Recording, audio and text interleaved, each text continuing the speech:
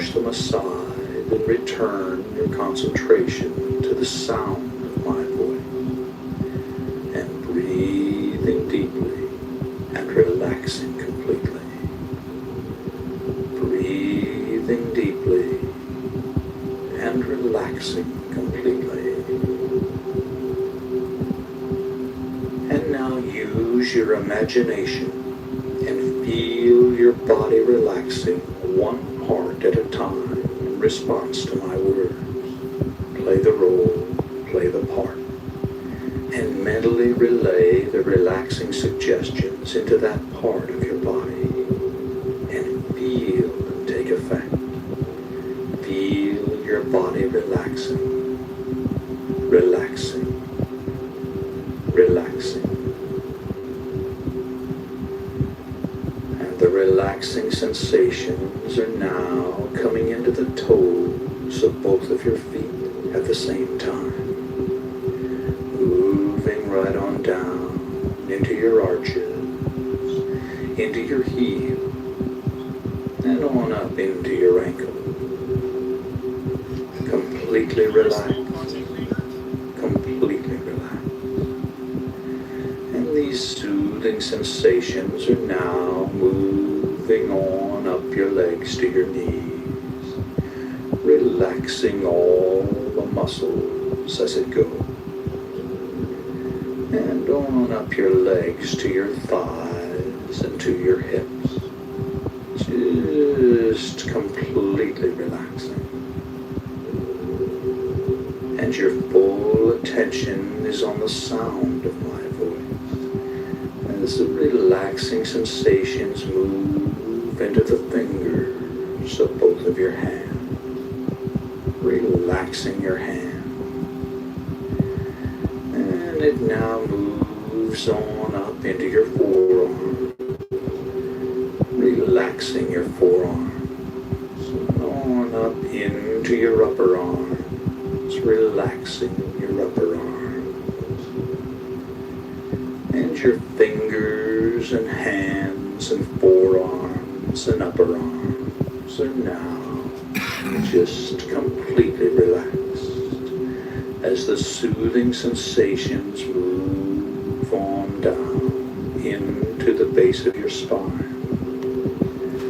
and then begin to move slowly up your spine, up your spine, up your spine, and into the back of your neck and shoulder muscle. And the back of your neck and shoulder muscles are now loose and limp, loose and limp, just completely relaxed.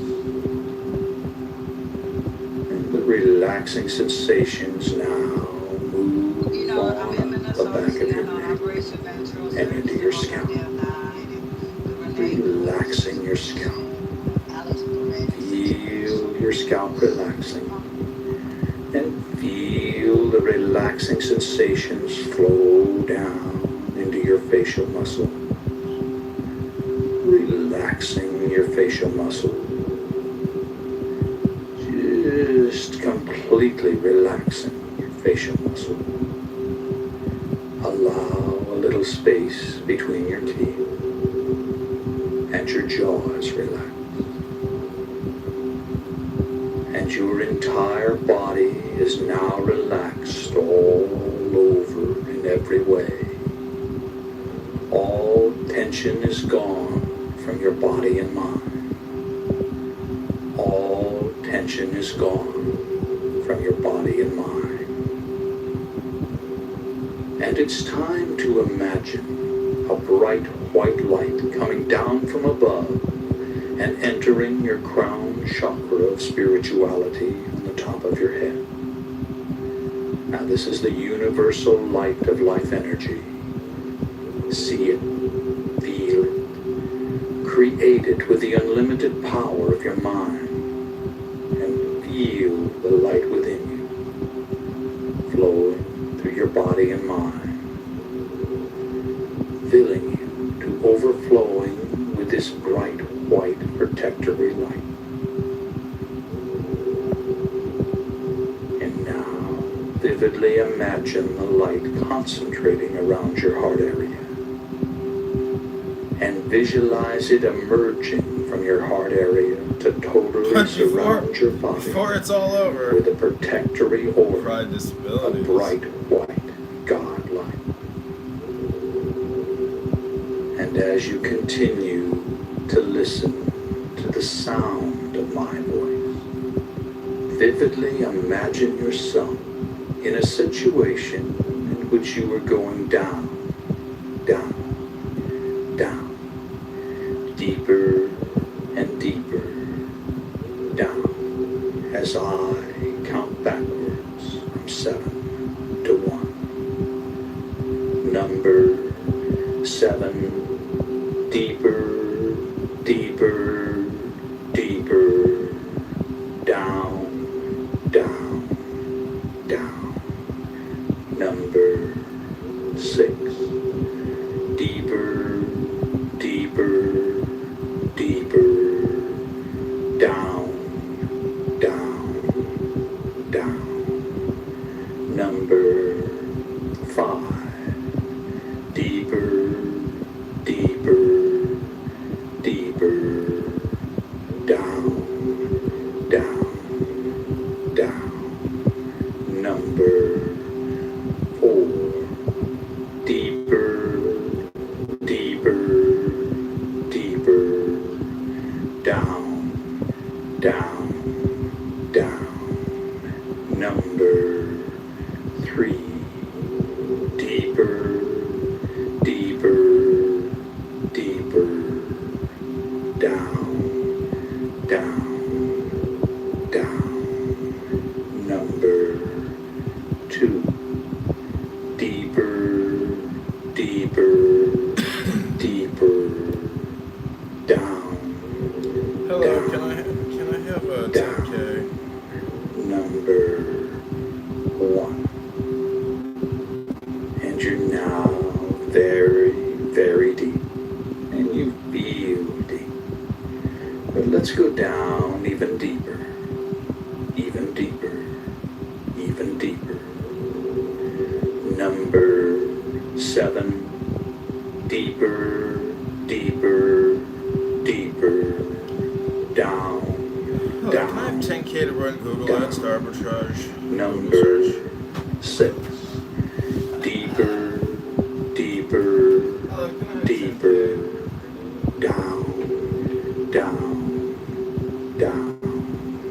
Number 5. Deeper, deeper, deeper, down, down, down.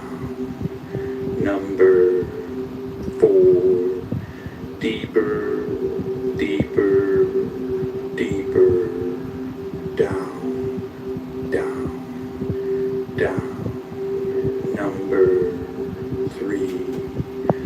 Deeper, deeper, deeper, down, down, down. Number 2. Deeper, deeper, deeper, down, down, down. Number 1. And you're now relaxed and at ease and at peace in a relaxing, altered state of consciousness. And each and every time you alter consciousness, you will go deeper than the time before, until you've reached your natural level, which can be maintained by using this technique several times a week. Now, if at any time you feel uncomfortable in any way, all you have to do to awaken is to mentally count yourself up from 1 to 5. So you're in control. You can awaken at any time you desire to do so.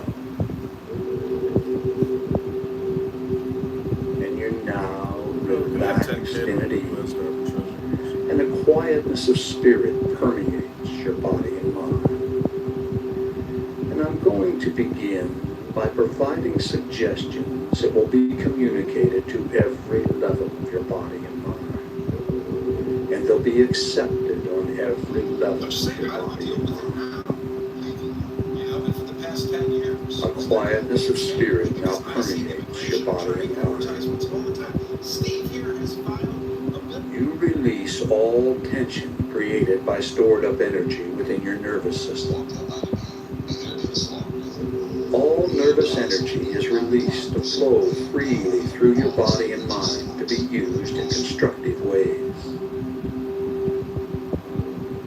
You feel calm, relaxed, and at peace with yourself, the world, and everyone in it. You have the courage and confidence to do what you need to do to resolve your problem. You can resolve your concerns and conflicts with minimal effort. You accept the things you cannot change, and you change the things you can. You accept who you are. You always do your best, which is all anyone can ask. Every day, in every way, you become more peaceful and harmonious. Negativity flows through you without affecting you. As a result of this programming, you develop a new, mellow, and confident self-image. Quietness of spirit are your key trigger words for post-hypnotic conditioned response. And these suggestions have been communicated to every level of your body and mind, and they've been accepted on every level of your body and mind. And it's now time to visualize yourself having successfully overcome any and all anxiety.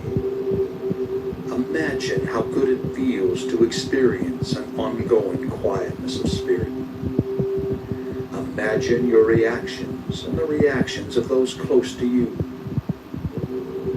Vividly fantasize all the changes and benefits derived from living life in this calm state of mind. Create every detail of these visualizations, and in so doing, you communicate your desires to the levels of mind that will assist you in manifesting the positive outcomes. Imagine what you desire as if it were already so. Do this now while I am quiet for a while.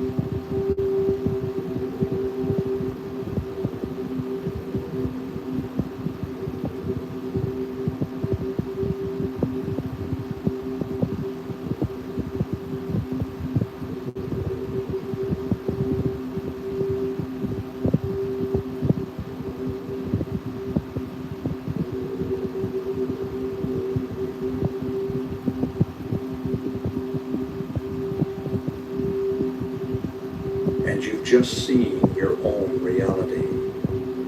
And you're open to positive suggestions which you'll accept and act upon. A quietness of spirit now permeates your body and mind. release all tension created by stored up energy within your nervous system. All nervous energy is released to flow freely through your body and mind to be used in constructive ways. You feel calm, relaxed, and at peace with yourself, the world, and everyone in it. You have the courage and confidence to do what you need to do to resolve your problems. You can resolve your concerns and conflicts with minimal effort. You accept the things you cannot change, and you change the things you can.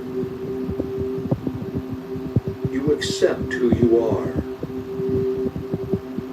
You always do your best, which is all anyone can ask. Every day, in every way, you become more peaceful and harmonious. Negativity flows through you without affecting you. As a result of this programming, you develop a new, mellow, and confident self-image. Quietness of spirit are your key trigger words for post-hypnotic conditioned response. And these suggestions have been communicated to every level of your body and mind, and they've been accepted on every level of your body and mind. And these suggestions have been communicated to every level of your body and mind, and they've been accepted on every level of your body and mind. And it's now time to use a repeat technique to saturate your mind with a message. Together, we'll communicate it to every level of your being. So say the words along with me, silently in your mind. Shout them out silently, and hear them echo out across the universe and back to you. A quietness of spirit now permeates my body and mind, and my stored up energy is released to flow freely through my system. A quietness of spirit now permeates my body and mind, and my stored up energy is released to flow freely through my system. A quietness of spirit now permeates my body and mind, and my stored up energy is released to flow freely through my system. A quietness of spirit now permeates my body and mind, and my stored up energy is released to flow freely through my system. A quietness of spirit now permeates my body and mind, and my stored up energy is released to flow freely through my system. A quietness of spirit now permeates my body and mind, and my stored up energy is released to flow freely through my system. A quietness of spirit now permeates my body and mind, and my stored up energy is released to flow freely through my system. A quietness of spirit now permeates my body and mind, and my stored up energy is released to flow freely through my system. A quietness of spirit now permeates my body and mind, and my stored up energy is released to flow freely through my system. A quietness of spirit now permeates my body and mind, and my stored up energy is released to flow freely through my system. That's right. A quietness of spirit now permeates your body and mind, and all your stored up energy is released to flow freely through your system. And every day, in every way, you become more peaceful and harmonious. Your new, mellow, and confident self-image is a projection of who you are. It is. You are mellow and self-confident. And And I'm now going to give you some key trigger words for post-hypnotic conditioned response. Anytime you feel the slightest bit nervous, simply stop what you're doing, close your eyes, breathe deeply, and say these words quietly to yourself. Quietness of spirit. The words quietness of spirit are post-hypnotic conditioned response trigger words to reduce anxiety and intensify your calm and confident demeanor. These key trigger words invoke powerful post-programming mental conditioning that you can draw upon when you need it. When you say the words quietness of spirit, you'll immediately feel a surge of calmness and confidence flow through your body and mind. And every time you hear this suggestion, and every time you use your quietness of spirit programming, it becomes more and more effective. And it's now time to repeat another powerful affirmation along with me. When I say the words quietness of spirit, I relax, regain control, and experience a surge of calmness and confidence. When I say the words quietness of spirit, I relax, regain control, and experience a surge of calmness and confidence. When I say the words quietness of spirit, I relax, regain control, and experience a surge of calmness and confidence. When I say the words quietness of spirit, I relax, regain control, and experience a surge of calmness and confidence. When I say the words quietness of spirit, I relax, regain control, and experience a surge of calmness and confidence. When I say the words quietness of spirit, I relax, regain control, and experience a surge of calmness and confidence. When I say the words quietness of spirit, I relax, regain control, and experience a surge of calmness and confidence. When I say the words quietness of spirit, I relax, regain control, and experience a surge of calmness and confidence. When I say the words quietness of spirit, I relax, regain control, and experience a surge of calmness and confidence.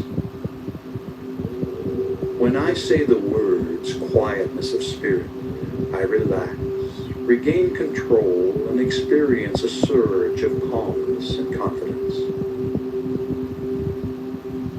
That's right. You've programmed this suggestion on every level of your body and mind, and it becomes your reality. And now, once again, it's time to create another visualization in which you perceive yourself having successfully accomplished your goal. Fantasize the desired result of this programming. Create every detail in your mind, your feelings and reactions, the reactions of others, everything. Make it real. Do this now while I'm quiet for a while.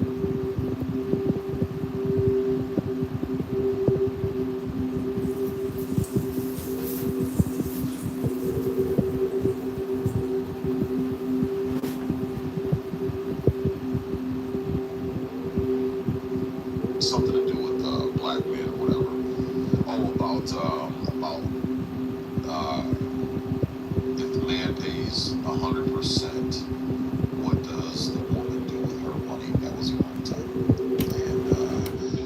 And so it was a really good conversation. And some chick named Penny, I don't know who this chick is, but she came in, saw me in the room, and instantly, man, just fucking went off about, oh, Sig, y'all don't know And about you've this. just seen your own He reality. disrespects black women. And upon awakening, you'll remember all that has been communicated. You'll awaken feeling as if you just had a refreshing nap. Your head will be clear, and you'll think and act with calm self-assurance, feeling glad to be alive and at peace with yourself, the world, and everyone in it. So let's come on up now. On the count of 5, you'll open your eyes and be wide awake. Number 1, feel the lifeblood returning to your arms and legs. Number 2, coming on up and at peace with all life. And I don't know who you are, I don't remember the encounter, but I said, Number 3, coming on up, feeling an internal balance and harmony. Number 4, recall the situation in the room. And number 5, wide awake, wide. I said, so you probably just couldn't handle what you were dishing out. And then it just, oh my God, dude, it just went into chaos times. Sig. It did. And that's why when I said yesterday it was a pretty red.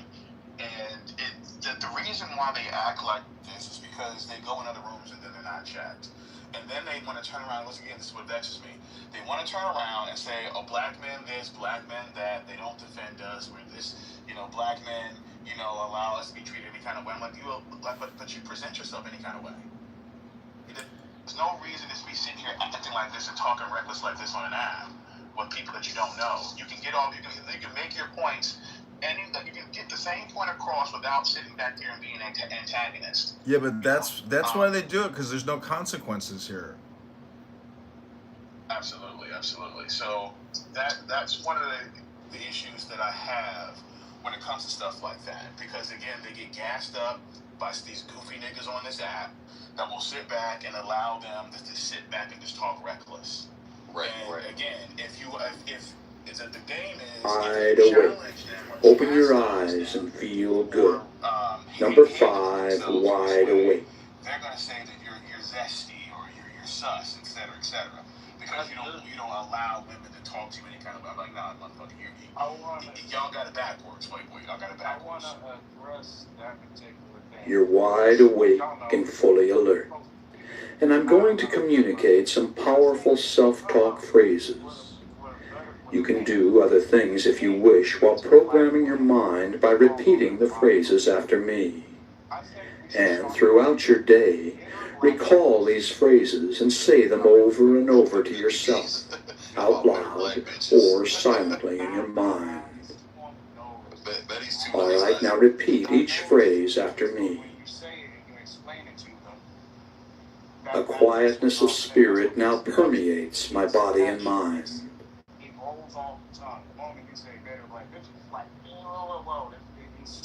I release all tension created by stored up energy within my nervous system.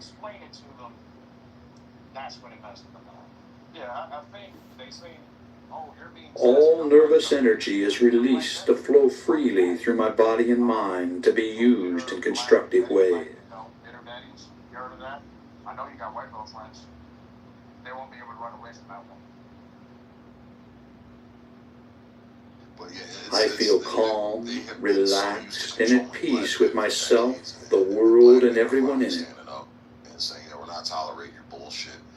And again, I mean, the thing is, Thomas, they can be as antagonistic as they want. There's no issue with I have the courage and confidence to do what I need to do to resolve my problems. You can't control your emotions because you're triggered, and you can't have a civil conversation like a fucking adult should. I can resolve my concerns and conflicts with minimal effort. They go out and they fucking lie, and that's the biggest issue. When I was in that room yesterday, I accept the things I cannot change, and I change the things I can. And I just sat there quiet the whole time.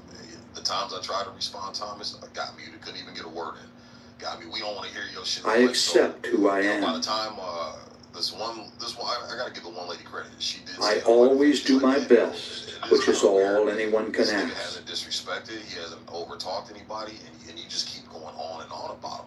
You know, so I think she was starting. Every day, in every way, I become more peaceful and harmonious. You know, respectful as shit. He ain't trying to dominate and crash out. You know, along with this other chick. Negativity flows through me you know, without the dangerous affecting part is me. these women lie, and in real life, what do they end up doing? They end up lying. As a result of this programming, I develop a new mellow and confident self-image.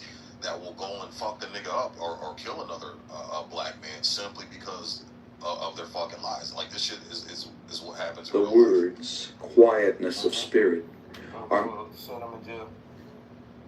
Right. Yep. That's what happens most of the time, especially with men that have something to lose, have some type of monetary value with, you know, like either money or something. So They're definitely gonna come after your money, buddy.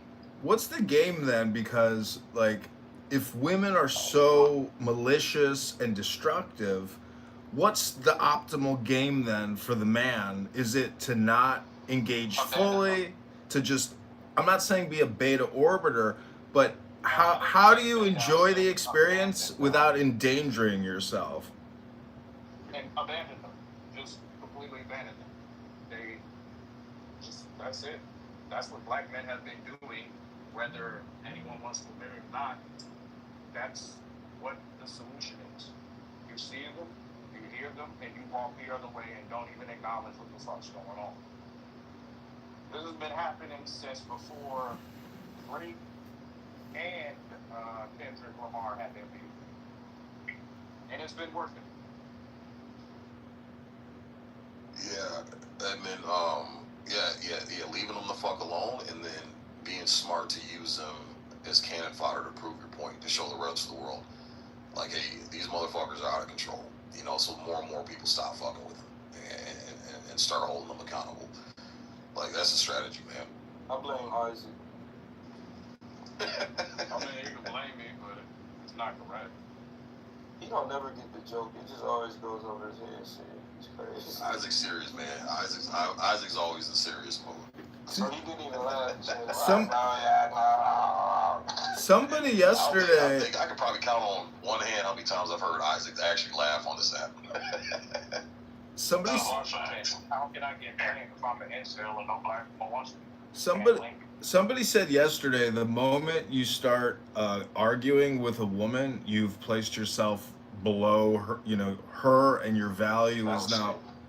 Well, I agree with that. Yesterday, I was with a girl, incredibly hot, but, you know, she wants to argue over everything. So eventually I said, you know what, just take me home.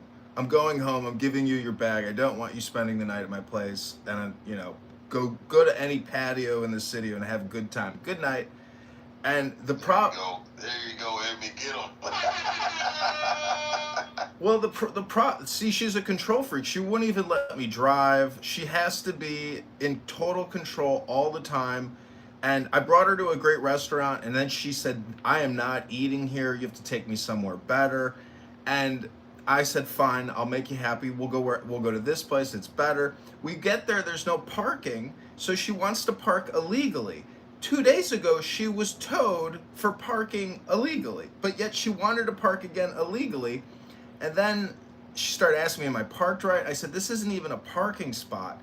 And then some Mexican guy smoking a cigarette started screaming at us. I said, you know what, just take me home. Like, I don't even want to be with you. So the thing is, I mean, I had to argue a little, but so that means I'm still a bitch. Like, I let this woman, you know, wrap her tentacles around me and mind control me, and she has cats. She's a toxoplasmosis, early Alzheimer, sufferer. And the thing about a cat woman is they think that toxoplasmosis will also infect and parasitize their male victims that support their bad behavior. I am complete. Well, I'll tell you where you fucked up, Corky. I'll tell you where you fucked up. The minute she started complaining about the restaurant wasn't adequate, and you folded and said, I'll take you somewhere better, that's where you fucked up, bro. You should have just cut it off. The The minute she said, I don't like this, or started complaining, bro, all right, well, bitch, bye. Bye, this is what you get. Take it or leave it. Yeah, I agree. I thought about that too. Taco Bell was just across the road from White Castle. Is that Tuna Boy? I think we can get Isaac to laugh. Is that Tuna Boy? Tuna Boy, I have to sympathize with you. I know that you have been, I've upset you in the past. I want to apologize and say, I feel for you. I feel your suffering. I can only imagine what you've had to go through. And I apologize for maybe insulting you in the past, because these women are malicious. My son is well dying. That's what you did. Why don't you go fucking kill yourself, you child molesting fucking hike? Apology not accepted. Go kill yourself.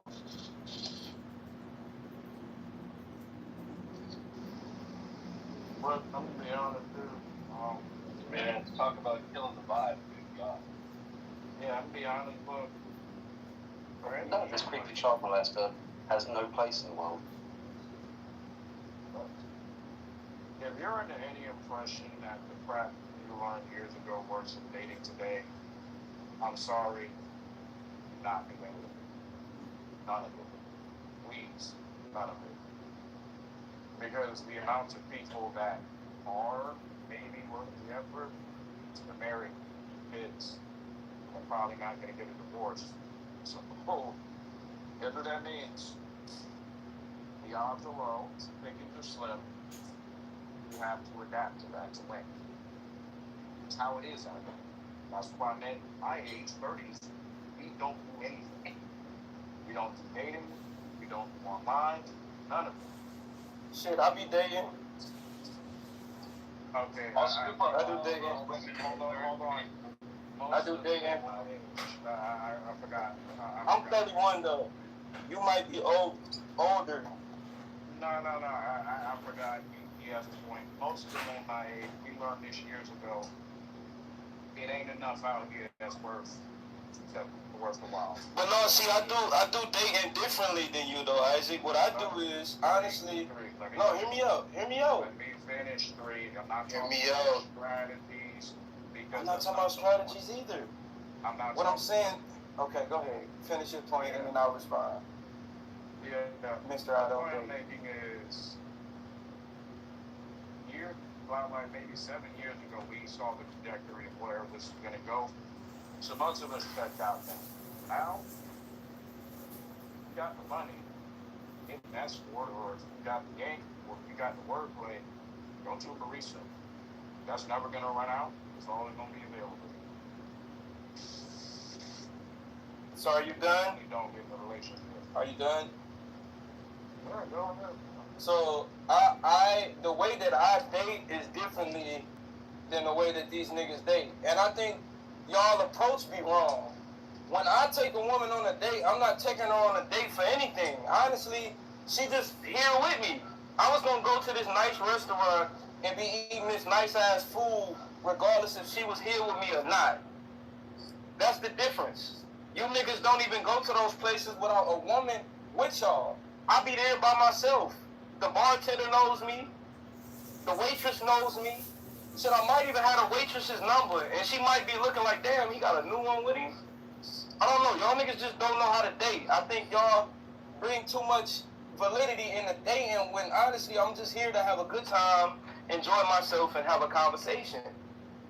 I don't know, man. I was going to be here regardless. So that's why I don't have a problem with taking a woman on a nice date. And honestly, that's kind of how me and my girl got together, for real. Like, I took her on a date, but honestly, see, that's the thing. Even before I even took her on a date, she was bringing me shit when I was a broke-ass nigga at my mom's house. I took her on a date because I saw her doing better things with her life. I was doing better things with my life, and I was like, well, shit. We might as well go and enjoy each other. We didn't, already been acclimated with each other. We might as well see what we got going on. I took her on a date and we hit it off. It's not that hard. So, I was in PhD's room That's yesterday. not what I'm saying. And he He always gotta have the last word like a woman, bro. I swear. That's not a good trait. Guys, let's relax. That's not a good trait.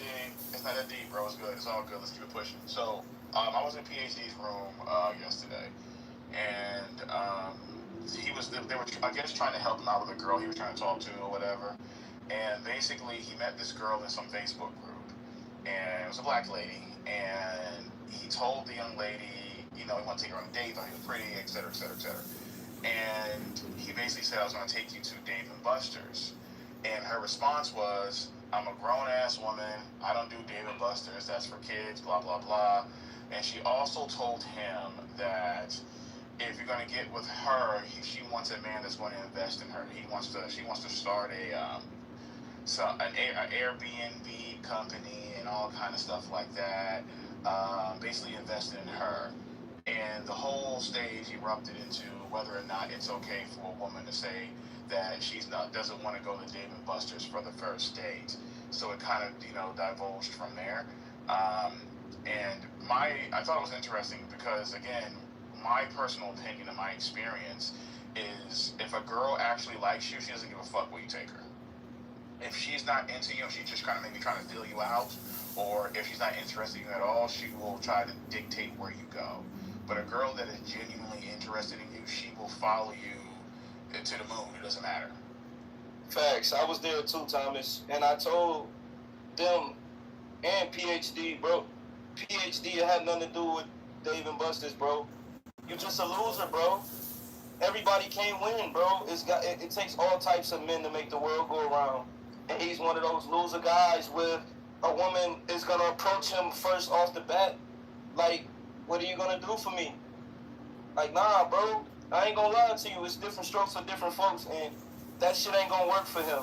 But like you said, bro, I don't even look at dates like that. I told them that in the room, bro. I take a woman where I want to take her. I'm not giving out suggestions. We just gonna have fun with whatever I put together, and that's it. That's what's gonna be. That's what it's gonna be. I wish more men moved like that, because when you open up that aspect to ask her where she wants to go, she's going to think that you're unsure, and she's going to think that you carry yourself like that in all things where you're indecisive and things like that. So, yeah, to my boy PhD, he needs to be more assertive when he's looking to take these out. And again, I thought the red flag was even before the whole Dave & Buster's situation, when she started saying, oh, you got to...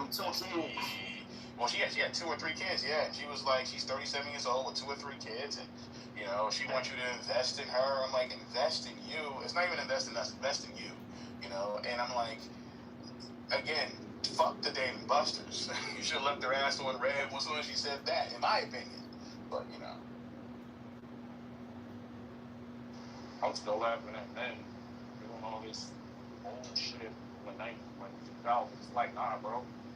You ain't getting nothing, she ain't getting nothing. That's how it goes. Cash, how you doing? You there? Hey, Mr. Washington, how are you? I'm good. How are you? I'm all right. I appreciate you for asking, shorty. Thanks for inviting me to the stage for the masculinity mansion. There's only like 6 of you guys in here. I guess I'm Yeah, it was thumping yesterday. Thunder was up here yesterday. She's trying to chill in the audience today, so. Okay. Well, that's why we're glad that you're here, to increase the testosterone in the brain. Okay. That would be her increasing the estrogen, bro. Not testosterone. I know what I said. Oh, okay. So what are your thoughts? What are your thoughts about what we're talking about? Loser shit. But, the title is Black Women Are Liars, and I didn't even read the title, Tom. You go ahead and take it over. Yeah, what were we just talking about? Let me ask you a question as a woman. Do you think, how do you feel? Do you think a guy should tell you where you're going on a date if he's interested in you, or should he give you the opportunity to kind of pick and see where you choose, because it's about your comfortability when it comes to a date? Sorry, so I was looking up different hair appointments to get my hair done as I was listening to you guys, but I guess my issue with this title is Like, what's up with the black women are liars? Like, how is it just black women? Like, I don't know, like, if she speaks a different language, how would you know if she's lying to you or not? And if she's of a different ethnicity, how would you be able to tell if her lies are real in the beginning? I mean, I don't know. I was actually just watching like a Fresh Prince of Bel-Air episode. Or the classic? The old one with dark skin Aunt Viv. Okay. And one of her cousins. Yeah, they replaced Aunt Viv. I know, right? One of dark skinned Aunt Viv's cousins actually married a white man, and they were all cooking, you know, in their mansion, and the white guy, like her cousin and the white guy just had a baby, and the white guy saw that, you know, the lady his wife had been up, she was on her feet, and, you know, she was tired, and so the white husband was like, hey, let me go rub your feet, like, let's go lay down, you know, I can tell, like, he was so emotionally, like, taking care of her, he was like paying attention to her, and so that really kind of opened my eyes, like, just literally just this morning, in terms of like a man being masculine. It doesn't really matter what race he is. But yeah, to the topic, I don't think all black women are liars. I don't think lying is a black woman's trait alone. I think anybody can lie. And then for me, in terms of dating, Thomas, you said, what was the specific question you asked me? So would you prefer for a guy, if he finds you attractive and he wants to take you on a date, would you prefer for a guy to ask you where you want to go, or for him just to choose it? Because what I said is that if a girl genuinely likes you, she doesn't give a fuck where you take her. Go ahead. Okay, yeah. That's for sure. Like, to me, if I like a guy, wherever he takes me, I'm gonna be cool with. But I can just tell you up front, there are just certain things that I like and that I don't like, right? So, you know, I don't really like being outside and doing a lot of outside activities in like very rough environments, for example. So if he takes me somewhere that's got like mosquitoes and I'm gonna be out, and he expects me to be doing that a lot, that's gonna make me think like, okay, do I wanna proceed? If he takes me to an upscale spot, that's gonna kind of let me know like, okay, this is how he thinks, this is how he moves, this is where he likes to spend his time. Can I see myself, you know, in a spot like this? I think it might come down to, if he's taking me to upscale spots, but that's not really how he lives, that's not really in his tax bracket, then that's where I have an issue, because it's like you're trying to be something that you're not. Most guys do that. Most guys will sit back and, you know, spend half their check trying to take a chick out to a very fancy restaurant when it's not that deep. If she likes you, she doesn't care. And to your point about, you know, I get it. Some girls don't like to be outside. I'm out here in Oregon. A lot of the girls, that's all they want to do is be outside. And I'm like, listen, I'll rent an RV. You know, we can go glamping, but I'm not fucking laying on the ground. Like, y'all got life fucked up. Right. But yeah, I'm in Northern California, NorCal. So okay. Yeah, I get it. And that's, I think too, like, like out here, you have like Yosemite Park, right? And you've got the redwoods and stuff. So if we're doing a little hike, right? Like, okay. A little hike, yeah. Yeah. Right, so like 2 miles into the wilderness, like what the fuck is wrong with y'all, man? My mama told me not to play in the woods. Y'all, go ahead. Exactly. So if he's, you know, if it's that, you know what I'm saying? It's like, okay, we're gonna see beautiful nature, we're gonna see scenes, we'll get to see, okay, how fit is he? How fit am I? You know, how do we treat each other on the trail? That makes sense to me.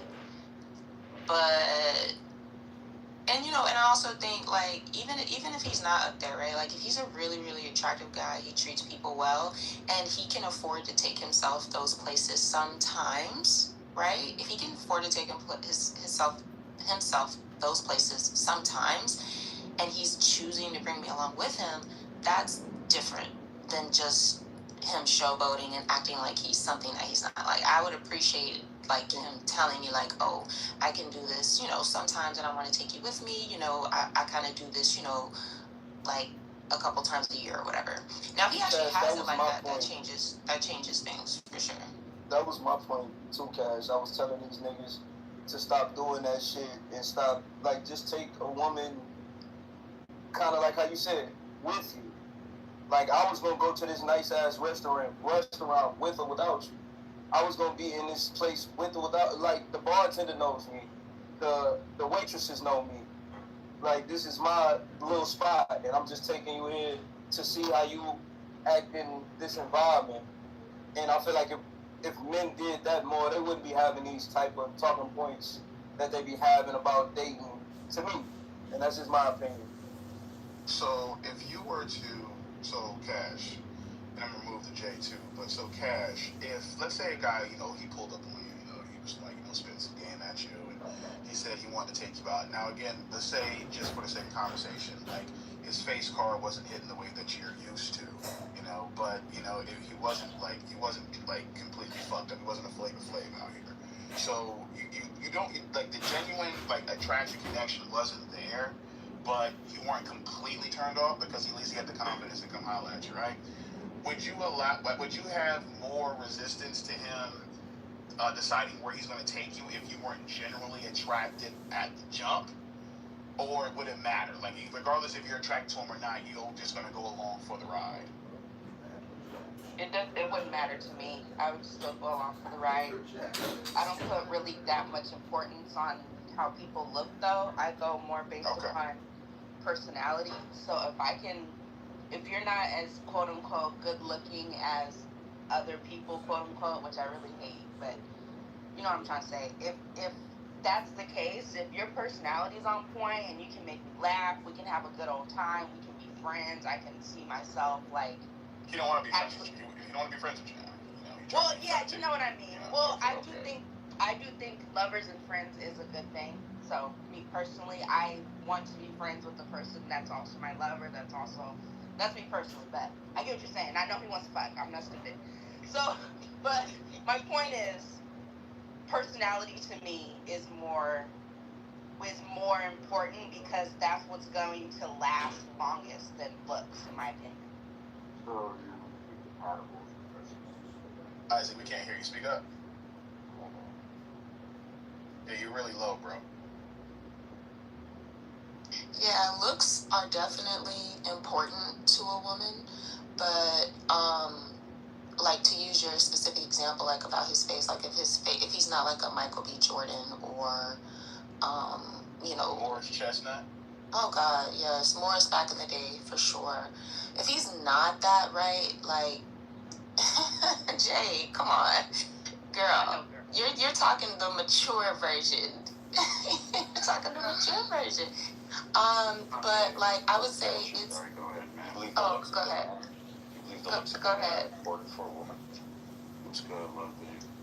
So basically, you're looking for compatibility, which is a normal human thing.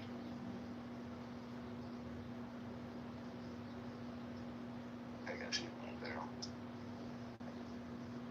All I was gonna say was, it's about the total package, right? So no, at the end of the day, the looks don't matter, but they definitely help up front. You know what I'm saying? At the end of the day, any woman who is treated like a queen or a princess, she's gonna appreciate that more. But looks help. So if you feel like, okay, I may not be Morris Chestnut, I may not be Michael B. Jordan, I might not be Idris Elba, I might not be Tom Cruise or Brad Pitt or whoever, then you need to you need to actually think about that. You need to say, okay, well, what can I do that kind of makes up for that? Well, I get it. I get that most women, when it comes to aesthetics, like, women are not as critical when it comes to aesthetics as men are, as we are. We're more visual creatures. With that being said, I'm not going to sit back and say that it doesn't matter at all, you know. Now, because I see how women react to dudes. Like, if they will let a guy say that they find extremely attractive, talk to them certain types of ways. And I'm not saying be disrespectful, but they're able to talk to them in different types of ways that guys that are not attractive are not allowed to do.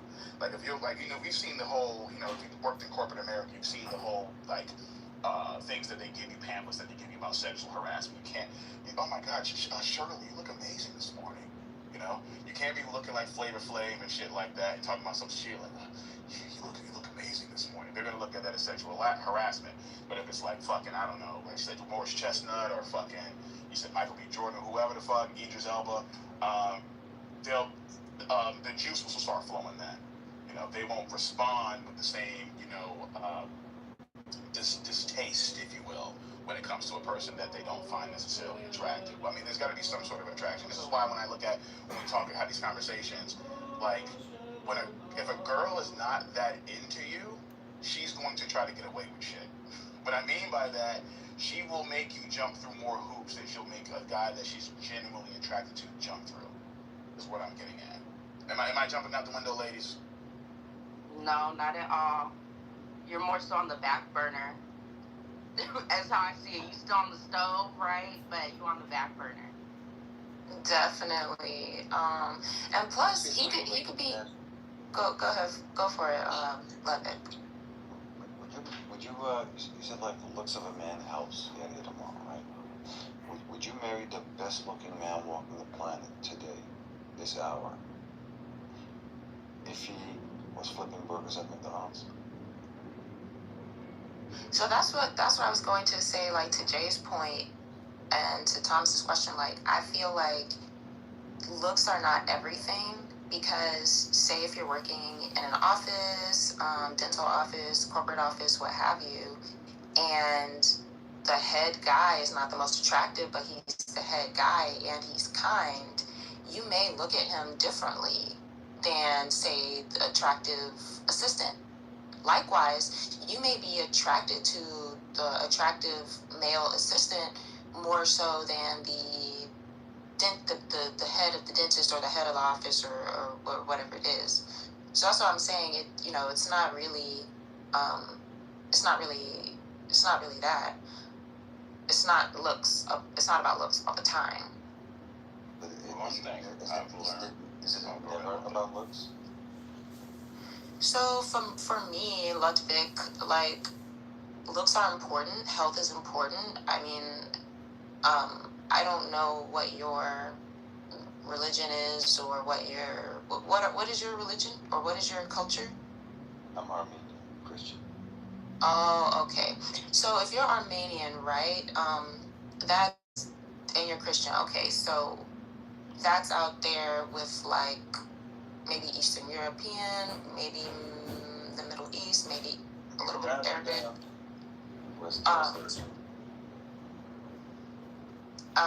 Armenian, like the Kardashians, right? So if you're out there, then you probably like to take care of yourself. You may have a beard. You may bathe or shower twice a day. You may have certain food and things that you do in your culture that make you healthy and are good grooming, right? So that's those things are important. Like, so someone may select you based on your grooming versus someone who's not groomed the best and doing the best, investing in themselves that best way.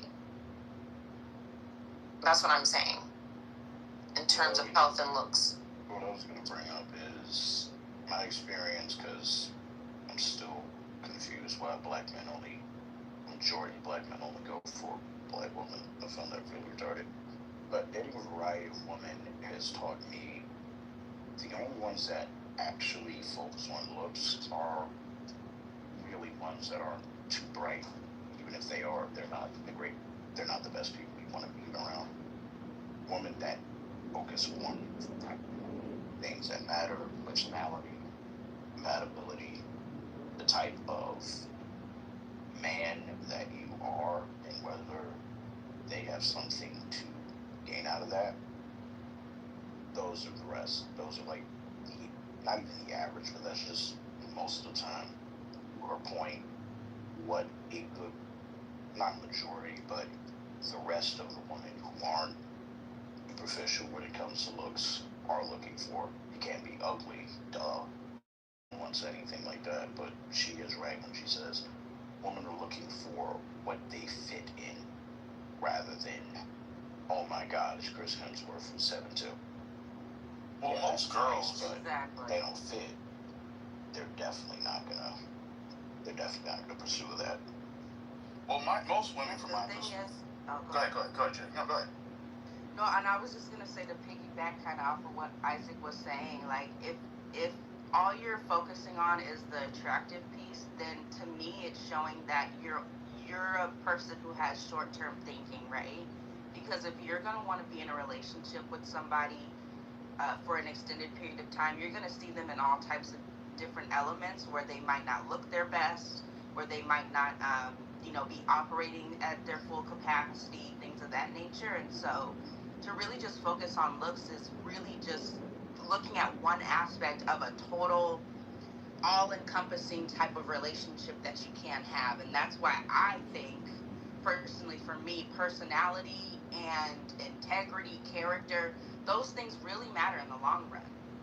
Let me spice this up a little bit for y'all. So some of you guys have heard me ask this question before, some of you haven't. So for the ones that haven't, buckle up.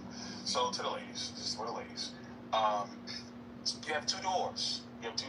Okay? Behind door number one is your dream man, aesthetic perfection in your eyes, whatever you believe, okay, that is the most aesthetically pleasing man to your eyes, that's behind door number one. Now, here's the catch. This man, he works at McDonald's. He wants to flip burgers for the rest of his life. He wants to be SpongeBob and serve Krabby Patties forever. He doesn't want to be a manager. He doesn't want to own his own fucking franchise. He just wants to serve Krabby Patties to his community. That's it, okay? With that being said, his dick game is incredible. He has you drooling, eyes rolling back, and toes curling, okay? He puts that shit down. He blows your back out like Michelin tires. He knows what he's doing, okay? Behind door number two. Now, this gentleman, he's worth about 1.2, you know? His wee-wee's kind of weak. It's kind of weak, you know? But he loves you. He takes care of you and things like that. And he's not a looker. You know, he probably has the aesthetics of a Flavor Flav, you know? But he loves you. He tries to take care of you. He does the best that he can. Now, both guys really like you. It's just one has resources and the other one doesn't. And the other one's, again, the other aspect of it is, you know, door number two is wee-wee's kind of weak, you know? So, like, which door are you the ladies choosing? I'm definitely choosing door number two. Okay. I got you. Yeah, because with the weak wee-wee, you know, weak wee-wee. But to me, that's something that can be taught, right? Like, you can have a conversation and you can be like, I like this a certain way, or I like when you do this, or whatever. So to me, that's something that can just be learned throughout the course of the relationship. The reason why I would choose the guy who's number two is that not just his net worth, but to me, it's showing that he has goals that he has set for himself and he's decided to achieve them, right? A man, I don't think because a man works at McDonald's, it's inherently a bad thing. But if you work at McDonald's and you just want to stay at the same stagnant position, that's what I personally am not attracted to. Because it's like, why don't you want to get to the next level? Is kind of how I'm seeing it. Especially if you want to, you know, if the long-term thinking is to have a family, you have to continue to strive for something more. So that's why I would choose number two. Thank you. Okay. Cash, how you feeling? I wanted to respond to something that Isaac had mentioned. He said something about he doesn't understand why majority of black men are attracted to or date That's or not marry. what I said. A date or marry. That's not what I said either. Oh, I'm sorry. Could you go ahead and clarify, Isaac. I said the thing I will never understand is why black men, not all, but a large majority of black men, choose to only date just black women only when there's a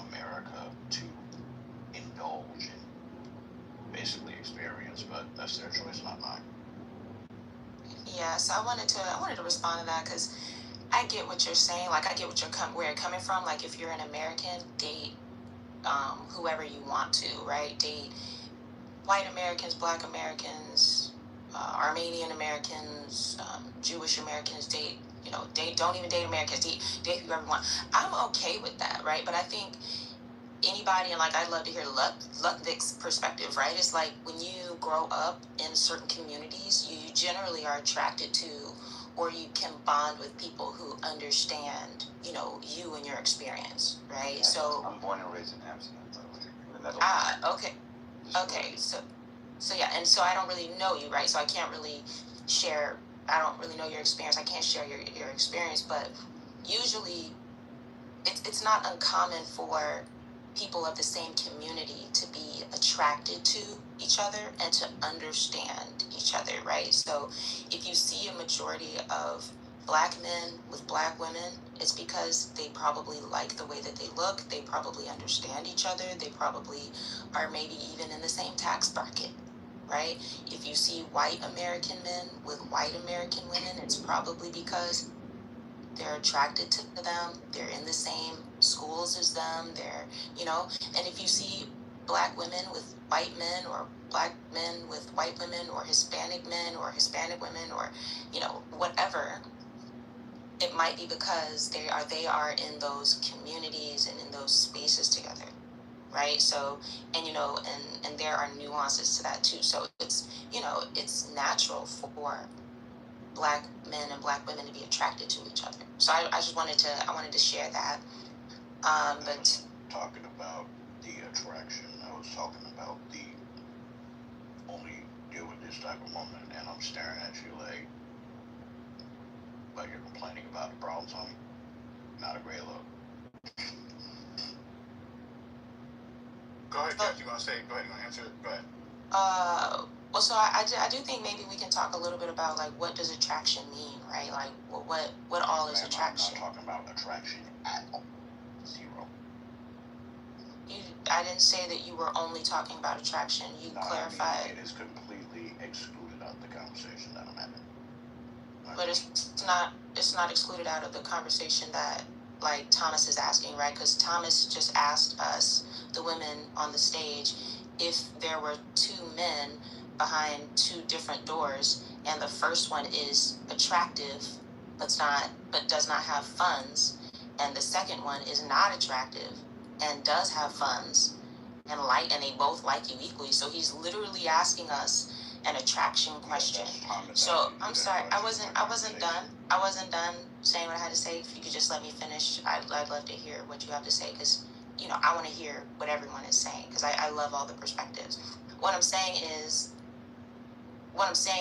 that there's more to attraction than just looks, obviously, and I'm not the only one who thinks that, clearly, because Thomas, who is clearly a black man, not a woman, is asking the women on stage if they're going to pick the person they're more attracted to with less money versus the person that is not the most attractive, that has more money.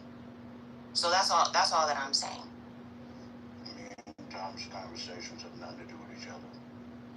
So that's his thing. Got nothing to do with what I said. Moving on. I'll say this. I think. Oh, go ahead. My whole thing is to explain why don't these, with all these different, choices of food out here, why only steak, to, let's say to the steak or whatever. I've been having a lot of conversations with actual alleged white supremacists or racists, right? And they lose their shit every single time. This is why I put the photo up that I did for my PTR, because they lose their shit when they claim their women are sleeping with black men. I saw a guy respond and say the white woman no longer has. So like when they found out, like what's the girl named Cunning, the WNBA player, the white girl that was pointing at the black girl, and all the white people were getting behind her, and some of them were getting behind her because fuck niggers and everything else like that and so forth. And then when they looked up her Instagram and found out that she allegedly sleeps with black men, she's a mud shark and everything else. It's not just the black community. Or the white community that feels that way. A lot of communities feel that way. Asian communities feel that way. So, and then the Indian communities feel that way. Even Hispanic communities. Like, there's a lot of Mexican men that do not want their women dating black men. And same thing goes for Asians. I've traveled around the world. Japan, the Japanese men do not want, usually, their women sleeping with black men or getting with black men. White men feel the same way. Not as much here in the West, but there are pockets of them, and especially Indian or Pakistani or some of the, we call them the sand niggas. They do not like when black men get with their women. It actually bothers them. And again, I haven't dissected exactly why. One of the things I can think of is that, they want to preserve their ethno state, and from a baseline, I don't have a problem with that. They don't want their culture, ethnicity to cease to exist. So I don't necessarily think that's a problem. So I said all that because there are black brothers out here that believe the same thing. They feel like every time they see a black girl or get with a white man, or a black man get with a white woman, they start having a fucking conniption.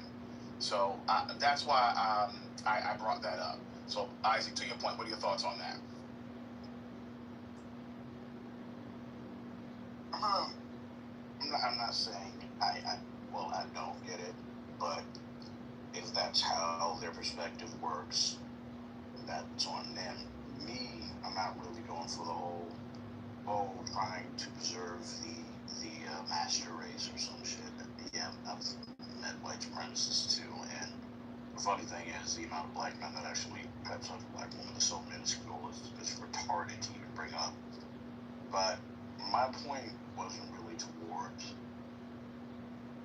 my group, only with my group. I wasn't really pointing to that. I was pointing towards the growing amount of black men who are saying something black woman, and then something I'm having a problem with.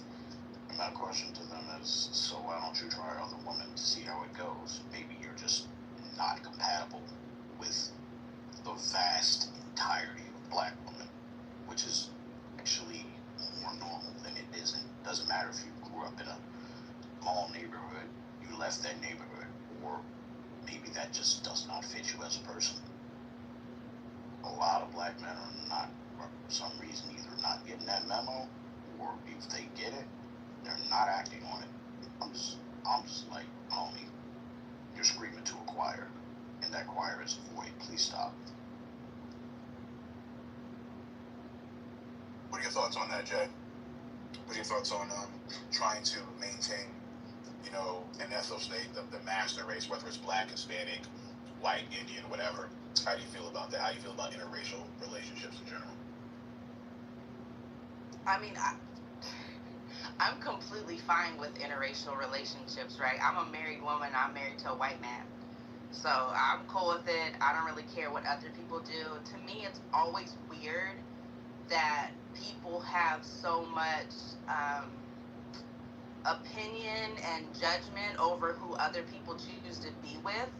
I've always thought that was very weird. I think that as adults, we should be able to have our own decisions on who we choose to be with. And I also think that you were mentioning, Thomas, that when it comes to, wait, I lost my train of thought. You were talking about, the ethno state, when it comes to people wanting to preserve their heritage. To me, whenever I mention to people that I'm with a white dude, usually the black men are the ones that have an issue, right? And I don't know if it's what it is exactly, to kind of your point. I'm not sure if it's a black men see black women as their quote-unquote property, for lack of a better term, and I'm not really trying to say it like in a negative way. I'm just saying from like an instinctual way. Or if they see black women as, I don't know. I really don't know. I would really love to know what it is, because I fully don't understand what it is, I guess. If that makes sense. I can kind of explain that. It's because you're attractive. And one thing I can agree to Thomas's point that a lot of men do. Oh no, she's attractive. How could she do this? It's such a travesty. Well, attractive people get with attractive people. It doesn't matter what that race is. Could she have found a nice old frat with blonde hair, jawline, she has the crimson chin type of dude? Yeah, she could have found that. She could actually probably get with that if, like if you were saying basketball trade was attractive enough, but that's not who she's with. That's just the point. That's it. It's the same thing when a black man has money or he's some sort of athlete or it's always an athlete. They don't care about the many black men with engineering degrees or blue-collar jobs that get with any other all types of women. They don't care about those guys. But yeah, when the athlete, black man in college gets with a white girl, oh my God, it's a travesty. When in reality, he helped them. He was literally the woman, besides the mother, if the mother was even present in that journey. But you just throw all that away because she's not black. Really? No, that's anti. Yeah. Like if you see like two Ferraris on a driveway, one is black, the other one is white, you're not gonna be like, oh, the black one is a better car, or the white one is a better. You know, but it's like somehow it's like we're being put ashamed to like black, white, I'm Asian, for me to like or date outside of my race. And then people are like, it's sort of like weird. I'm like, yeah, but you wouldn't be weirded out if your dad married a black, married a black man. If your mom is Asian, she would have married like a black billionaire. You would have come to the defense of the black man, right? Because he chose your mom. You're living a freaking extraordinary lifestyle at only 32. You know what I mean? It's like all of a sudden it's like, then black doesn't count. But if it's like, oh, a black man could have done crimes, all of a sudden like everybody gather, bring the church together, we're gonna pray for the black man. He's so. You know, it's like it's 2026, man. It's like I don't get the whole thing making like you like the chick, you like big tits and a fat ass. I do. Excuse me, I'm a man. Can't help it. Like, it's what it is. And like somehow it's like make sure she's Asian. Like fuck, I'm not. If she's black, she's gonna be black, and if she's white, she's gonna be whatever the fuck she is. I don't understand this anymore. And this. I like big tits and a fat ass too. You know, Dr. Umar, man, listen, if Dr. Umar heard y'all talking right now, he'd be having a conniption. Y'all are destroying it for Dr. Umar right now, okay? Fuck that guy. Mr. Thomas, to Dr. Umar? To Dr. Umar, what is de facto school ain't been open yet? I said good because he's too fat and needs to lose some weight. Maybe stress can do it. Stress. But you know what's hilarious, Love, that there is a new ethnicity that's growing in America, and unless you're a part of one of these groups, you'll never know. I mean, here's the thing. I understand the black-white thing in the States because your history is like completely fucked up regarding what has been done to the black man. So I understand it in the States, but if I hear people, excuse me, when I hear people talk about like, oh, like she has to be black or white or Asian here in Europe, it's like you're a freaking idiot, man. Like it's the least sensical, perhaps continent where it would make sense for you to be like, oh, the person has to be of this origin. In the States, I get it, because, you know, we sort of condemn what we have done, you know, slavery, that whole messed up history that has been done to the black man. But other than that, I mean, I see a ton of interracial marriages that are like working out perfectly. And skin color is something they actually never bring up. They make everything as if the color defines everything. In 2026, to me, that is crazy, man. Well, to your point, like I was saying, Latin and Asian Americans are increasing in, well, marriage and children. Like a lot of people don't know, that is projected to be a new ethnicity of mixed Asian and Latin American heritage.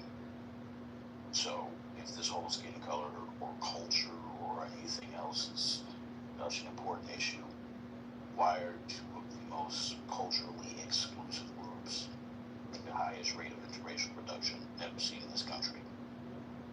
And it is the highest. So, That's also valid. exactly. So I'm looking at, like, just going down the next timeline. Okay, so they're talking about the Cunningham girl from the WNBA. It says, deport every whore who fucks niggers to Africa.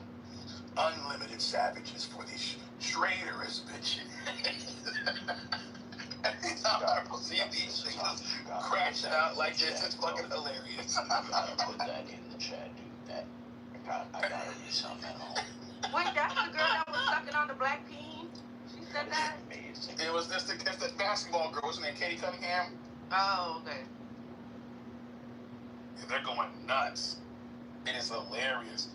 But the thing about it is that a lot of these quote-unquote white supremacists that have this type of thought process, this is why they don't want to have, a family reunion or show their family reunion, because they know if they shake that motherfucker hard enough, a nigga will fall out.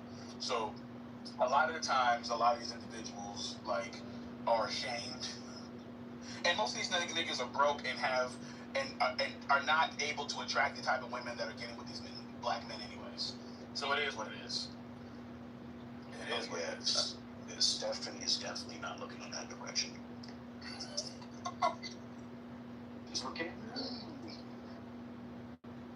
Yep. And I don't understand the mud shark thing because, like I understand they like mud is for black people, but what's the shark? Like, white girl sharks? Like, I don't understand that.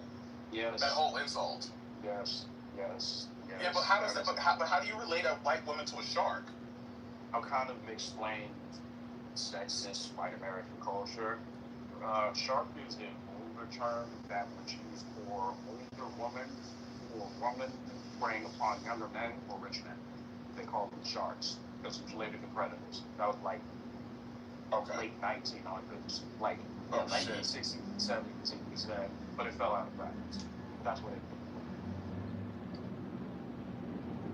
was. I see. That makes sense. It's still stupid, but that's where it's going. That is very stupid. A lot of times it's the fact that they're upset. And again, the wild part about a lot of this stuff is that those women, those white women, the ones that are complaining about them, those same white women would not be interested in dating them. And that's the problem.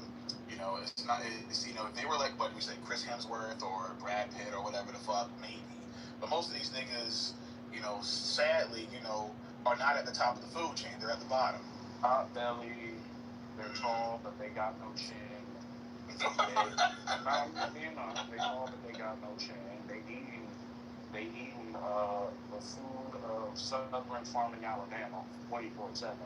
Yeah, no one wants them. That's the wild part about it, because they sit back and I usually go and troll them in their comment section, because I always say, because even some of the white girls that want to get noticed on X are doing this too, and I say, listen, sweetie, you're worried about the wrong shit, okay? Again, because one of the guys said, listen, if she fucks black guys, we don't want her back. Y'all can keep her. I said, no, but those wild ass birth rates, you better want her back, bro. You ain't in a position to dictate shit. Okay? With no wild ass birth rates. You've been trying to get everything you can, bro. Because you keep playing this goddamn game, you ain't gonna be here much longer. Y'all gotta get it together. These motherfuckers are wild on these social media platforms. For them, the white boy, white women aren't as shallow as our women. You know what I mean? And they don't really require all that pizzazz and that swag and all that. You know what I'm saying? White women, they tend to be any woman tend to be attracted to the men that they grew up with. It's a handful of us that grow up under that paradigm and then venture out. But most of the time, people grow up being attracted to the thing that they grew up under, right? Their mother, whatever their mother is, whatever their father is, they typically come comfortable with that. But so I say that to say, and I'm a land, that white women don't require all that. Like, they actually prefer a motherfucker to be plain, none of that extra shit. You get what I'm saying? They actually respect that more than all the shit that the brother was just saying. They look for it. Let me say this one thing, right? I'm actually going to comment on the topic. Say black women are liars and get mad when they can't control black men. I want to say all of them by and large, but yes, they can be liars, and yeah, actually when they let me say that they can be liars, and when they do get mad. But let me tell you this, because I've been thinking about this for the past couple of days, and I think the genuine issue in the black community is really the relationship between the man and the woman, right? And I say that, and I think it's predominantly more so a misunderstanding more towards the woman's side of communication. And let me explain what I mean by that. We as black people, we typically live in a paradigm where the mother is in the household and the father is gone. Now, historically why that became a thing, we ain't gonna get into it. But so what happens is when kids grow up, let's say if a man meet a woman and he have a daughter and a son, and for some reason he out of the household and the mother is raising the kids, what's happening is the man is already imbued with natural instinctive male characteristics. So we tend to grow up understanding women a lot better because we grow up with our mom, you know. But women, they tend to grow up just under women, and their first experience ever dealing with a man is typically when they get to like upper teenage years or older. By that time, they haven't had the practice. It's like if you want to get good at basketball, you gotta go in the gym and practice that. If you want to get good, if you know you're not particularly good at relationships, you gotta constantly. The thing isn't to shy away from relationships. You gotta constantly get in relationships and practice and work at it and work at the thing you're trying to be better at.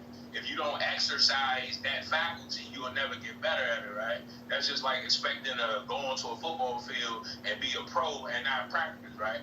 But I say all that to say, shit, I lost my train of thought. Let me lie right there.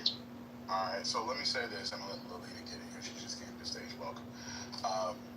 I think a lot of this has to do with what level of woman you're dealing with. Like, speaking like what level of white woman. I don't know if some of y'all have been to the 305. Y'all been to Miami, okay? And they're just as shallow as Hispanics, blacks, or anybody else.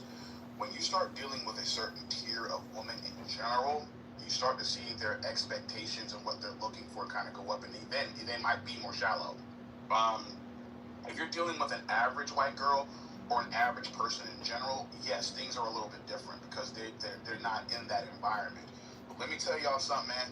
When you start dealing with some of these girls that are like in the top, let's say the top 10% of beauty, don't matter if they white, black, Asian, Hispanic, a lot of them have a certain mindset because they've been groomed for their whole lives to have that type of mindset. But Lolita, what you got?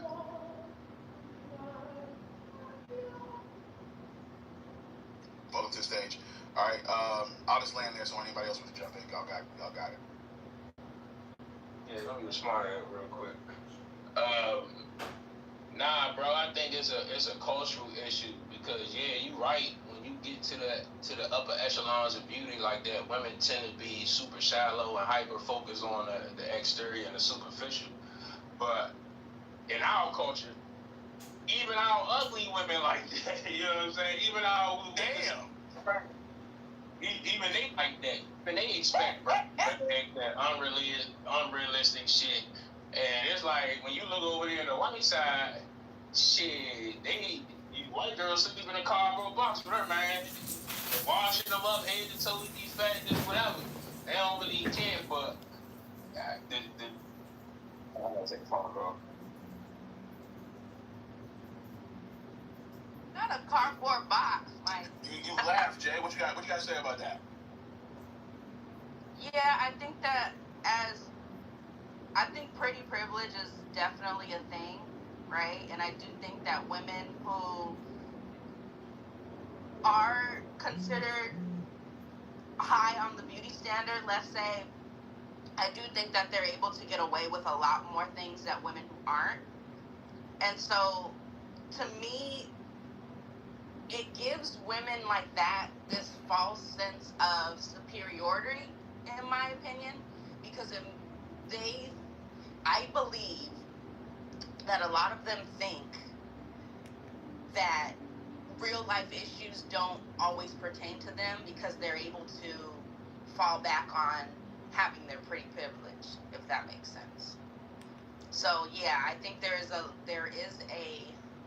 type of delusion that comes with it with certain women who have that point of view. See, this is what vexes me too. To Mike's point, and he's right. There are people that are not even on that level that are trying to play like they are, and I blame us for that. I blame my community for that, because my community seems to have no self-control. She can look like Popeye the Sailor Man in the face, but if she got a fat ass, that nigga's gonna be in them guts drooling with no condom. Okay?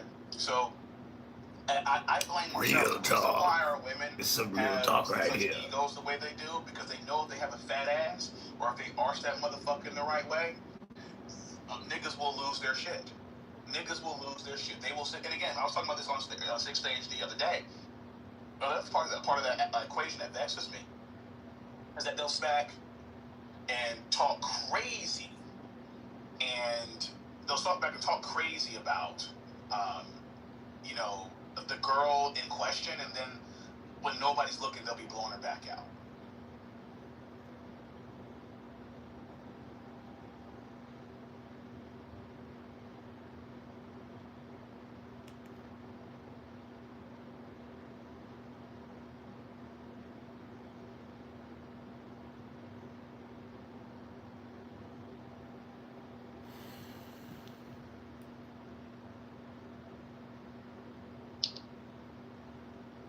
You know what's interesting about having your junk in her guts if she got that fat ass and you're blowing out her back is that a woman is extremely curvaceous, and it's really the spiral nebula in motion. It's the curvature of the Earth, not the flat Earth. What we're trying to say is that women have reverse engineered the man's brain with the curvature of that fat ass. Hello? That's crazy. That is crazy work. I'm trying to tell you, this is what I'm saying, though. This is why when I be on stage and say sometimes, and this is respect for everybody, I be hearing niggas talk. I'm like, I know some of y'all are out here that are actual night fighters, out here blowing the backs out of he bitches, all right, with a smile on your face, bro. With a smile on your face. As long as no one sees you, you have no shame.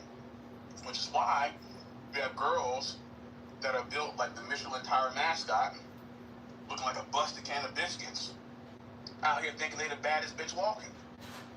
I blame us. We're the problem, bro. We are the part of the equation that's the problem.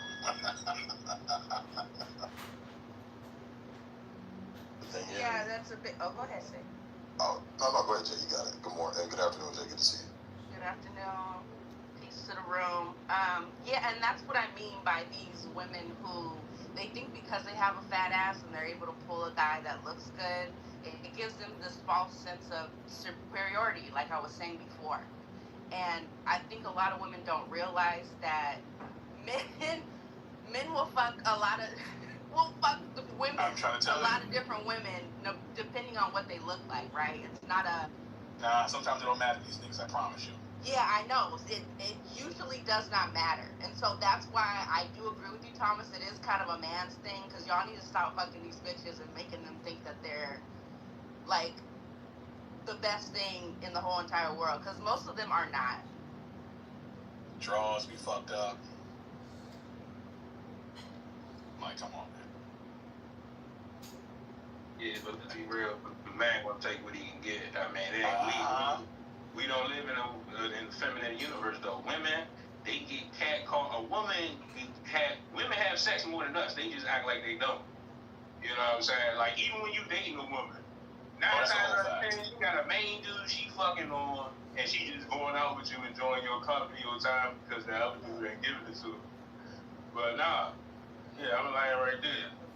It's called monkey branch, Mike. Yeah, they got it. Yeah. They gotta do, but they're gonna give you a little bit of time to see if you're worth leaving that nigga to latch on you. You know, that's exactly what. Because I mean, here's the thing. If you guys watch Kendra G's a great example.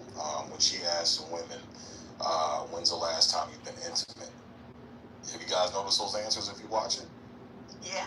The overwhelming majority is less than a month. So they're fucking. They're out here fucking, yeah. Yeah, no, for sure. One girl said that an hour ago on one of the fucking episodes. I was like, oh my God, no, she didn't.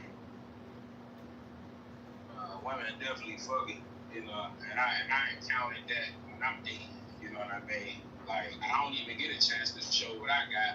You know, I'm a real guru sexual, sensual. Like, you know, I ain't even got penetrate before make a woman orgasm. But, you know, nah, for real, you ain't never gave a woman a nipple orgasm? Like, come on, man. Like, you actually know how to finger a woman? Like, you know how to tap that spot? Like, listen. But this the problem, because women, they don't give a fuck about that until they actually experience you. So it's like when you talking to a woman or you in that stage or you dating, it's like you can't even make it there because they so fake committed to the dude they fucking. Because usually when a woman can't let a man go, it's usually because the sex good. Let's be real. It's usually because the sex good. Because if it's money, she usually still don't give a fuck. She'll do her on the side and just take the dude money. But usually when she got somebody that she really that she fucking on and she dating, she usually he providing something that she addicted to. So now but I noticed that. Let me land by saying y'all just noticed that the point I was making, bro, is that we live in a different universe from them. So we gotta take what we can get. You know what I'm saying? Like, sex ain't that relevant. Like, you notice this in the universe. If something is easily obtainable, you don't even value the shit no more. You know what I'm saying? Because sex is so hard and rare for us to obtain, we value it more. So when we get it, we get it. But them, they get it so much, and they can get it whether due to relationship or not. They can just get it whenever, so they don't give a shit. Like, it's like, they ain't trying to entertain no real, when they got that part, you know, they can find a good man that, and the perks outweigh the sex, like the dude got a lot of money, whatever, but even then, they still find it hard to let the dude go. You know what I'm saying? So, man, it's just like Mamaland right there. But the thing is, like, yeah, not bringing out this point to say we're upset with women, you know, because I mean, just biologically, that's just the place.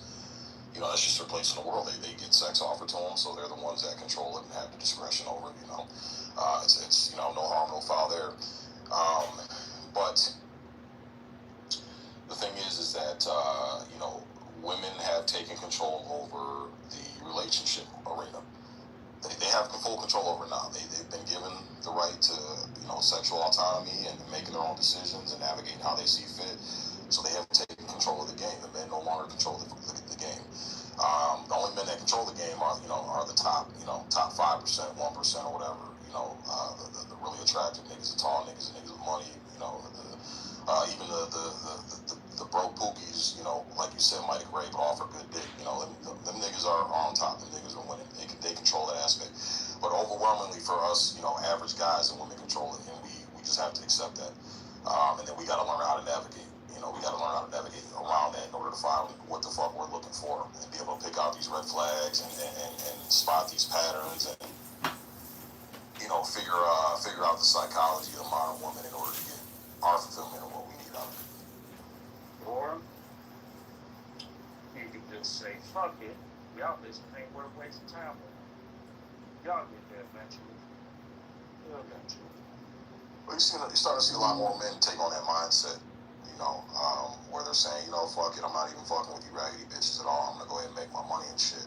I'm gonna make myself attractive in the sexual marketplace, and then, you know, then they'll start coming to me, and then I'll have control because now I can dictate who I want.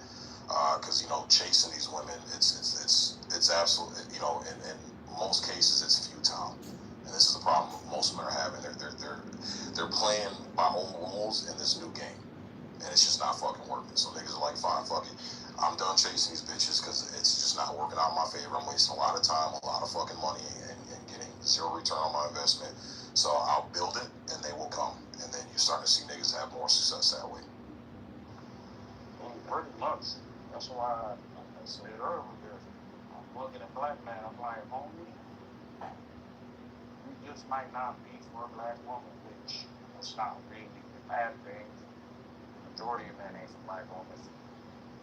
Any evidence that you need for that, look at all these ones saying, I'll be a white man. And then, oh, that's amazing, that's great. So, why are you on social media complaining about all the things you have to do as a black woman dating a white man? I know they're there because your friends are also white, because that's a sister. And she comments on your posts.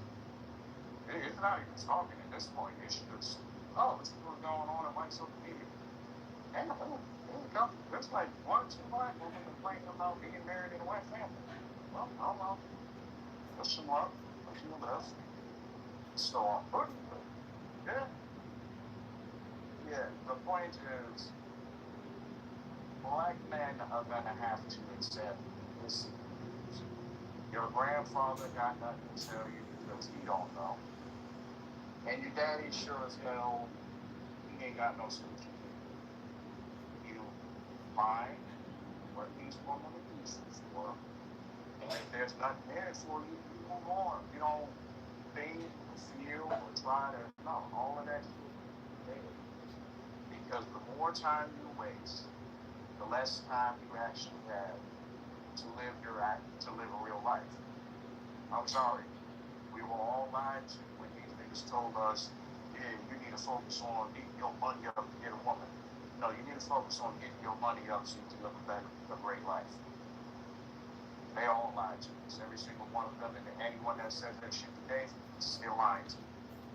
Life as a man, as a black man, ain't about a fucking woman.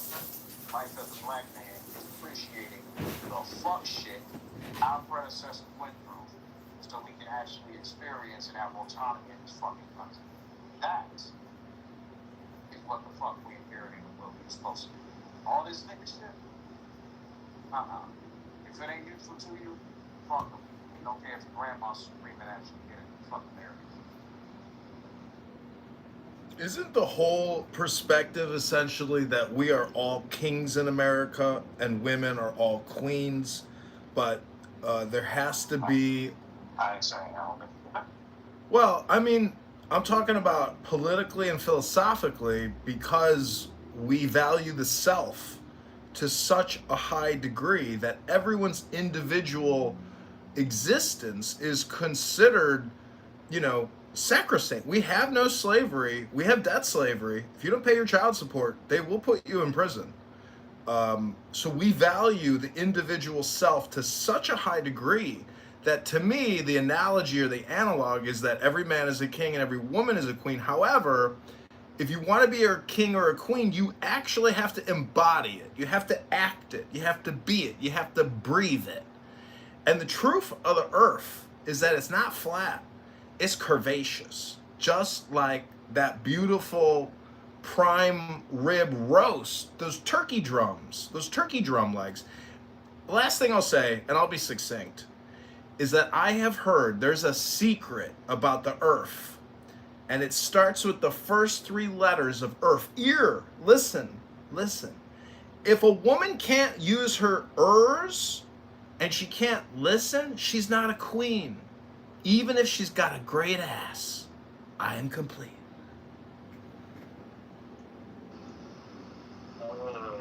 There's some of that, but I ain't even talking about the woman. I'm talking black men need to realize why the fuck they have what they have. To the title, Black Woman a Liar, didn't have what they can't. Did I even get any laughs on that? I did get a couple laughs. What the fuck do you think some sort of relationship is gonna come out when 2 people are forced to be together? That is fucking nothing. That's how this shit is. They have never been a so-called 24 hours or whatever. And we don't belong to them either. The difference is they realize that and they're acting on it. So if you want to stay stuck in the past, by all means, listen to all these dumbasses.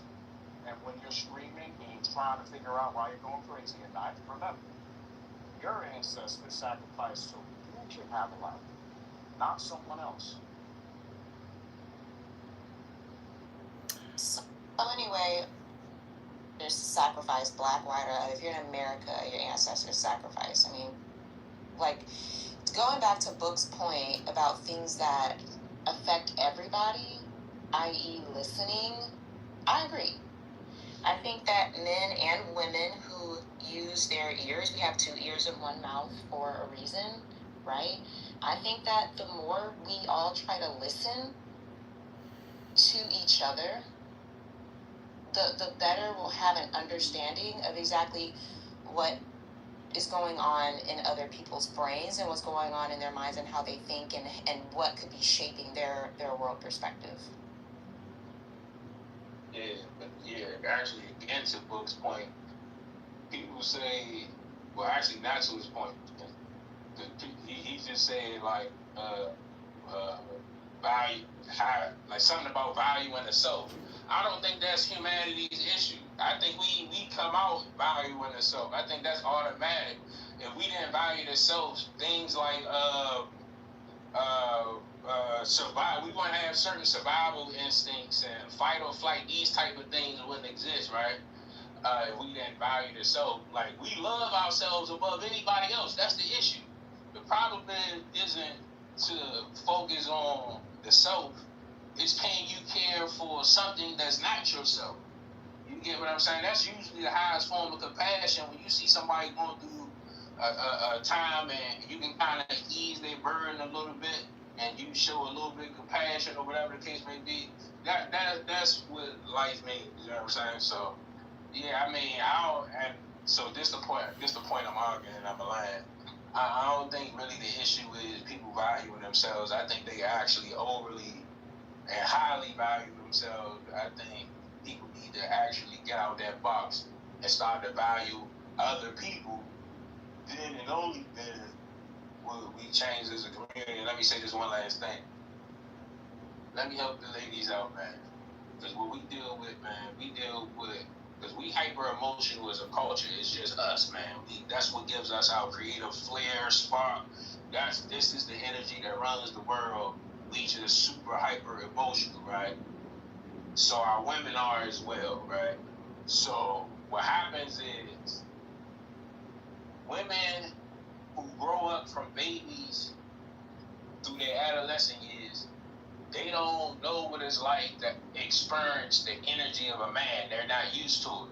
So when they grow up and they get a man, and a man even so much as show any type of masculine energy whatsoever, the new modern women, not your grandmother and them, because they knew what it was like. That's why they stuck around. Because they knew men. They grew up with them. You know what I'm saying? Even when they were slaves, they grew up with men. It was like a household. So it's like these new modern women, because they don't grow up with men, when a man show any type of authority, it's like they instantly get hyper emotional. Like, who the fuck you think you trying to control? And, oh my God, it's like. But if they grew up with a father, 9 times out of 10, they have a little bit more patience with a man. You get what I'm saying? So I think, and we might blame the fathers for not being there, but let's be realistic. Gatekeeping is a serious problem in our community.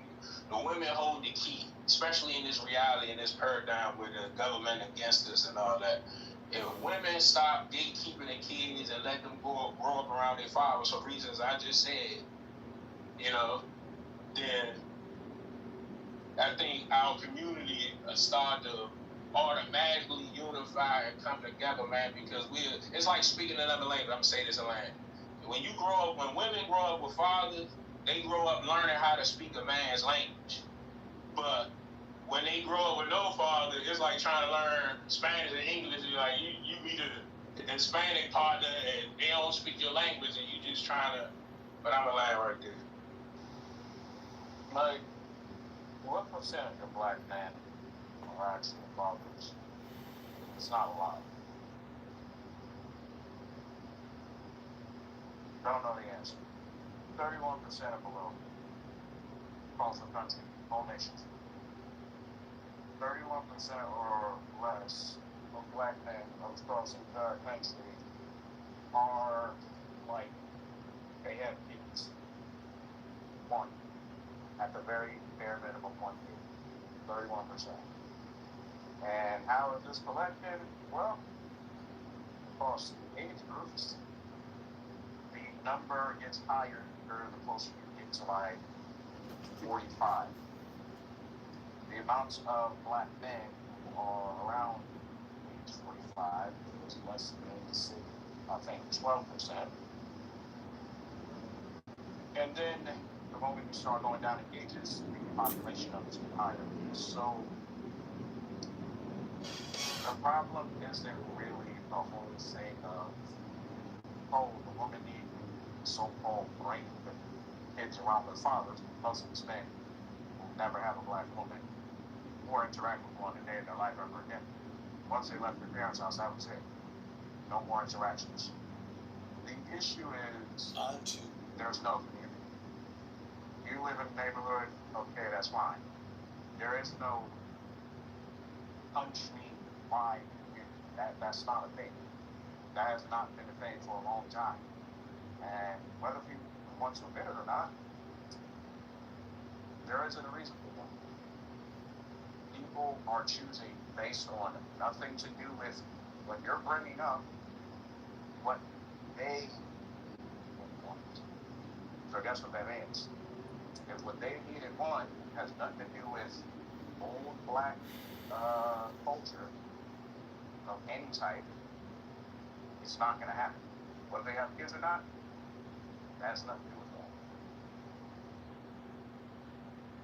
So, the definition of a king and the definition of a queen is you actually have to be responsible for people under a legislative jurisdiction.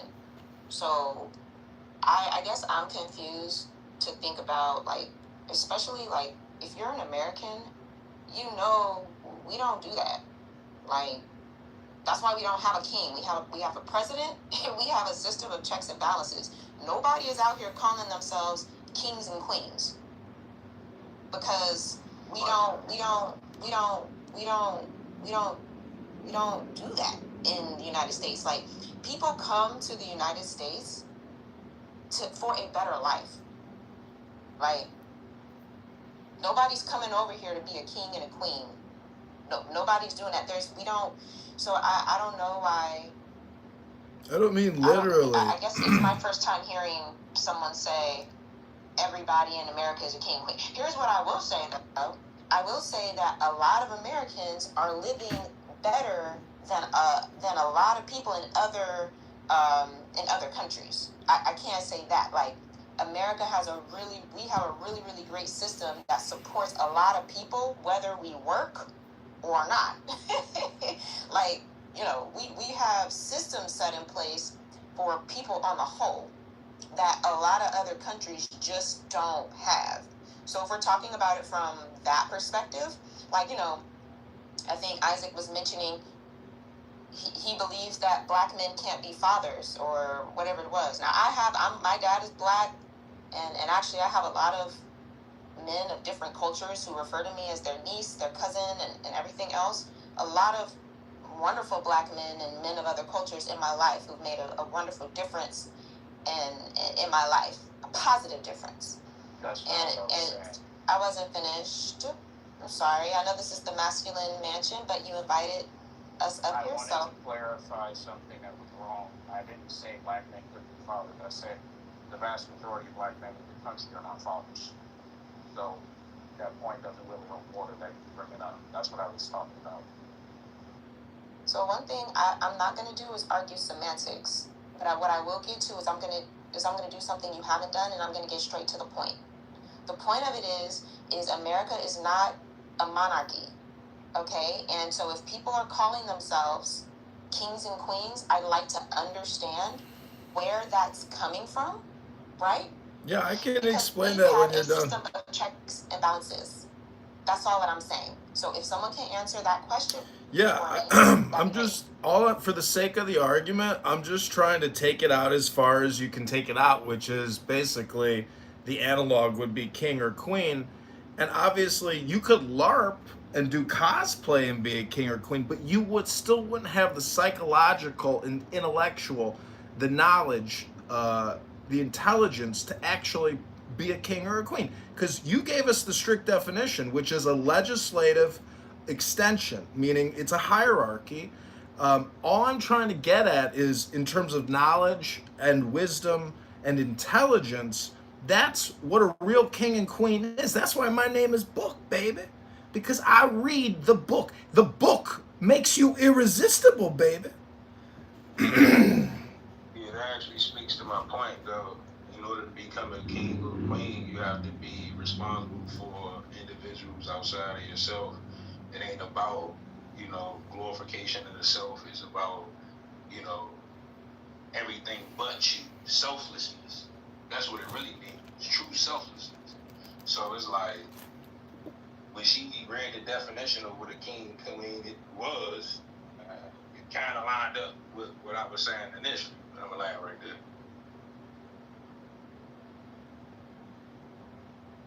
Most people in our community aren't selfless like that. We are selfish, man. And this just, this don't apply to you, but it look like, but, you know what I'm saying? But, we just selfish, man. And when we, like, even in the situation I was talking about with the women gatekeeping with the kids, you know what I'm saying? If women understand first and foremost, kids are the future, and I'm not just saying that because your school said it. I mean it metaphysically. I mean, the children that you create is a reincarnation of you. You might not look at it because you're like, damn, we both happening at the same time. It doesn't matter. Time doesn't work like that in the universe. You are literally, when your child is living its life, that is you in the future living your life as well. So if people put more, and that's why this reality set up like this economically, because they want you focused on worrying about your damn self or getting this job. I just had this conversation with my sister. That's why I'm sharing it with y'all. Because my nephew going through thespian school and all that. But anyway, I was telling her basically that she needs to focus on him. Because she was like, how am I going to do this? How am I going to get back and forth? I got to work this and that. I said, good. Fuck you, fuck yourself. You need to focus on him. I said, that boy is a literal. Why you think he come from you? He come from your source. He's a literal reincarnation of you. You might not understand this, but he is, and you need to focus on him.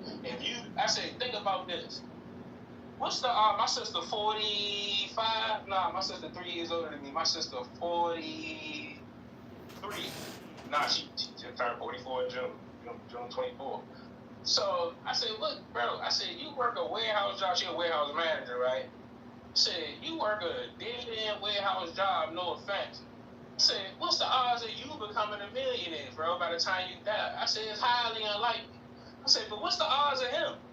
See, I said, now, that's when you need to place your bet. That's your lottery ticket right there. I said, you got a better chance of making him a millionaire in the next 15 years than you got the rest, like, that's it for you. Like, you need to realize that and focus on him. And there wasn't no disrespect to my sister. I love her, you know what I'm saying? But I'm just saying, people don't know how metaphysically true, I'm going to say this in land, people don't know how metaphysically true what I just said is, how you can happen to the self as you're happening to how you can happen to your other self while you're happening to your primary self, but the universe is just set up like that. That's one of the glories. I ain't even sure if I was even supposed to relate that to y'all, but that's one of the glories. So be selflessness. If I'm gonna land by closing off my point. If you got two people in a relationship and they got a kid, so what if y'all go through it? It's about that damn kid, and I think that's what other cultures do better than we do. It's like they know how to compartmentalize for whatever fucking reason. When they get emotional, they know how to compartmentalize. Like, to a white woman, nah, you ruined. As a white man, you ruined to be her father. We ain't playing that shit. So, like, what you're sending a message, the kid part is negligible because the majority don't have kids anymore. That's the truth. Even amongst black women, half of them don't got kids. Half. 40-something%. 43 in some cases. Other studies say 49. Black men, 73 permanent as of 2021. No kids. None. Zero. Absolutely nothing. Your argument is only being applied to if you're talking about the whole community, then yeah, your argument is talking about black parents. But if you're talking about black people in general, that ain't a high number.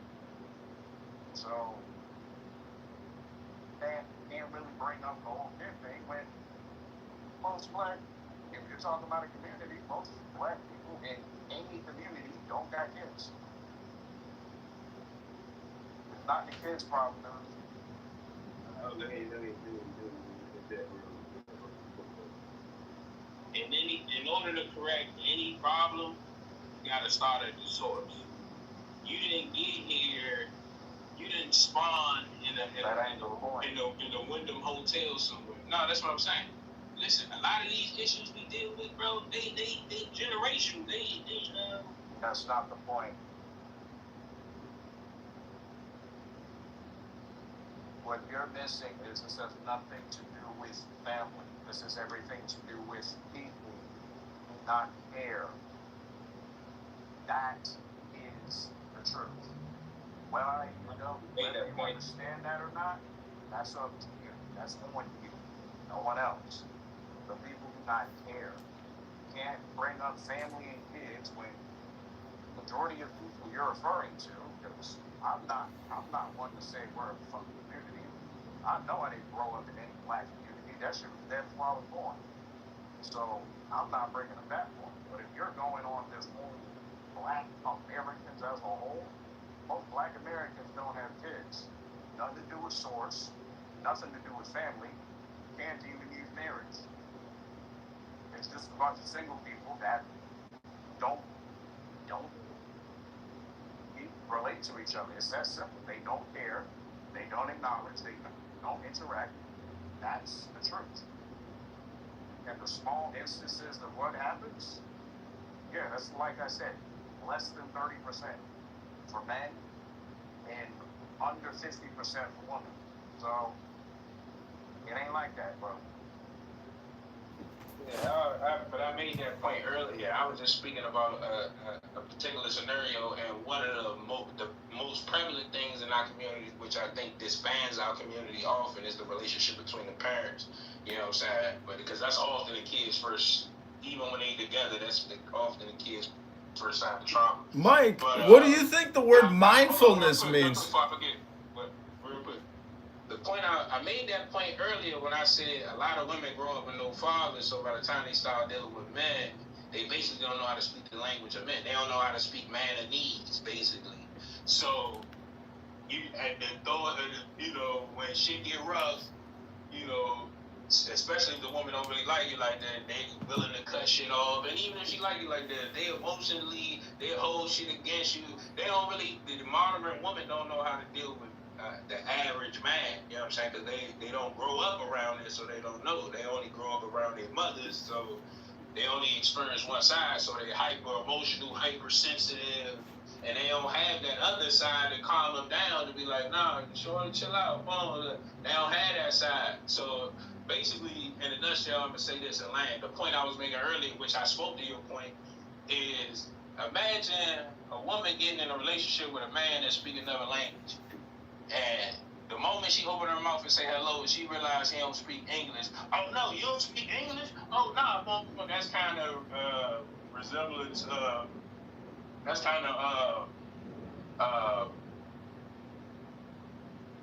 that kind of resembles the phenomenon that happens between black men and women when the first sign of discomfort hit, when they had that first uncomfortable conversation, or when you around somebody, when you get to know them, because let's be real, when we first meet somebody and start dating them, we don't really know them, but as you get to know them, you start noticing certain shit, and you know, that representative starts to weigh off willingly or unwillingly, and certain things begin to peek their head, so as you begin to realize certain shit, you might have to interact with them from a different aspect that they're not accustomed to. So when those moments happen, they get uncomfortable and leave. They have to really, really like you. Excuse me, Mike. Do you think, Mike? Do you think all communication is hypnosis? I think all communication is hypnosis. I mean, it depends on the intent, how you using them. You can use them to hypnotize, or you can use them to awaken. You can use your words to create any type of reality you want. So, Mike, I'm gonna get quick with this. That ain't what black men are doing anymore for these cases. One, like I said, black men and women are not getting together in high rates anymore. They are the majority of marriages, but they are not the majority of new marriages. That's the point. A lot of people like to bring up, oh, it's still happening. Yeah, at a dwindling amount. That's the truth. Second thing, black men do actually date out the most, both in terms of black America. The difference is they date, not really a marriage, not really high birth rates. They date. That's probably having sex with just whatever's going on there. No one's doing the whole thing. No one's wasting months upon end. No, you figure out who this person is within the first couple of interactions. That's within 3 weeks, by the way. That's normal American dating. And if you don't like what you see, move on. That's how it works in the regular America. Don't know anything about black. I don't care about it either. But that's what happens in regular America. And guess what? There's no hard feelings. There's no any of this. It's just, well, this person is not compatible based on what I interacted. No one cares about trying to get to know each other because it is just a waste of time. You're not going to be compatible with 99% of people on the planet. That's just true. So guess what black men have figured out? Do not care about wasting time on 99% of people who come across. Now, for the ones that do that, yeah, like I said, that is the smaller amount. But the majority of black men are either not dating, or if they are, they're not doing any of those things. They meet you, and within the first couple of minutes or days, they learn whether they want to be with you or not. That don't work no more, bro. No one deals with that. It's a waste of time. What are they doing? I'm sure, like, this is some type of new relationship. Like how else are people? So they just meeting and just instantly jumping in the bed with each other. I mean, either that or they never meet again. That's what happens. I mean, I'm not sure what his pessimistic worldview relationship comes from, but it's almost exaggerated. It's almost hyperbolic in a sense, but nah, that's what the rest of America do, bro. No, but let's be realistic. Let's take the race thing out of it, because somehow when we look at this through racial lens, you kind of get repelled by it. So let's just say men and women. I'm not giving a racial lens. I'm telling you from someone who knows what the rest of America does, because that's what I did. That's what I was in. That's normal in the rest of America. Meet someone, you hit them and never see them again, never speak again. That's very normal. Bro, then I teach me your ways, oh wise one, because if you could just beat a motherfucker, smash him, and it's so instantaneous that you just a pussy master. What's that movie, Fuck You Chuck? I forgot the nigga name. But yeah, Fuck You Chuck, Fuck You Chuck type. Give me that crystal ball, but let's be realistic, it don't happen like that as much as we would want it to. Yeah, we have to go through any stage of progression like anything. Like you were born and then you die. You know, everything goes from the stage, the beginning and the end. Like, So it's like, can't skip a process, and although we would like to, I swear I would. I wish I could. Alright, put it like this. Even if you, let's say for example, I know in your personal life, bro, you can't say that in your dealings with women, you don't emotionally get caught up with women. Which no, you just don't. So you don't have women you prefer, you favor, that you enjoy spending time with, you cuddle with, you don't got that sensual, you ain't got that connection with a woman? Like,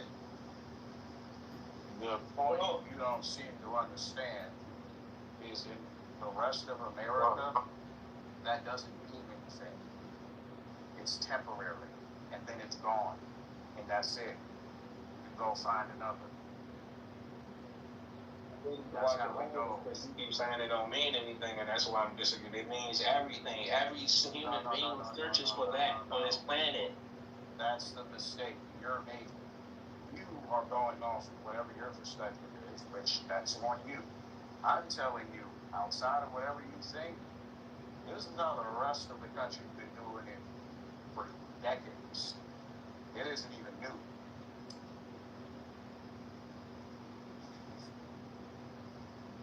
I'm not sure what your odds are like when you getting to know women. I'm not sure. Maybe you strike out. It seems what it sounds like. Maybe your luck isn't particularly that well. Like you strike out most of the time, but I don't know. Like me, that's the fun stage for me, getting to know somebody. It's just I feel as though in our society, women are too, because of this feminist mindset, they are too. And again, I say they grew up without no fathers, but not to rehash that. But they just too sensitive, man. So they don't really. We not allowed to work out our problems. Like you see how sensitive you are. You just said you were hitting the joint. You ain't even trying to get the door. You so scared of that. You just. I ain't scared of nothing. I don't care. I ain't afraid. You don't feel no emotions for you. You're just attractive and a dick that night. Same thing on your end. She's attractive and she's a pussy that night. Every night for you? You don't never yearn for nothing more? Whether you do or not, that ain't the one. Might not be. But what I'm saying is to make it seem like you're not searching.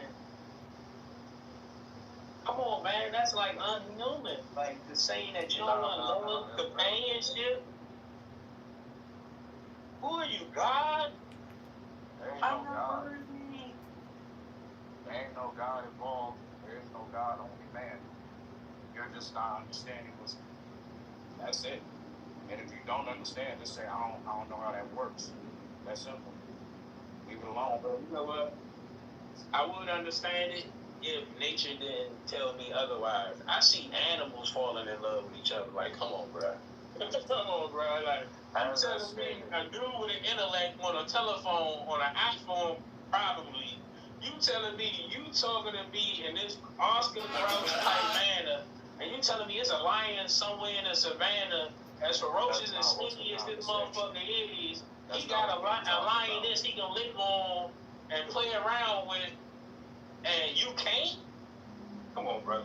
That ain't the conversation. And whether you understand it or not, that's on you, no one else. This is how the rest of America works. You doing? You talking about? That ain't how it works. The reason I know is because I actually was in the rest of American people. That's how it goes. One night stands, or it clicks or it doesn't. Been like that for decades, longer than you've been alive.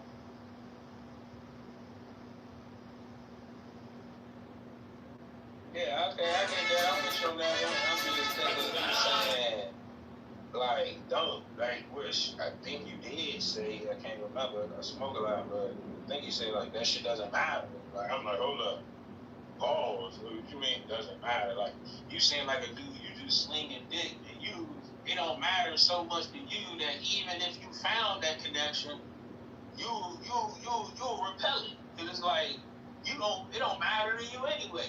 So even if you friendly, I'm not talking about myself. My rest of my life for you, serve you, it don't matter. Fuck it. Yeah, I ain't talking about myself. See, gentlemen, if I may, I think what we have here is a failure to communicate. And what that really means is that we have too much communication, too much spam communication, which is of low value communication. And too many people, their entire lives are just spent listening to low value communication. And that's why my name is Book, because I read books out loud and I record myself reading those books, and I gain the knowledge, the wisdom, and intelligence within those books.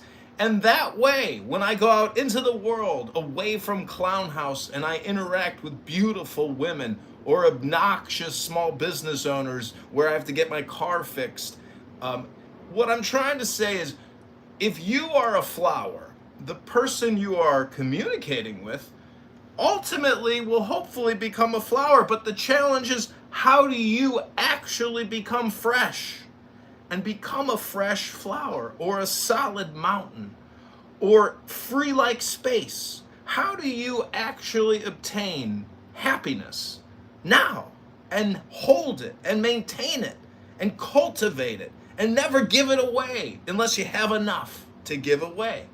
So I'm just saying happiness is the goal, and that's the primary communication. However, too much friction communication dissolves that happiness, and then we get unpleasant feelings of anger and sadness and frustration and rage. Hello? Yeah, man,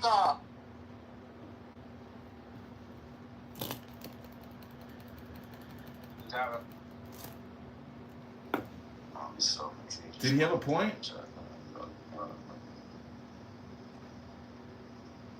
That's the value down a little bit.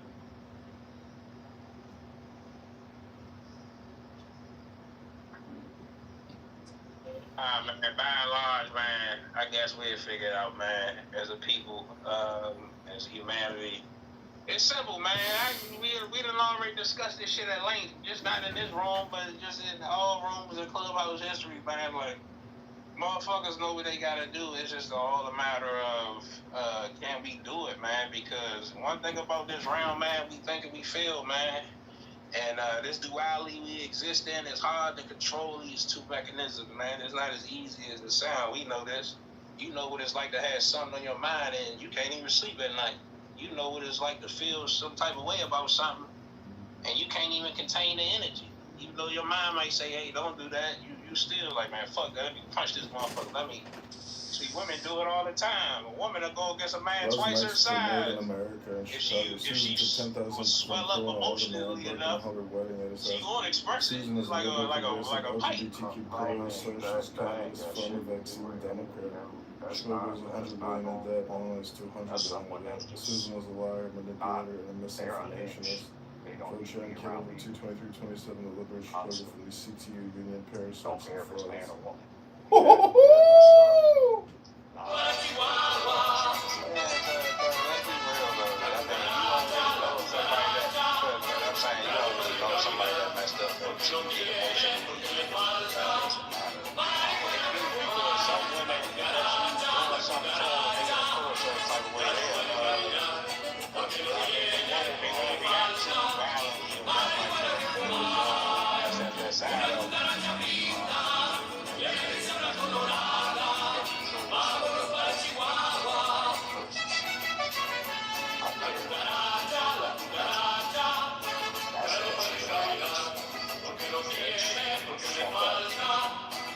We not disagreeing. Nobody disagrees with you, man. So it doesn't I'm just saying how the world is. You telling me how it should be. I'm just telling you how it is. That ain't how the world is. That's the thing I'm saying. That's not how the world works. The world ain't filled with people like that. It's some. But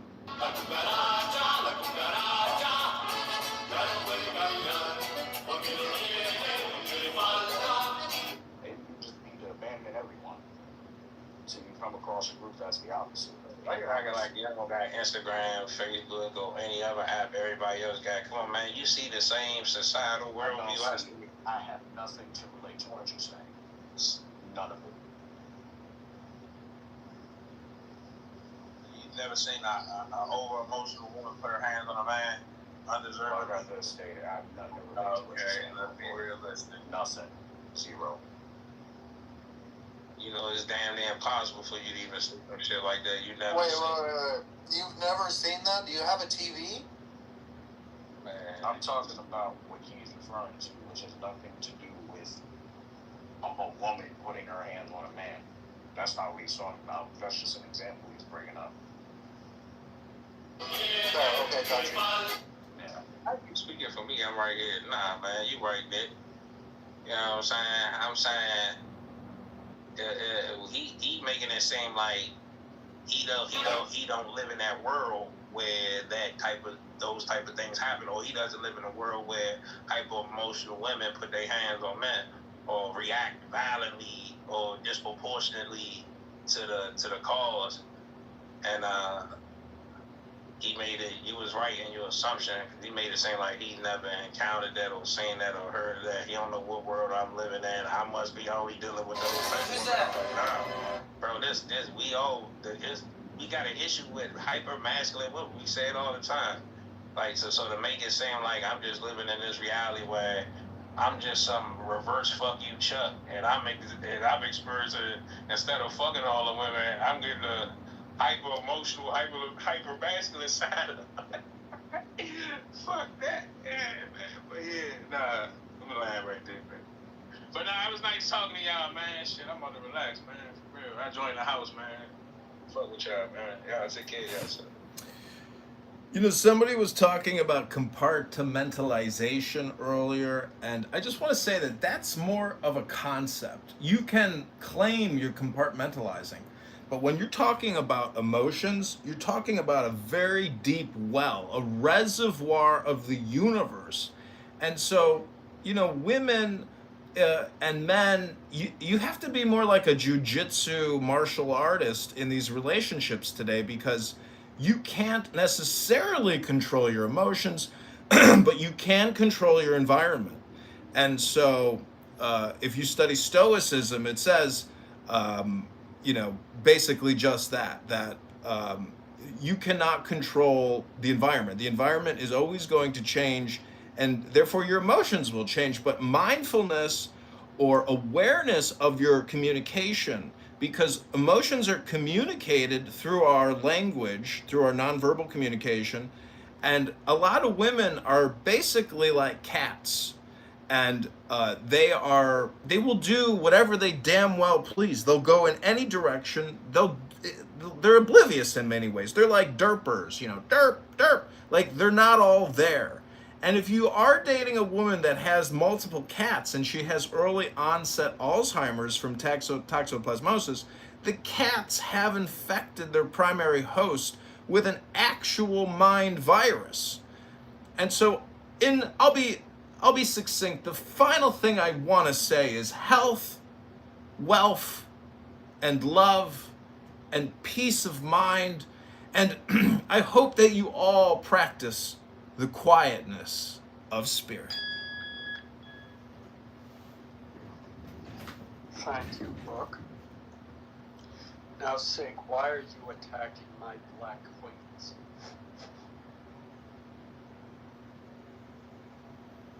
You must not be there.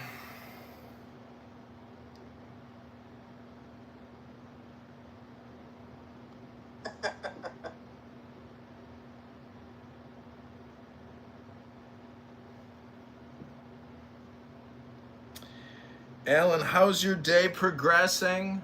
Are you going to the gym today to break a sweat?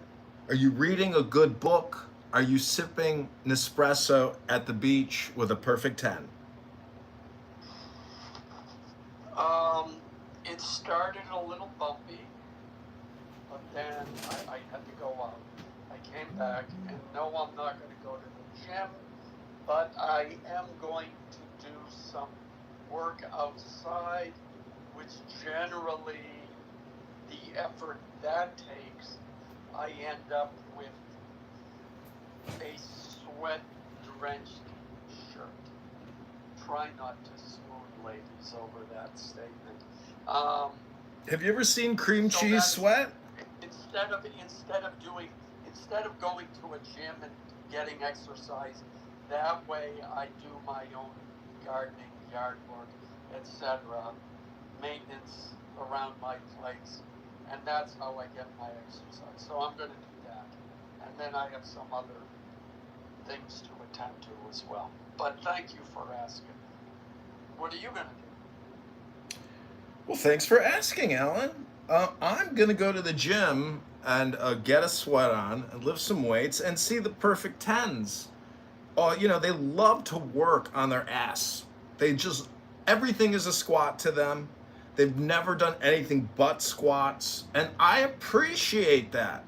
And those are the type of illegal migrants from Colombia and Venezuela that I think we should grant amnesty to, because they beautify society. They got positive attitudes, and they're at the gym. They're not on the street corner with a 4-year-old selling bottles of water for $5 and ripping off Americans. Rabono Shalom. Well, you know, then you should take a yoga class. I was just talking to my Jewish friend Jared about that. I said, I think I gotta start taking yoga classes to meet women, because all these chicks I meet on the dating apps, they're hardcore alcoholics and vape smokers. They carry bottles of vodka around with them, and they hit their vape pen like they're a crack addict. And I'm like, hello? Is anybody there? Hello? Yeah, that's bad. No, I mean, the yoga, if you take anything other, if you take a regular yoga class, if you want it to be easier, you take an Iyengar class. But if you take an Ashtanga yoga or one of the flow yogas, that will kick your ass. It will absolutely, it's a great workout. And then the women who've been taking it, who are used to the routine and the how difficult it is, will take pity on you and will need to comfort you in their ample bosoms. And that's how you'll meet people. Yeah, I do. I've done all those classes. I've been going. The hardest class I think I ever did and the best shape I was ever in was Billy Blank's Taibo. Has anybody here ever done Billy Blank's Taibo? It's like an aerobic kickboxing class. But I remember those ads. That is legitimately the most intense full body workout, and I wish I could get back to those days. I pray that I read a good enough book. See, this is my point about having the name book here, is that all these conversations that you either listen to or have on this app, it's no different than as if you were listening to an audiobook. You are processing what you're listening to. And so I have to my right what I'm holding up in my PTR, which is a professional hypnosis CD for anxiety and central nervous system relaxation and calmness. And what this app can do to you is create a tremendous amount of psychic friction. And so you have to have ways to get the toxicity of the projection and what is it called when you go to a priest and you make a confession? Because many people on this app are just doing their talk therapy and you're absorbing it all. Is that healthy for you? Or should I say healthy? Is that really healthy for your brain? No, it isn't.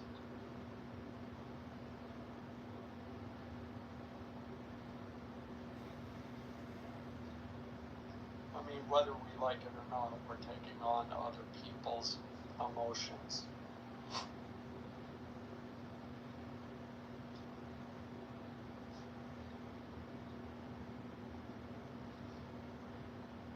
Well, what's interesting is that in the real world, if you are in a romantic relationship with a woman, she will do the same thing to you in the real world that people do to you on here, which is because she doesn't use Clubhouse, she will make you into her slave in a clubhouse room to listen to all of her kvetching.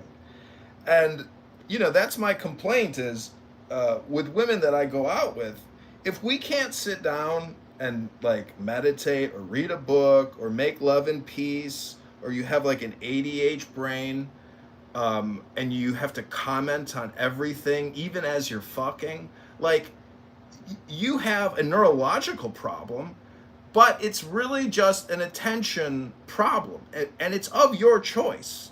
We give a lot of people grace, but grace doesn't come from people, it comes from above.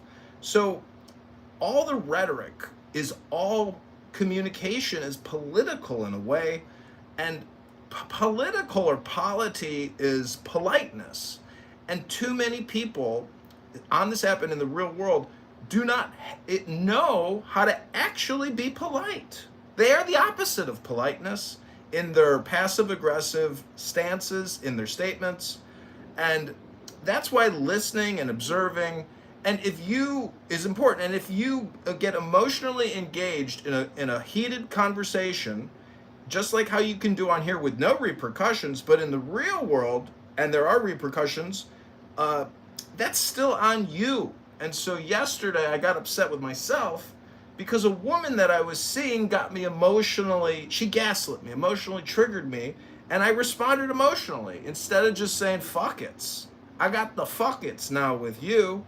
You know, that's because I hate to say maybe I care about that person, but in hindsight and in retrospect, it's too much for me to even deal with because she's like a pinball ball in a pinball machine just bouncing everywhere. And to me, that doesn't bring peace or harmony or balance or equilibrium. She is a completely disequilibrated person that I don't want to be in the presence of because it makes me unbalanced. And so all I'm trying to say is you have to be your middle pillar, your right pillar, your left pillar. That's what being a king in a way is all about, is having the fuck-its. Hello? Well, you know, first you can't beat yourself up over that she made you crazy. And you have to distinguish, too, between a woman who is just emotionally unstable and a woman who, because she feels secure with you, is expressing her emotions openly to you. Now, if she's gaslighting you, that's something different. That's, you know, that could be she's testing you. I'm not condoning her behavior or criticizing the fact that you got upset about it. It happens to the best of us. But yeah, I agree with you. It's you let it get to you, and at the time, did you realize she was doing that, or did you just get caught up in it? Well, the reason why I do believe in accepting personal responsibility is that there is an order to the experience, meaning I fucked up my orders. My first order of business is to fuck from now on, because the last time we were together, we had a great night, and I went to touch her. We're in bed. She goes, ugh, no, I'm not in the mood. Don't touch me. So I was like, all right, well, then I'm just going to go home because I won't be able to go to sleep here. But she wanted me to stay, so I stayed, and I couldn't sleep. It was a horrible night, and she's got these disgusting cats. Her sheets look like there's cat shit in them. The cats sleep under the bed. It's fucking disgusting. And I'm thinking, man, I'm going to get toxoplasmosis. I wake up in the middle of the night, the fucking cat has its fucking mouth over my nose. I'm like, ah, fuck. So what I'm trying... Wait, hold on 1 second. How attractive is this woman? She's like a perfect 10. I'm not kidding you. She is like a perfect 10. And how old? 27. She has a mental disorder. You still need to run. Okay, well, I agree with you. And so anyways, what I'm saying is when she came, she told me she was going to come over to my house and help me build a bunk bed in a rental unit. and she never did. She comes over last night. She says, I don't want to build this bed. I just want to go get a nice dinner. So my point is, my order of business was fucked up, because if I wanted to rectify shit with her, the first thing we needed to do was fuck immediately. And because we didn't do that, I fucked up the order of affairs. I should have told her straight up, hey, Yeah. you fucked up my brain by not fucking me, and if you want to fix it, because now you're in a deficit with me, if you want to fix this shit, you need to strip down and get in my bed right now. That's what I should have told her. But instead, I'm sitting there, oh, great, let's have a nice night, blah, blah, blah. Until finally I was like, all right, I fucked up the order. It's me. I fucked up, and I got to accept personal responsibility. As soon as I get to your house, go in the bathroom if you're at somebody's condo, or get it on in your house or their house. But if it's not the priority, well, then it's not the priority. Yeah, I mean, it's like you didn't have a fight, really, but it's like you had a fight. Now you got to make up, you know. And yeah, you got the order wrong. But you reminded me, I don't know if you ever watched Friends, but Ross is dating this woman that's really hot, but he's like over in her apartment and he finds a dead rat under the couch, and then there's just garbage everywhere, and like there's goo coming off the cushion, and it's like he really wants to fuck her, but he can't deal with it. You reminded me of that. It was a hilarious episode.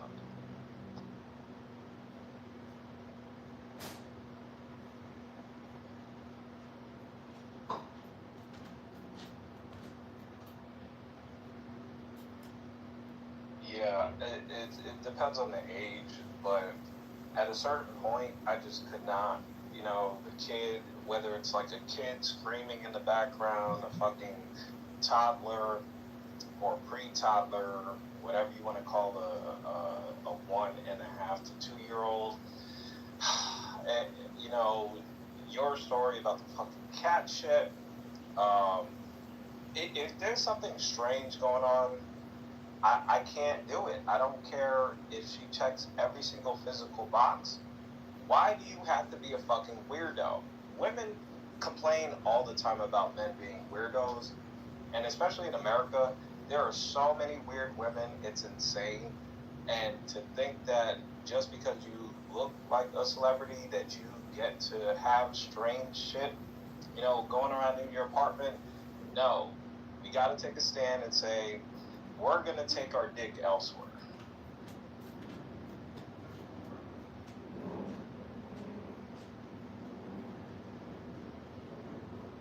And this is one of the reasons why some of these guys, they don't understand why I advocate for paying for it, because what you're paying for is to prevent that type of situation from happening. If you're getting tired, for example, of paying for a $200 dinner date only to, again, open the door and some screaming children is running at you, or some weird cats, or some other disaster, this is where the paying head could help and say, listen, payment is contingent upon no crazy ass shit, no crazy weird ass shit, okay? No ex-boyfriends, no kitty litter, and no stinking rugrats.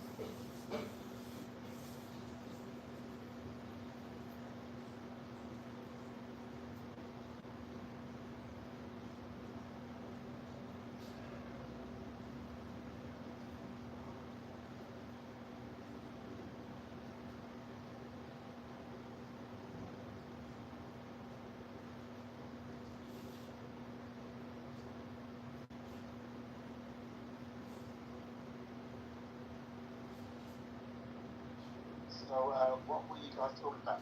Dates? Or just dates, single moms? Or...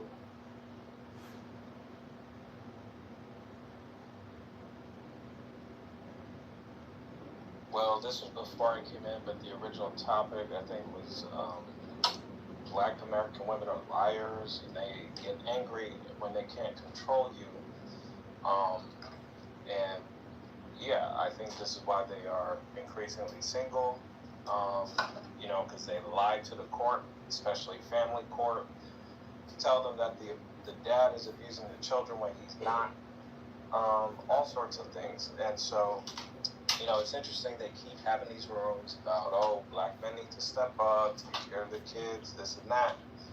So just stand outside of a family court, not this weekend because it's too hot, but stand outside of family court like 2 weeks from now, wherever your jurisdiction is, and talk to some of the men and see this, especially the black men, and see what stories they have. I can guarantee you're gonna encounter men of all socioeconomic classes, and they got the same story. The bitch lied. She's, you know, taking the kids away, and yeah, she's just a pathological liar.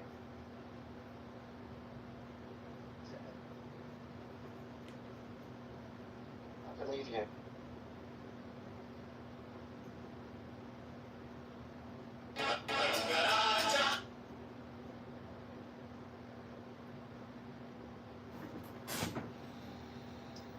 Oh yeah, I see that. It's not a holiday for you guys, so it's a regular weekend. And your heat wave passed. Ours is just beginning. It starts today. It doesn't end until Saturday. Well, good luck with that heat wave, man. We've got another one next week. Well, what's up with them trying to arrest you or give you a citation or a fine for trying to install air conditioning? I heard rumors of that. It hasn't been on the news here. They're not forcing that on us. I've heard of that, but I'll stop you. You might be able to pass it Europe. That's happening. But they haven't said anything to us about it. You can't install AC.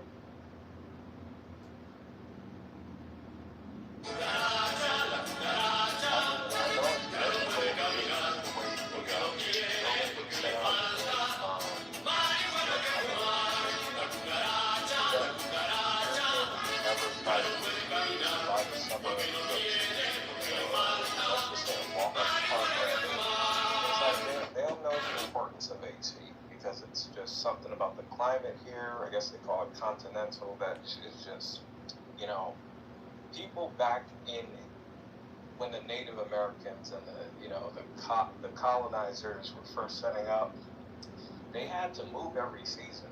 They had to move from the beach or close to the beach to the mountains, because if they didn't, they would literally die of heat stroke. So kind of the way that we're set up here, it's not really meant for, 12 months out of the year living. People are supposed to go when the seasons change. So that's why the AC usage is always been, had to be high here.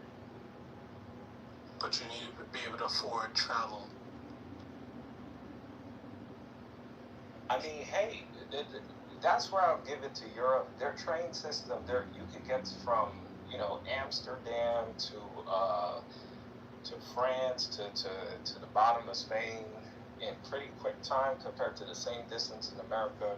Our Amtrak is barely functional in the Northeast. If you try to go anywhere outside the Northeast, you're fucked. I'm surprised we still have that train that goes from California to New York. Or California to Florida. Cross-country train. Actually, let me look that up. I thought that was in development. I think you gotta switch maybe twice. Oh, that's not bad. If you just need to switch, as long as there's a trail, right? I think that's what is important. Are so they They learn how to drive and they're already impatient. They learn how to drive and they're already like, look at this asshole on the road. Look at this jerk off. Oh my God, a red light. I can't believe a red light. And when they're sitting waiting at the red light, sometimes the lights take a couple seconds and they're like fidgeting. They're like, oh my God, why won't it go green? And I say, you know, this is part of life. And then I realized, wait a minute, this is the first time that you have ever sat at a red light without your phone in your hand. Right. Because every time you're ever a passenger in your parents' car, you got your phone in your hand. Now you're 16, you're learning how to drive. This is the first time you've ever experienced the boredom of a red light, unadulterated. And they can't handle it. And so sometimes I think that people are getting more impatient, and that's why. I don't know if driving is worse than it's ever been or if it's just my imagination, but I think people drive like crazy these days. And I think it's because we're all in a rush and we don't have the ability to be bored and we don't have the ability to just look out the window and turn up the radio, and we're just like rushing, and then we kill a pedestrian. An African immigrant kills a homeless person. You know how it is. I think the solution to this problem is to watch TikToks at red lights. Yeah, they don't enjoy anything like that because you've been overstimulated. Yeah, they said Gen Z is the first generation in a while that their IQ is lower than generation before. You know, I often thought maybe my dad was retarded or stupid, but then I read a college essay he wrote, and it was brilliant. And I was like, my dad is not retarded or stupid. He's actually a genius. Why did I think he was retarded and stupid? Maybe I'm retarded and stupid.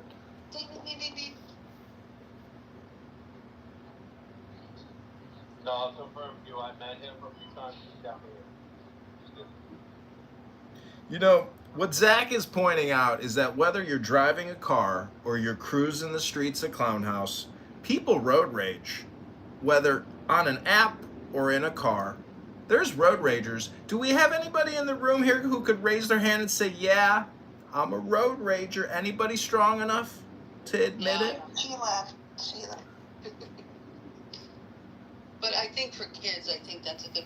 When I first started driving, I wasn't like that. I wasn't, I was worried about driving safely. I wasn't, So that is interesting. I'm pro using your phone and driving. I think if you can't do it safely, it's a skill issue. I think it should be permissible. And I think if I want to watch TikToks and glance at the road every 3 to 5 seconds, that's my business. You're not kidding. You're not serious. I'm only half kidding. I mean, that's what's happening. That's what's happening. So how do we cure that? And I would start with the insurance, and I would have a camera if you want any insurance, because like literally you're making the roads. FYI. Are some people making the roads more dangerous as a result? Yes. Am I? I don't think so. I've never been the cause of an accident. I'm a pretty safe driver. I'm a pretty reasonable driver. I think I'm better educated on how driving is supposed to work than most of the motoring public. How do you know that? How do you know that specifically? If I'm a better driver or you're a better driver than me, how do you know that? Well, I don't know that I'm a better driver than you, but I know that I'm not out causing incidents. But you're making a statement. So you made a statement. He said that the average motorist. Yeah. How do you know that, though? How would you know that? Well, for example, I know what a zipper merge is and how to use one. I know that yield signs are not stop signs. I know how a roundabout works, and I think all these things are things that the average motorist struggles with terribly. I understand how left lane driving is supposed to work. I know, that, once a green, the left turn arrow has gone, you don't get to continue going because the lane next to you has a green light. I think those things, though, I think most people know how yield works. It's just that the one that doesn't pisses you off. And, it only takes one to fucking slow everybody down. But I think most people realize how that stuff works. I'm basing this on anecdotal experience, but I would say the vast majority of the motoring public has no fucking clue how a yield sign is supposed to work. Or an on-ramp, or a roundabout, or, a traffic signal. How about following distance? That's Yeah, I think it's clear to anyone who has spoken to Stilgar on this app for more than a few hours that he is almost certainly likely in the better half of the driving public. Based on what, again? Based on something? Vibes. Okay, so it's vibes, not actual driving. Well, no, there's something very easy to base it on, which is you drive around, you see people doing stupid shit all day, every day, and then you ask yourself, when was the last time I did that stupid, retarded shit? And then you think, oh wait, But again, you're passing this with other people. no, I'm going to give you an example of something that 95% of the people in my community do. Can I guess? Yeah, give me a guess. The guess is disregarding actual right-of-way rules and being unnecessarily generous to other drivers. Because you have seen my videos, then you're saying yes. But look, when I saw the video, I knew it was coming before it happened. Because you're absolutely right. But that's not the thing that I was going to refer to right now. The thing that I'm thinking of right now is whether you stay to the left side of your lane or to the right side of your lane. And when I was growing up, when I was taught to drive, I was taught to stay to the left side of my lane, to stay close to the yellow line if you have it. And that way you won't have to worry about accidentally sideswiping a parked car with your passenger side view mirror. You won't have to worry about jumping over a curb with your passenger side front tire. You won't have to worry about hitting a bike rider.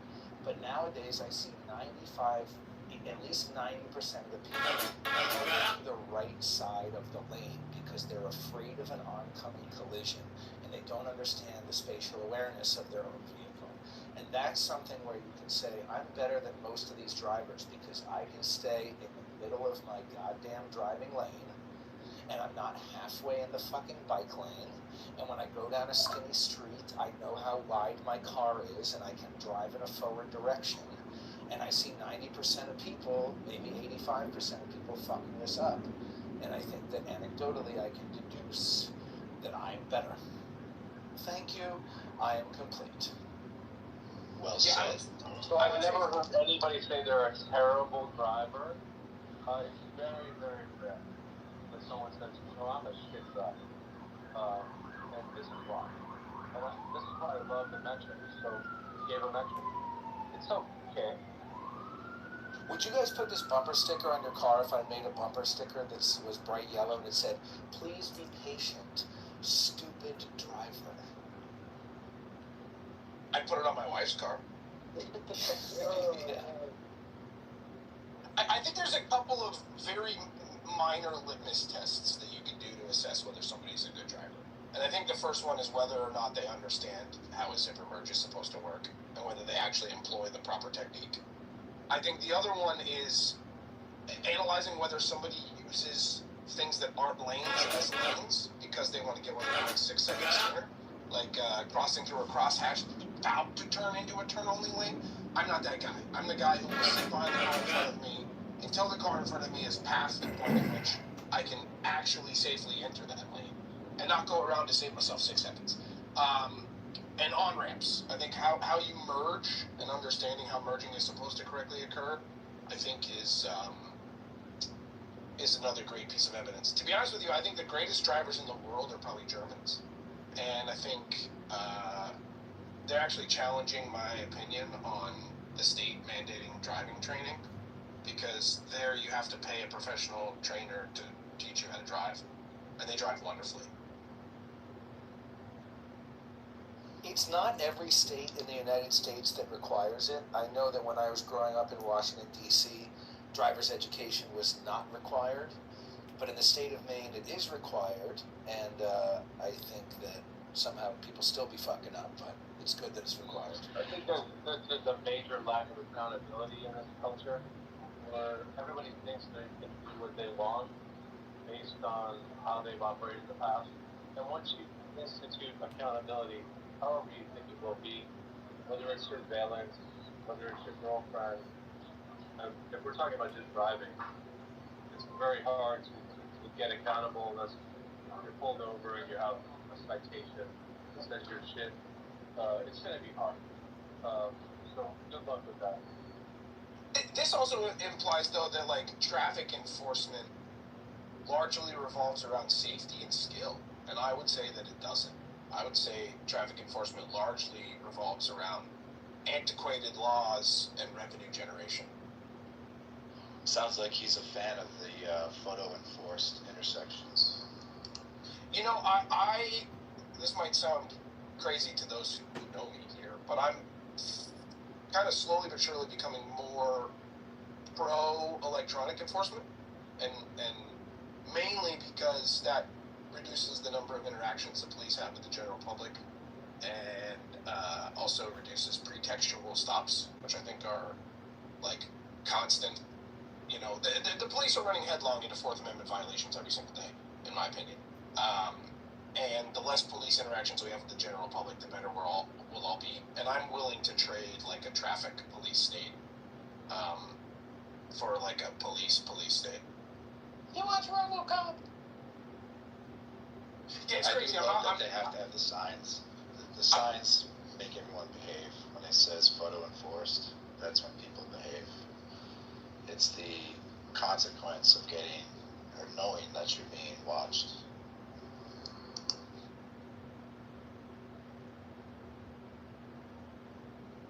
Yeah, and I mean, look, you know, speed laws in this country speed limits in this country haven't meaningfully changed over the past like 50 or 60 years. But technology advancements in both like crash safety, but also safety features of the car. I mean, just an invention of like airbags and ABS alone has significantly increased safety and significantly reduced casualties in driving. Yet here we are still having to do like 25 miles an hour on a road that like has no reason not to be a 55 mile an hour road.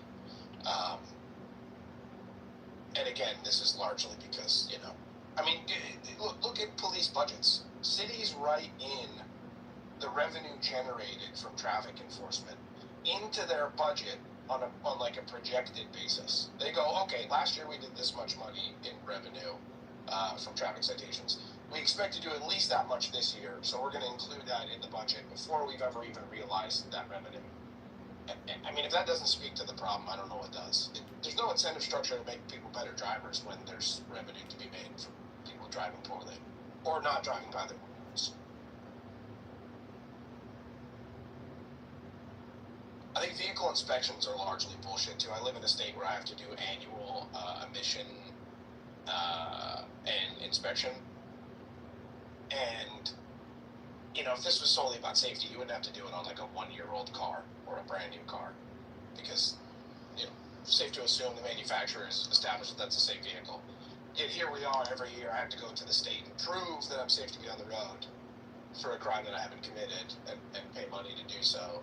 And if I really want to, I can go to another guy down the road and add an extra $10 to the tab, and he's not even going to look at the car. He's just going to give me the sticker.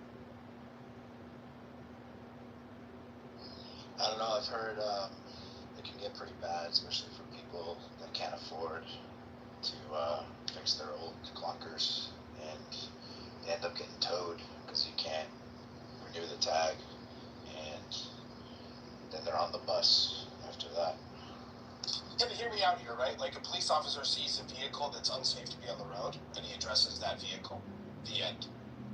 This idea that everybody has to go to the state and go, hey, just in case my vehicle might not be up to snuff mechanically, I'm here to prove that I am, to thusly have permission to drive on roads that I'm already forced to pay for with my taxes. I don't like the system. And I mean, if you look at states that don't have vehicle inspections, like Florida, like I think doors on a car are optional. You know, as long as you have the basics, you know, mirrors, you know, the shit that gets driven down on the road down there is insane. But they don't have a significantly higher rate of like traffic fatalities or traffic accidents than you know, similar states. Another win over the environmentalists down here is that we can drive right on the sand. We can drive on the beach. There's no concern about the pollution or leaking oil. They let people freely drive on the beach. And those people don't don't realize how awful that is for your car. I've had to have that. My mother lives in Florida, and she's got no business doing any sort of off-roading because she doesn't know how to self-rescue. And I've told her 1,000 times, like, you should just stop driving to the beach. She goes, but then we don't have to get out of the car. We can sit on the beach in the car. I'm like, yeah, no, don't do that. Don't, get out and walk.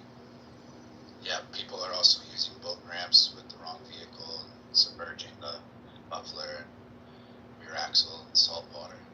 That happens, but you just gotta rinse it off. It's just common maintenance.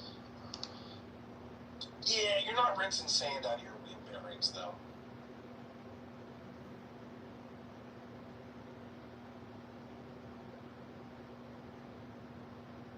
Oh yeah, it's almost 100 here in Michigan.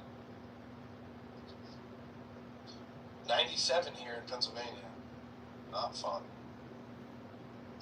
Zach, do you have the Play-Doh app? No.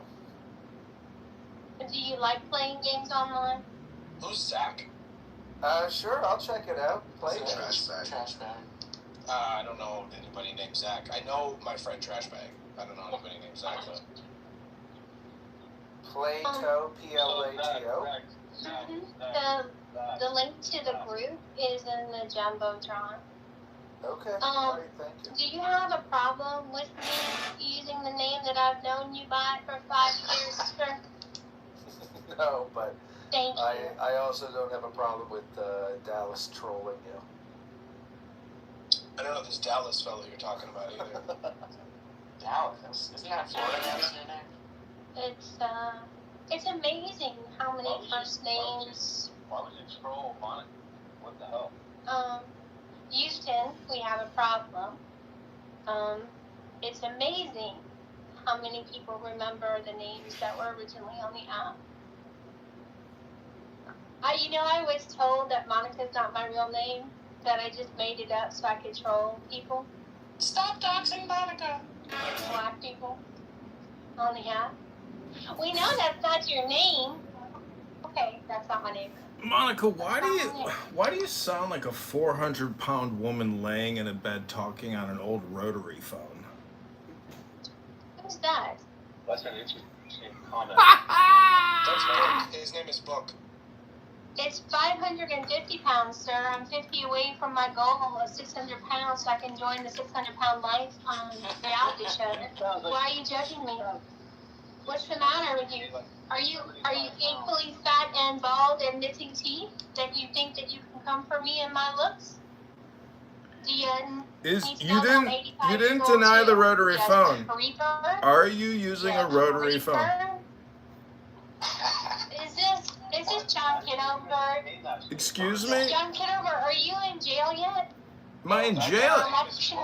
Projection says what? His profile picture. Projection says what? Monica, I'm just encouraging you to get to the gym today, to break a sweat, try to read a book. Listen, all communication is projection. I'm just telling you to read a book and go to the gym today. I am complete. Go directly to jail.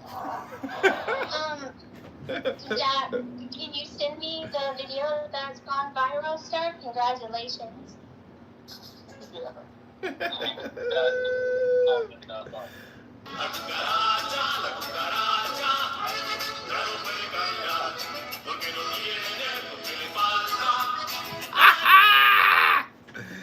They kicked me. Time to go back in and anonymous and then go to the gym and read a book.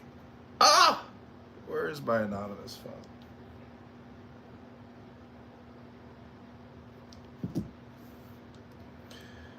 La cucaracha, la cucaracha.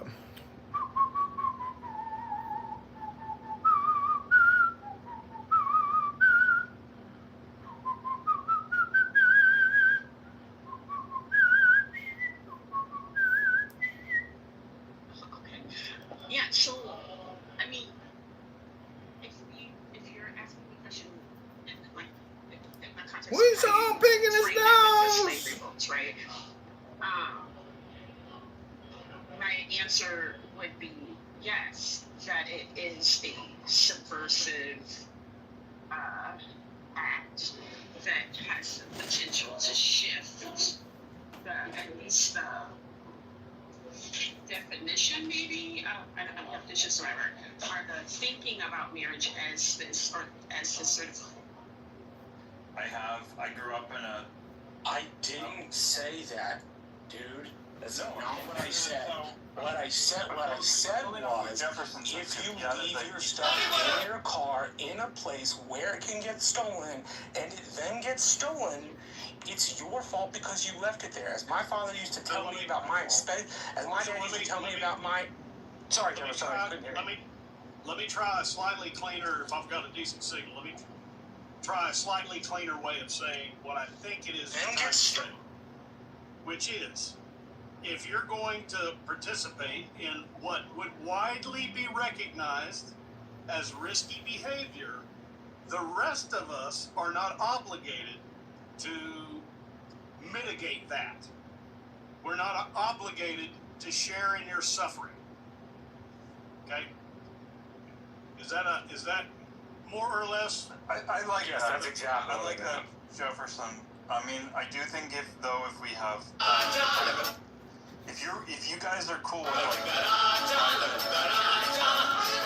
can operate throughout everywhere. So if I just pay my, monthly subscription fee, and these people are then hunting down the criminals and, doing what needs to be done. If that's the world you guys are okay with, then we can at least have a conversation that I think is consistent. Then it's like, oh, I did my, yes, I outsourced it, but I hired these Pinkertons or whatever. I hired this private police because I don't expect you to have to pay for my policing, Jefferson, but I hired these people and they're out there, they're hunting these people down. And no, look, there are places in the U.S., places in Canada, and I'm sure. I agree with most people. I agree with you. I wouldn't have done it if it were anyone else, but that's just uncalled for. And anyway, I won't do. I'm not one who does that. Just know, y'all know. Just say. Sorry, what's uncalled for? Hey, what happened that was offered for a minute? Did somebody get smacked or slapped or something? The hand of justice came in. That's what happened. Are we talking about Callie? removing John Kitover for being schizophrenic, or are we talking about? Yeah, was that Callie or Sarah who did the smacking? I confess. I did it. Well, confess. I wasn't here. Schizophrenic says what? Schizophrenic projection says what? So, okay. So those of you who are in my PTR is my nice set of balls that finally came in. So I can make that campfire. They're nice, they're round, they're smooth, 3 inches. I'm gonna use them to make, you're supposed to take a biscuit mix, put on them, and then instead of roasting marshmallows, you roast the biscuit mix. Then you put like pie filling or jam or jelly and whipped cream in them. What do you That's have in campfire snack? What is that? What's in your balls? It's a full wood ball, so be careful. You can crush them. But they're about to get grilled and a stick put in and boiled. Good God, man. The humanity.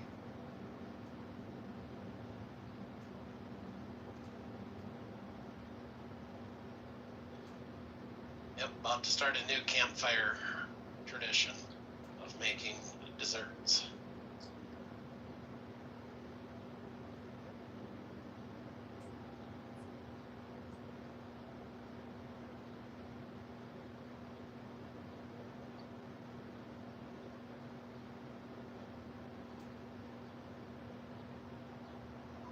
Like s'mores? Where did that name come from?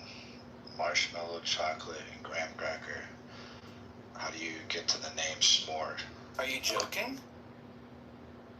He Are has you the only American who doesn't know this, or am I stupid? It was Phineas S'more Esquire who invented them. Phineas. I like that name. So you guys hear, I'm reading a headline or an article right now. U.S. helicopter goes down in Arabian Sea. Crew member missing, Navy says. 3 members of a 4-person Seahawk helicopter crew were rescued at sea after an emergency water landing in the Arabian Sea. There's no indication the helicopter was shot down by hostile forces. 3 of the 4 crew members have been rescued and are in stable condition. The incident happened at 3:30 a.m. Eastern Time, which would have been 11 a.m. local time.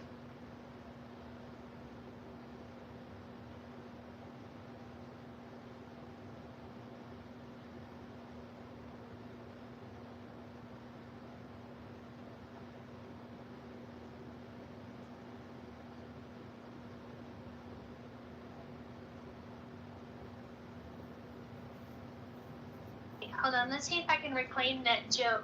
Brian, what are you fixing to do? To what? And how? It's all a little woody to me. I heard you're gonna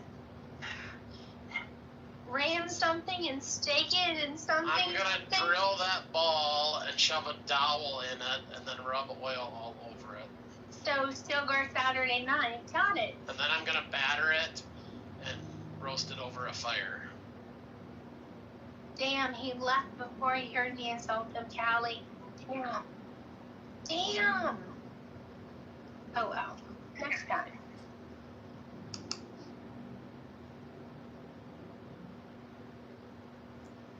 I'm fixing something to eat, so my reactions are all delayed by like 7 seconds. That's very long. That's okay. I'm not with the program at the moment. If you make a joke and only you enjoy it, is it still a wasted joke? I don't know. It's not I think wasted. it's On you, anyhow. there we go.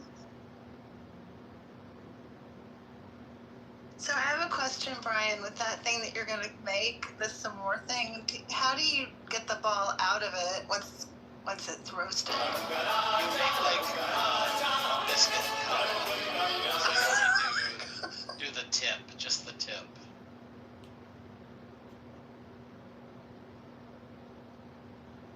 Thanks, Zach. I'm gonna I'll put in add that to the joke. I'm gonna put the TikTok in the Divided We Fall Telegram, okay? Sounds good. And you Is really everybody can't as confused as I am about tips and his balls, or not? look, Zach. Don't do the Houston name, okay? What It's kind really, of oil? it's really bothersome. Olive oil. I'm not supposed to say his name. Yeah, please don't.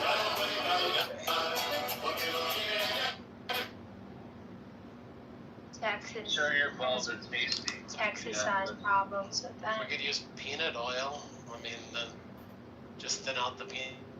No. Oh my God, you're such a writer. Yeah. Now I want some peanut butter.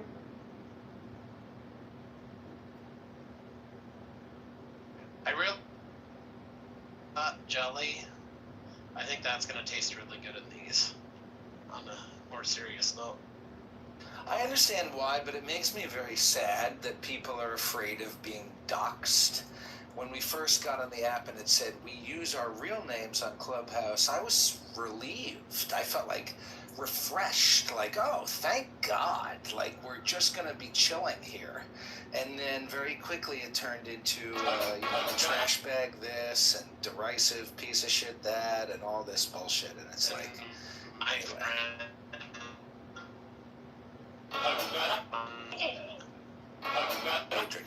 Matrix. So we should have photo notification for all internet access. So how do you? I think that all of our profile pictures should be exclusively of our own genitalia. Wow. I'm okay with that. I didn't know your balls had a theme song. Well, we're about to get one. I found it actually. This is So everybody have seen my balls, they're big and salty and brown. If you ever need a quick pick me up, just stick my balls in your mouth. Oh my God, that's derisive. That's hilarious. Stick them in your mouth and suck them. Wait, are you singing that? Did you make this?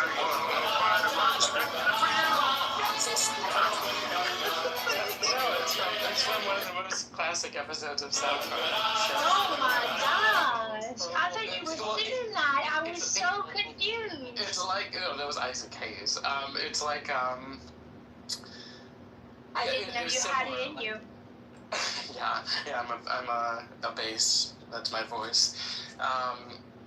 It's there's an episode of South Park where the chef makes these like brown salted chocolate dessert balls and then sings a whole song about it. Reminds me of the Saturday Night Live muffins. You got it, Edie. You knew where I was going with that.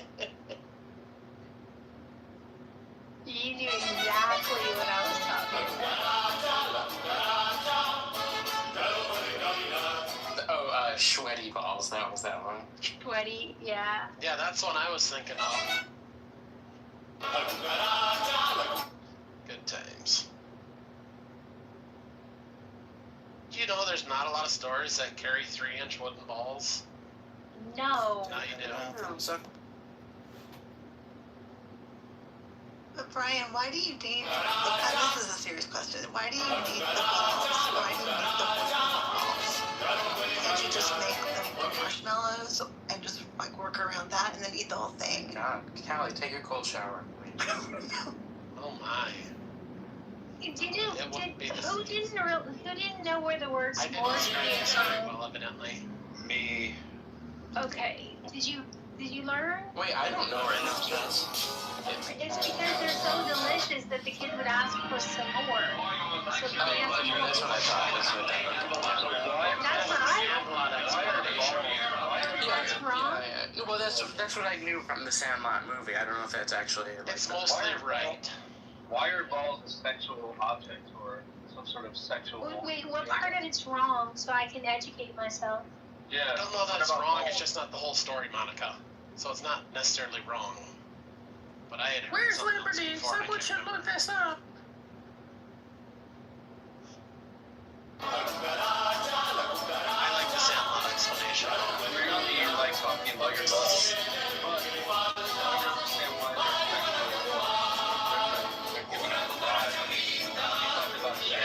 That's just the tip of the owl. Yeah, exactly. Maybe that might be more interesting. Brian is no one's distressingly good at this. Fine. Yeah. Brian is distressingly good at this. You know, gotta be spicy every once in a while. It comes with prostitute talent, doesn't it, Brian? Yeah, my Chicago mayoral candidate running in the February 23rd, 2027 election. Petition now. Like this video, share this video. I'm on a podcast right now. We're talking about liberal progressivism, liberalism, Democrat radicals, bankrupting and stealing. Did you play a loudspeaker in the field? Love is in the air.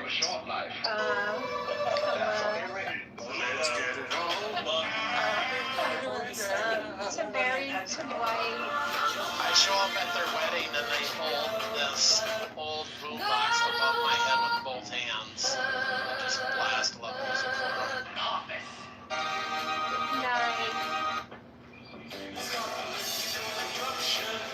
Brian, thank you for breaking the tension in here.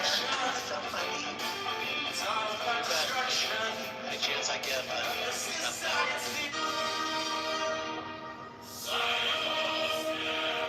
I still want to come back out there. now hard for making like biscuit cubes.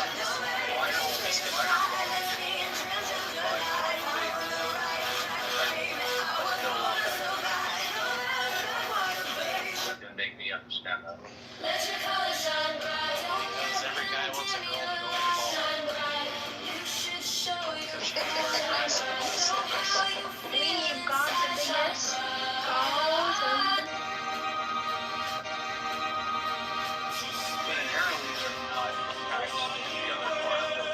did I tell you how my cousin got out of a speeding ticket last week? 6th grade anatomy? What's that? My cousin got out of a speeding ticket last week. The police officer stopped him because you know why you're stopped. And my cousin said, because you want to sell me tickets to the policeman's ball. And the cop looked at him and said, policemen don't have balls. And then he realized what he said and he shook his head and walked away. Nice nice tone in that. Right. Put it in my place, man. Right. So the idea is a man doesn't have balls if he does certain things, or his balls are bigger or smaller based on his behavior. I mean, that's the only thing that could maybe make sense of this. And I'm a literal person. I have balls, right? And they're probably larger than most people's. Larger than most people. I'm just really interested in those, actually. All right, what is I your guarantee specific you, question? Albert, I guarantee you that your balls are bigger than mine. 100%. Absolutely. What is your specific question? Why are there balls hanging on the tailgate of trucks all the time? I don't like those. Do men really find them? They feel compensatory. Not What does that mean? compensatory. Balls Right? hanging on a truck? What does that mean? They have brass balls The trailer hanging hitch. from the trailer hitch. It's just You haven't seen them. some like redneck ornament or something? They're veined too. The right says it's quite dark. And I don't know why I admitted that I know that, because now I feel self-conscious that I looked at them close enough You to shouldn't. observe. You shouldn't. I've seen these balls that you're talking about on trucks, and I concur. But I want to get to the bottom of this. I want to get to the bottom of this balls problem or issue, and then I want. Are you saying you're going balls deep into the... Not the bottom. Monica's on You ball. guys are not good for me. Okay, distill your question into one sentence, Albert. I want to know why we value or talk about the balls as being sexual item. Other than them producing sperm, it makes sense, of course. But Well, that's the reason. All life comes from men's balls. all right, so that's the answer. Then I got my answer. Yeah. If that's what it is. Yeah, human cultures throughout history have worshipped sex organs. But yet the distribution channel, which is I think more important than the actual, generation of that semen. We don't really value that in a different way. If that makes I sense. don't think we value it the same way. Yeah, whatever your human sexuality is complicated. So whatever you're into, that's sacred to you. But it might be different to someone else. You like the dick more than the balls? That's fine. There's different flavors of ice cream and Baskin Robbins. First of all, I have a dick. I don't value like other penises. What I value is. Yeah, no one's kink shaming you. It's fine. Oh, you sort of kind of were, but it's okay. I was coming up with an actual, some like an analyst of this shit. But he came in with balls, and I really wanted to get a conversation about it because now we have a better understanding. Like why are our balls fun and funny? And I think you got to it, which is because they reduce life. Perhaps. Maybe that's what. It's not either or. Monica evaluates the whole package. Mm-hmm. And I'm a big appreciator of the mouth in all of its intricacies. And where the hell did you think of distribution channel? That's hilarious. I tried. That was good though. You get credit for that for sure, Al. Yeah. Well, thank you. Yeah. And it's also the extraction channel too, because the evolutionary. Tiffany? If you're I'm waiting on my guys to connect back, and I hear Monica say veiny balls? What? And I'm missing this conversation. The reason the penis head is shaped as it is so that. Why is Monica staying in this room? Monica suggested this topic, but I don't believe I did. the reason the penis head is shaped as it is from an evolutionary function is so that if a woman was just inseminated by another man and his deposit is still inside of her person, that the penis head the new one going in could scoop out the previous man's deposit so that the second man will actually be the one to inseminate the woman. This is true. See, I learn something new every day. I learn something new every day. Was that cited from the book Sperm Wars? This is Clubhouse University at its best. Thank you, Divisive. If you enjoyed this conversation, consider sending a gift certificate to the Cheesecake Factory to one of the moderators.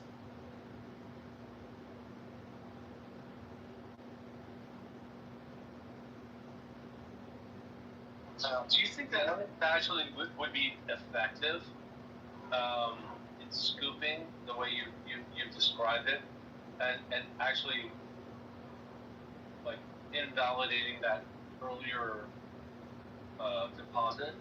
Do you think that would be?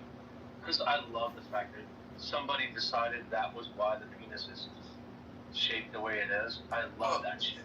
Well, I mean, apparently, the way evolutionary mutations work, at some point there were males who had this shape of a penis head and others who didn't, and the ones who did were more likely to be able to pass on their DNA and continue their lineage, and so eventually all of humans have some variation of this shape of the penis head, and that's for that reason, just like every other bit of it. This is why I believe in unique design or intelligent design, because you cannot come up with that shit unless you study it, and you're like, how the hell would that happen? Oh, it must be because of that. This is intelligent design. Oh, I broke up.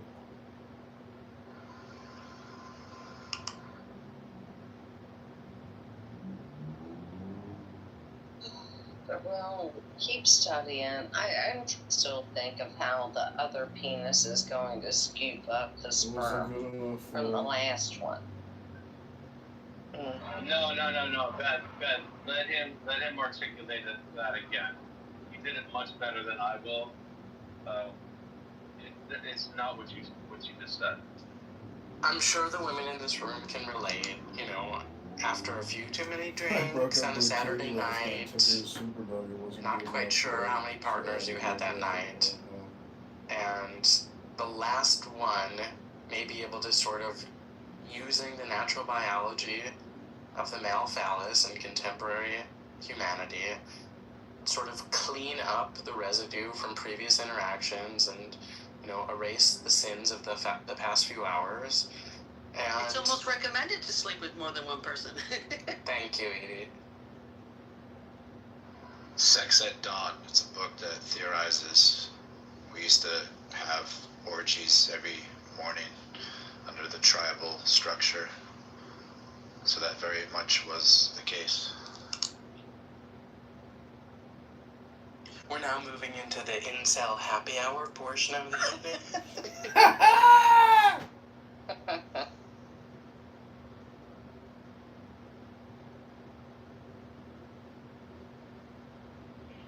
Yo, Stigler was absolutely decent until I went off mute, wasn't he? As long as I didn't say anything, he was perfectly good. And perfect. He didn't attack anyone else or insult anyone else, did he? No, just him. No, he attacked a few other people. He must not have been. He did. Oh, good. Yeah. No, good. It's not favoritism. He doesn't like others. He doesn't not like me more than he not like me. Okay, good. I don't know if we can say that potentially and confirming that. I've heard conversations. Well, I don't think it's about not liking you, Monica. It's about how strong you are in your convictions, and that inherently just fucks with me. So it's a positive, FYI. Thanks, Albert. I think. No, I came in again just to tell you, Monica, that you would find this very interesting. My niece's husband, who both of them are on government assistance, he got put in, like, whatever they do, into city council in the town they live in. They're on government assistance. How is he going to be on city council? Okay, then take him off government assistance, weirdos. He might no longer qualify if he might not qualify if he is gonna get a paycheck from the city, right? Do they get a salary? Depends on the city. Some it's city council's a volunteer position. I mean, we live in strange times. There's a lot of people with a lot of different voices. He wants to be heard because he thinks it's instrumental to change. You want to be heard for the obvious reasons as well. I don't mince my words, FYI, guys. These are controversial times. Keep going. Keep being consistent, Monica. FYI. This guy is just another voice in a ghost of voices. Yeah. Well, not like I'm surprised. Anyway, I was just asking. Thanks for letting me know. The guy Jeremiah on Instagram who was running for president of his HOA, he won. So Karen has been ousted, and there was much rejoicing and a huge block party planned for the neighborhood, and I'm very happy for them. Because it sounds like their neighborhood's going to be lit. Sleep under the bed. The sheets look stained with He cat just brought shit. that whole community together in his frustration over the HOA Karen. Even the HOA Karen's husband voted for Jeremiah, which just tells you She always. what a challenging person she was. How your spouse is going to vote for your opponent. That was bad.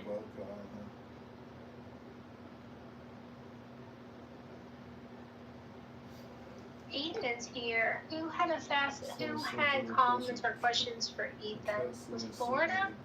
She's like stained with cat shit. I'm sure she has toxoplasmosis. She's pregnant for my husband. She kept calling me so she was behind my house. I got out of car for 10 minutes. Hey Ethan, welcome to Happy Hour. Hello. Just got off a flight. How's everybody? Did you have a good one?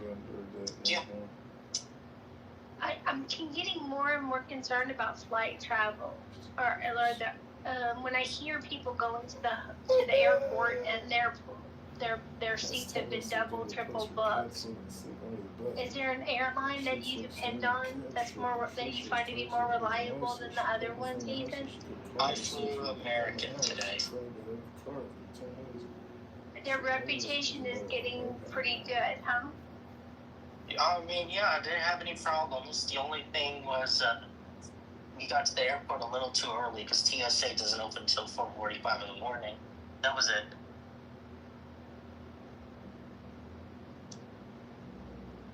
And we got to go out of the international terminal. LAX had an overflow of planes. So they took us through the Tom Bradley terminal, which was nice. A little cleaner, a little newer, a little more functional than the older terminal. Yeah. Well, no, I've never actually been to the international terminal in a long time. Did anyone ever prefer Spirit Airlines? I pledged to buy stock in it if they could get enough people interested in owning it. I thought that was really cool. I thought it was fun. I'll spend a little. I have just a little bit of discretionary income, so I've got Dogecoin because I think it's hilarious, and I've got not a lot, just a little bit, just to be entertaining. Because if it's entertaining to me, I'll donate. I'll contribute a little bit. And so, yeah, I pledged, but I don't think something happened because I haven't heard anything more. It didn't cost me anything to pledge. They were just getting numbers on interest. People being interested in owning a We the People plane. It's really unfortunate that they pretty much were insolvent from the rising fuel prices, but we're already back down to the pre-conflict levels, below $70 a barrel now. So Had they been able to hold on a little bit longer? Exactly. But even Warren Buffett says that the capitalists should have shot down the Wright brothers when they invented flight because it's historically been the worst capital investment to invest in airlines. Oh my goodness.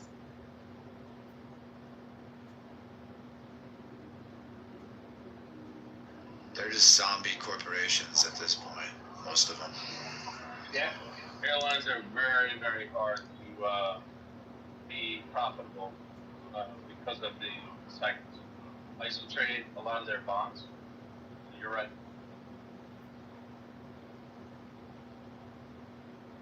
There is a touching song in tribute to the Spirit Airlines employees, but I believe it's generated by AI, which is also interesting.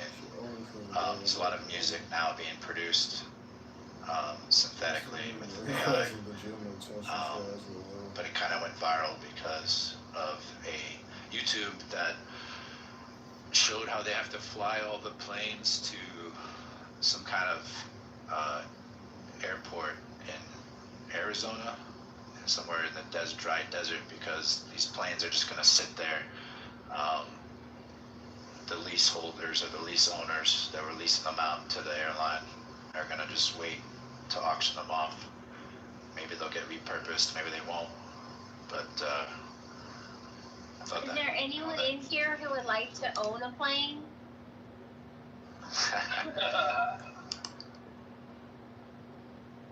Not the ones that have holes blowing out of them. Remember that? There's like a sealed up emergency exit door that blew out open mid-flight on one of those.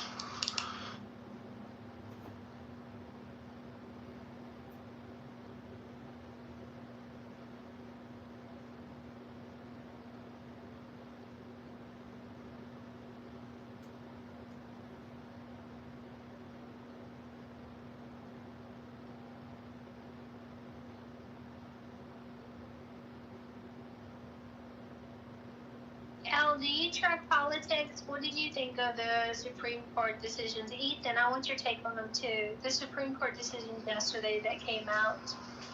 Yeah, I'm disappointed in the birthright citizenship decision, but happy to see the TPS protections finally actually be temporary. You know, in the name TPS, I believe it stands for temporary. So it was good to see that. A lot of people aren't talking about that one. Can you give me more information on it? Yeah, and then the other one, before I do that, the other one I liked as well is restoring the presidential powers to fire executive branch agencies and employees. I think that's an important one too. But no, I don't know too much about it other than the Haitians are most impacted by this TPS status, and so there is a backlash about that protection status being removed from the Haitian refugees, but there was asylum-seeking individuals. I believe it extends to more than just the Haitians. So we were focused yesterday on the Title IX decision of making it not illegal for states to say biological men aren't allowed to compete with biological women. Yeah, that's a good one too. And then the birthright citizenship. But it sounds like there were a bunch of decisions that we didn't even talk about. I'm gonna have to ask. It was a busy day. Yeah. They're trying to rush it before they go on summer break, huh? They're trying to get it all done.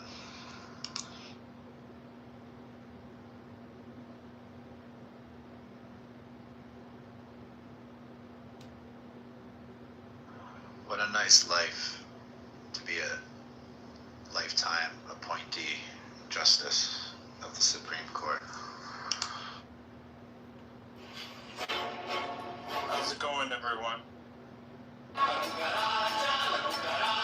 not sure I agree with you, like, to be on a supposed Supreme Court. I'm not sure I agree with you, but maybe you could articulate. Kavanaugh's getting death threats. I'm not sure about the other ones. Marshall was actually bringing the last room I was in to like a 70 IQ level, so I just had to leave. I'm hoping you guys can match. You're at least 100, right? If you're gonna come in saying that 70s don't exist, right? I think it's fair to say I'm at least 100. Not trying to brag. Well, what are you then? I'm a solid 81. I'm a 140, so go ahead. I need some 81 right now. Challenge accepted. Agent, we were talking about the SCOTUS rulings recently, and Alex reminded me that I don't know a lot of what happened. We were focused so much on the birthright citizenship, and I agree. I'm kind of disappointed, but I know why they did it, and I know they're probably right that it should be either a constitutional amendment, but I'm so nervous of them cracking open our constitution. I don't trust some of these people. And then, we gotta do it.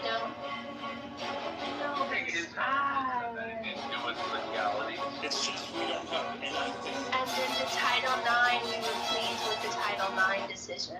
The majority of us were. You guys think in general that you have to be intelligent to understand laws? No trannies in sports, right? No biological men in biological women's Heroes sports. campaign. We are already benefiting from our wisdom, guidance, and leadership. Please welcome Colonel Jennifer Pritzker. Isn't it obvious? Well, for conservatives who know history and biology and yes, but for some who are convinced that for some that are convinced that trans women are oppressed, they see it as heroic and also self-sacrificial to allow them to compete with biological women, then ignoring the fact that in their bid to seek justice and equality for trans women, what they're actually doing is stomping all over women's rights. But they can't see that, so it's very frustrating. They don't care. It's not about not seeing it. I think that is the point, right? It's not like when you're a radical leftist who wants to utterly, the queer ideology, right? It's really about constantly destroying anything normative. Being a female, especially a straight female, you're like as normative as it gets, and you need to be queered. You need to be subordinated, perverted, all these things. So maybe the problem is we just have too much airtime. Like people have too much time on their hands to mash this up. Or do you really think that this is a fundamental flaw in society? It's a flaw that we allow people who are subversive to the social fabric get as far as they do. It's a flaw that we became as tolerant and open, and there's this new book, Suicidal Empathy by Gadsad. Right? It's it is a flaw that we allow ourselves to become so lax and open that this is where we end up. I mean, it should just be when it's the two female boxers, two males, in the finals of the Olympic, it should be a little bit of a one. I think this is all canary in the coal mine. It's okay, guys, you've allowed yourself to get too far, and you really need to check in and be where are we? Where do I look at this as hold back, reorient? It's 106 degrees. I look at it. This is the larger playbook. guys who were pulling the strings, distracting all you guys who are willing to just engage in this stuff. I think, look, That's this, how I look at the people pulling the string, this is like conspiratorial thinking.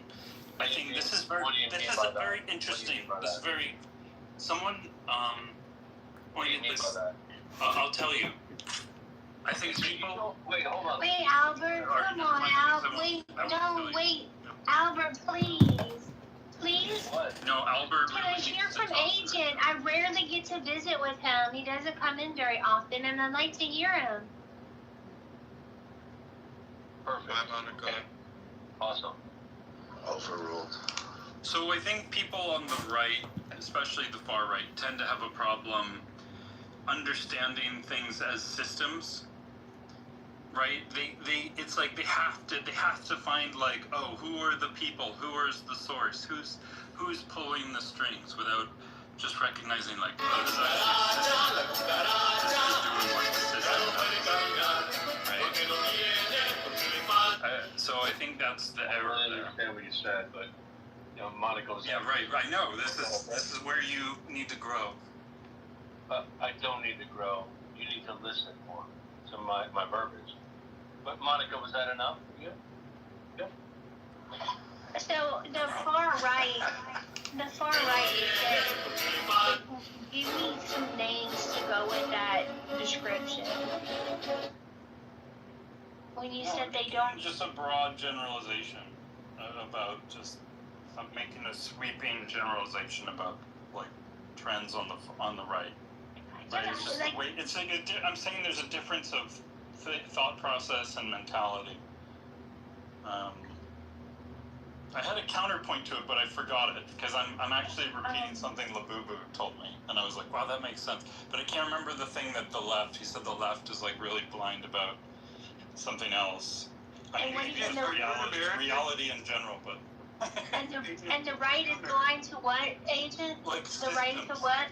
The system. Like to systems, like they think that there's this reason these conspiracies about who's pulling the strings, they want to find like the logical kind of end point. The mastermind, right? The mastermind, right? They can't like fathom that this is just like kind of the system doing what the system does. Right? It's not the man behind the curtain. Exactly. It's the feature of the system, not a bug or.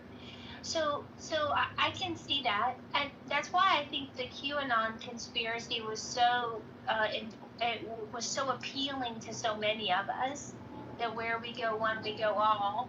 It was the belief that there was good guys that were in control and staging the rebellion or rescue of our society from the bad guys, the white hats that we couldn't see, but we knew they were there because some cryptic comment was made on a server somewhere. Like, I get the appealing of it.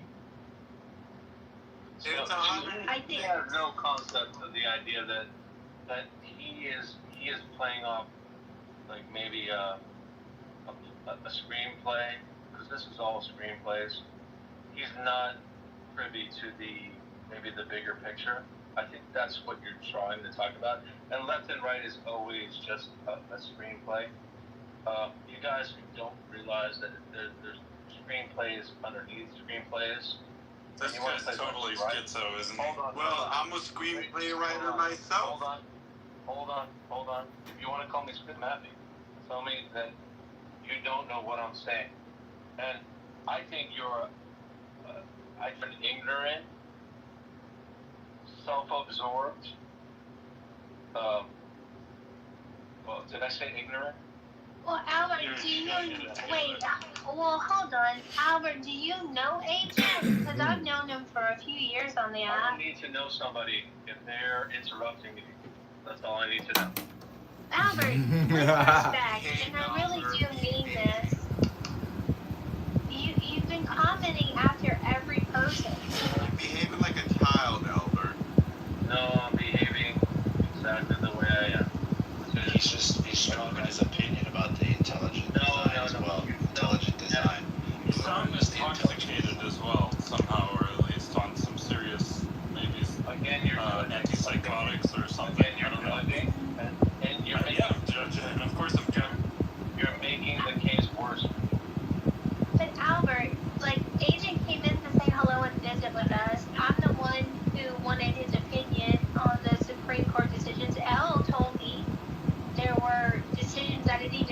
were made yesterday. I think it was L. I'm playing Pokemon, so I'm not really watching my phone, so if I got the name wrong. But I'm just learning. We're not on aggressive time. We're not banging in here. We don't do that aside from Silk Alert. So, you know. I mean, I am interested in why Albert thinks so strongly about the intelligent design of things. I think that kind of relates to his theory that there's people pulling strings, like everything is centrally orchestrated in his mind in society, but it's just not the case. Some things are emergent, some things are led by individuals acting in their own self-interest. It has nothing to do with people pulling strings. Have you read the Bible? Or the Torah? Which part? The First or Testament? Have you played the Ouija board?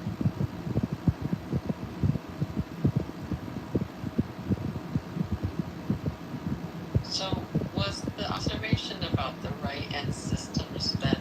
I just got back. Is that related then to the the mail-in ballot case? Agent, were you saying that like the right doesn't understand systems? Now I've totally forgotten why, what context I brought it up. Oh, we were talking about... Labubu made that observation that you should.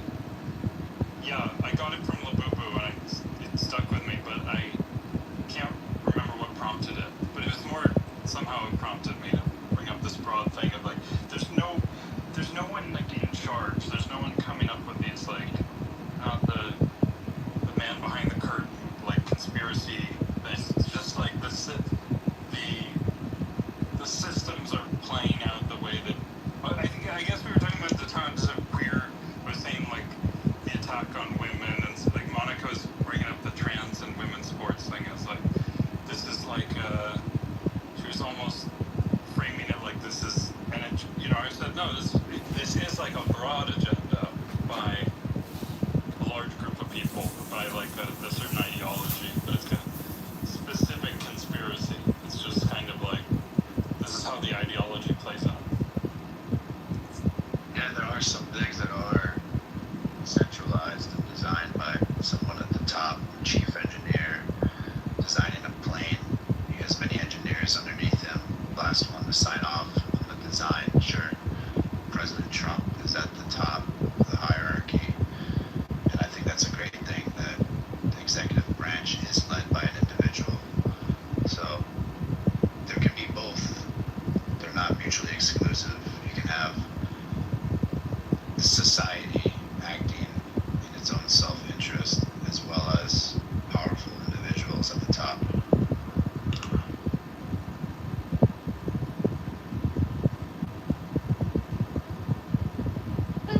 Who wants coffee? We did not do our simultaneous this morning. Maybe that's what the vibe. I just woke up from a nap. Don't brag at us. I finished my work. What a brag! To start my vacation today, and I finished I had to work later than I thought I was going to have to for my half day, and then the second I finished at like 3 o'clock, I just went right to sleep.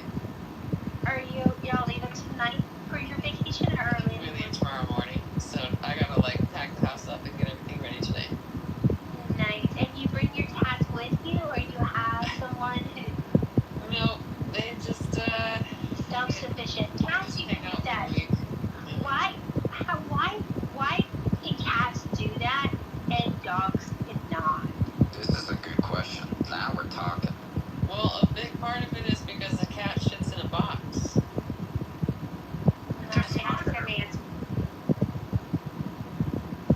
Some of them use toilets. There's plenty of videos proving it. They can flush the toilet. See, I thought about teaching my cats to use the toilet, and I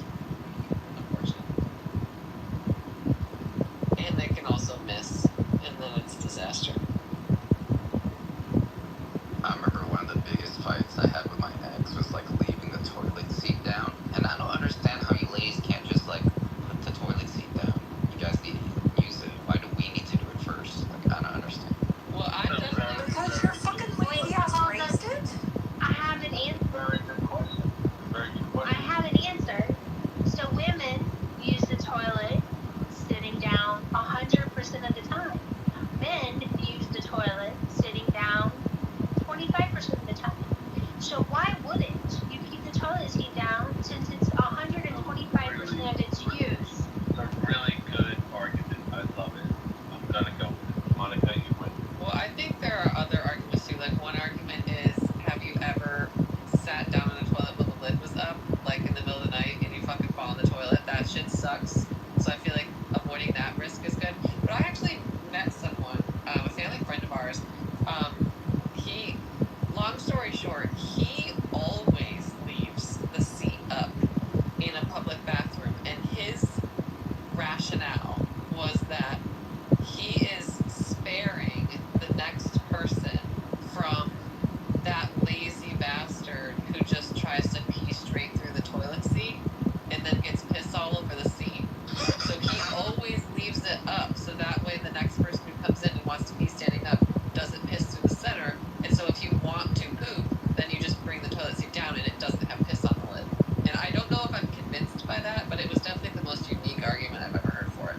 I admit to being the lazy person sometimes. Agent! That's why you have a cold cut in the front, right? That's the whole point. That way you supposed to be up or down. I thought up was down or up. Or leave it down.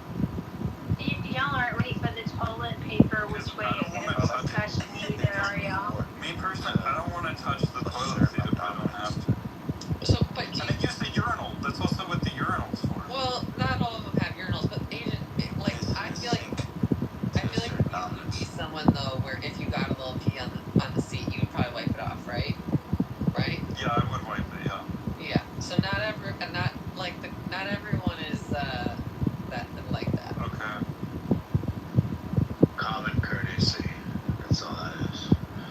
But they also have this distinction with bidets. If you have a bidet installed, there's two different angles. There's the back angle, I think they just call it back wash, and then there's a front wash that they also call it the female wash.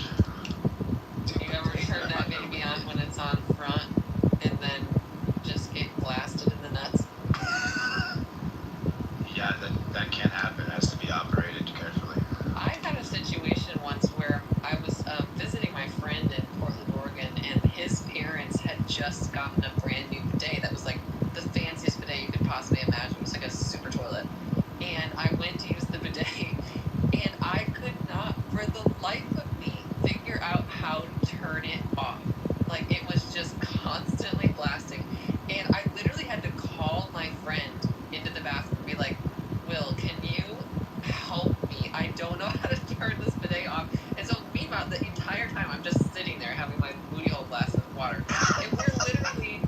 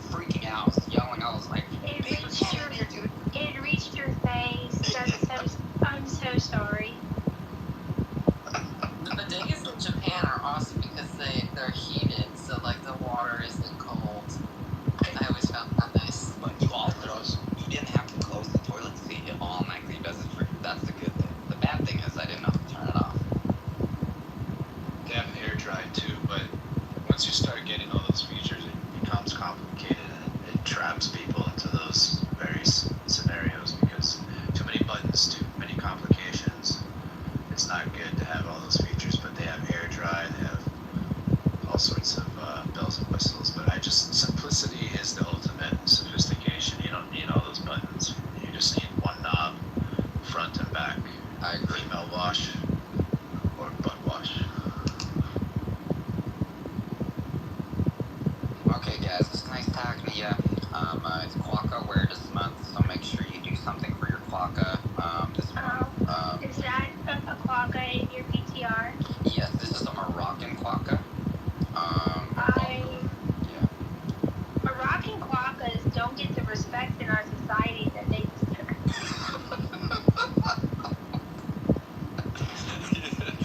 Later, guys. Have a good one. He was fun. He should come back into this.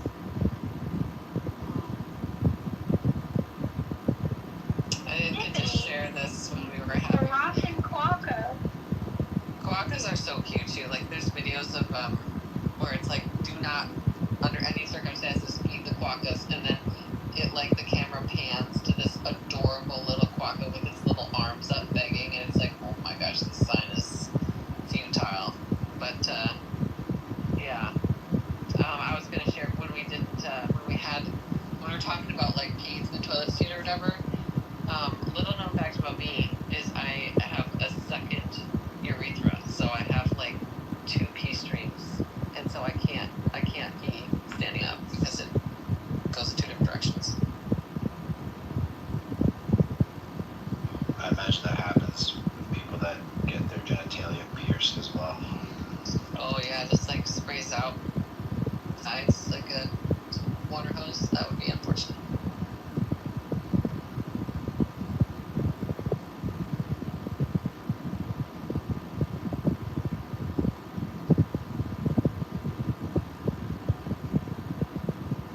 What if we never talked about genitalia on Clubhouse? But Monica, people love to talk about it.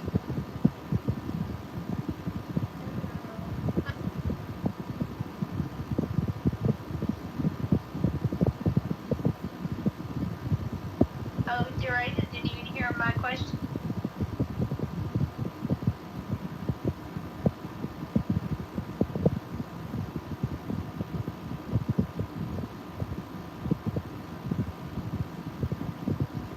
Monica, what were the Supreme Court cases from yesterday that you hadn't heard about from Elle? So apparently Trump can fire people, but just not one person that has to be considered not part of the executive branch. I don't remember, was it the Fed chair or something Yeah, like that? I'm not sure. they said that the Fed is a separate, unique agency, and he can't fire someone from the Fed without cause. But everybody else can be gone for cause if he wants them to be. And that's kind of helpful when you're, when you need people to be gone. There was, that goes against like decades and decades and decades of precedents where there's like supposed to be these independent organizations that the president is like somewhat can't influence so strongly. But I didn't really get that because for me, this was kind of like a Roe v. Wade situation where it was like I never really understood the Supreme Court's original Supreme Court precedent. Like it didn't make sense to me. This one was similar in the sense that like these are all functions of the executive branch. Like we made the executive branch ginormous, but the Constitution puts all of that under the purview of the president. So I don't understand why he wouldn't have the right to fire basically anyone from any section of the executive branch. So I'm sure the next president will weaponize that significantly more than Trump will. right. Well, yeah, it's the trade-off, right? How are you feeling? Are you feeling any better? Did you get some electrolytes? Yeah, I'm just not going to work. I called off work. I kind of want to go to work. I feel a little better, but we'll see. It's just this heat makes me strong.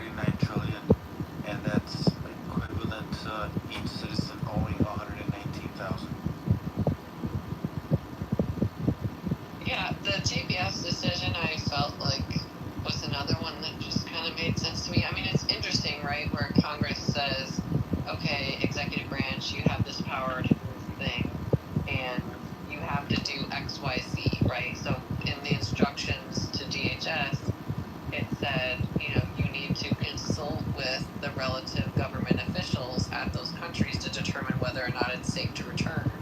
And, you know, one of the arguments against Trump's order was, who in Haiti did you talk to that told you it was safe to go back to, right? It seemed like there was evidence that basically no Haitian officials were consulted before this TPS was removed. But so it's interesting that, like, Congress can put in stipulations for the executive when it grants it certain powers away from itself. But then basically the Supreme Court said, well, Congress didn't put in any sort of explicit judicial review, so it's not appropriate for a judge to step in and say, hey, you didn't follow this instruction that Congress gave to you. Like, I guess it's Congress's job to do that, but I mean, in the first place, it seemed like Congress gave DHS, like, extremely broad powers to, like, add and remove these TPS protections anyway, so it made sense to me that, you know, basically the Department of Homeland Security can be pretty liberal with when they, because I mean the Haitian TPS protection started with like an earthquake in fucking 10 years ago, so it's like I'm pretty sure that earthquake is done now. So it's just one of those things, you know, where government gets some power and then once it has it, it doesn't take it away. Yes, it's that, but it's also this constant expectation that the president serves at the pleasure of Congress. Congress wants to appoint the directors and secretaries of the agencies of the other branch, and that's why those two decisions, I think, restore the presidential powers, where the president should be able to not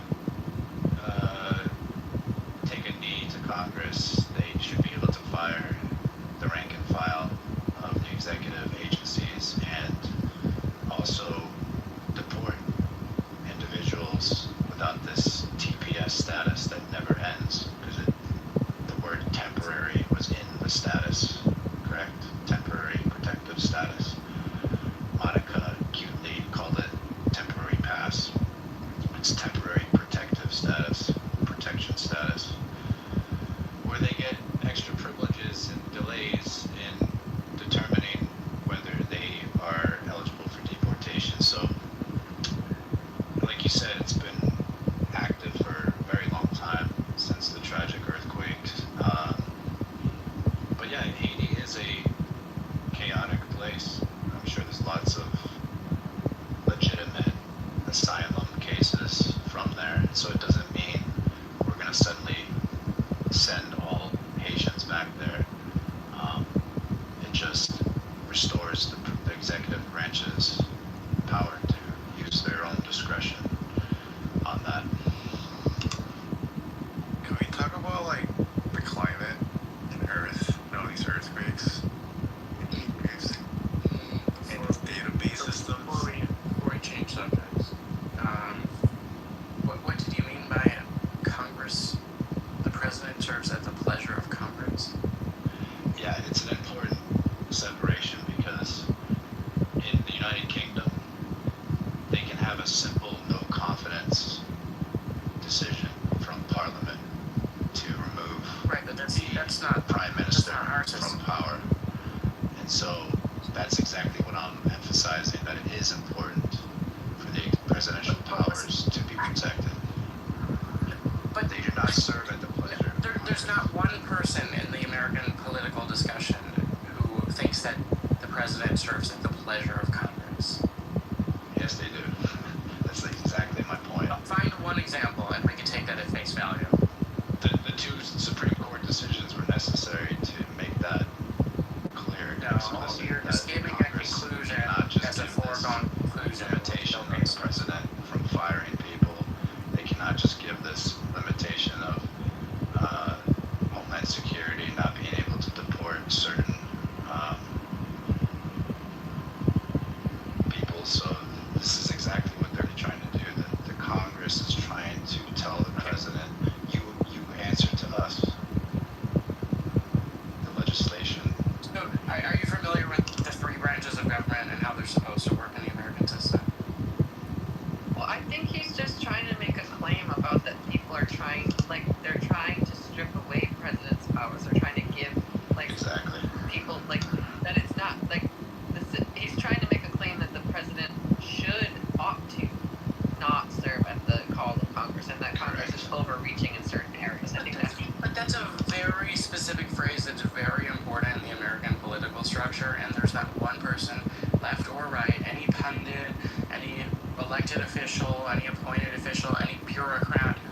said the president serves at the pleasure of Congress. That's asinine.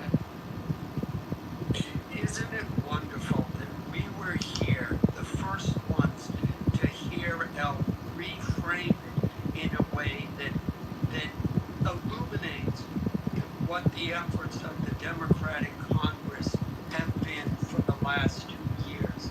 And I, for one, am grateful that he was here to say something that no one else has said in a way that... Well, that's the point. No one else has ever said that. Yeah, is that invalidated? Well, it invalidates his claim that this is part of the political discussion.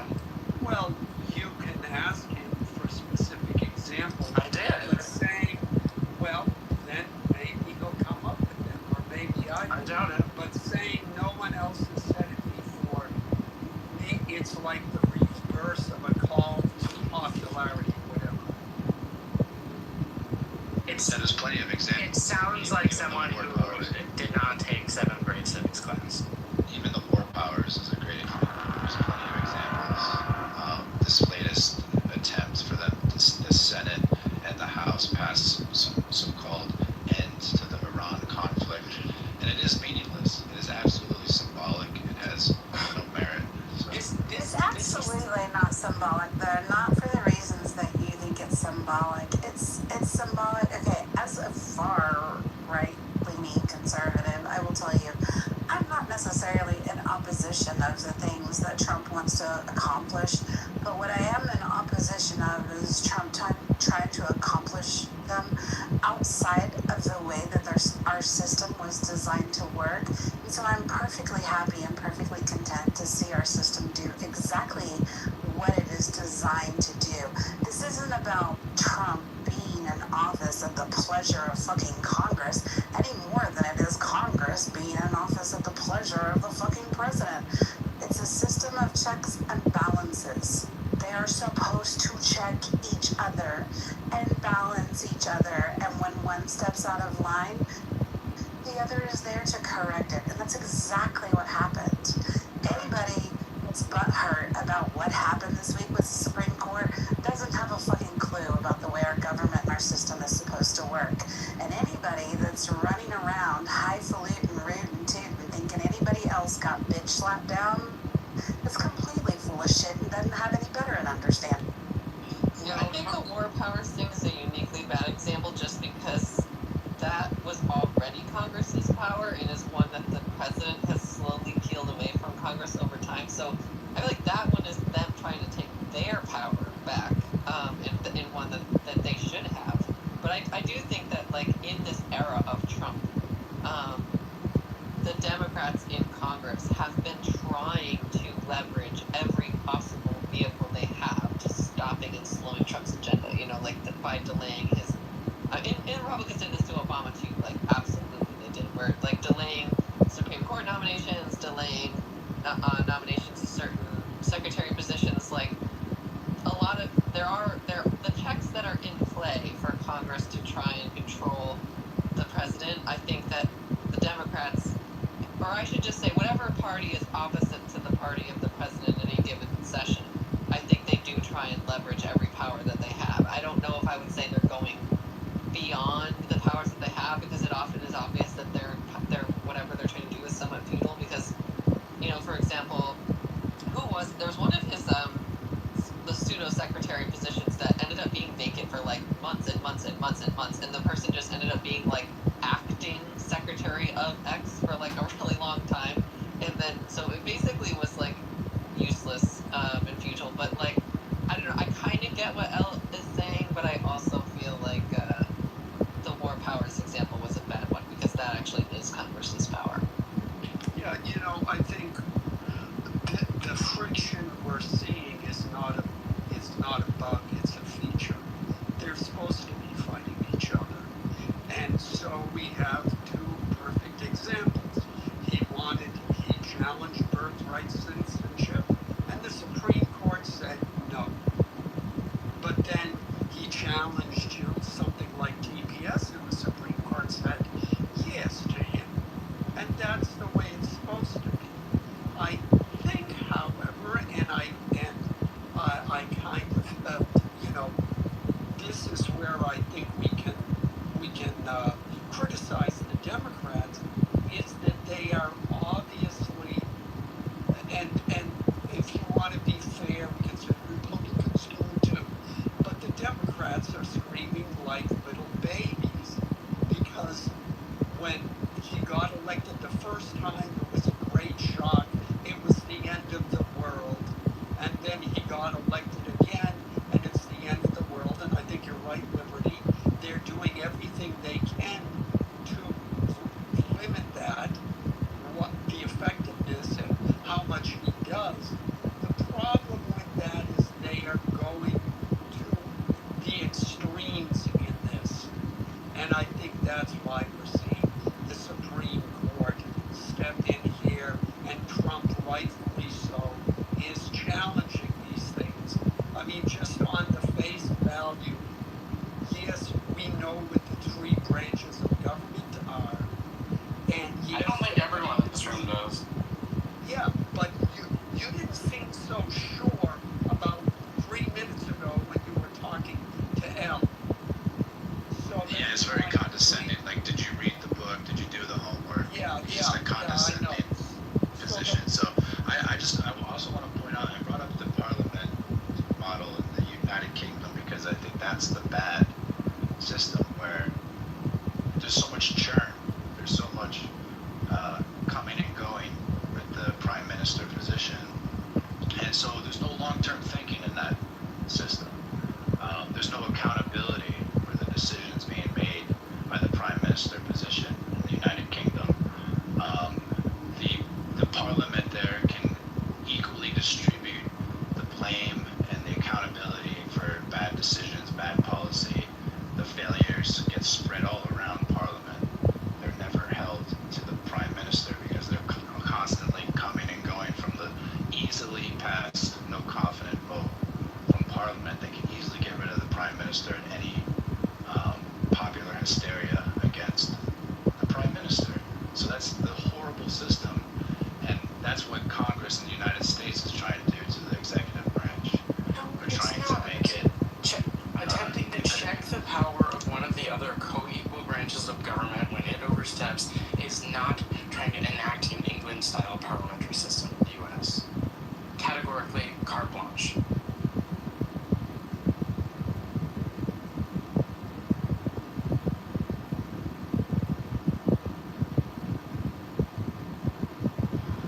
Same thing with the royal family. They have no power whatsoever. They're simply the symbolic former state representative.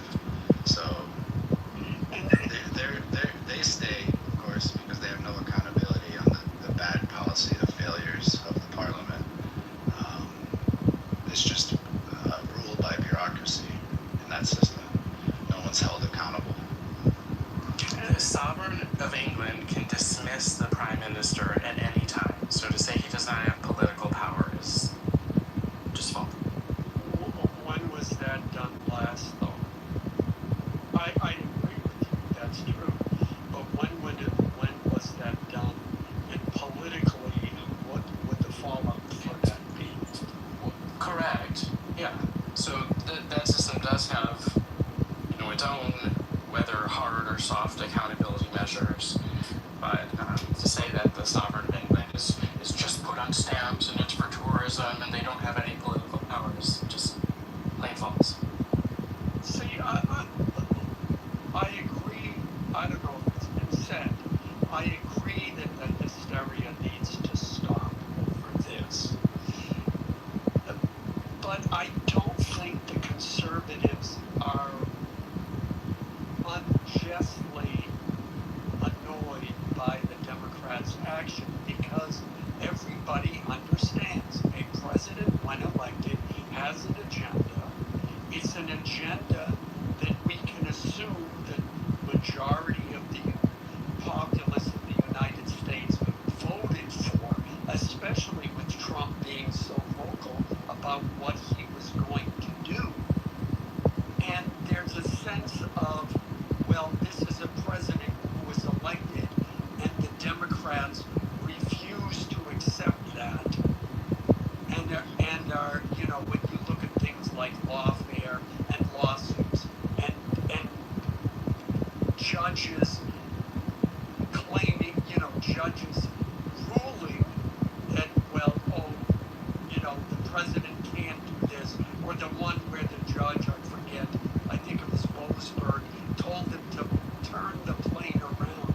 All of those kinds of actions, when they are clearly in the realm of the executive branch, those come off as being a little bit, in spilt milk because they lost the election. Well, but Alan, what is one thing that the Democrats in Congress have done in this era of Trump that's more extreme than when Congress prevented Obama from nominating Merrick Garland to the Supreme Court? What was more extreme than that was, I think it was Fillmore. There was a Democratic-controlled Congress, and the Whig president put up 3 nominees, and all 3 nominees were rejected by the democratically controlled Senate, not Congress. And then in the next cycle, when a Democrat was elected president, he put up a nominee, and immediately that person was confirmed to the Supreme Court. This is nothing new. Within the first election of Supreme Court justices under George Washington, they were fighting over who was going to be nominated to the Supreme Court. This is nothing new. But to call it extreme or unprecedented, that was one of the things that what's his face, Turtle Face. Mitch McConnell. Yeah, Mitch McConnell understood. The Democrats, you want something in more recent history with Judge Borg. What the Democrats did with him was a total evisceration of his character. Ted Kennedy and the rest of them said this guy is not going to become a Supreme Court justice. And that set the precedent from that point on. So, yeah, first of all, it's not unprecedented. Second of all, I would disagree that it's extreme. I mean, you said this is nothing new, but then went back to the Whig Party. So I know, but then yes, I understand, but then I brought up Judge Borg. Sure, what I asked though, my Star Trek fan. What has Congress done in the Trump era? What have Democrats in Congress done in the Trump era that's more extreme than endless impeachments, endless impeachment trials, endless impeachment attempts? That's pretty extreme. Lying about Russian involvement, using the government to interfere with the election, etc., etc. But objectively way less impactful. Like those impeachments did nothing. He still won a second term. You can't say that. I don't think you can claim that. I mean, you could argue the point, well, it really didn't matter. The whole point, they did this with Clinton too. The whole point of an impeachment is that while on both sides the people will either be, yeah, this is great, or no, this is a witch trial. It's people, there are still people in the middle who will think if the president's being impeached, he must have done something wrong, just on the face value. So you could make the argument nobody cared.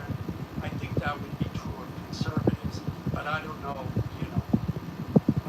swing voters. I mean, I would say it's the same thing when the week before the election, the investigation into Hillary Clinton's laptop and emails was reopened. That had a significant effect on her chances of getting elected. And as we saw, it did affect it. I actually think that was a salient example of Liberty. And also, I would say, when you were describing the effects of the impeachment, the 2 impeachments, I thought you were going to say something else, which I thought you were going to say it was designed to just be a roadblock to everything going on in the administration, so that they have to expend all their resources sources fighting this impeachment, and it therefore puts a stop to everything else going on in their agenda. I thought that's what you were going to say.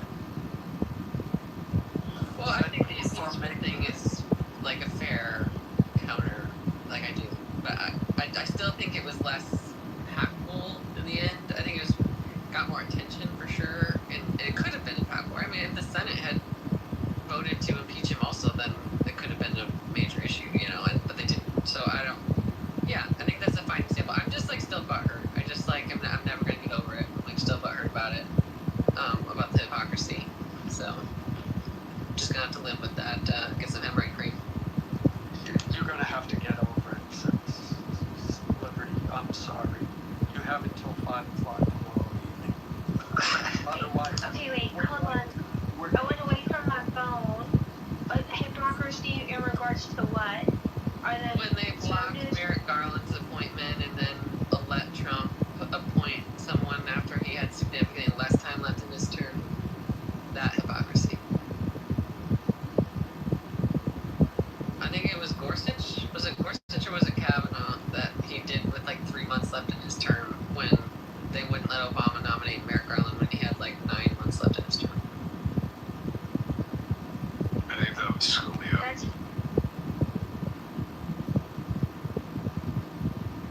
Scalia? What do you mean Scalia? That was the one that they blocked. I mean, right? When there was like are you talking about Trump, the one that they replaced? I think you're talking about. I mean, it might have been Scalia's replacement for Trump. No, but... so yeah, like basically, so yeah, you had the Trump shortly before the end of his term when Ginsburg died. You had Barrett, who replaced her. Yeah, that was a pretty direct hypocrisy. I mean, the only argument that was given was essentially like, well, prior for Obama, when he went to nominate Merrick Garland, they said this was like the retrospective judgment they gave was basically, okay, well, at that time he would have gone on to lose Congress in that upcoming election versus with Trump's, you know, that Congress was going to maintain power or whatever. And so they basically said, well, because we have the power to even do this in the first place, tells you that the people have spoken and the people give Congress the power to make these decisions. But I just think that's ridiculous because the people gave the power to the president when he was elected, and Congress has some control over, you know, who he appoints, but not absolute and total control. And they all know that, and they were just being shitheads about it. Yeah, in regards to the Supreme Court nomination, why they were able to speed it up, they used a saying that Biden made 1992. It's been referred to as the Biden rule, where basically Biden said that if the Supreme Court vacancy had a presidential election, that basically the next president should wait to name a nominee until after the November election. Which was stupid. That was stupid. I mean, it was never an official rule of the Senate, but that was what they used as a justification. They were saying that Coney Barrett did not apply.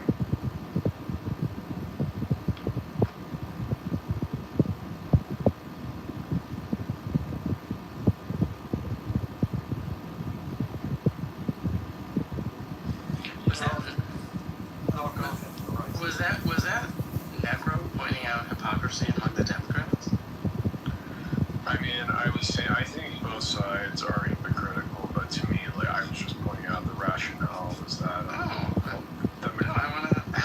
want to recognize you right now.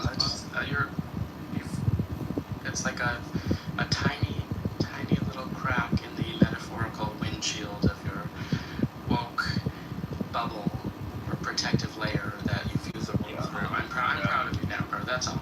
My hatred is definitely woke. I definitely. Most leftists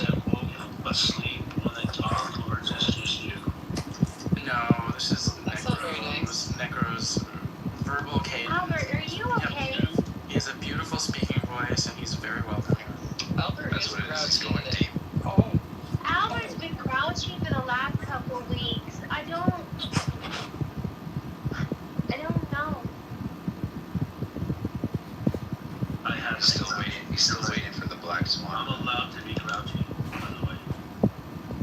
Yeah, and you know what else? Go ahead.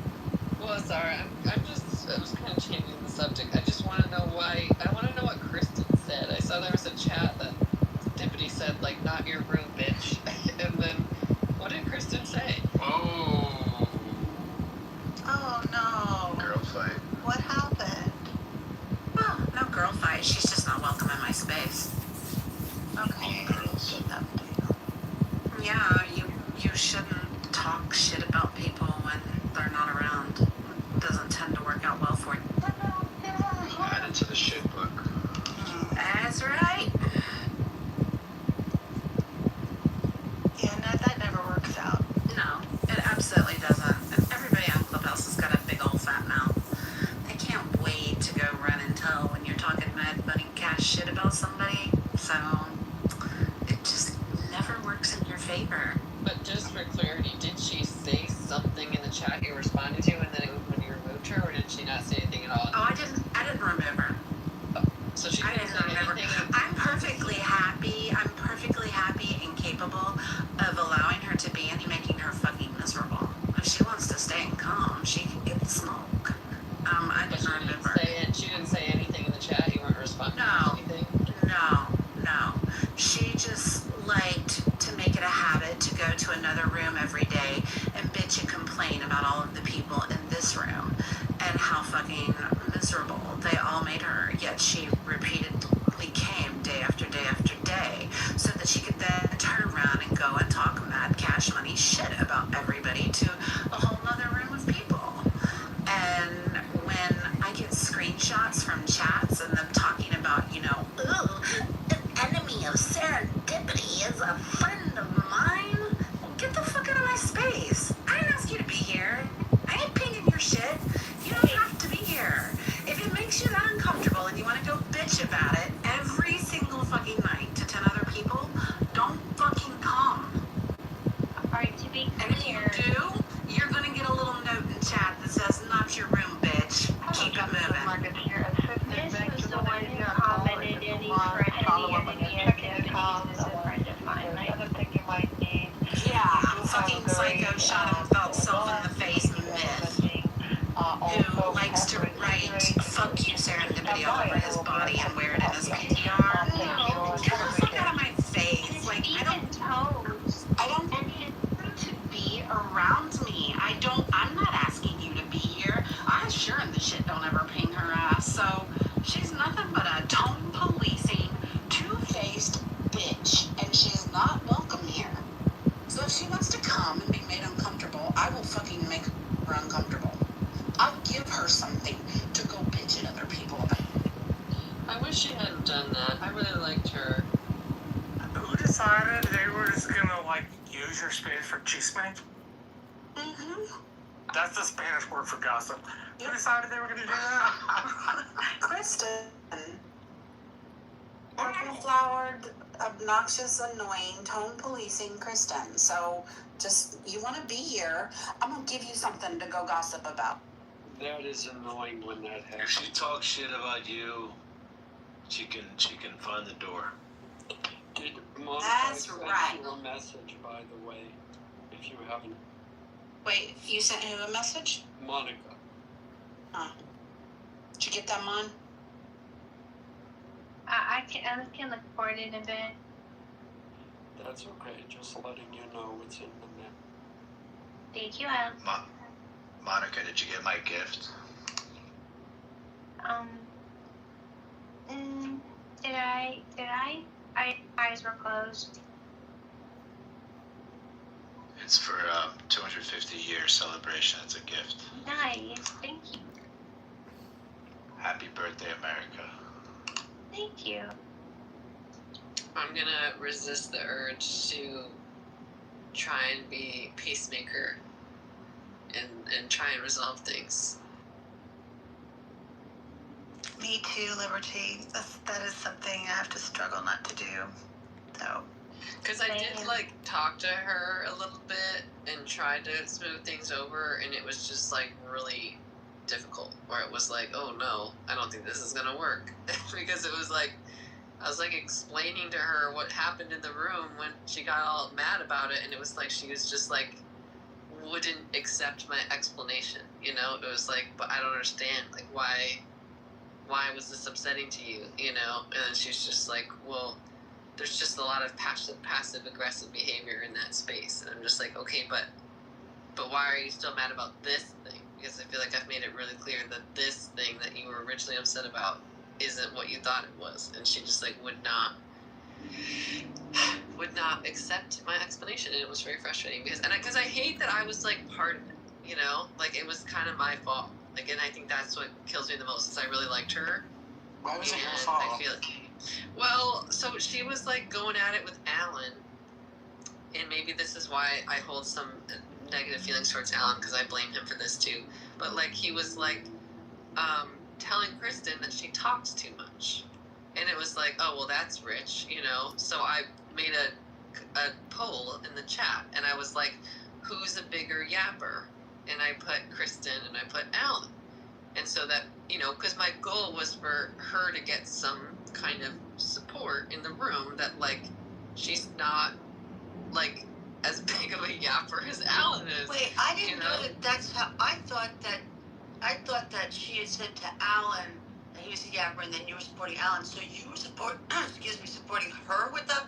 Yeah. You know what? This whole thing, you didn't do anything wrong, Liberty, because when I first, and like I said, I thought it was you were actually supporting Alan on that, and I was like, look, I don't understand what you're mad. This is such a nothing burger, and you know, she has made some not nice comments to people. I said, if you joke with other people, you can't expect that they're not going to joke back.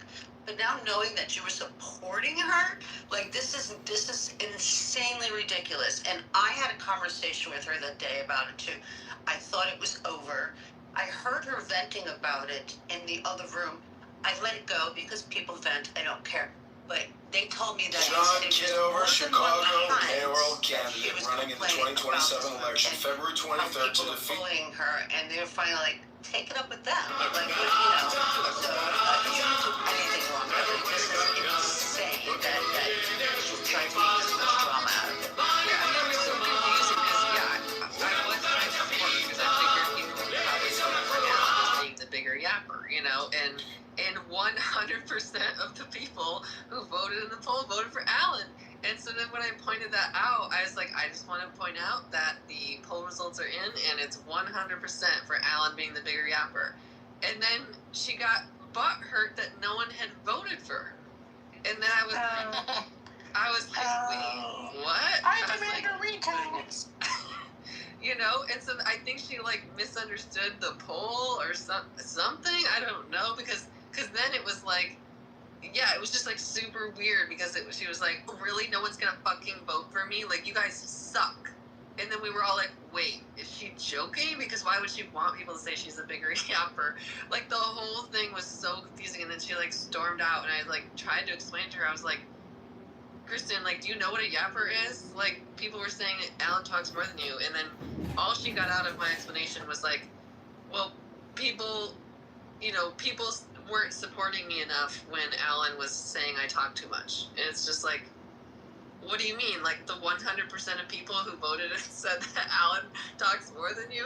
I just, like, it was so weird.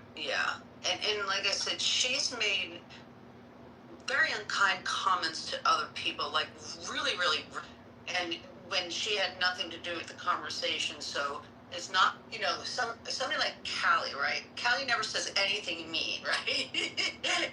So if Callie said, you know, I don't like, I'd be like, yeah, I don't like when people are mean either to you. You never have a nasty thing to say. That's not the case with Kristen. I've heard her say some pretty terrible things to people. So to act like this is just insane. Liberty, you didn't do it. The more I hear about it, the more pissed off I get, because it's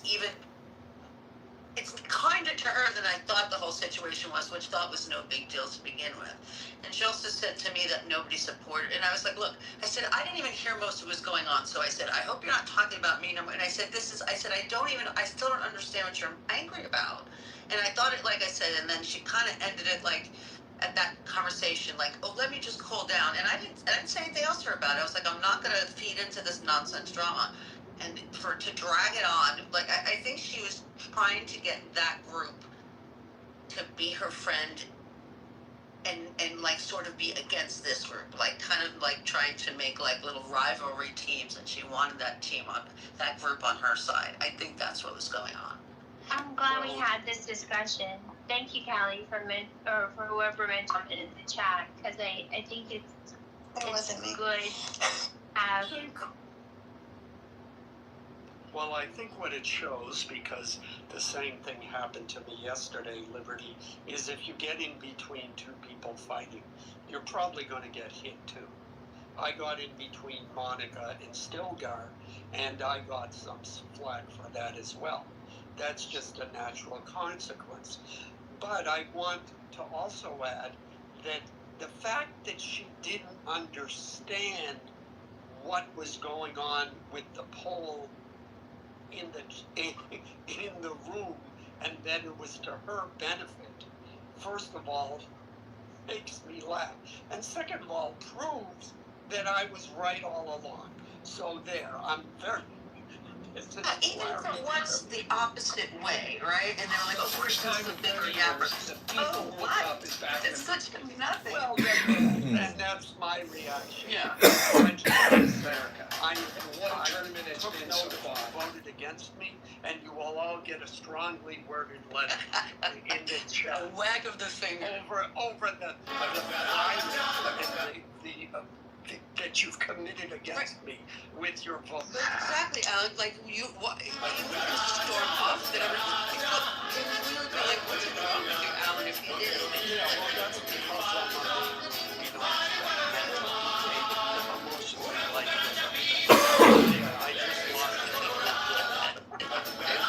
Kristen is sensitive, you know, and I feel like I recognize that about her, which is why I was kind of trying to support her, you know, because I feel like I recognize, like, oh, she's someone who kind of probably wants to have backup, you know, so that's why I was trying to. I went to Baghdad, Iraq, you know? to walk around I think even as a Kristen, gecko. because Kristen I said to me, played "You've always been with a man very on the kind to me," street, and got beat I up have by been, and children, there's been got in more a than one bubble gun person fight, that have had an and issue made with her. a lot of new And I friends. always defended her. The U.S. government, Always. And this was kind of like, Yeah. especially since it was the group that she was with, and especially since, you know, Nick's part of that group with Serendipity, Nick had a little tension. I felt like she was using that as an opportunity to get that group on her side, which I thought was really shitty. So that's really what, you know. What are your thoughts after a full day of this? What an energy, man. The energy how that much we're I would getting from say, the like, people, the interactions, her going to that all group the was, like, spontaneous, malicious, unplanned you know, like, conversations that we it's have. hard when it's I like, think okay, that's there's a bunch pretty of crazy, haters, and it reflects the size say of something like, oh, anybody who's not gonna be a not Serendipity seen, is a friend of mine. or that, You know, like, there's not, I don't there's know no that she light necessarily shed on was it. like, yeah, Modern fuck and Serendipity, affluent you know, part like, of Baghdad. No, he's not a We part went of that into this group. coffee He's shop, sort of, which is so basically that's the the Equinox of thing. Iraq.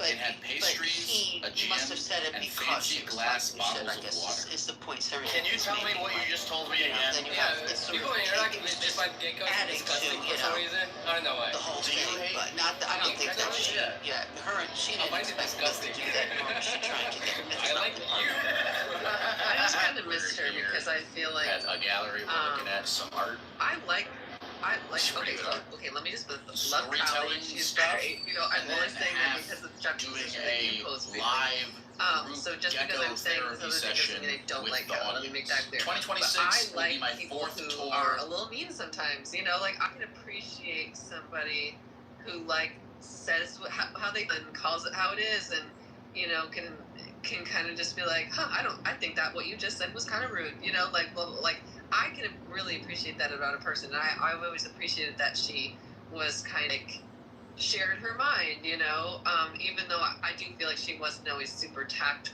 and she definitely wasn't like if you can dish it, you gotta be able to take it person. She was really sensitive, even though she definitely dished it out and couldn't take it the same way she was dishing it, you know. So that is a character flaw for sure. But like, I don't know. I just liked her. So I'm just kind of bummed what happened. And like I said, I walked in at the tail end of her talking about one time, and I didn't say anything. What started this whole thing and why it came up, she sent me a message and said, Bussy is trying to start a fight between her and me. So I said to Bussy, I said, what you're trying? What is this? You're starting to try to start a fight between Kristen and me?" He's like, "What?" So he's like, "Gee," so that's why he was like, she was talking shit about Snatch, and finally we were like, take it up with the group, you know. And then Kristen said at one point that she's like, "Well, Bussy said to ping you in the room." On to. I said, when you say he's trying to start shit, it sounds like something that is not what happened. That's how the whole thing came out. It was because of her message to me, and then you couldn't Bussy. And he's like, that's, you know, he's like, "I was not. That's ridiculous," you know. So, yeah.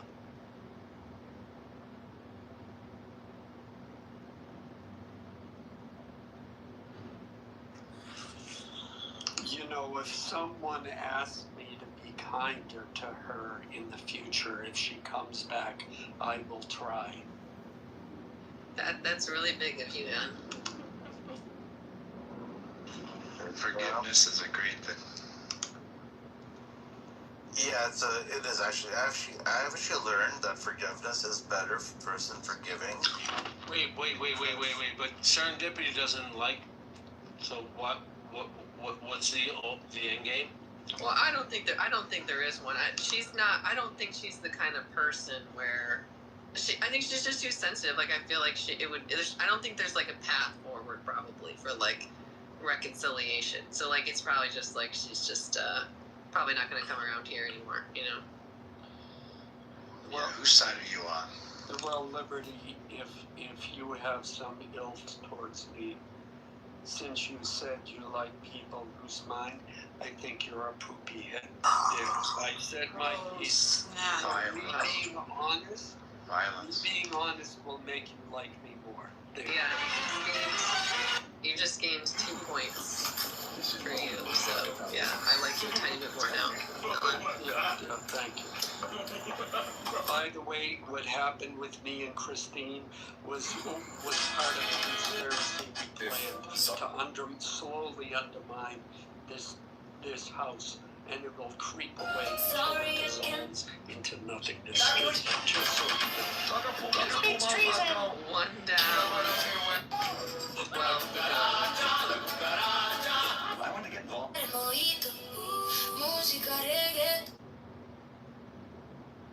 Well, now that we caught up on the he said, she said.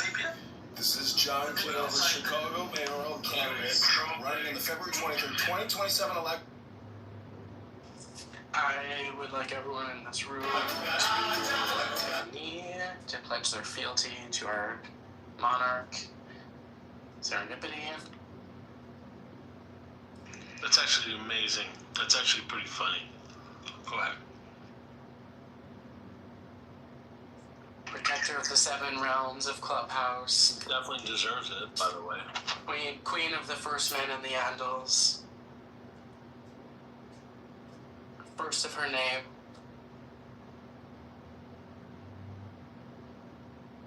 I gave my tithe. Mother of strays. Mother of strays.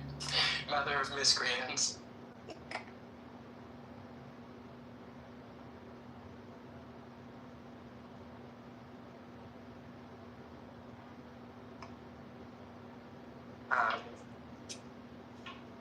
Not a committed watcher of House of Dragons.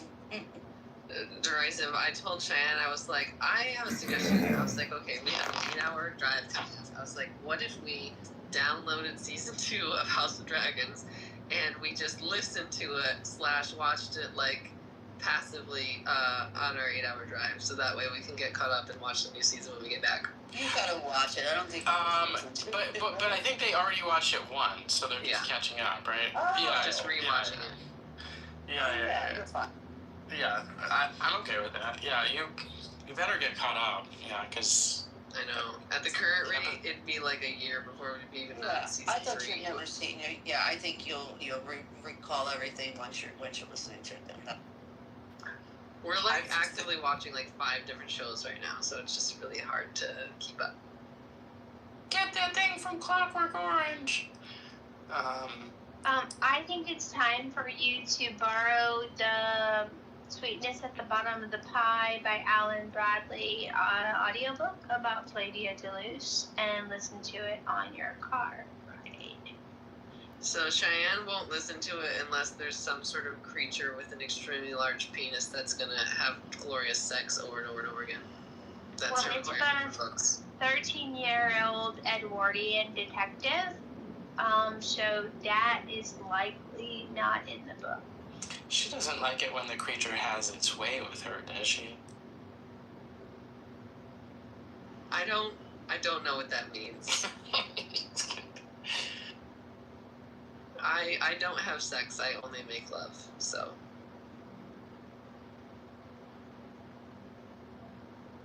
Here we go, talking about genitalia again. It's alien genitalia, though. What if we never talked about genitalia on Clubhouse? Well, goodbye. Hey, Green Living Guy, hi, Pat. Is Necro still? Necro, you've never played my game. Yeah. They made a new game recently, and it's like an icebreaker party game, comedy thing. People on Clubhouse play it. It's fun. Yeah, Monica, that would be good for me. Clubhouse, having a discussion about genitalia. Well, I appreciate those words. I'm done with trading, you guys. I was told not to kink shame, so okay, Necro. You were told not to what? Kink shame. Kink shame. Yeah, well, I'm glad that you understand your limit. I don't think they're my limits. I think they're my standards, and people keep breaking them. Yeah, well, I'm already unforgivable. Who said? Look, you can't be more of an evil. You cannot be more of an evil villain than people think you're an evil villain. It gives self-aggrandizement. You can't brag about you being evil. You just have the label assigned to you, Well, and then I you don't fight it. I don't consider myself evil, but I'm definitely unforgivable. Why do you say that? That bothers me. It's kind of. Why does it bother It's me? kind of an inside joke from my PTR.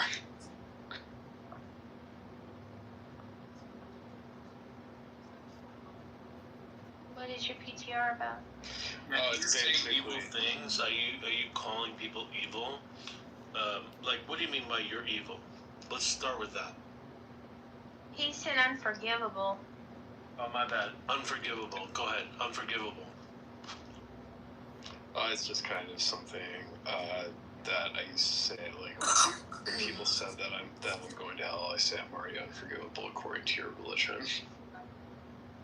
So this is a religious label? Is that what you're saying? Yeah. What religion does not have a? What religion doesn't have a redemption arc, though? Well, I mean, the fact is, though, it's like I am unforgivable according to Christianity. So. Wait, Christianity? What? Huh? Yeah. Or what? Based on what? Well, I mean, Jesus said anybody who commits blasphemy of the Holy Spirit will not be forgiven, so. Geo said that? No, Jesus. What? No, there's always room for forgiveness. There's always, that's why Well, we not have. according to Christ, no. No, that's someone's flawed interpretation. I know. I just play on that, though. I'm pretty sure Christ said you can be forgiven. Callie, go ahead. Oh no, It's that's it. I'm just over here doing stuff.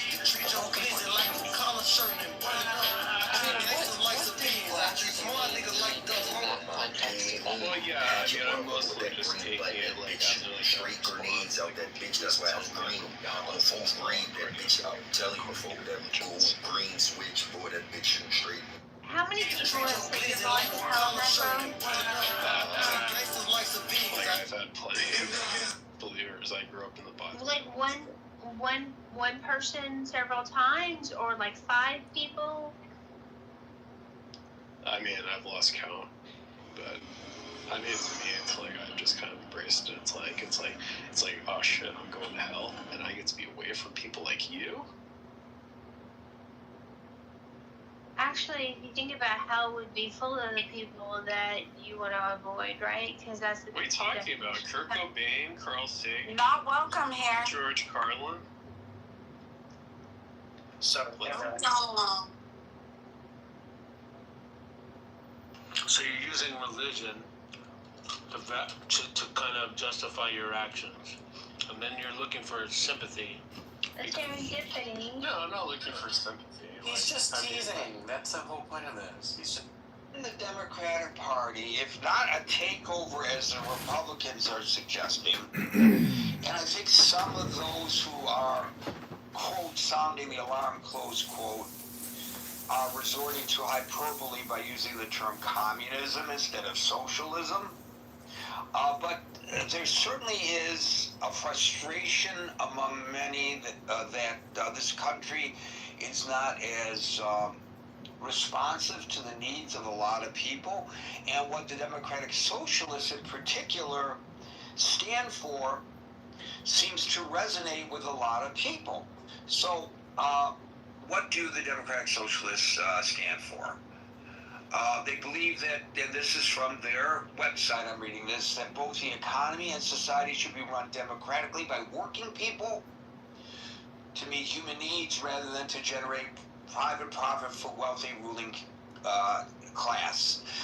They consider themselves a Big Tent activist organization, not a traditional political party. It is an organization. It's not a party, and they're all running as Democrats, of course. They seek to dismantle capitalism, an important aspect of their platform. They want to dismantle capitalism through a combination of electoral politics, labor organizing, and community activism. I will point out that from somebody who came from the progressive movement, no longer is, so she refers to herself as a recovered progressive, that this is her perspective, but I don't think it's off base, that the typical DSA member is college educated. Many of them, the majority of them are white. Many of them don't even have jobs because they are career students, or maybe they do now have jobs at a certain point in order to pay back student loans. They come from, a lot of them, from positions of wealth, etc. They are not necessarily working class people for whom they say they are fighting. It doesn't mean you have to be a working class person to do that. So now, let me just talk about their core ideological beliefs. In addition to their anti-capitalism and their belief in democratic control, they see a difference between socialism and social democracy. So, from their site, unlike Scandinavian social democracies, which regulate capitalism through high taxes, the DSA's ultimate goal is to transition completely away from a capitalistic system toward a collective. They view the struggles against racism, sexism, homophobia, and transphobia as deeply intertwined with the fight against capitalism. I don't get that one personally. I could be against racism and I could be a capitalist, but this is the message that they are putting out, and which a lot in the Democratic Party, a lot of people in the Democratic Party are taking notice. Let me just say this. Hakeem Jeffries, who is the leader of the Democratic Party in the House of Representatives, and who has been touted as the likely successor to Mike Johnson as Speaker of the House, should the Democrats take over in the midterm elections, the House of Representatives, is in trouble, because within the Democratic Party there's a debate. How did you lose these 3 seats to Mamdani endorsed people in New York. That's your state. How did you lose that? It's a big question that the Democrats have to wrestle with, in my opinion. At any rate, that's their domestic views on economic restructuring. They believe in, and I'm reading from their website, guarantees for basic human needs through state-funded programs like single-payer Medicare for all, universal free children, child care, and free public transit. Sound familiar? Mamdani says this all the time. They want to institute stronger tenant protections. They believe in social housing.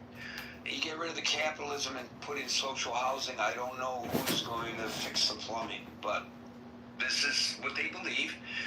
Raising the minimum wage, which we have seen in some cases where it gets raised too much, the prices get out of control. And implementing a 32-hour work week with no loss of pay. Well, I'm for that. Why couldn't that have been implemented in the beginning rather than the end of my career? They call for political reforms. They taxation. They want to reshape taxation to a sharply progressive income tax up to 90% on top earners. They want to tax accumulated wealth and a return to high inheritance tax. In other words, they want to penalize people who have been successful or who have been born into largesse. They wanted to fund the cops, they wanted to fund the prisons, and they want to instead take that money and invest heavily in social workers and community resources. Now, for many liberal Democrats who happen to be Jewish or Zionists while not being Jewish, their foreign policy is very disconcerting. They talk about a strict anti-imperialist framework. They have an international committee. Does this sound less like socialism, more like communism?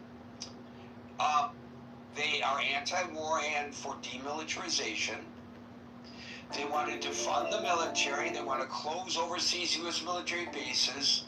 And they want to lift all foreign economic sanctions. We were struck by the part that a lot of people find disquieting, they're anti-Zionist. They are explicitly anti-Zionist. They demand that U.S. universities and institutions divest from Israel. They show strong opposition to traditional U.S. foreign policy alliances. And they generally oppose, take note of this, Marshall, strict national boundaries and call for universal amnesty for undocumented immigrants. Yeah, it sounded crazy before, now it really sounds crazy. Imagine there are no boundary, no countries, it's easy if you do. A great song. But I don't know. How do you open nations? Okay, so I think it is safe to say, although I know the Republican pundits are pushing this idea that socialists have taken over the Democratic Party, that the Democratic Party leadership is certainly taking notice of the losses that they suffered to these Democratic Socialist upstarts, including the one last night in Denver. And they have to recognize that there is a populist movement afoot. And they have to recognize, remember, the transition from the neoconservative Republican Party to the Republican Party we see today began with a small upstart group that was loosely referred to as the Tea Party. And I think these folks are probably better organized and better funded than the Tea Party was.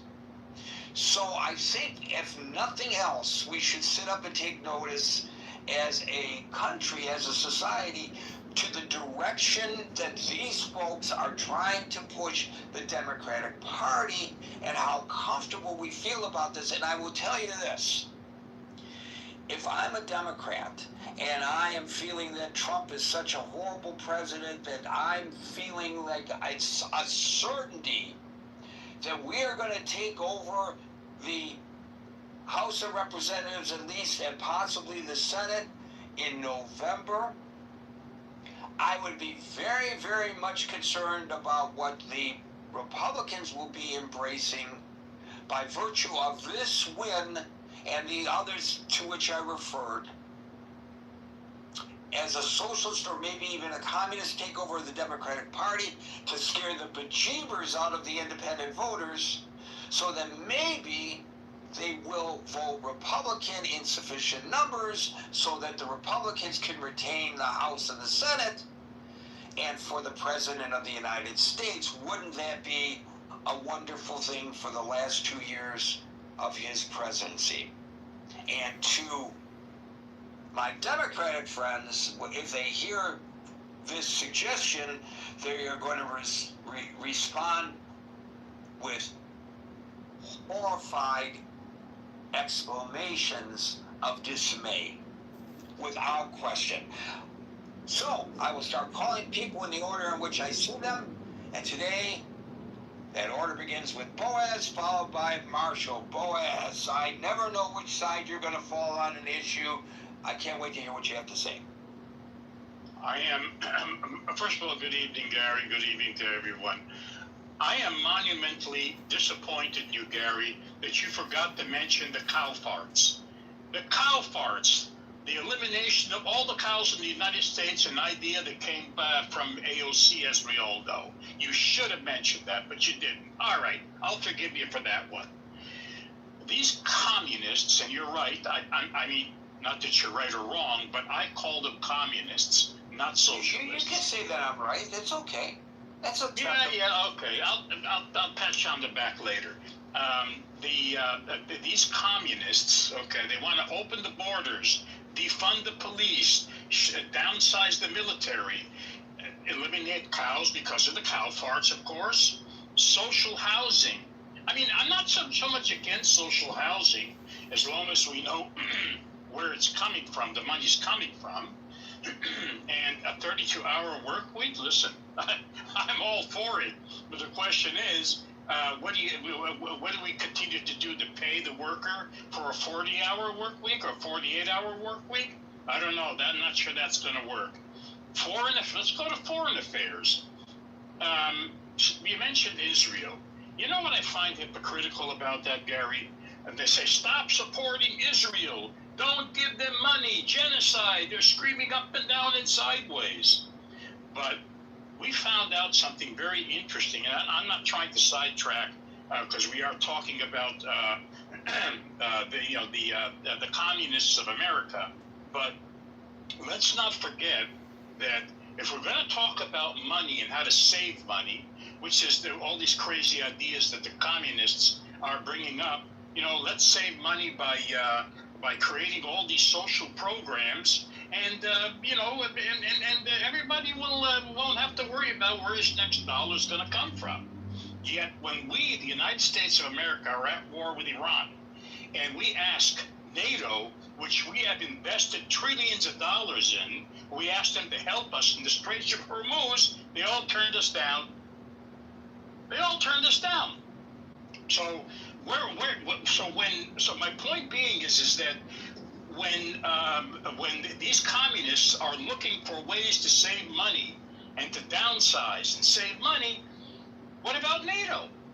Why don't we just drop NATO? What do we need NATO for? NATO is costing we are the biggest contributors to NATO in money and in equipment. We always have been. And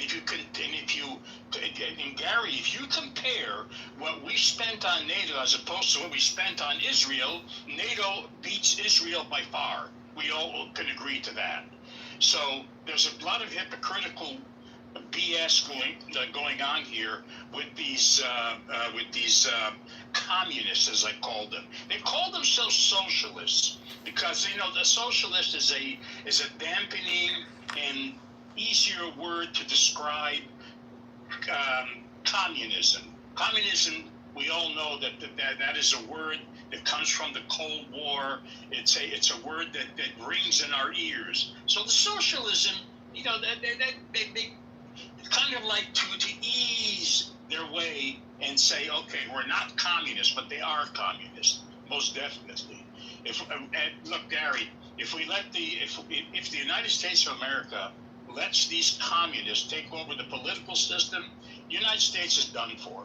We might as well pack up and go live somewhere else, because they will turn this country into a couple of things that we don't want.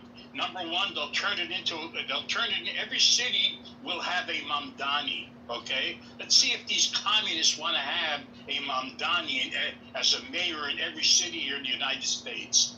And I can go on and on with that. But what can I tell you, Gary? It's communism, period. Back to you. Gary, can I ask Boaz a question before you jump in? Just a qualifying question. Absolutely.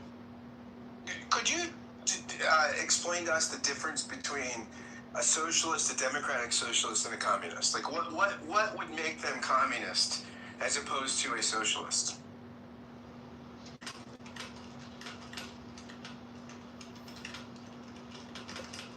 Did you hear me, Boaz, or no? Yeah, my mic was off. Sorry about that. It's okay. You're asking me what the difference is? Well, the answer is very easy.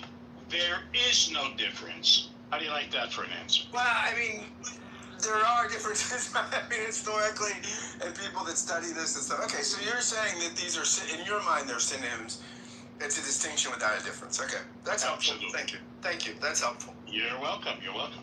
So, boys, what about the Democratic Party? Do they have to accommodate these folks? And if so, how far can they accommodate them without this question becoming a fait accompli that people will perceive that the socialists are taking over the Democratic? Is that a question for me, Gary? Only if your name is Boaz. So far, it still is. Well, look, you say accommodate them. The Democratic, what does that mean, accommodate them? Do they have a choice?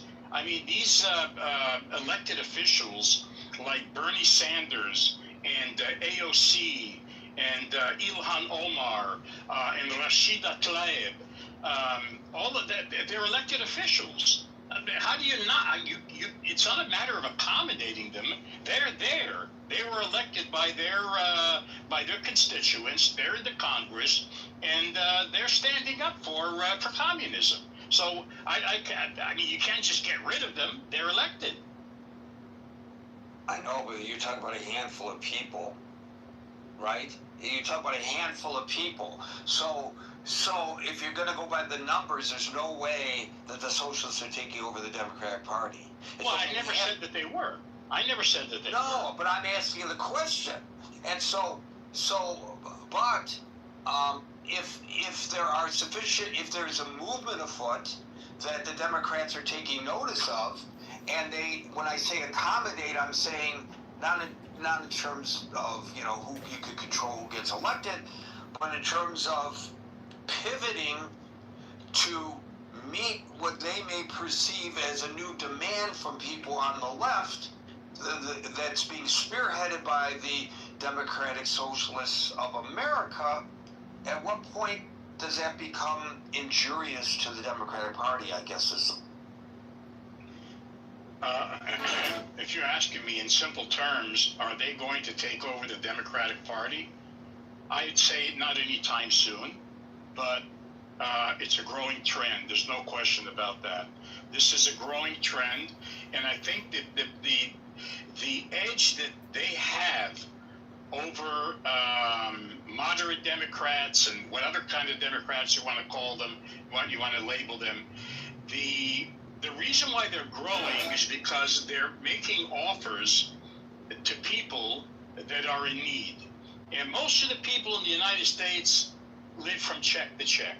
So it is a lot easier to relate to those people and tell them, hey, listen, we'll give you a 40-hour or a 30-hour work week.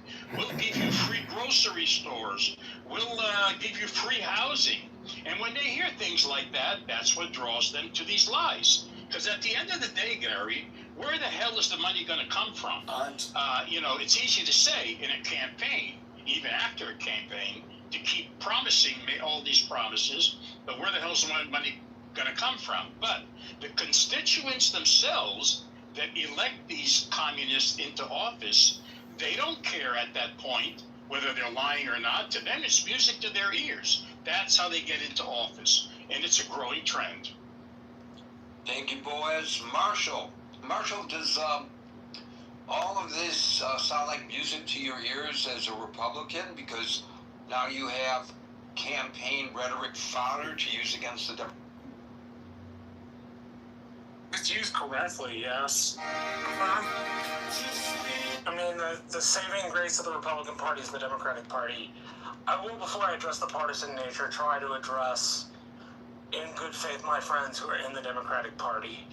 I think sitting where they sit, the more moderate ones are not in favor of some of the extremist stuff. I don't think the more moderate ones are in favor of moving away from capitalism. I don't think the moderate ones are in favor of divesting from Israel. I don't think they're in favor of getting rid of police or prisons or getting rid of borders. I think that if you asked Democrats who work in the party, moderate Democrats, they would probably tell you that there's an inter-party civil war of some kind and that progressives seem to be gaining steam. But you talk to progressives, and progressives will tell you all the time how the DCCC, blocks their way, about how the Democratic Senatorial Campaign Committee blocks their way. Despite the fact that there's some members in Congress, I think they would probably say something to the effect of, look, Marshall, our party has a bunch of these progressives in it, but they represent nowhere near a sizable majority. In fact, they're in the minority. And they would probably say something to the effect of, hey, we don't believe in this crazy stuff. We'll do what we can to push it down. Looking at the Republican Party as an example of what happens when the wings get control. The wings get control in primaries. They win primaries, and then they lose generals. A good example for me is the Tea Party Christine O'Donnell, the I'm not a witch lady. She represented an extreme version of republicanism. And Christine O'Donnell lost her election. So in safe Democratic seats, which is where some of these are running, they will probably win. In competitive Democratic seats, if they pull them up, it'll be hard. Now, the populist competition will be stiff in places where it's a MAGA Republican versus a progressive Democrat. I say that my state House race is between the gentleman named Julio Salas, who's backed by Bernie Sanders and AOC and Rashida Tlaib and Ilhan Omar, and running against a gentleman named Gary Groves, who's a MAGA-backed candidate. And it'll be the two crazies going up against each other. As just a general thought, not having borders, getting rid of the police, divesting from Israel, all those things sound absolutely batty to me. And there will be things that we Republicans will use. We will say, hey, so-and-so said they wanted to abolish prisons, and I can imagine there being ads about prisoners that Democrats would let out, and they're going to smear the moderate ones, just like they're going to take the progressives and smear the moderates in the same way that the Democrats took the MAGA and smeared the Republican moderates.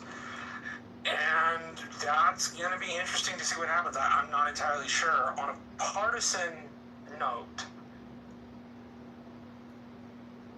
we couldn't hope for a better thing as long as the person running in the district against the progressive is more moderate, more sane sounding. I did, at the very beginning of this, try to give the best good faith interpretation. From the outside looking in, it looks like the Democratic Party is experiencing what the Republican Party experienced in the 2011s, 12s, and 14s. And how much they purity test their own candidates will depend on how well they do in generals. So it's more of a mixed message than what Boaz sent you. I genuinely do worry about some of these views.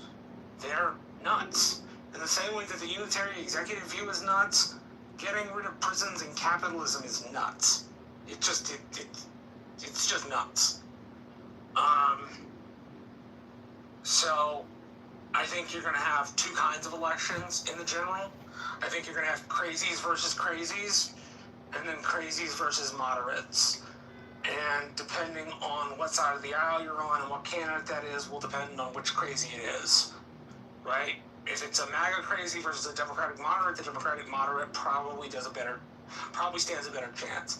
If it's a Democratic progressive crazy versus a Republican moderate, the Republican moderate probably stands a better chance, because they will be able to point at things that these folks believe or say they believe, like repealing capitalism and get rid of them. And I do want to end on this last thing.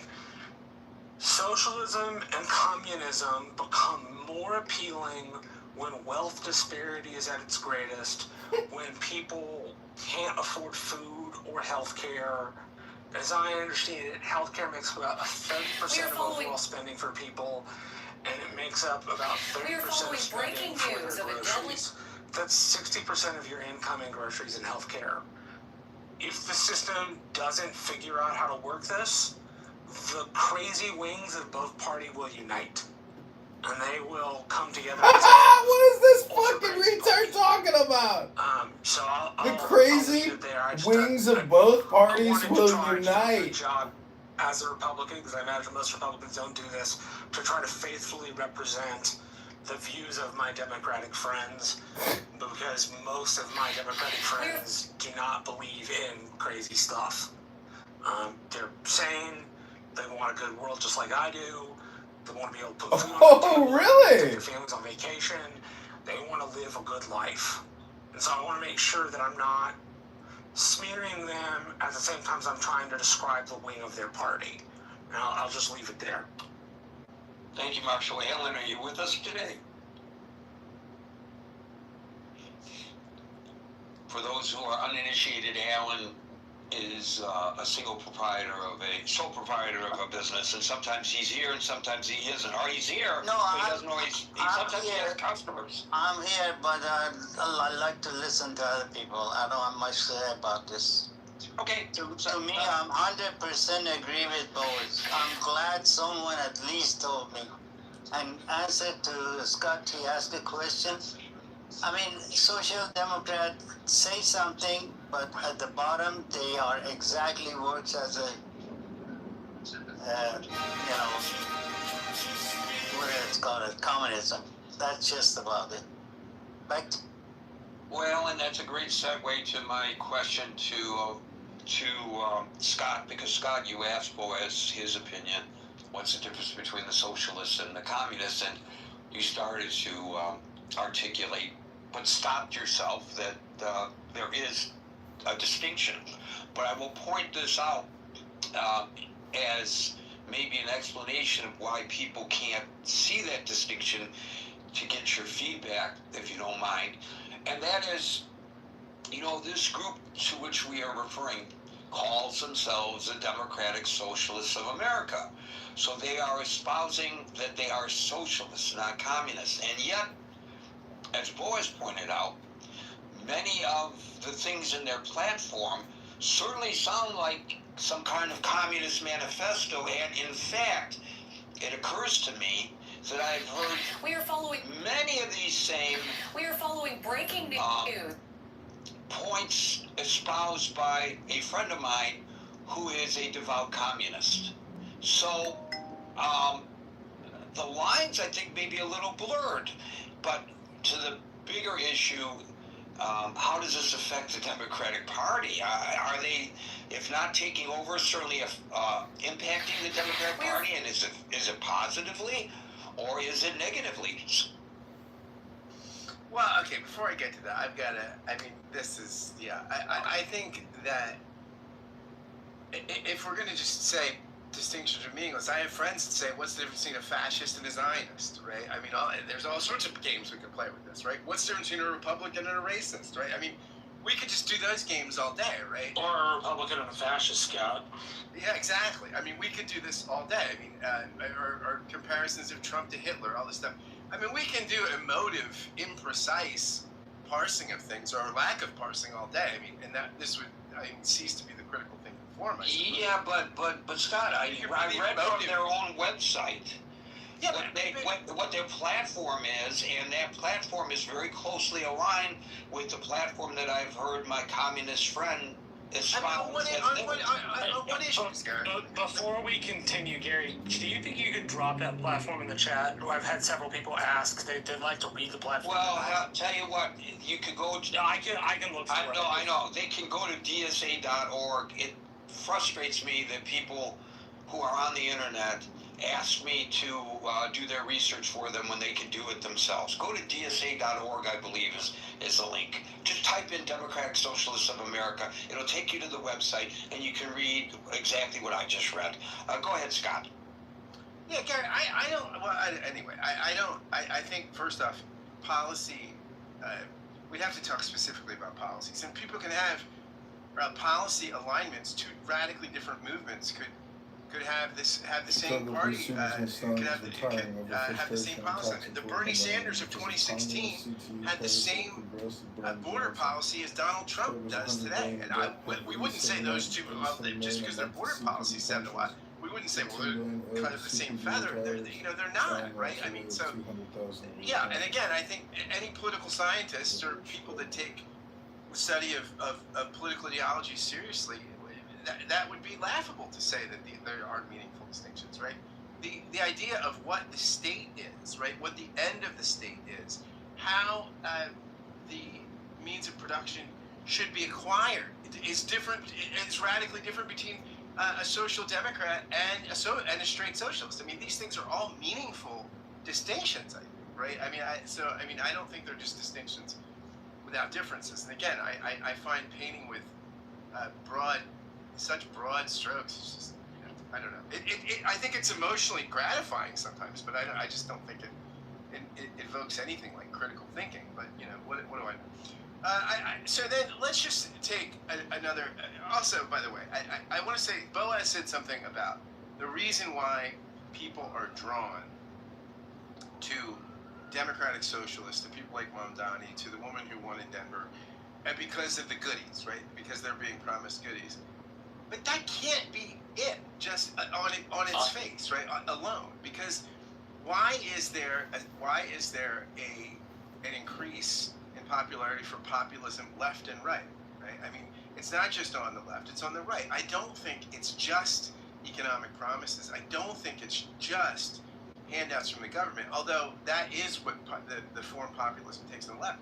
I think it's the fact that people think the system isn't working and they feel alienated from the system, and that leads to extreme populism on all sides of the aisle. And again, I think the extreme populism looks different on the right than it does on the left. I do want to read just to indulge me. We are following breaking news.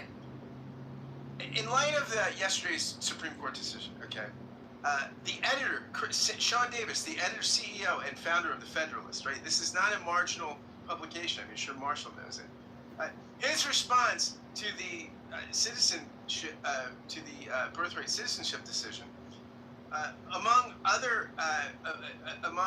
a few things, was deny entry to all pregnant foreigners, deny entry to the country to all female foreigners, require sterilization of all foreign visitors prior to entry. I mean, these are is that republicanism? No, of course not, right? I don't think so. Even though that guy's a pretty prominent guy, and not a marginal figure in the Republican Party. But of course, I don't look at that and say that's Republican. Let me give you a sense of scale, Gary.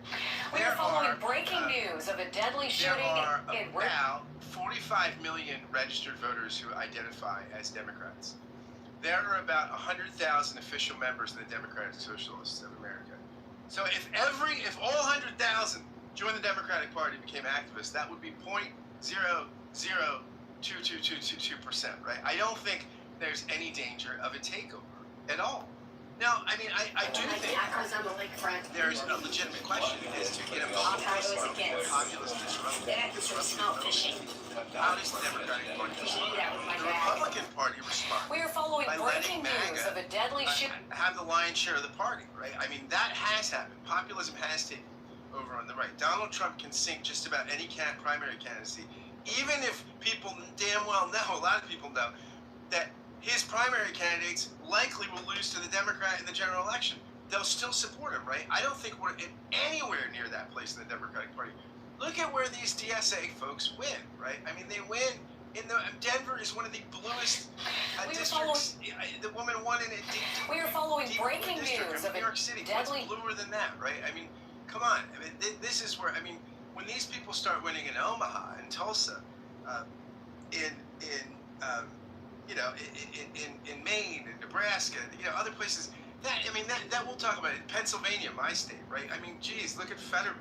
Fetterman probably represents the mainstream Democrats a lot more than do the DSA folks. So, no, I don't think there is a takeover yet. But I do think Democrats need to pay attention to this. Again, we made a terrible mistake 2 times, right? What I will give my Republican friends, and I will give, and Marshall, maybe you will speak this right. They read the tea leaves, at least the people did, and responded to populism, right? And they forsook the Jeb Bushes and the Nikki Haley's and said, no, these are not the people of the moment. This is not the candidate of the moment. We want the damn system blown up. And what we did was run people that said, preserve the system, preserve the system, preserve the system. What is more inane politically than Kamala Harris running around with Liz Cheney in a disruption election cycle saying, only we can save the democracy? Kamala Harris was running as the conservative in the race, as the traditionalist, as the establishment person, quite deliberately. So I do think Democrats ignore the political climate, which is crying out for a populist response. Again, I don't want to say that the DSA and all of its socialist glory is the proper populist response, but to dismiss it, we Democrats do that at our own peril. And again, I mean, this is where the Republicans have been much more responsive in giving their party over to a right-wing populist. So, thanks.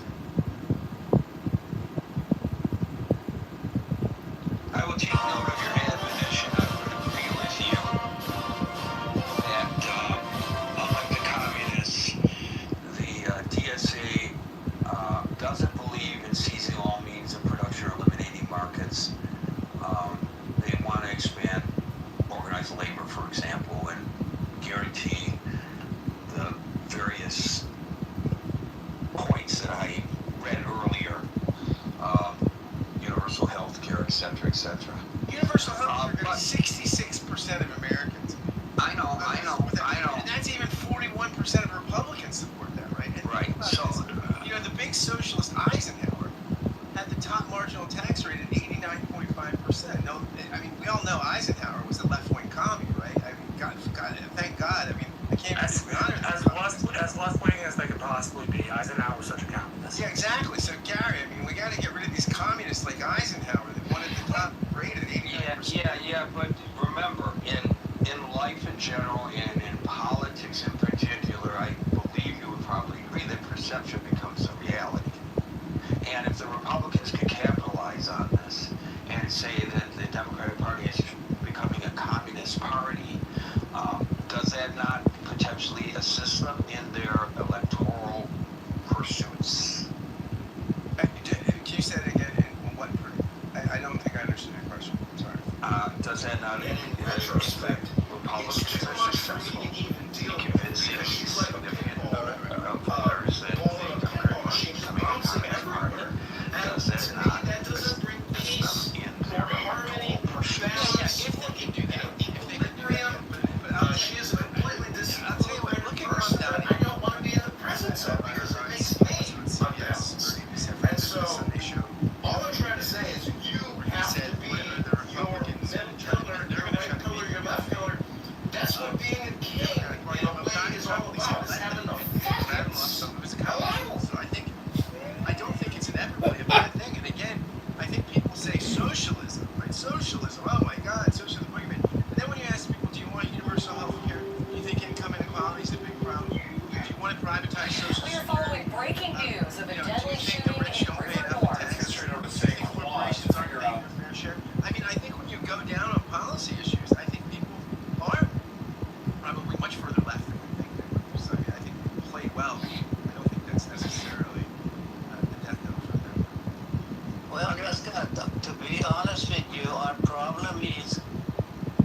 what they saying, what they doing. It's easy to paint a glorious plan for you, but nobody done it. If these people were gonna do it, do you think in 250 years we would be in this ground, we would be in this situation? Do you know how many businesses closed down in just the last 5 years? It's unbelievable. But who cares? You think a president picked up Mr. Trump? He called me next day. He says, "Hey, Alan, what are you doing? How is your business? How's your life? Is your family okay?" None of them, they do that. That's the problem. Right, so the thing is, everybody comes in with their platform, and everybody tries to sell their ideas to you and me, the voter. It doesn't mean that they have a ghost of a chance in getting any of these things through, but people remain hopeful. They saw Bernie Sanders when he was running as president. He was a popular candidate when he was running for president, notwithstanding the fact that he wasn't nominated. He was still the popular candidate. Prior to that, Ron Paul. So when I covered the Republican convention in oh God, what city was that anymore? I can't even remember.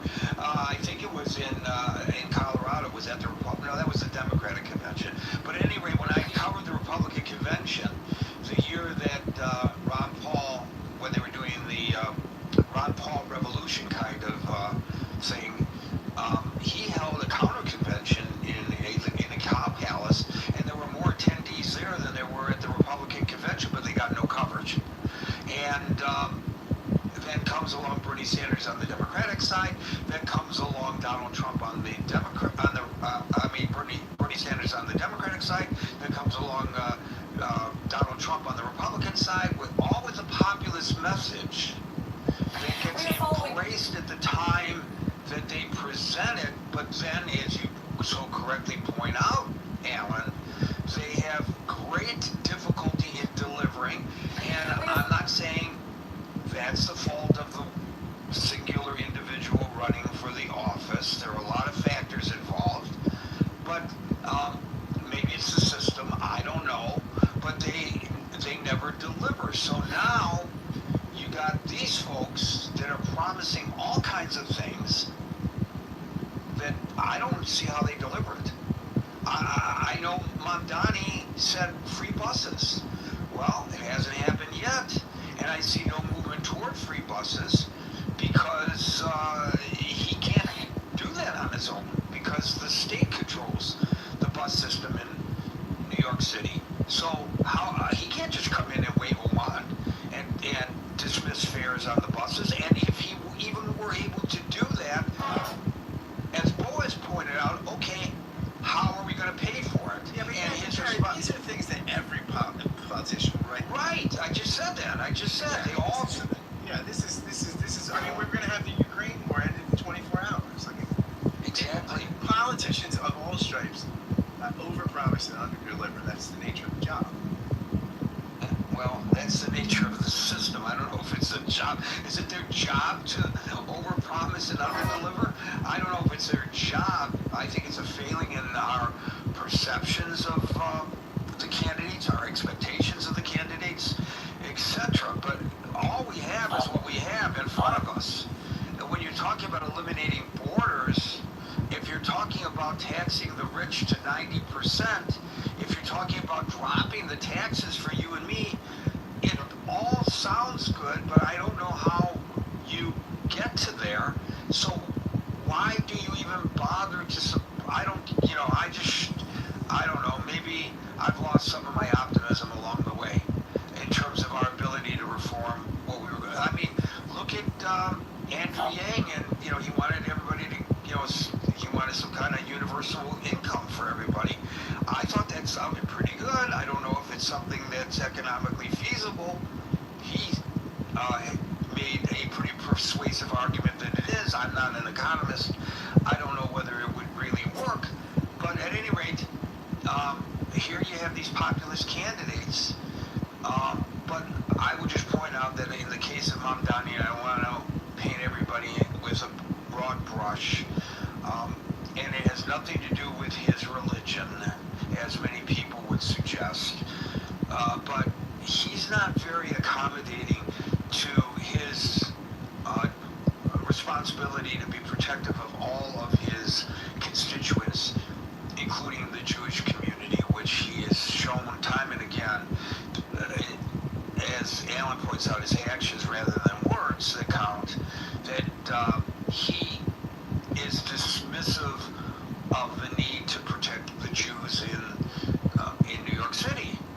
Is he representative of the DSA? I don't know. He's the face of the DSA right now, for obvious reasons. He's the mayor of the largest city, the highest-ranking elected official who is a member of the club. So it causes some of us to take pause whenever anybody mentions DSA on that issue alone. Thank you for that, Scott. We'll go to David, followed by Dumpy.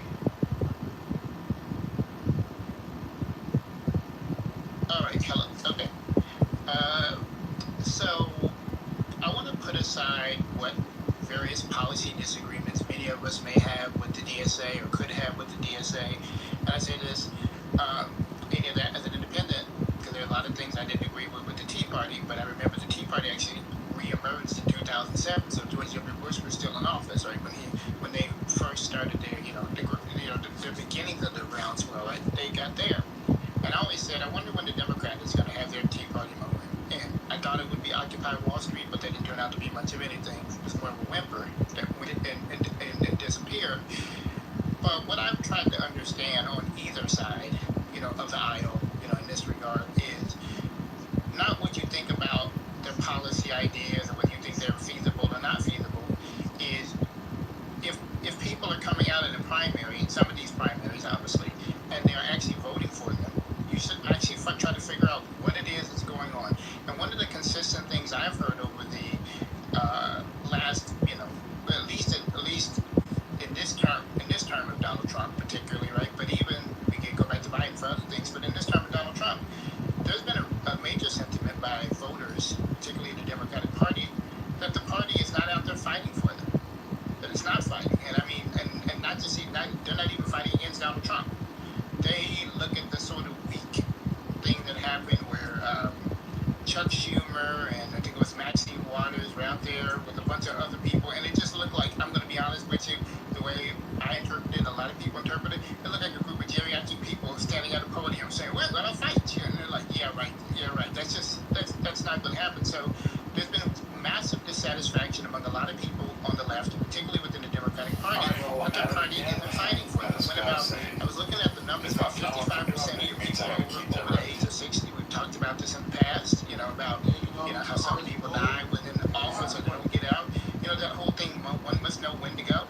That statement, like you must know when it's time to turn it over and let somebody else do something, because maybe when you were younger and you had you were vibrant, you had the ideas, you were really were trying to fight, and at some point you just got complacent or you got bought out in some cases, by other people, and you're no longer doing that anymore. So what I see on the left is massive dissatisfaction, with what is going on within the Democratic Party broadly, right?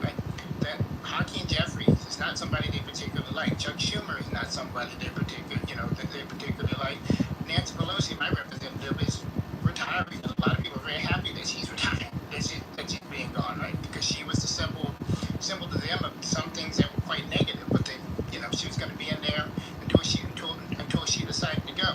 So I just think that there's massive dissatisfaction with the Democratic Party at this moment. And so in certain districts where they have an opportunity, particularly where it's a Democrat on Democrat district, in some of these cases they have an opportunity to put somebody new in there. So they might not necessarily be voting because they agree with everything on the DSA's platform and they think everything is the best idea. They're voting to send a message to you that they don't like you. They don't like this kind of person, certain persons.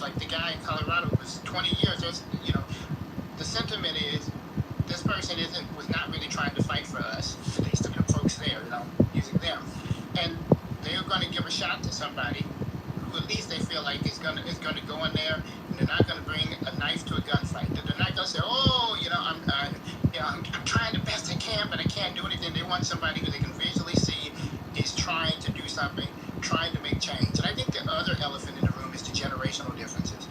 By the 1980s, boomers had become the majority dominant voting bloc, or not, they want the highest number, but they had enough percentage that they could swing it Republican or Democrat either way, and they could kind of make politics work in the direction that they wanted it. Now it's millennial and Gen Zs. I'm a millennial, but millennial and Gen Zs, we're the ones that are the ascendant political class, and that is changing things, right? So I often say to boomers, you might want to watch out because millennial and Gen Zs are moving up, and they've got issues.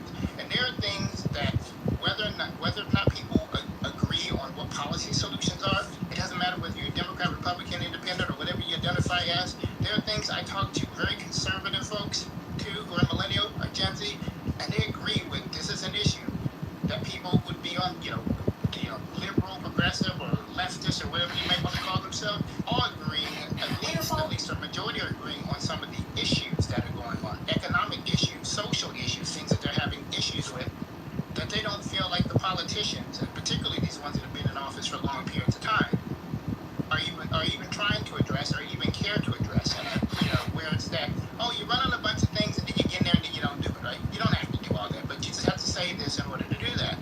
So my thing to the Democratic Party is that I noticed that some of the people in the center part of the Democratic Party, they're coming to the party late. What I mean is you're having some of these people saying, oh, there's an affordability crisis. I could have told you there was an affordability crisis 17 years ago, but the mainstream of the Democratic Party wasn't something they were really out there thinking about addressing. Now they're saying, oh, well, looks like there's an affordability problem. I'm following and watching these people do this. Right now, that's like I said, 15, 16, 17 years too late. You're coming too late to the party to catch up on things that have been percolating. And Scott said something that I actually did agree with, when he was talking about, the kind of people, like he said Kamala Harris, but I would go far back as to say Hillary Clinton. And I would take it not just 2016. I think the lesson of the Democratic Party should have been learned when Hillary Clinton didn't come out the winner of the Democratic primary, and that it was Barack Obama, a freshman senator who didn't have a whole political, career in the Senate behind him. He did have a few years, but he didn't have enough to have any baggage or anything that you could look at or say anything like that. When people decided they would rather not go for this individual woman who happens to have been there a long time, was the first lady, could obviously ascend, they wanted to go in a different direction. That was at least the majority of Americans who made sure that Barack Obama got the Electoral College and got in there. That was them stating that they want to change. They literally wanted to change. And I also think that was what I would call soft populism, right? Barack Obama turned out to be much of a populist, but I think that was like the soft form. That was like the most lightest form. That was saying, we want to direct change. And then when you get Donald Trump, they're still telling you they still want change, right? And then Joe Biden is just, they need a break, right? They need a little bit of a rest in between there. And then it's Donald Trump again, because they still want change. And I often say, it's probably likely you'll get a Democrat the next time, but I think it's just going to be a soft one. And then they're going to go right back. It could be a Republican, they'll think it may be a Republican next time, but it's just a soft change. So I think the party itself, the Democratic Party, is out of touch with the views of the average voting base, right? They're out of touch with it, and so here are some insurgent people in certain districts, right, who are coming in to win. The last thing I wanted to point out in relationship to these candidates in San Francisco, we recently had a primary on June 3rd, and one of the candidates was a DSA candidate. His name was Saiket, right, who was the former chief of staff to AOC. Now, he didn't win. He came in because we have ranked choice voting, so he didn't win. He came in number 3, and the top 2 turned out to be Scott Wiener and Connie Chan. And I believe the only reason why those 2 people won is because he's been out of the city. He hasn't been there for quite a long while, so he's just moving back, and he didn't try to make relationships with the county political party or the different groups that you need to do so in San Francisco in order to win. So Scott Wiener, who's been in San Francisco forever, Connie Chung been in there forever, they were able to come out in the top 2, right, to go on to move to a general election. election cycle, right? So that is a sign that somebody didn't win, but I just think that it has more to do with he didn't play the game a bit to build the relationships in that regard. But I think at the end of the day, I think this is a wake-up call, or should be a wake-up call to the Democratic Party, that you just can't push stuff out there and say, yeah, okay, I'm gonna pivot a little bit, put this on my platform, and then when I get elected again, I'm just gonna toss that all aside, right? Because if you think that that's what they can do, and I would say this to the Republicans, if you think that's what you're going to be able to do, then all that's going to happen is next time, then that social democrat or that DSA person who didn't win that time, they're going to come back and they're going to win the next time. That's all I got to say. Thank you, David. Will they win the next time if it's a DSA candidate versus a moderate? Given the district, given if the district is not, say, like a D plus 12? Because I agree with you, if the district is 12 points in the Democratic direction, then it almost doesn't matter whether you're progressive or moderate as a Democrat. You stand a great chance of winning the district anyway. But in competitive districts, I mean, do you think that the DSA candidate, with the platform the DSA advertises, and I was looking at their platform just a minute ago, and their stuff on borders is literally demilitarize the border and and detention for people that are being held before you deport them. Don't deport anybody and then give amnesty to everybody that's in this country in violation of Chapter 8, Section 1823 of the U.S. Code. Like, that to me sounds just batty, right? Like, if we're looking focus at in a district against a DSA candidate, and it's not a D plus 12. I mean, do you think it'll be more competitive? I realize I probably sound passionate. I don't mean to sound overbearing. I just, like I looked at their platform and like some of the stuff they believe is as crazy as some of the people say Project 2025 is. You know what? This is what I would say. I say if the people are angry enough, if they're sick enough and tired enough of the people that they've had, I think they will. I think they could come in, even if they're not going to win a general election or they don't win. If people agree, because you saw this happening with the Tea Party, there were people that were elected. Absolutely no. I meant the general. I meant, do you think they'll win generals, not the primaries? Yeah. Well, this is what I'm saying with in terms of the primary. I think that they'll win the primary. I don't know that they would win the general part of it, but I do think that they could still win at least the primary part of it because people are angry enough. The general is a whole different thing. But to steel man your point of view, the greater the wealth disparity, the greater the percentage of income that has to be given to people, the greater the percentage of your income that you have to spend on healthcare and groceries, in particular if it rises over 50%, the angrier the voters get, the more promising the DSA looks. In the same way that the angrier Republican voters got, the more promising a Donald Trump-centric platform looked.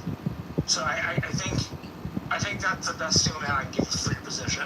Yeah. And I was gonna say, I mean, I don't know if they think they'd win, but we can say anything happened because Donald Trump won at this point. But I do think the more wealth disparity there is, the more that the politicians that the person has elected is not addressing or has not addressed the concerns. And it's not just like they just got in there. A lot of these politicians have been in there 20, 30 something years, right? So people have a long enough time to kind of figure out if they get angry enough that whether it's Republican or whether it's a Democrat in a primary, Republican in a primary, they have enough to say, you know what, 2 tears in a bucket, F it, I'm just going to throw caution to the wind because look, I'm tired of this. At the very least, they want to get that person out, right? At the end of it, they might just want to say, I want you out, right? And if they do that, because remember, even though, everybody, but, the Republicans just called Barack Obama socialist, but he wasn't, obviously not in any other sense of the term. But there were some Republicans who did come over and vote for Barack Obama, at least in 2008, because they wanted to send a message to the establishment of the GOP about what they were angry about, right? So sometimes that can't happen, but that's all I gotta say. Thank you, dude. I've been attacked my veracity in the chat, and I know I got it last week by referring to the chat or paying attention to the chat during our discussion here because I was being disrespectful because I was watching the chat. Remember, somebody came up on the stage and said that about me? I was being disrespectful while she was in queue that I even bothered to look at the chat. So I'm trying not to look at the chat, but Marshall, this is your fault. You said people in the chat want to know where I'm talking about the DSA. So I put the platform in there for self-report that I looked at the chat and I was called disingenuous for saying that the Democratic Socialists of America in general do not favor strong borders or support open borders. I forget the exact words I used at the time. I was being disingenuous. So I just want to point everyone out, because they can look this up as well, that the Socialist Forum, which is a Democratic Socialists of America publication, published this, and I'm going to just read the headline. And for those of you who want to research this further legitimately rather than to prove that Gary misled the audience here, please feel free to look it up yourself. The headline is 10 Arguments for Open Borders, the Abolition of ICE, and an Internationalist Labor Movement. So there, I did your research for you. And I only did it because, you know, my veracity got attacked, and, you know, when you're a journalist, what else do you have but your veracity? Thank you, David Gumby, followed by... Thank you, Gary. I've never attacked your veracity or your sincerity. I think you have very deep sense of ethics and morals. Sometimes I've said that you are out of touch with the generation of people younger than 25, and sometimes I've said the reason you don't understand why the vast majority of young women younger than 25 support DSA and leftism is if you spend time with the daughters of your friends, you would fully understand why I tried doing that, but I got punched out for doing it. Okay, well, let me... That was a joke, ladies and gentlemen, a J-O-K-E, a joke. Okay, go ahead, Gary. I am not as humorous as you or as smart as you, so your jokes go over my head, and I apologize in advance. But I will say that I think this room is understating the reality. The betting sites have been very, very accurate at predicting elections, and Polymarket right now is predicting that the Republicans will have a clear majority in the Senate because of the success of DSA. And also, you know, what that means, if you have a big majority in the Senate, it means you can basically get whoever you want on the Supreme Court.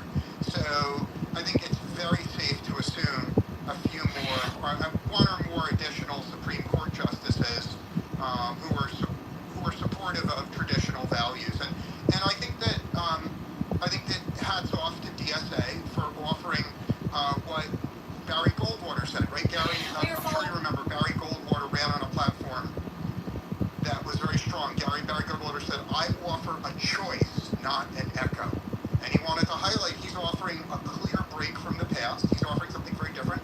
And that's what the young women in DSA are offering. They're offering a sea change from the politics of the old people in the Democratic Party. And I'm happy to answer your questions about that. No, I don't see where the Polymarket is for predicting the Senate will go to the GOP because of the DSA electoral successes. Although it may be early and maybe you're predicting the predictions and you may be ahead of the curve. But from what I can see, looking right now, very quickly glancing, not a full deep research that I'm being demanded of in the chat, but in my cursory look shows that the Polymarket traders are currently favoring the Republican Party to retain control of the Senate, but that the consensus is driven by the structural map of the 2026 midterms and historic voting patterns, and it goes on to show further details of the forecast, at least as best that I can see. I just want to remind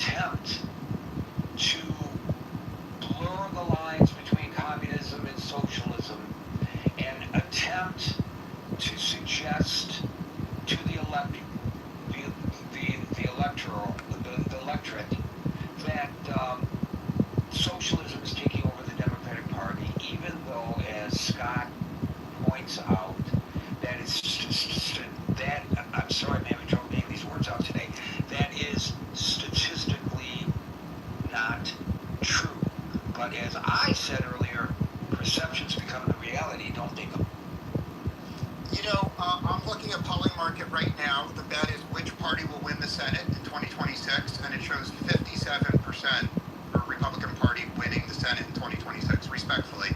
I'm not denying that. I just said that. That's exactly what I just read. But I said, I was talking about the causation. Oh, I understand. Yeah, and I'm not so sure I see that here. Do you? Well, yes, I do. And, I mean, let's put it this way, Gary. You're a humble, soft-spoken man, but you do spend a lot of time in New York City. And you, more than anyone, know that the people your age, the men who are your age who live in New York City, are all for God's sake, stop with the ageism already. Okay. That's your second time and the third time today that has been suggested. Well, how is it that Bernie Sanders is, all the young people vote for Bernie Sanders? He's older than Moses. Stop with the ageism. Okay, by the way, I just want to I wanted to be said before. While I once in a while have doubted your veracity, very rarely. I've never doubted your virility, Greg. Oh boy, who's been talking? Who's been talking? Everybody, all the people. I'm looking at something just as a comment. Scott's right, and I'm right. It doesn't represent most people, but the Republican Party will be able to smear the Democrats with it in the same way that the Democrats smeared the moderates with Trump fascism and Nazism and all that other stuff. Right, but we're not talking about that right now, are we? No, I know, but I'm looking at their platform. Universal suffrage, extend full voting rights to people with criminal convictions and non-citizens to establish statehood for Washington, D.C. The non-citizen part is crazy. That's nuts. We don't let non-citizens vote in federal elections. The fact the DSA wants to, this is exactly the kind of thing Republicans will use in ads to smear the Democrats. If I was a Republican strategist, I would tell you that right now. I'd be all over it. I'd be popping the champagne over these election victories by the DSA. The more, the merrier, because the perception becomes the reality. The Democrats can put up people like Scott all day long to say, but the statistics show it's 0.0000001%, or whatever the actual figure is. It doesn't matter. It's what it gets ingrained in people's minds. I've been doing some in-depth studying of the effects of social media. What's the most effective way to get people to understand your point? So I like to write. I'm a writer. I like to write. So I'm writing, and it was suggested to me by the younger generation that I don't listen to. It was suggested to me that I ought to do videos. So I do the videos. And more people watch the videos and read what I write, but they drop off literally seconds into watching the video. So the dopamine, I got the fix. I'm going to bring this around to what about perceptions. So I went back to these young people who are experts in social media, and I said, 20-something people, ladies and gentlemen, 20-something people. I am a white male in New York City, and I actually talk to people in their 20s about this issue. And I went to them and I said, well, wait a minute, they're dropping off. And I was told, well, that's because people don't listen on videos. I said, what do you mean they don't listen? No, you told me I should go on cam and talk to the camera. Yeah, but they don't listen. You have to put text, voice to text. You have to put the text there. They'll read the text then. And make sure you put a catchy headline. What it comes down to is people read the headline and they reach a conclusion based on the headline. So if the headline is the socialists are taking over the Democratic Party, and if the headline is the socialists are communists, that's all people have to hear. That's all they have to see. They don't want to read what analysis is, if I were to write a piece based on what Marshall and Scott have contributed today, and I write, let's say, I don't know, a 15 or 20 or 30 paragraph, a 40 paragraph piece encapsulating the excellent observations of Marshall and Scott today, I don't think it'll reach a lot of people. But if I say, I have proof that the Democrats are not being taken over by the socialists, people will say, well, I trust Gary. Well, somebody here doesn't, because they said so in the chat, but I trust Gary, and so that must be true. Or if I write, the socialists are taking over the Democratic Party, well, Baumgarten said it, so it must be true. Without reading the argumentation and dissecting it as we are here today when we have our conversations with one another. What we do here, I think, is a bit of an anomaly with regard to how social media is used when it comes to issues of great import, and that makes us an uninformed society.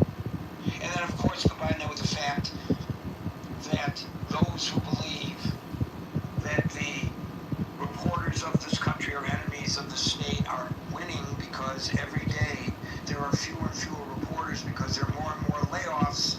We get less and less and less and less and less informed, and this is not good for our republic. William, followed by Daryl.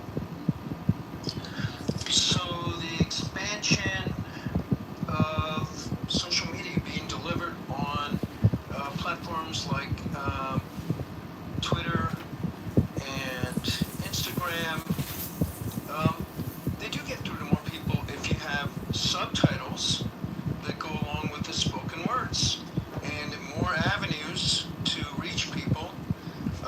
Help it make it easier for some people, not all people, but for some people to get the point that you're trying to make. So if it's helpful. Do you know what the most important part of a cable news broadcast is? The headline. No, the lower third, they call it. The lower third. Breaking news. Oh, the chyron at the bottom. At the bottom. Breaking news. You can have, first of all, you put good-looking people on the set. That gets people to leave their TVs on so they can glance up at those good-looking people. And they're arguing and they're talking, and some of them might have some excellent points. And there may be a great round table where people are exchanging ideas. But did you know that the majority of the people aren't listening? The volume is down on the TV. But on the bottom are those chyons which say, depending on what cable station you're looking at, the socialists are taking over the Democratic Party. And what is that? What those are disinformation sometimes, and talking points to mislead people, or sometimes it's accurate. It depends on the programming of that particular network at that particular day part. But I will tell you also this. Do you know who's sitting behind the computer typing that? I don't know. Whoever was hired, that person that has an axe to grind. No. It's not somebody like me who I've been told. I'm way past my prime, but I have all this experience to bring to the table. No, it's those 20 years old who know nothing about politics, geopolitical issues, the nuances that we discussed today. These are kids, and it's fine. It's an entry-level position. God bless them that they got it. Maybe in 20 years, they're going to be the new Sean Hannity. This is you can do like Malcolm Nance does these videos where he has people to his left, a person to his left, a person to his right, so you can get a good-looking guy and a good-looking girl to sit next to you to offer the eye candy, and hopefully you can participate in a conversation with them that will deliver a message that you want to communicate. Well, then you're telling me that I have to have good-looking people with me in order for... I'm not saying you have to, but you're telling me that the 20-year-olds are the ones that catch the attention. I don't disagree with you. I'm very persuaded by good-looking women. That's okay. So I'll tell you what I'm going to do. The next time I do a video, I will, because I can't, Don't ask me. I'm not the eye candy. I can't always have somebody available to. I can't always have somebody available to accommodate that suggestion, but I want to accommodate that suggestion. So I'm going to buy 2 cutouts, and I'm going to have one on my left and one on my right. One will be a good-looking guy. One will be a good-looking woman. You say that they have to be in their 20s? I don't say that. I'm just saying that you said. Well, no, I'm taking your advice on this. You said that some people that were in their 20s that were. No, but you said that the good-looking guy and the good-looking gal. I didn't say that at all. I don't say a guy that's a Gen Xer or a millennial be good-looking and. Okay, so should this be just some arbitrary AI-generated person, or should it be somebody that we know? I mean, the best way to study. I got a Danica Patrick cutout, so there's one, and she's good looking. Well, I guess the way to look at how well the AI-generated figures are doing is to look on like X Hamster or something like that and see if the well, what's that? I have no idea what that is. It's one of the best free porn sites. Oh, thank you. William's so full of great information today. Okay, do you want to get serious now and talk about the topic? Yeah, I'll get serious. So, the Democrats on the whole, maybe the margins are being taken over by socialists, but that's not the main thing. The Democrats in New York don't run the Democratic Party, and in my party, which is the Democratic Party, I've told you before, I'm the conservative in a blue city. I'm pushing back against socialists with BS ideas that are unrealistic. Maybe sometimes I win, maybe sometimes I lose. That's the way it goes. That's the nature of having a democratic process. You're not always going to get the best decisions made, but unless you can think of a better system of getting people elected. But the fact that people are really bowled over by all these talking points where it's really selling disinformation and misinformation to divide people from one another instead of getting them to work together, that is what the Republicans are doing and what Vladimir Putin is doing to pull people apart in our country to get us to fight against each other. So, the socialists are not taking over, and if they happen to win some seats in Brooklyn or in Manhattan, so what? Most of the Democrats are spread out in a wider area than that. And yeah, are they influential? They can be, but they're not of such a mass that if I have to say, oh my God, the sky is falling. You need people who are trying to push, I believe, for more centrist appealing ideas to come up with logical solutions, to come up with solutions that will actually solve problems. It's not such a horrible thing if you make a priority of having lowering the cost or eliminating the cost of public transportation. If you eliminate the cost, then it will come out of other programs.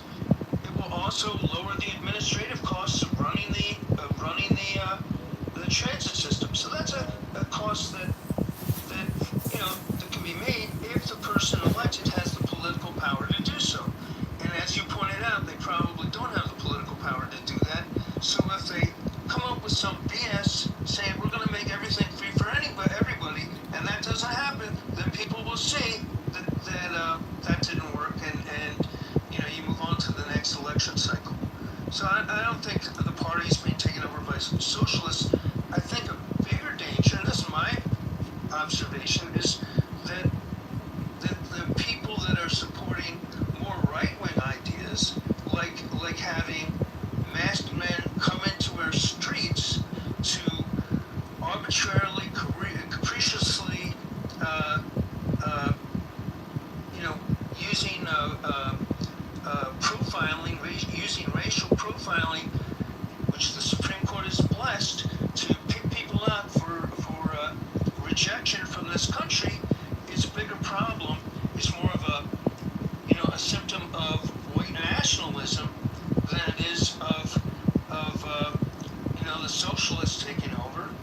And I think those are really important issues because that represents a fundamental breakdown of the ideas of liberal democracy and having people get real warrants to enter people's homes and search their personal effects, and not having masked men that hide their identity from the public barge in to interfere with people's rights without due process. That's more of a fascist move, and that I think is more damaging to the fabric of society. And you need Democrats and Republicans to work together. The ones that are moderate. The people of Minnesota are not some crazy. I went to college in Minnesota. These were normal people. I went to McAllister College and studied cultural anthropology before I went to law school. These were not crazy people. These are nice people that want to make their communities better. But just because they don't agree with the right-wing ideals and they push back against warrantless searches and seizures and push back against undue violence by unidentified police officers that are cosplaying at best. Gestapo, it's a cosplay. Okay, but it sends a bad message. But that's not what their platform says. Their platform but it's not what their platform says. Their platform says things like no deportation, no holding people in containment while you process them. No deportation. So let me answer that. So the people, in fact, amnesty for everyone who breaks Title 8, Section 1823. Doesn't matter if you came over yesterday on the boat. Doesn't matter if you got here 20 years ago. It's amnesty. It also doesn't matter to them. It also doesn't matter to them whether you have citizens or non-citizens vote. That stuff is first of all, crazy. Non-citizens are not voting. That's a talking point. Non-citizens are not federal elections. They advertise it in their platform, which is a nuts thing to advertise. They can say it, but they're not. The people who are saying these things are not. They're not reading Section 5 of Section 18. When it's Republicans, it is said as if it is true. They are perceived as tearing down democracy. Than it is about moderate Democrats. They're not reading Section 1843 or subparagraph 5. That's not what they're looking at. And the majority of Democrats are not saying amnesty for everyone who has broken the law. That's not amnesty. Well, Ronald Reagan gave that wide amnesty. That's not amnesty if you got here 10 years ago. That's amnesty if you swim Ronald Reagan said immigrants make this country, and Ronald Reagan Republicans. Point saying you can wantonly violate U.S. law as your first. Well, did Ronald Reagan violate U.S. law? That's not the point. Ronald Reagan gave broad amnesty. Don't do this thing where you shift it back onto Republicans. That's not the point. The point is the DSA is advertising things that are crazy. They don't represent moderate Democrats in any way, shape, or form. That's right, and they're not listening to. They are not for the wings of people who vote. They are not the majority of the party, and it is nuts. They're not the people that are saying things that you are objecting to are not looking to the law and the subsections and the majority of the Democratic Party. Not the point. They are saying it and they are advertising it as a political position to get themselves elected into office so they can try to do that stuff once they're elected. All right, but a lot of politicians say, like they're gonna lower the price of eggs and they're gonna give all these kind of benefits that don't show up. Foundation, and if you want to know what Republicans believe, you should look at the platform for the Republican Party, of the National Republicans and of the state Republicans. I'm trying to say, 25 doesn't describe the Republican Party. It may not describe it, but what the people see as the message is the overt act. I can go to their platform and read that they want to give it. You're right. People are not looking at That's the problem. It's a giant problem. Look, Donald Trump won the first time with no platform. As the people who proposed Project 2025, they're both equally nuts. Well, I don't know that you need to both sides. I know that the people are seeing That the is effects the of Project. problem, though, The William. people are seeing the outcome of Project 2025. When you have of each party want to do crazy things. When you have people that are coming into the streets of a blue city, and that's where they're doing it, and terrorizing people, that sends the message of Project 2025 more than what they're not reading. They're not reading the laws and the platforms. They're seeing the message. Time out. I cannot follow this conversation because you guys are talking at the same time. I cannot follow the conversation. Now, I understand, as has been pointed out to me, I'm sorry. I'm an old guy, and because I'm an old guy, shame on me, I can't understand the conversation. I'm over the hill. Do we have 20-year-old people who want to take over the critical thinking forum? Please.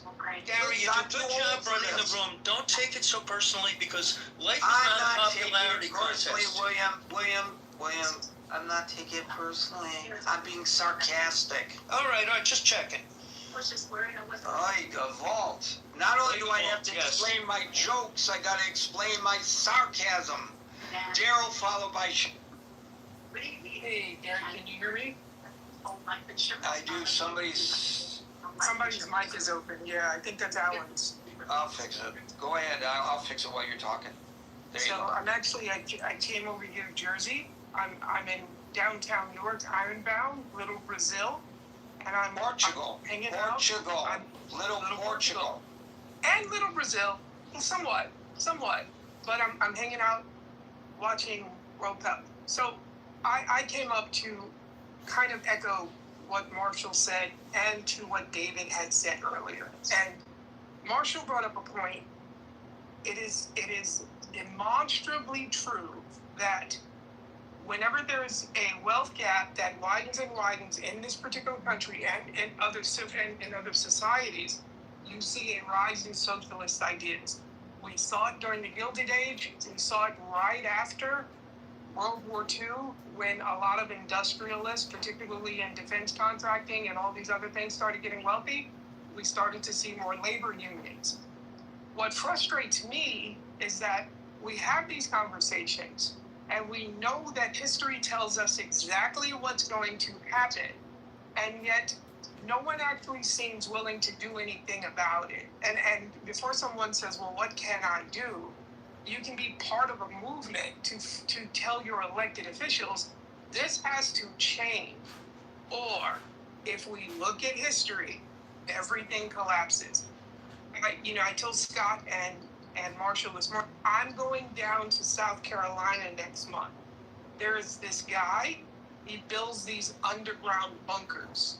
And he said he's gotten more for these underground bunkers in the past 8 months than he's gotten in the past 8 years. Did I interview him? Yeah, you want to? Absolutely. Even though you didn't invite me to a beautiful Portuguese restaurant in the Ironbound section to watch the World Cup with you, I will hold that again. I figured you're going to work. Newark is closer to work than where I'm living now, so, we could have worked something. I got you. Drinks on me. I promise. So, but to David's point, so there's what's known as the PCE. It's the Personal Consumption Expenditure Index. People are spending less money. It's because people have less money for personal consumption. Fewer people are going to the movies. Fewer people are doing all these other things that people do after they pay their rent and their bills. And yet, for some reason, inflation seems to be very stubborn. So people are spending less money, but inflation seems to be holding where it is. You can't really figure it out economically, but something's going to happen soon. And we know from history that we have to do something.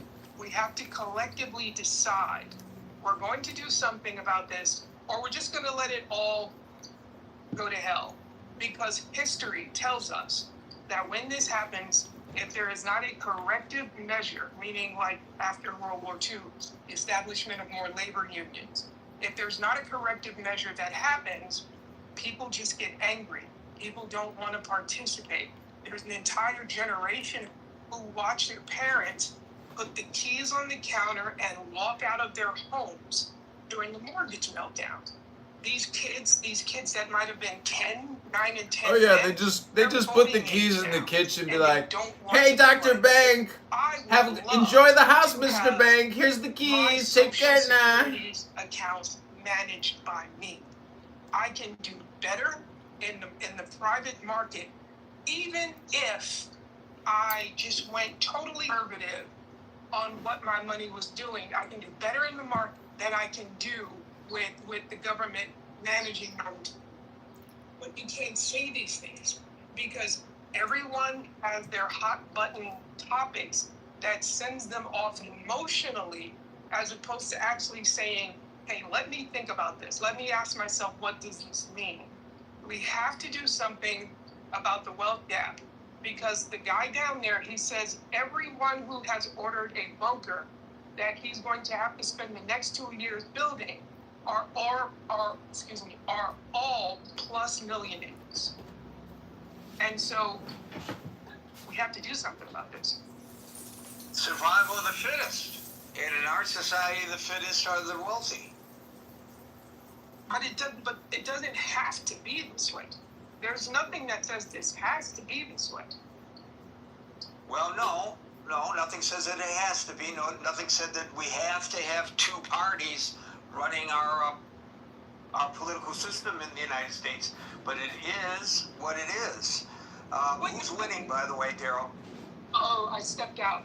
Wouldn't it be survival of the fittest if you were like a billionaire to say, hey, history tells us this is going to happen. So if I have to cut my share by a percentage that I would probably not really notice in life, and ask a buddy to cut his share, ask someone else to cut their share, sacrifice a little to keep the game going, because we need to keep the game going. Or yeah, Daryl, there was an article written about 10 years ago.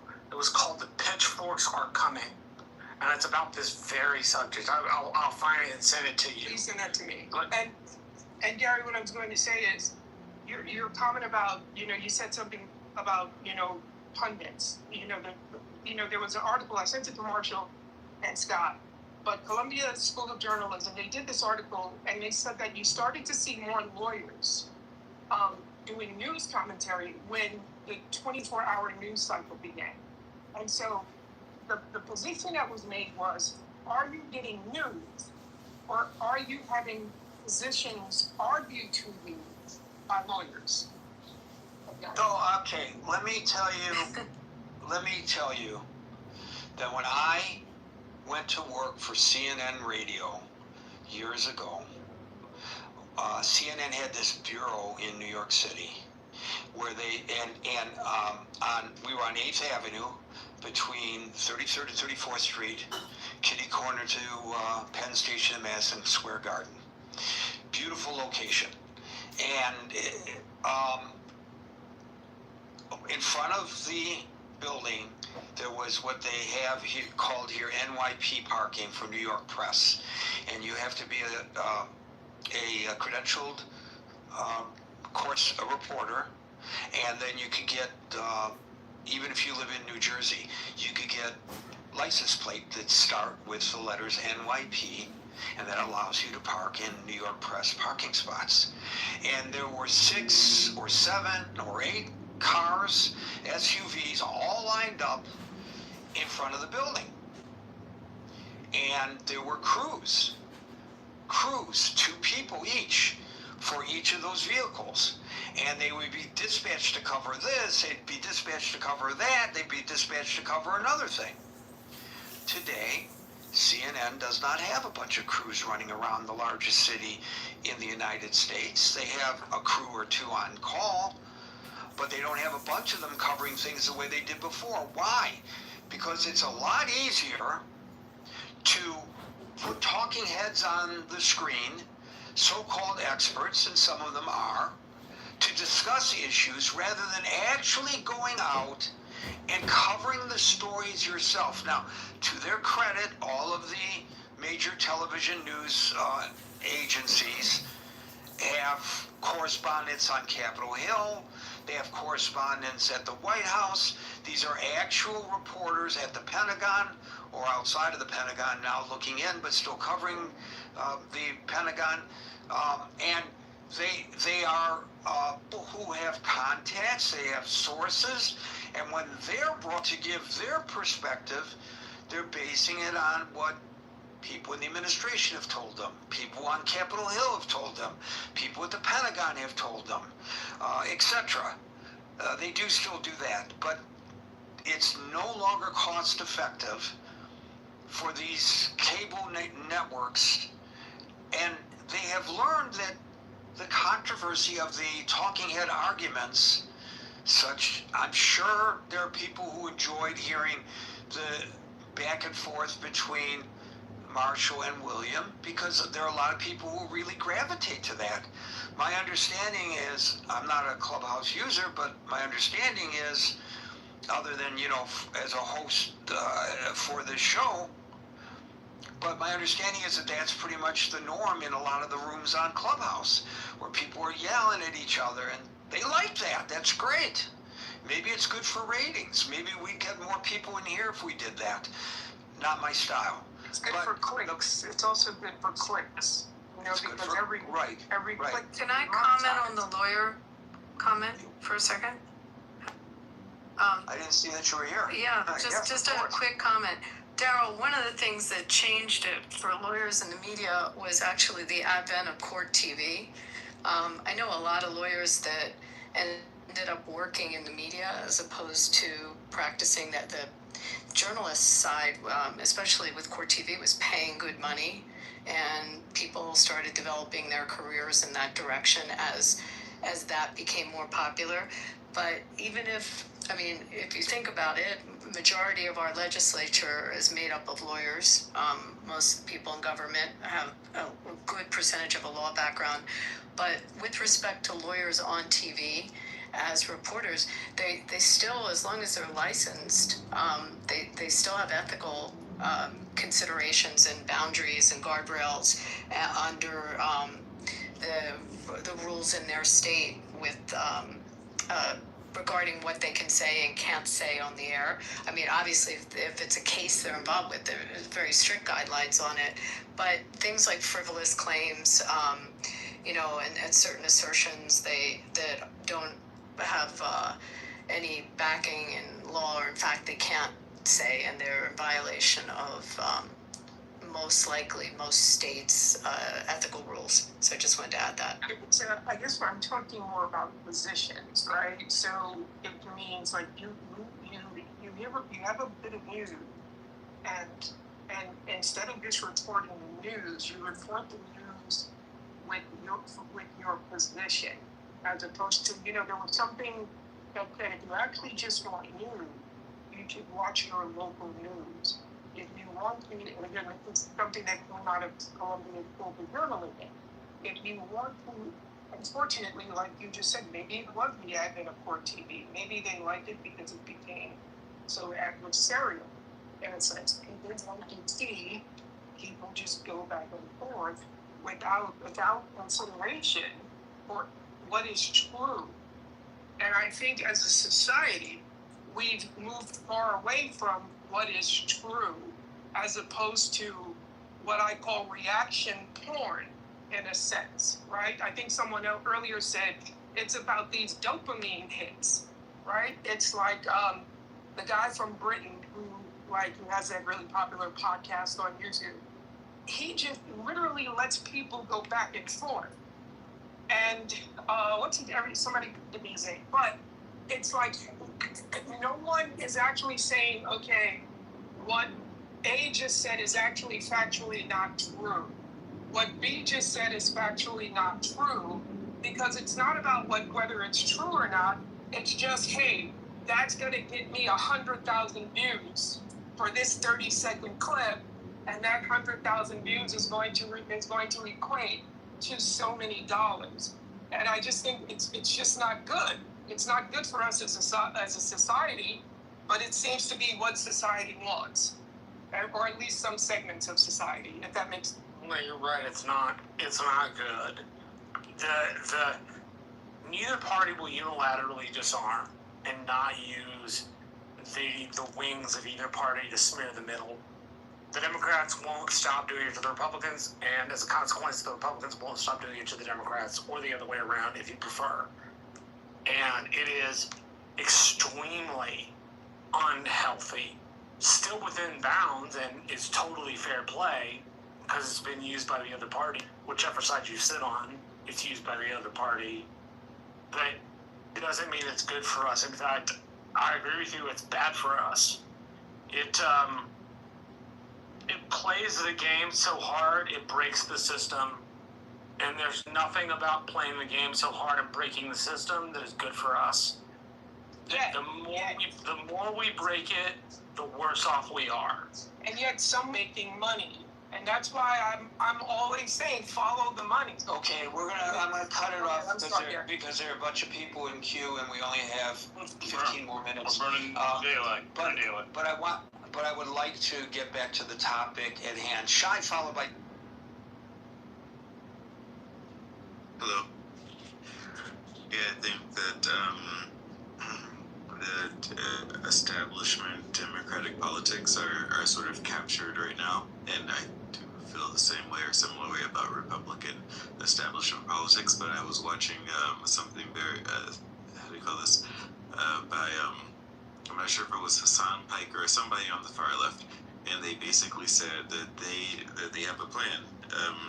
In every district, in every election, that the establishment Democratic politicians will either go their way and capitulate to the leftist or Democratic Socialist politics, or they will have them lose. They'll either have them lose to a Republican, or they will have them lose to a person that they replace them with, but they will be replaced. And so far, after watching that, all of the special elections and whatever have been going on, it has been true. And I think that the establishment Republicans and establishment Democrats on both ends should be aware that the parties are being eaten from within, from outside, right? Thank you for that, Shai. We'll go to David, followed by Agent. Hey, Gary. Yeah, there's a lot of great comments in the room today. I think if we look at how, the campaigning's gone, I mean, we had AOC and Bernie Sanders coming to Colorado, talking their, big game about the oligarchs, the 1%, controlling the planet, and we need to make changes, big changes, right? You see one of these candidates who got dispatched out of her law firm for writing anti-Israel, pro-Palestinian commentary, and was unwilling to take it down. She's since now working as a barista as well as going to grad school, talking about the candidate Malat. And she dispatched a more established Democratic candidate. So I think the voters are saying, you've allowed this guy to get in this office, Donald Trump, who's attacked all things our interests, and you guys aren't doing anything about it. The guy Bennett, who lost, who was backed by, I believe, Michael Bloomberg to the tune of $5 million. And so that doesn't resonate with these candidates, particularly, it doesn't resonate with these constituents, particularly these voters who want to see change. They want to see the representatives going to Capitol Hill and fighting for their interests and taking on Donald Trump and not cozying up to the policies and some of the decisions that he's making, which many of them have had done that and have not defended their interests. You can take Hakeem Jeffries and Schumer, who have not really done a good job of defending their interests. So this is what we're getting.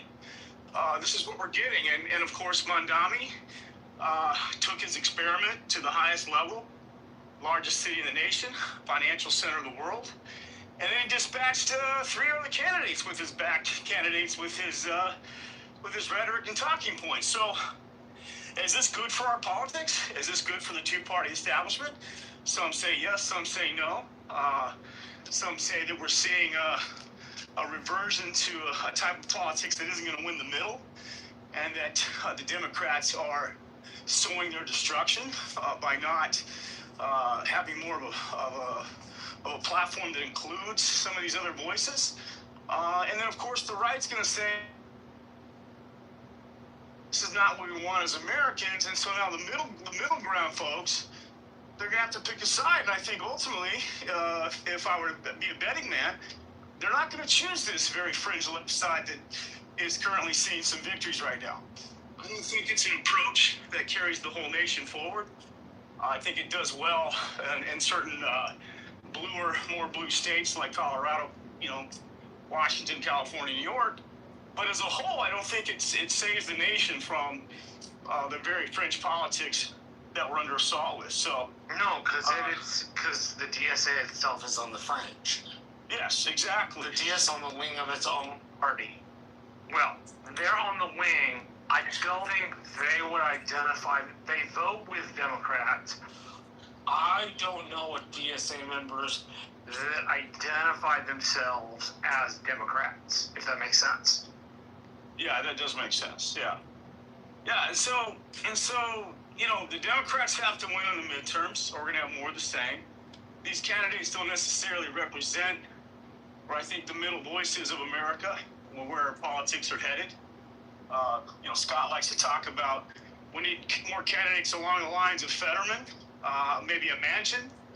And so, while they still have the majority in our country, and even though I think at the end of the day, those voters of Donald J. Trump are also asking themselves why they voted for the guy. And maybe they're also seeing, many of them are waking up to the fact that their interests aren't being met either by this Project 2025, the massive tax cuts that have been erected. I mean, they've been winning on social policy, but not necessarily on economic policy. So if we vote our pocketbook and we vote what's been happening in this country, I think those should be a strong Democratic showing in the midterms, but not if we were to look at what these kind of isolated wins are about. And I'll end there. Thank you, David. Agent, followed by El Normal.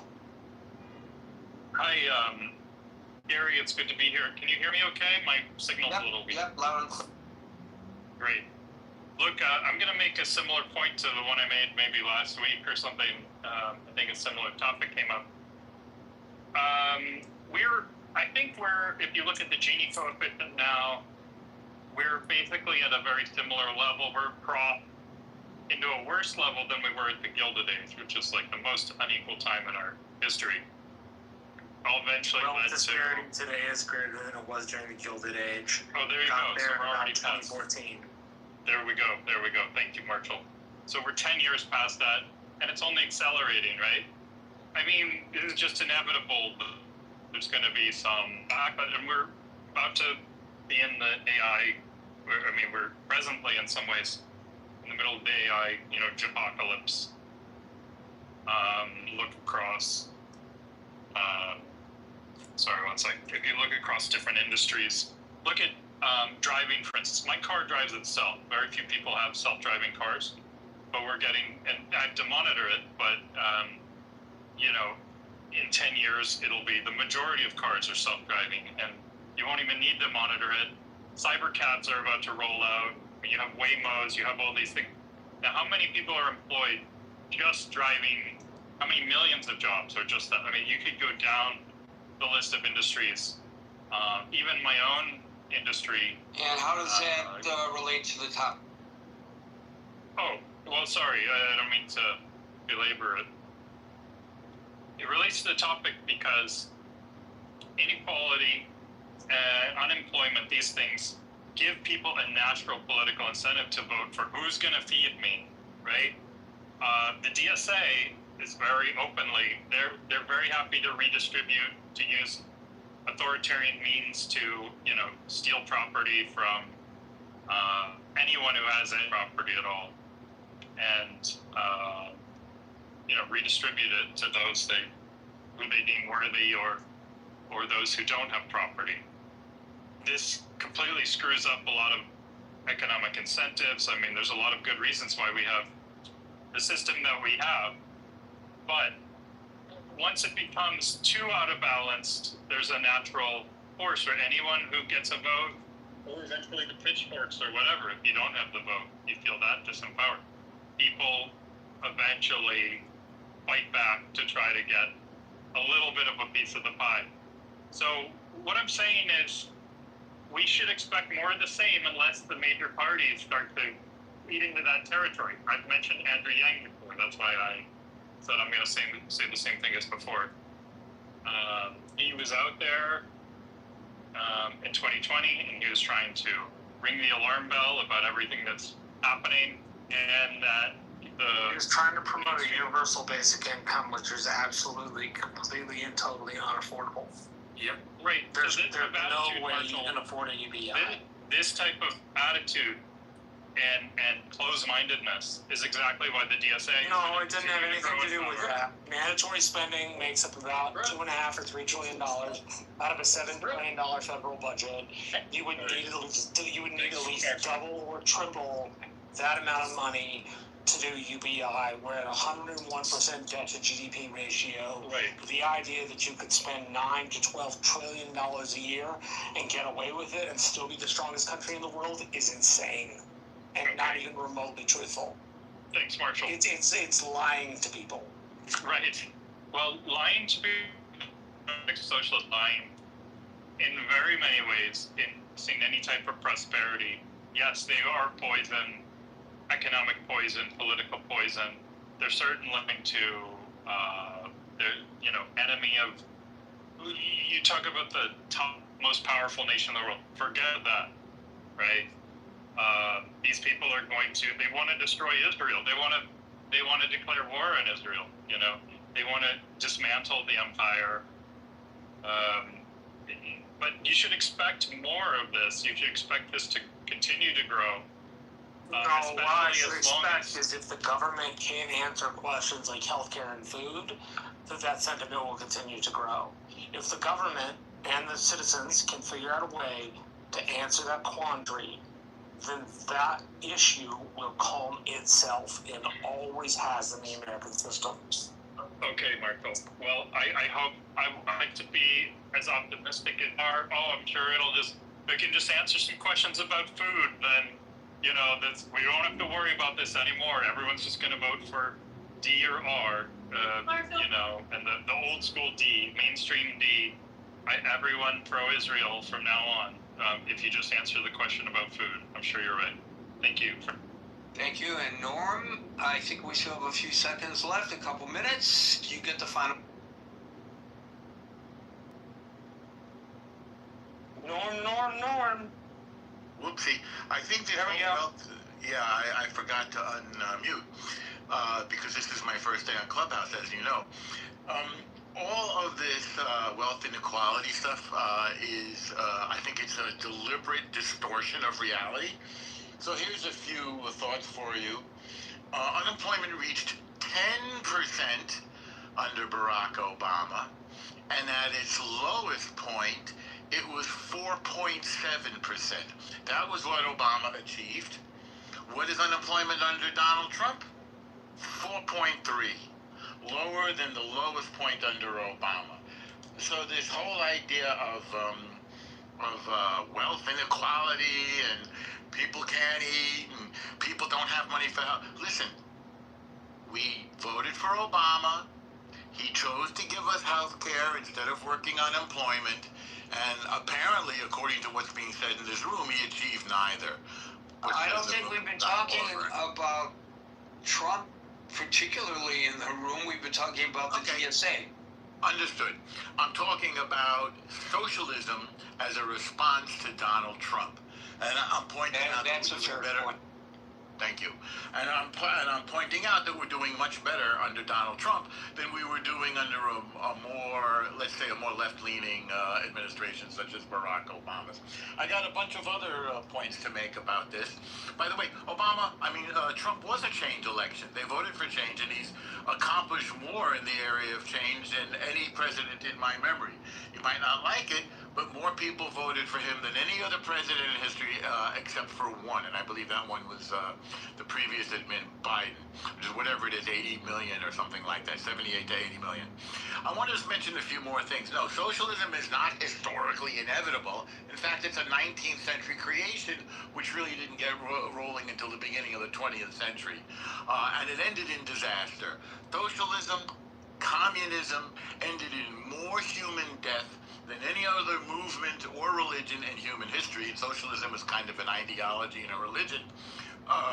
By some estimates, 80 to 100 million dead between the People's Republic of China and the Soviet Union. Moreover, the French Revolution culminated in horrible, horrendous, bloody disaster, people literally guillotining each other, and then they went back to a monarchy in the personage of Napoleon Bonaparte. So it didn't work out all that well. This is not real socialism that they're promoting. This is some weird pseudo-socialism, some elite socialism. You may be surprised to learn of the billionaires behind this elitist Mamdani's campaign. After all, he's a very privileged person, the son of a famous filmmaker and a successful You're professor. absolutely right. I hate to break you off on a role that I agree with, but we are out of time. Gotta go. By the way, the DSA used to be Zionist favorable. I don't know what happened to them along the way. Somebody's going to have to educate me on how that changed. They lost their minds, Gary. Folks, we're here Monday through Friday, 5 o'clock New York time. We will not be here this Friday, however, for the 4th of July holiday, which I will be celebrating even though Donald Trump is president of the United States. Although I've been admonished on Facebook, we can't celebrate. We can't celebrate the 250th anniversary of this country because Donald Trump is president. But I am going to defy these people, ladies and gentlemen. I'm going to stand up for America, and I'm going down to New York Harbor to view the tall ships. We are here Monday through Friday, 5 o'clock New York time, so till 5 o'clock New York time tomorrow for the next edition of the Critical Thinking Forum. Everybody be safe, be well, and peace out.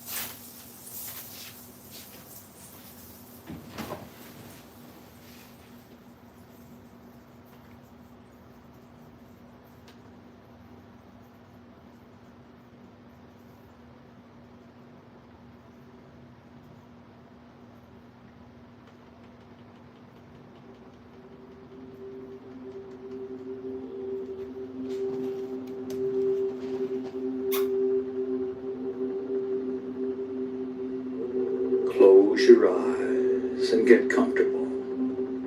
It's time to breathe deeply and relax completely.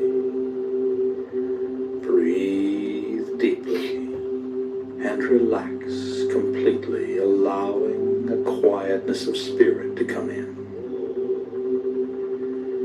Feel the blood flowing through your arms and legs, through your body and mind, relaxing, relaxing, relaxing. Take a deep breath, hold it as long as you comfortably can, and then let it out slowly through slightly parted lips. And when the breath is all the way out, contract your stomach muscles and push it even further out and further out. And then repeat this process of breathing deeply and relaxing completely. And if any outside thoughts should come into your mind, simply brush them aside and return your concentration to the sound of my voice, and breathing deeply and relaxing completely. Breathing deeply and relaxing completely. And now use your imagination and feel your body relaxing one part at a time in response to my words. Play the role, play the part, and mentally relay the relaxing suggestions into that part of your body, and feel them take effect. Feel your body relaxing, relaxing, relaxing. And the relaxing sensations are now coming into the toes of both of your feet at the same time, moving right on down into your arches, into your heels, and on up into your ankles. Completely relaxed, completely relaxed. And these soothing sensations are now moving on up your legs to your knees, relaxing all the muscles as it goes, and on up your legs to your thighs and to your hips, just completely relaxing. And your full attention is on the sound of my voice, as the relaxing sensations move into the fingers of both of your hands, relaxing your hands. And it now moves on up into your forearms, relaxing your forearms, and on up into your upper arms, relaxing your upper arms. And your fingers and hands and forearms and upper arms are now just completely relaxed as the soothing sensations move on down into the base of your spine, and then begin to move slowly up your spine, up your spine, up your spine, and into the back of your neck and shoulder muscles. And the back of your neck and shoulder muscles are now loose and limp, loose and limp, just completely relaxed.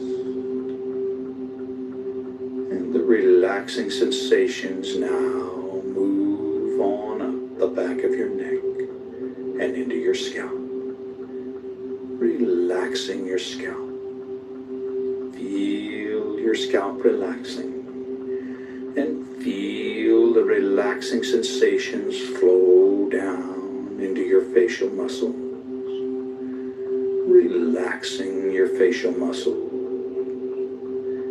just completely relaxing your facial muscles. Allow a little space between your teeth, and your jaw is relaxed.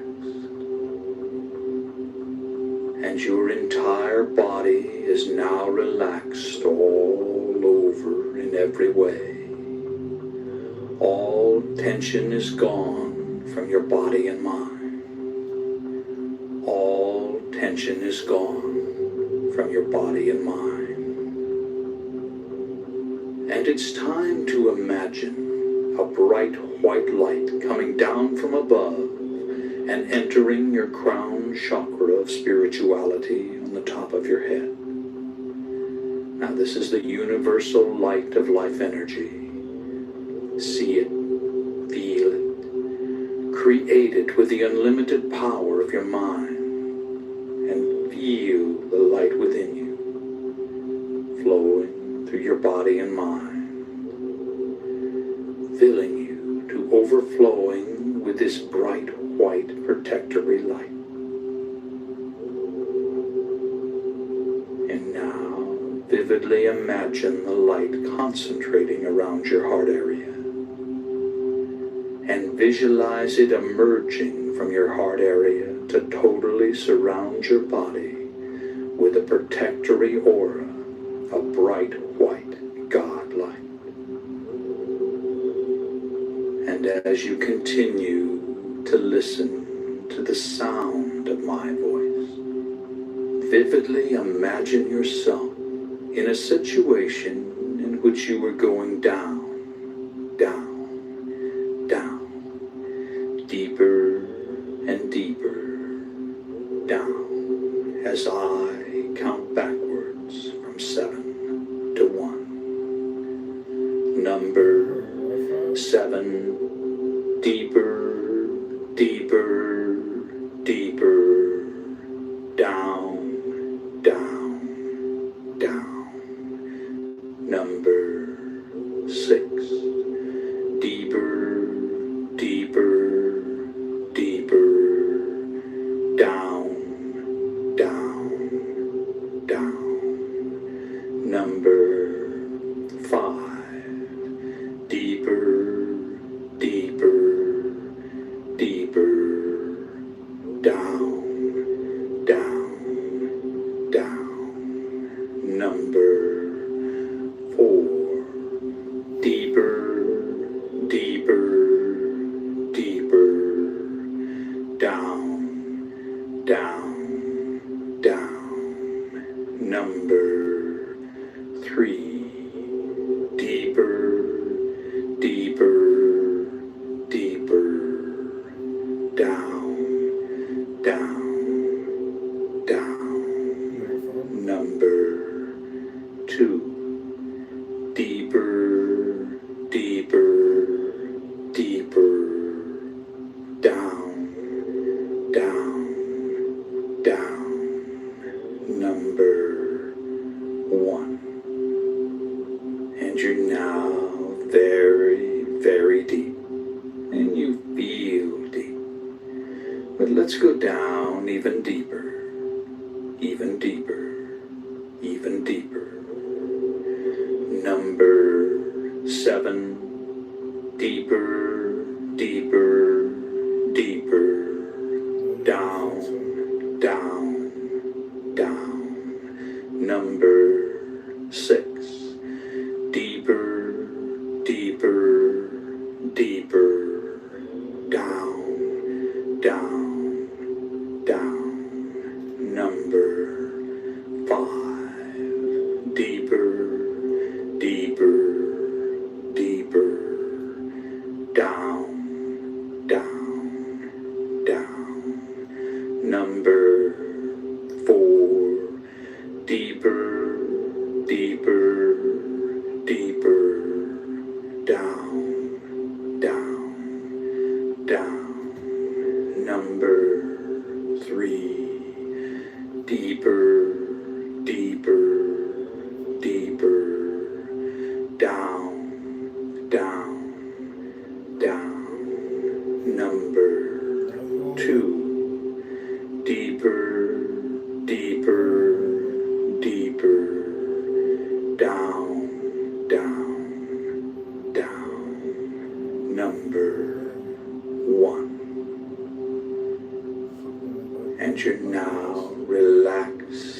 ease and at peace, in a relaxing, altered state of consciousness.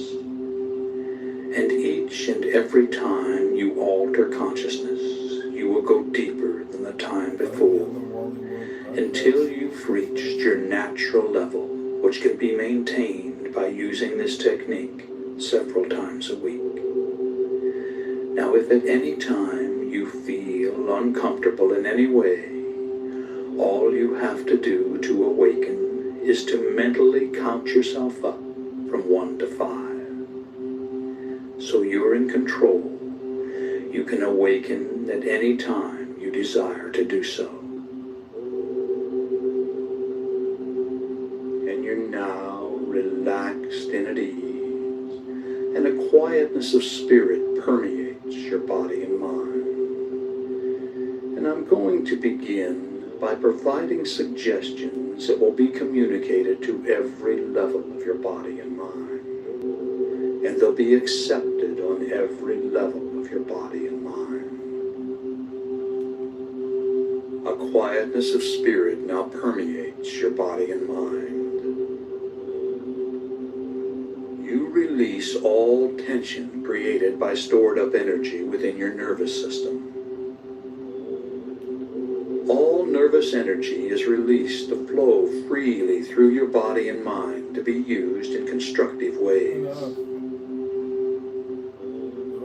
You feel calm, relaxed, and at peace with yourself, the world, and everyone in it. You have the courage and confidence to do what you need to do to resolve your problems.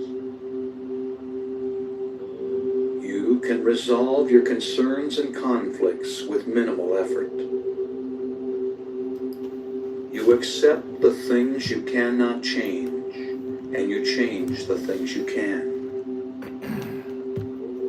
You accept who you are.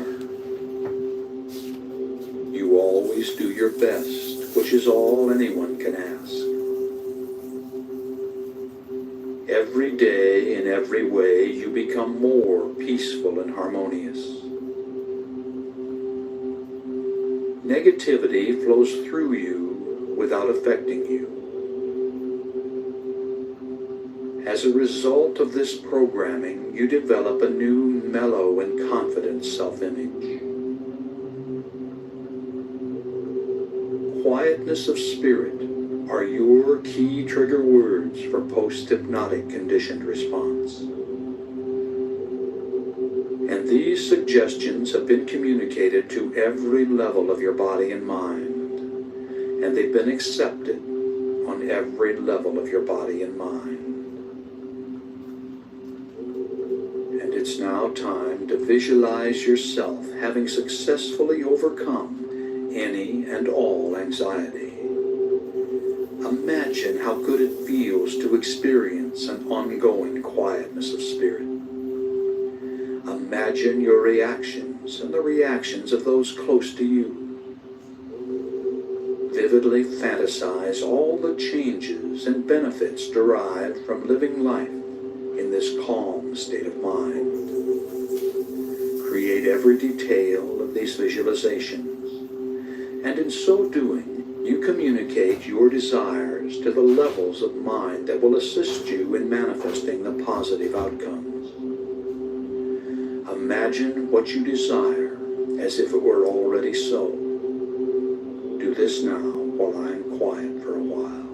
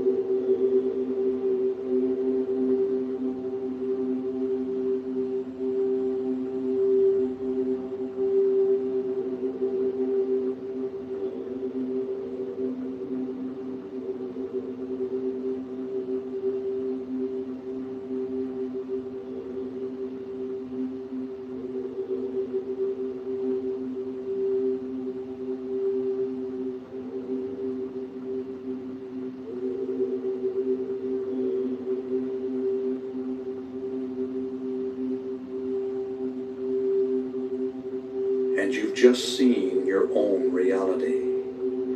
And you're open to positive suggestions which you'll accept and act upon. A quietness of spirit now permeates your body and mind. You release all tension created by stored up energy within your nervous system. All nervous energy is released to flow freely through your body and mind to be used in constructive ways. You feel calm, relaxed, and at peace with yourself, the world, and everyone in it. You have the courage and confidence to do what you need to do to resolve your problems. You can resolve your concerns and conflicts with minimal effort. You accept the things you cannot change, and you change the things you can. You accept who you are. You always do your best, which is all anyone can ask. Every day, in every way, you become more peaceful and harmonious. Negativity flows through you without affecting you. As a result of this programming, you develop a new, mellow, and confident self-image. Quietness of spirit are your key trigger words for post-hypnotic conditioned response. And these suggestions have been communicated to every level of your body and mind, and they've been accepted on every level of your body and mind. And these suggestions have been communicated to every level of your body and mind, and they've been accepted on every level of your body and mind. And it's now time to use a repeat technique to saturate your mind with a message. Together, we'll communicate it to every level of your being. So say the words along with me, silently in your mind. Shout them out silently, and hear them echo out across the universe and back to you. A quietness of spirit now permeates my body and mind, and my stored up energy is released to flow freely through my system. A quietness of spirit now permeates my body and mind, and my stored up energy is released to flow freely through my system. A quietness of spirit now permeates my body and mind, and my stored up energy is released to flow freely through my system. A quietness of spirit now permeates my body and mind, and my stored up energy is released to flow freely through my system. A quietness of spirit now permeates my body and mind, and my stored up energy is released to flow freely through my system. A quietness of spirit now permeates my body and mind, and my stored up energy is released to flow freely through my system. A quietness of spirit now permeates my body and mind, and my stored up energy is released to flow freely through my system.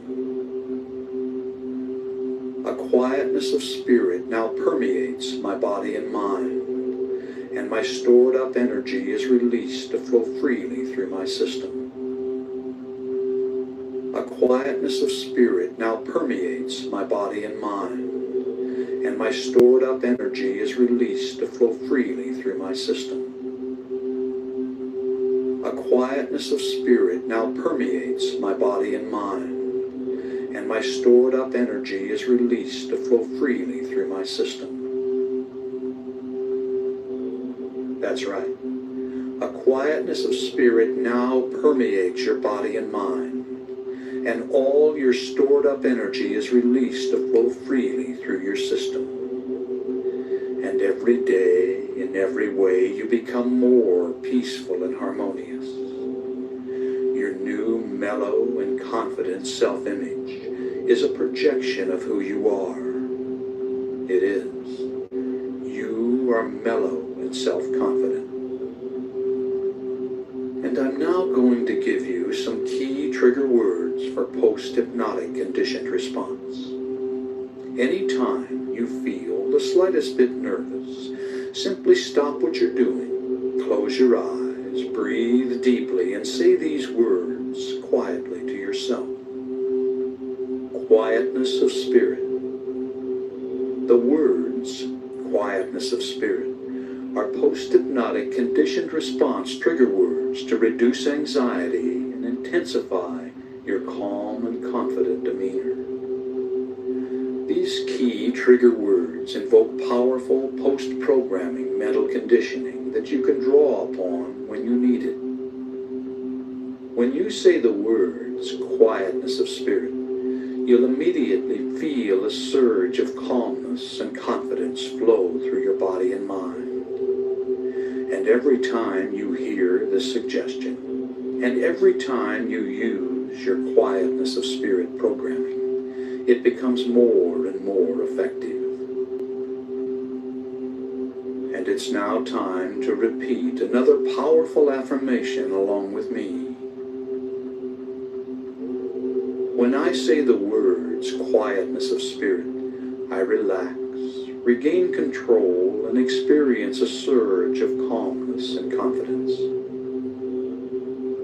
When I say the words, quietness of spirit, I relax, regain control, and experience a surge of calmness and confidence.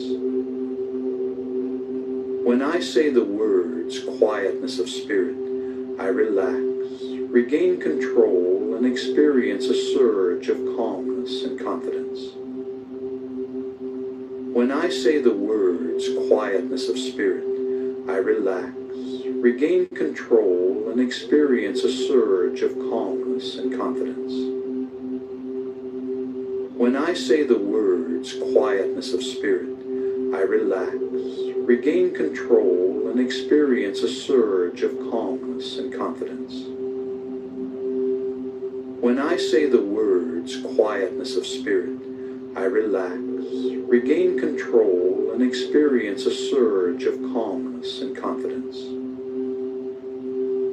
When I say the words, quietness of spirit, I relax, regain control, and experience a surge of calmness and confidence.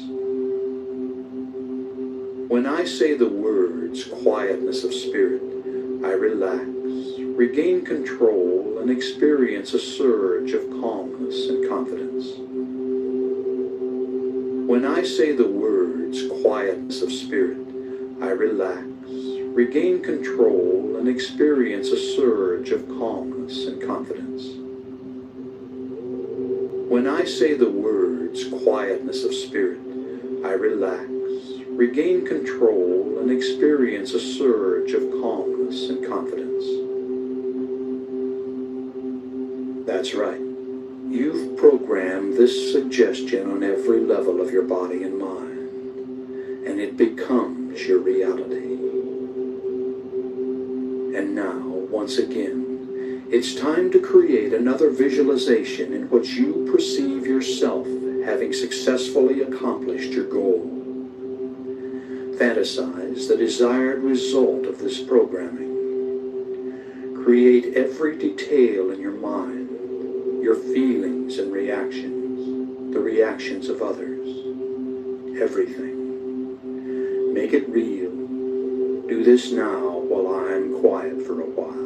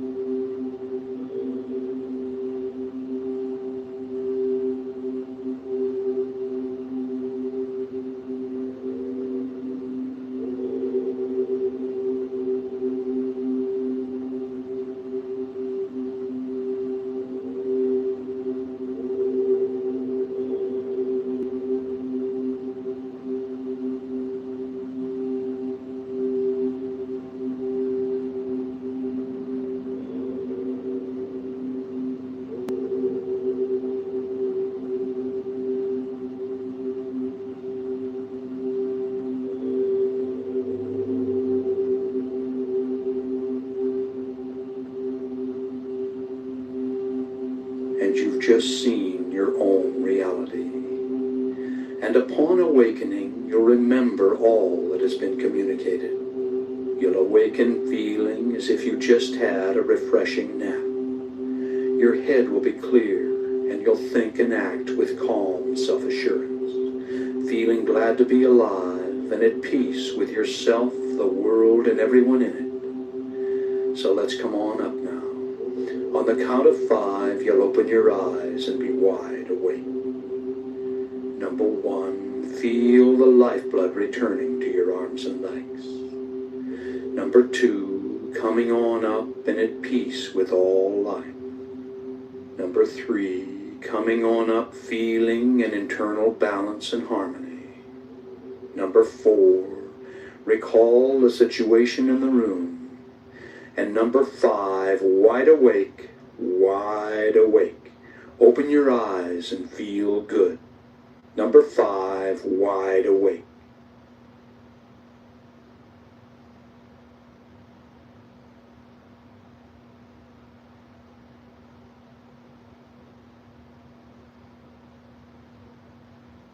You're wide awake and fully alert. And I'm going to communicate some powerful self-talk phrases. You can do other things if you wish while programming your mind by repeating the phrases after me. And throughout your day, recall these phrases and say them over and over to yourself, out loud or silently in your mind. All right, now repeat each phrase after me. A quietness of spirit now permeates my body and mind.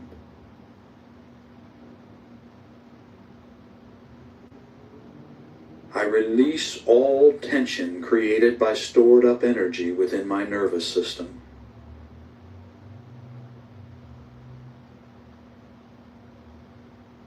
All nervous energy is released to flow freely through my body and mind to be used in constructive ways.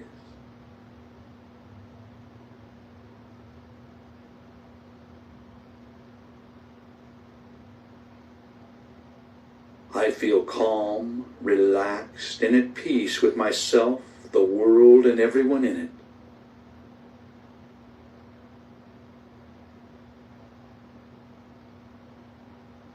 I have the courage and confidence to do what I need to do to resolve my problems.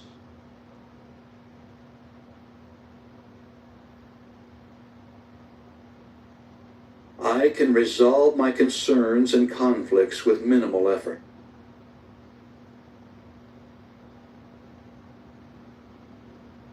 I accept the things I cannot change, and I change the things I can.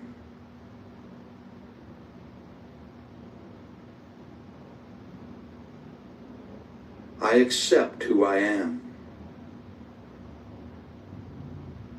I always do my best, which is all anyone can ask.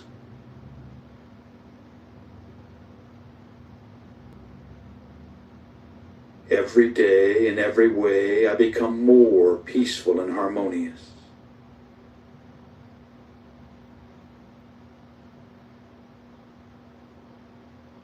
Negativity flows through me without affecting me.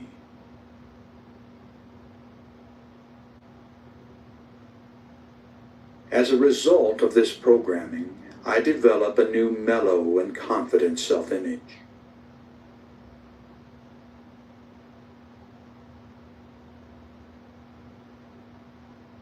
The words, quietness of spirit, are my key trigger words for post-hypnotic conditioned response.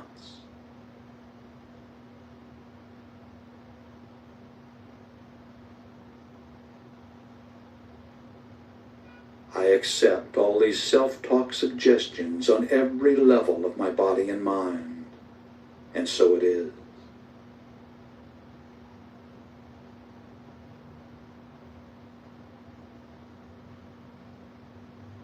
A quietness of spirit now permeates my body and mind.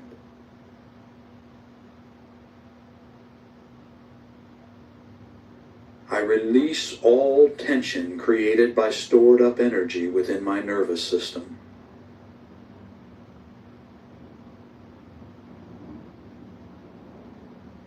All nervous energy is released to flow freely through my body and mind to be used in constructive ways.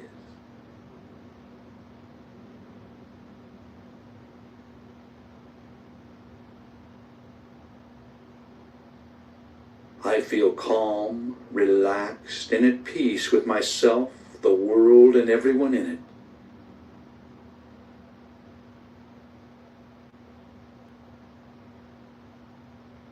I have the courage and confidence to do what I need to do to resolve my problems.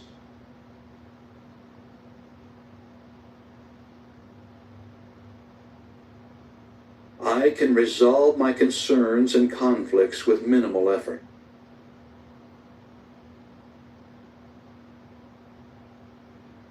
I accept the things I cannot change, and I change the things I can.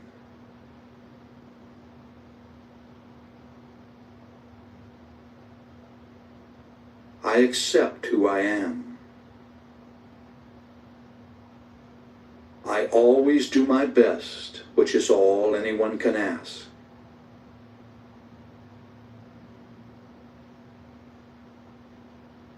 Every day, in every way, I become more peaceful and harmonious.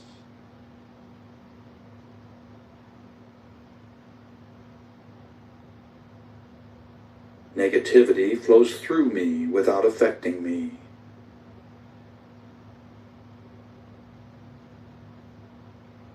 As a result of this programming, I develop a new mellow and confident self-image.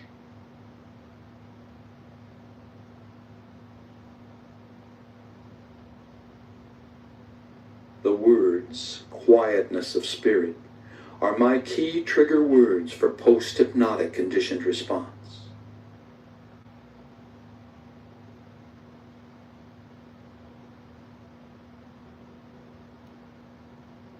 I accept all these self-talk suggestions on every level of my body and mind, and so it is.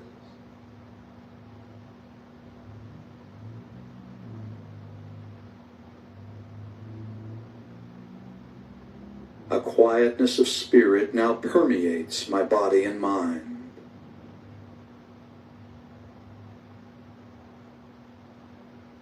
I release all tension created by stored up energy within my nervous system.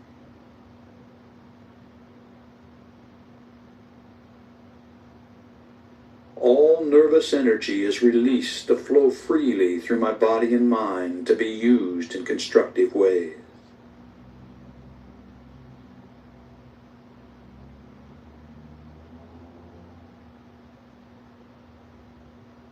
I feel calm, relaxed, and at peace with myself, the world, and everyone in it.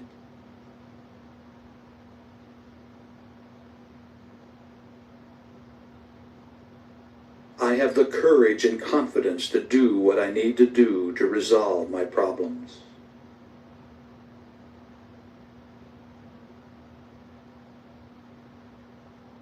I can resolve my concerns and conflicts with minimal effort.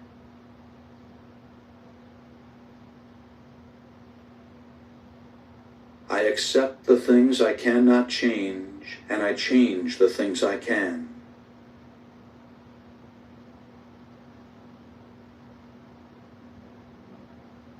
I accept who I am. I always do my best, which is all anyone can ask.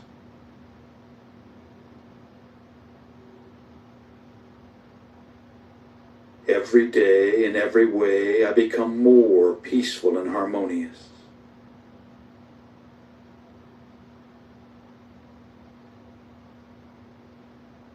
Negativity flows through me without affecting me.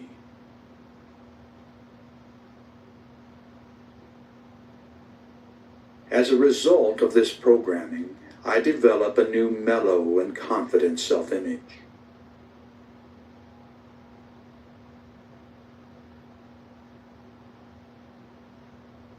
The words, quietness of spirit, are my key trigger words for post-hypnotic conditioned response.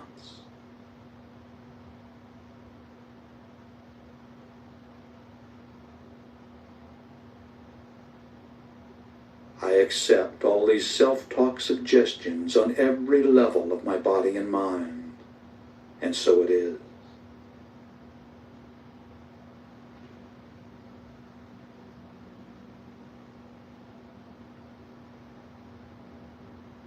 A quietness of spirit now permeates my body and mind.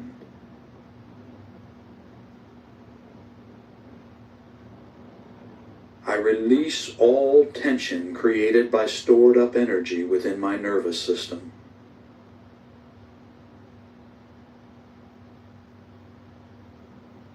All nervous energy is released to flow freely through my body and mind to be used in constructive ways.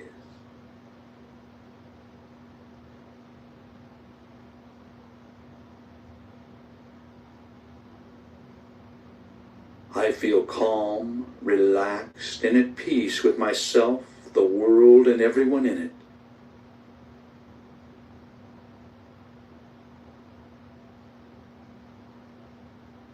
I have the courage and confidence to do what I need to do to resolve my problems.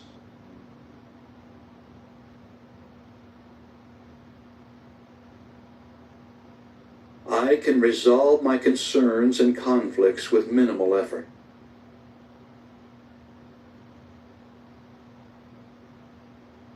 I accept the things I cannot change, and I change the things I can.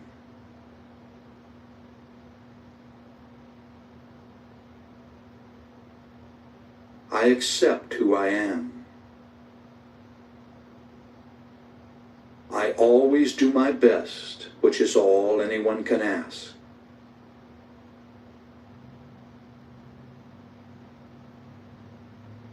Every day, in every way, I become more peaceful and harmonious.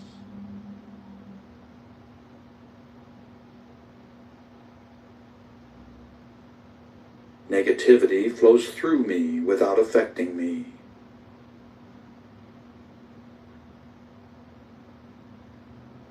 As a result of this programming, I develop a new mellow and confident self-image.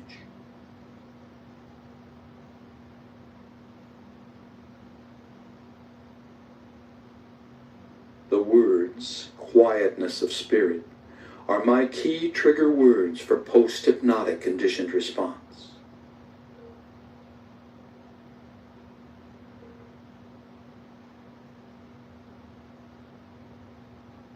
I accept all these self-talk suggestions on every level of my body and mind, and so it is.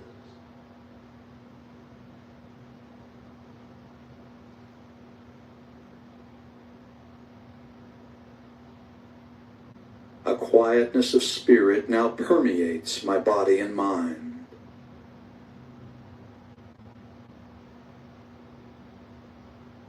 I release all tension created by stored up energy within my nervous system.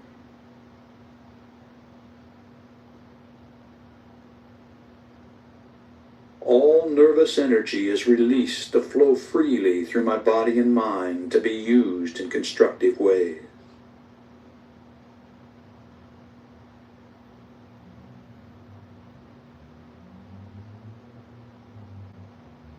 I feel calm, relaxed, and at peace with myself, the world, and everyone in it.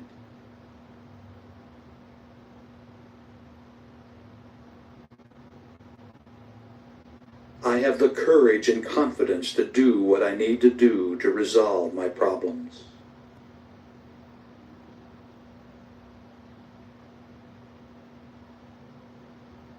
All right. The self-talk phrases session is now complete, and in 20 seconds, the sleep programming introduction will begin.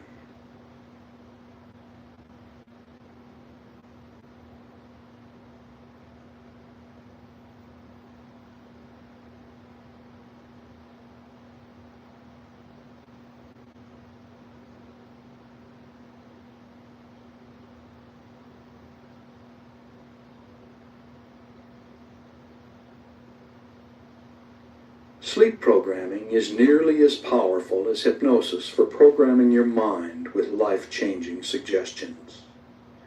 All you have to do is listen to the session as you go to sleep. As you relax and drift into first stage sleep, the cycle per second activity of your brain slows down to alpha. The second level of theta precedes deep delta sleep. Alpha and theta are the levels accessed for hypnosis programming. So on the following sleep programming session, I'll use the same induction as on the first session to take you to these levels quickly. Then, as you cross over into natural sleep, you'll continue to hear the suggestions.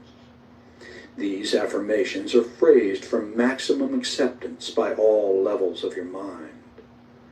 The words fade away at the end of the session, telling you to sleep soundly through the night and to awaken inspired to begin a new day. All right, now make yourself comfortable and prepare to be programmed as you go to sleep.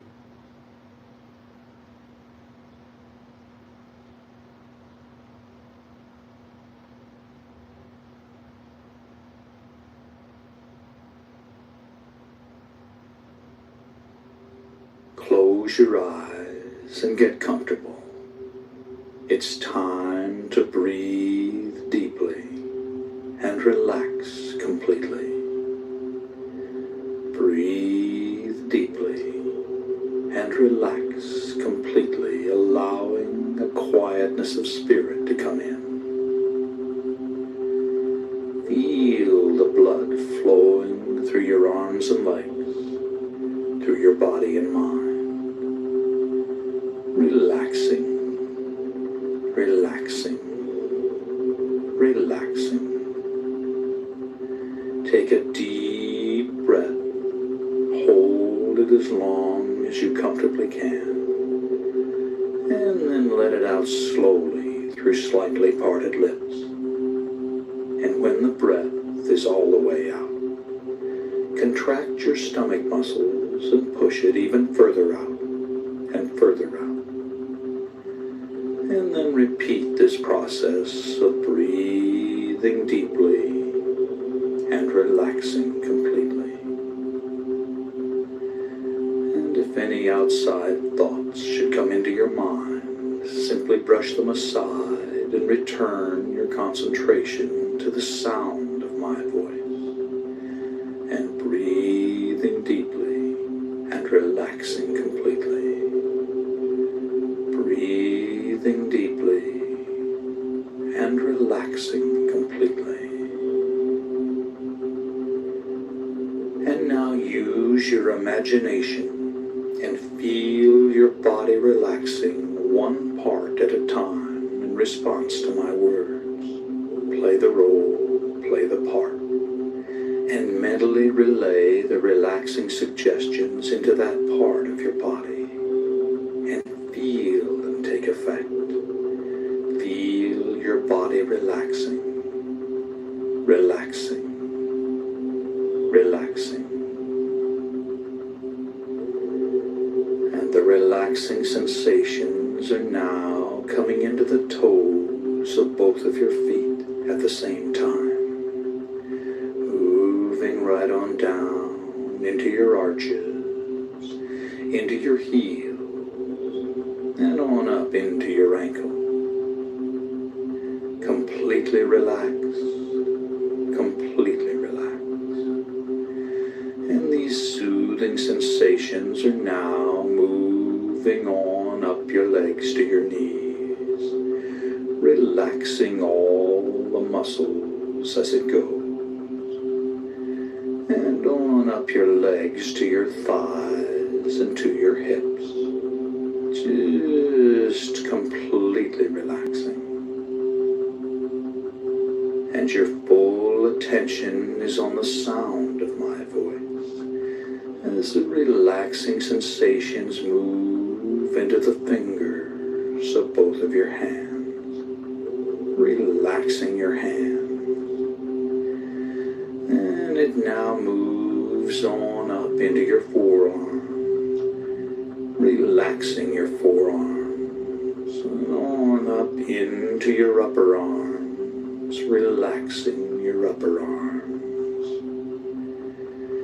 And your fingers and hands and forearms and upper arms are now just completely relaxed as the soothing sensations move on down into the base of your spine, and then begin to move slowly up your spine, up your spine, up your spine, and into the back of your neck and shoulder muscles. And the back of your neck and shoulder muscles are now loose and limp, loose and limp, just completely relaxed. And the relaxing sensations now move on up the back of your neck and into your scalp, relaxing your scalp. Feel your scalp relaxing, and feel the relaxing sensations flow down into your facial muscles, relaxing your facial muscles, just completely relaxing your facial muscles. Allow a little space between your teeth, and your jaw is relaxed. And your entire body is now relaxed all over in every way. All tension is gone from your body and mind. All tension is gone from your body and mind. And it's time to imagine a bright white light coming down from above and entering your crown chakra of spirituality on the top of your head. Now this is the universal light of life energy. See it, feel it, create it with the unlimited power of your mind, and feel the light within you, flowing through your body and mind, filling you to overflowing with this bright white protectory light. And now, vividly imagine the light concentrating around your heart area, and visualize it emerging from your heart area to totally surround your body with a protectory aura of bright white God light. And as you continue to listen to the sound of my voice, vividly imagine yourself in a situation in which you are going down, down, down, deeper and deeper down as I count backwards from 7 to 1. Number 7, deeper, deeper, deeper, down, down, down. Number 6, deeper, deeper, deeper, down, down, down. Number 5, deeper, deeper, deeper, down, down, down. Number 4, deeper, deeper,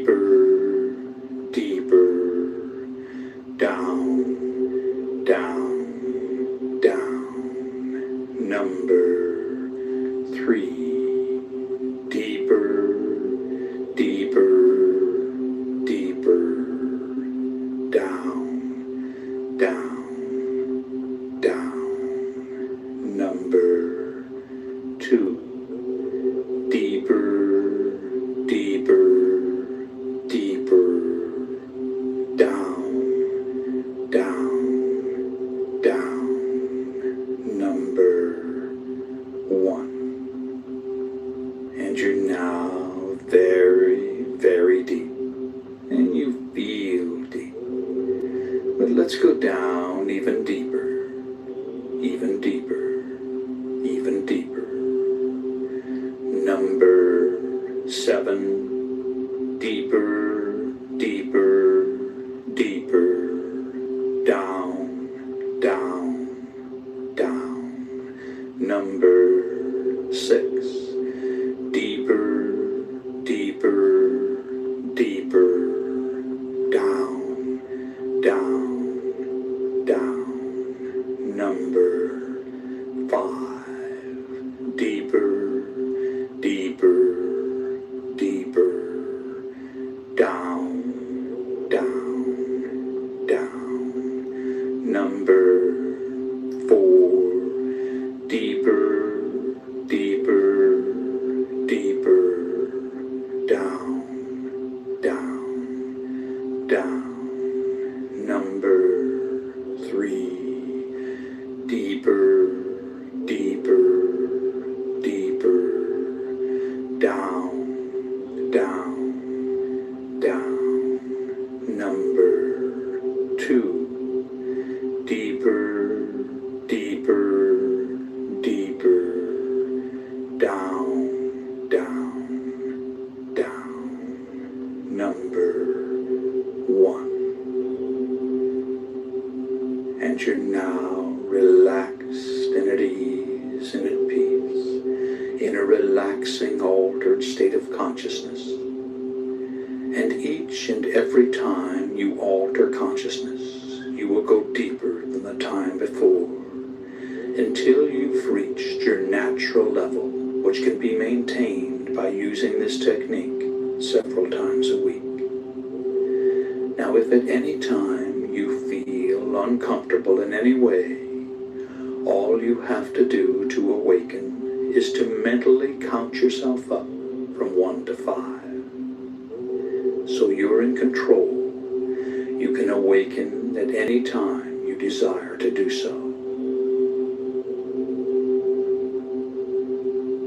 And your body is relaxed, relaxed, relaxed.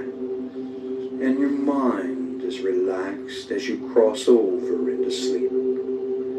A peaceful, relaxing sleep.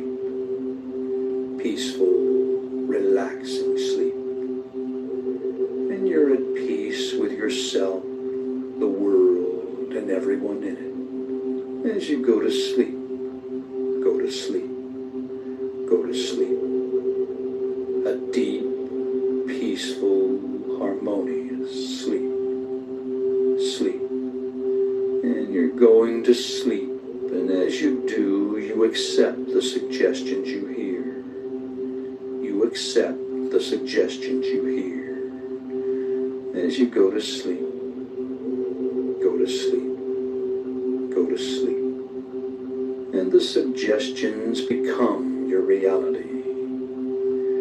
The suggestions are accepted on every level of your body and mind, and they become your reality. You fulfill your desires. You do. You accept this. You accept the suggestion. You accept the suggestions as you go to sleep. Go to sleep. Go to sleep. A quietness of spirit now permeates your body and mind. You release all tension created by stored up energy within your nervous system. All nervous energy is released to flow freely through your body and mind to be used in constructive ways. You feel calm, relaxed, and at peace with yourself, the world, and everyone in it. You have the courage and confidence to do what you need to do to resolve your problems. You can resolve your concerns and conflicts with minimal effort. You accept the things you cannot change, and you change the things you can. You accept who you are, always do your best, which is all anyone can ask. Every day, in every way, you become more peaceful and harmonious. Negativity flows through you without affecting you.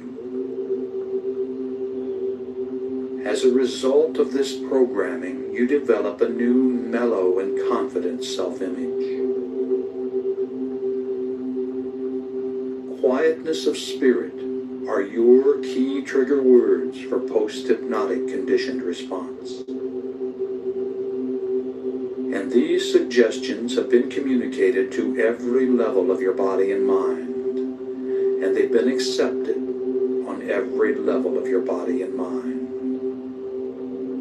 A quietness of spirit now permeates my body and mind, and my stored up energy is released to flow freely through my system. A quietness of spirit now permeates my body and mind, and my stored up energy is released to flow freely through my system. A quietness of spirit now permeates my body and mind, and my stored up energy is released to flow freely through my system. A quietness of spirit now permeates my body and mind, and my stored up energy is released to flow freely through my system. A quietness of spirit now permeates my body and mind, and my stored up energy is released to flow freely through my system. A quietness of spirit now permeates my body and mind, and my stored up energy is released to flow freely through my system. A quietness of spirit now permeates my body and mind, and my stored up energy is released to flow freely through my system. A quietness of spirit now permeates my body and mind, and my stored up energy is released to flow freely through my system. A quietness of spirit now permeates my body and mind, and my stored up energy is released to flow freely through my system. A quietness of spirit now permeates my body and mind, and my stored up energy is released to flow freely through my system. When I say the words quietness of spirit, I relax, regain control, and experience a surge of calmness and confidence. When I say the words quietness of spirit, I relax, regain control, and experience a surge of calmness and confidence. When I say the words quietness of spirit, I relax, regain control, and experience a surge of calmness and confidence. When I say the words quietness of spirit, I relax, regain control, and experience a surge of calmness and confidence. When I say the words quietness of spirit, I relax, regain control, and experience a surge of calmness and confidence. When I say the words quietness of spirit, I relax, regain control, and experience a surge of calmness and confidence. When I say the words quietness of spirit, I relax, regain control, and experience a surge of calmness and confidence. When I say the words quietness of spirit, I relax, regain control, and experience a surge of calmness and confidence. When I say the words quietness of spirit, I relax, regain control, and experience a surge of calmness and confidence. When I say the words quietness of spirit, I relax, regain control, and experience a surge of calmness and confidence. A quietness of spirit now permeates your body and mind. You release release all tension created by stored up energy within your nervous system. All nervous energy is released to flow freely through your body and mind to be used in constructive ways. You feel calm, relaxed, and at peace with yourself, the world, and everyone in it. You have the courage and confidence to do what you need to do to resolve your problems. You can resolve your concerns and conflicts with minimal effort. You accept the things you cannot change, and you change the things you can. You accept who you are. You always do your best, which is all anyone can ask. Every day, in every way, you become more peaceful and harmonious. Negativity flows through you without affecting you.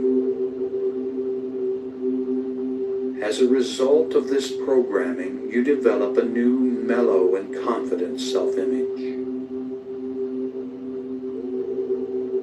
Quietness of spirit are your key trigger words for post-hypnotic conditioned response. And these suggestions have been communicated to every level of your body and mind, and they've been accepted on every level of your body and mind. A quietness of spirit now permeates my body and mind, and my stored up energy is released to flow freely through my system. A quietness of spirit now permeates my body and mind, and my stored up energy is released to flow freely through my system. A quietness of spirit now permeates my body and mind, and my stored up energy is released to flow freely through my system. A quietness of spirit now permeates my body and mind, and my stored up energy is released to flow freely through my system. A quietness of spirit now permeates my body and mind, and my stored up energy is released to flow freely through my system. A quietness of spirit now permeates my body and mind, and my stored up energy is released to flow freely through my system. A quietness of spirit now permeates my body and mind, and my stored up energy is released to flow freely through my system. A quietness of spirit now permeates my body and mind, and my stored up energy is released to flow freely through my system. A quietness of spirit now permeates my body and mind, and my stored up energy is released to flow freely through my system. A quietness of spirit now permeates my body and mind, and my stored up energy is released to flow freely through my system. When I say the words quietness of spirit, I relax, regain control, and experience a surge of calmness and confidence. When I say the words quietness of spirit, I relax, regain control, and experience a surge of calmness and confidence. When I say the words quietness of spirit, I relax, regain control, and experience a surge of calmness and confidence. When I say the words quietness of spirit, I relax, regain control, and experience a surge of calmness and confidence. When I say the words quietness of spirit, I relax, regain control, and experience a surge of calmness and confidence. When I say the words quietness of spirit, I relax, regain control, and experience a surge of calmness and confidence. When I say the words quietness of spirit, I relax, regain control, and experience a surge of calmness and confidence. When I say the words quietness of spirit, I relax, regain control, and experience a surge of calmness and confidence. When I say the words quietness of spirit, I relax, regain control, and experience a surge of calmness and confidence. When I say the words quietness of spirit, I relax, regain control, and experience a surge of calmness and confidence. A quietness of spirit now permeates your body and mind. You release all tension created by stored up energy within your nervous system.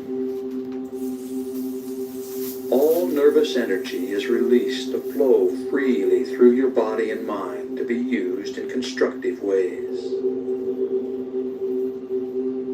You feel calm, relaxed, and at peace with yourself, the world, and everyone in it. You have the courage and confidence to do what you need to do to resolve your problems. You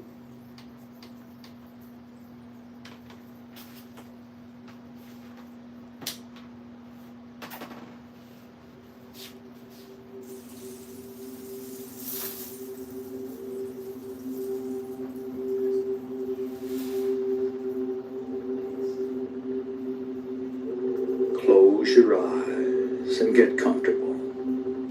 It's time to breathe deeply and relax completely. Breathe deeply and relax completely, allowing a quietness of spirit to come in. Feel the blood flowing through your arms and legs, through your body and mind. Relaxing, relaxing, relaxing. Take a deep breath. Hold it as long as you comfortably can. And then let it out slowly through slightly parted lips. And when the breath is all the way out, contract your stomach muscles and push it even further out and further out. And then repeat this process of breathing deeply and relaxing completely. And if any outside thoughts should come into your mind, simply brush them aside and return your concentration to the sound of my voice. And breathing deeply and relaxing completely. Breathing deeply and relaxing completely. And now use your imagination and feel your body relaxing one part at a time in response to my words. Play the role, play the part, and mentally relay the relaxing suggestions into that part of your body and feel them take effect. Feel your body relaxing, relaxing, relaxing. And the relaxing sensations are now coming into the toes of both of your feet at the same time. Moving right on down into your arches, into your heels, and on up into your ankles. Completely relaxed, completely relaxed. And these soothing sensations are now moving on up your legs to your knees, relaxing all the muscles as it goes. And on up your legs to your thighs and to your hips. Just completely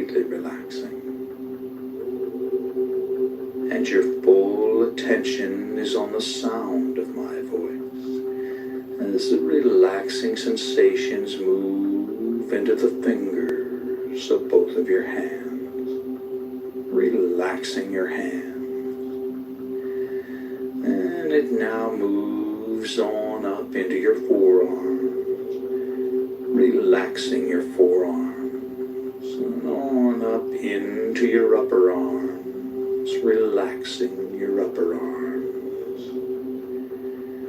And your fingers and hands and forearms and upper arms are now just completely relaxed as the soothing sensations move on down into the base of your spine and then begin to move slowly up your spine, up your spine, up your spine, and into the back of your neck and shoulder muscles.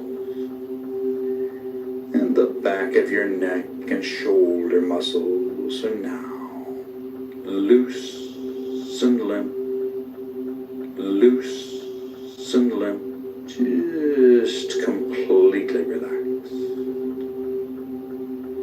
And the relaxing sensations now move on up the back of your neck and into your scalp, relaxing your scalp.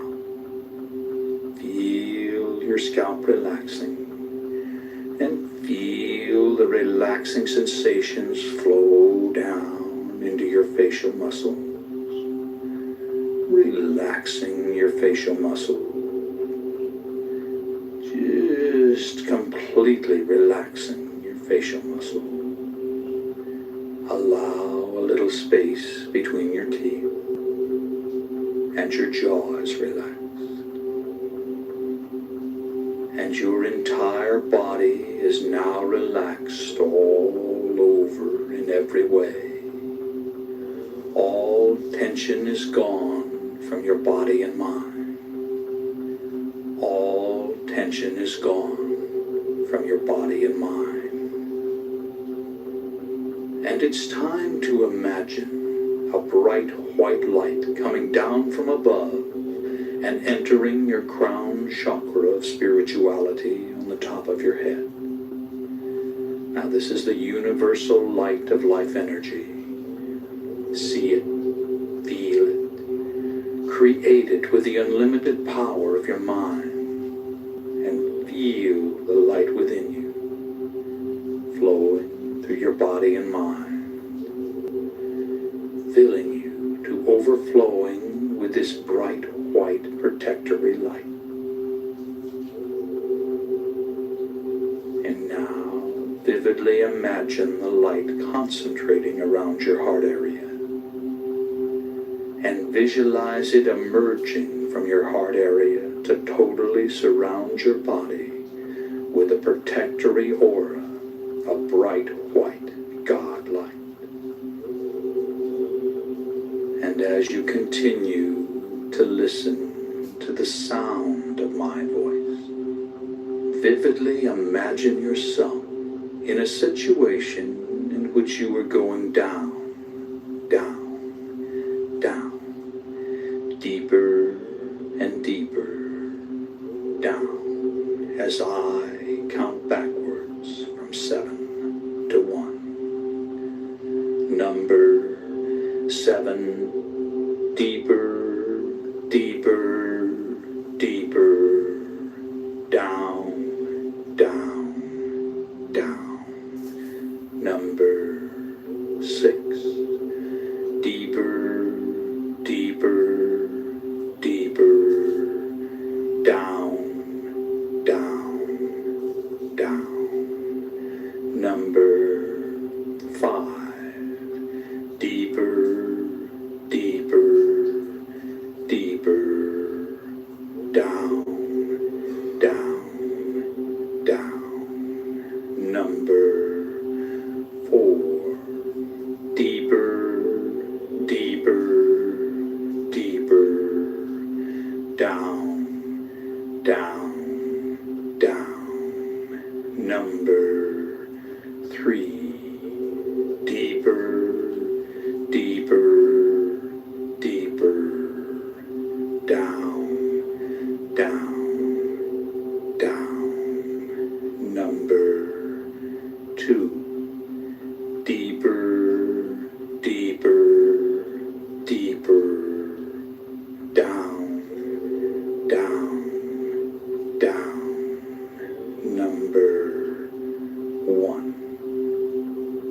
And you're now very, very deep.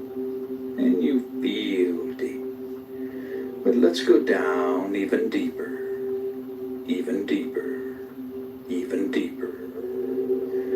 Number 7. Deeper, deeper, deeper.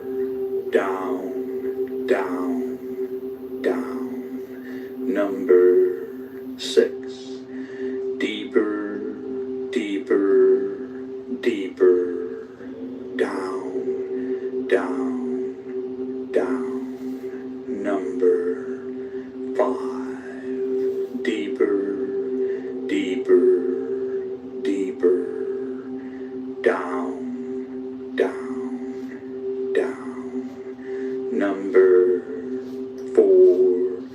Deeper, deeper, deeper. Down, down, down. Number 3. Deeper, deeper, deeper. Down, down, down. Number 2. Deeper, deeper, deeper. Down, down, down. Number 1. And you're now relaxed and at ease and at peace in a relaxing, altered state of consciousness. And each and every time you alter consciousness, you will go deeper than the time before, until you've reached your natural level, which can be maintained by using this technique several times a week. Now, if at any time you feel uncomfortable in any way, all you have to do to awaken is to mentally count yourself up from 1 to 5. So you're in control. You can awaken at any time you desire to do so. And you're now relaxed and at ease, and a quietness of spirit permeates your body and mind. And I'm going to begin by providing suggestions that will be communicated to every level of your body and mind. And they'll be accepted on every level of your body and mind. A quietness of spirit now permeates your body and mind. You release all tension created by stored up energy within your nervous system. All nervous energy is released to flow freely through your body and mind to be used in constructive ways. You feel calm, relaxed, and at peace with yourself, the world, and everyone in it. You have the courage and confidence to do what you need to do to resolve your problems. You can resolve your concerns and conflicts with minimal effort. You accept the things you cannot change, and you change the things you can. You accept who you are. You always do your best, which is all anyone can ask. Every day, in every way, you become more peaceful and harmonious. Negativity flows through you without affecting you. As a result of this programming, you develop a new mellow and confident self-image. Quietness of spirit are your key trigger words for post-hypnotic conditioned response. And these suggestions have been communicated to every level of your body and mind, and they've been accepted on every level of your body and mind. And it's now time to visualize yourself having successfully overcome any and all anxiety. Imagine how good it feels to experience an ongoing quietness of spirit. Imagine your reactions and the reactions of those close to you. Vividly fantasize all the changes and benefits derived from living life in this calm state of mind. Create every detail of these visualizations, and in so doing, you communicate your desires to the levels of mind that will assist you in manifesting the positive outcomes. Imagine what you desire as if it were already so. Do this now while I am quiet for a while.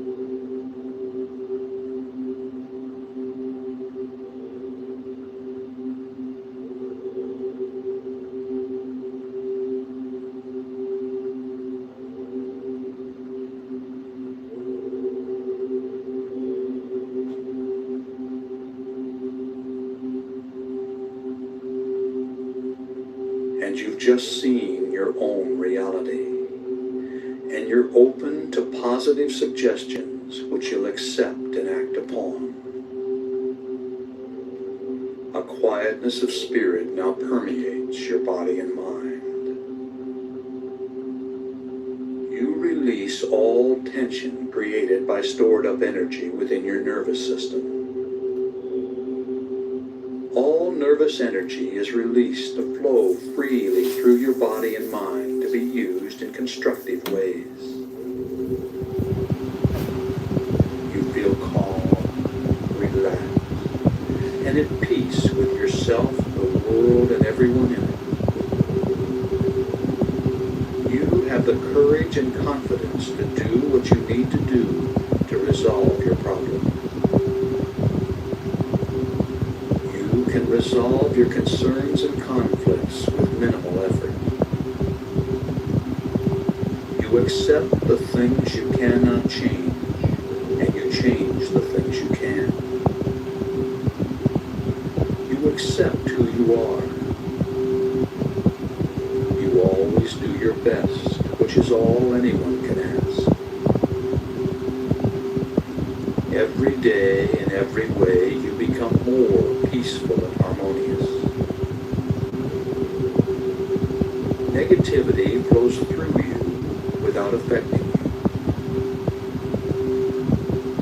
As a result of this programming, you develop a new, mellow, and confident self-image. Quietness of spirit are your key trigger words for post-hypnotic conditioned response. And these suggestions have been communicated to every level of your body and mind, and they've been accepted on every level of your body and mind. And these suggestions have been communicated to every level of your body and mind, and they've been accepted on every level of your body and mind. And it's now time to use a repeat technique to saturate your mind with a message. Together, we'll communicate it to every level of your being. So say the words along with me, silently in your mind. Shout shout them out silently and hear them echo out across the universe and back to you. A quietness of spirit now permeates my body and mind, and my stored up energy is released to flow freely through my system. A quietness of spirit now permeates my body and mind, and my stored up energy is released to flow freely through my system. A quietness of spirit now permeates my body and mind, and my stored up energy is released to flow freely through my system. A quietness of spirit now permeates my body and mind, and my stored up energy is released to flow freely through my system. A quietness of spirit now permeates my body and mind, and my stored up energy is released to flow freely through my system. A quietness of spirit now permeates my body and mind, and my stored up energy is released to flow freely through my system. A quietness of spirit now permeates my body and mind, and my stored up energy is released to flow freely through my system.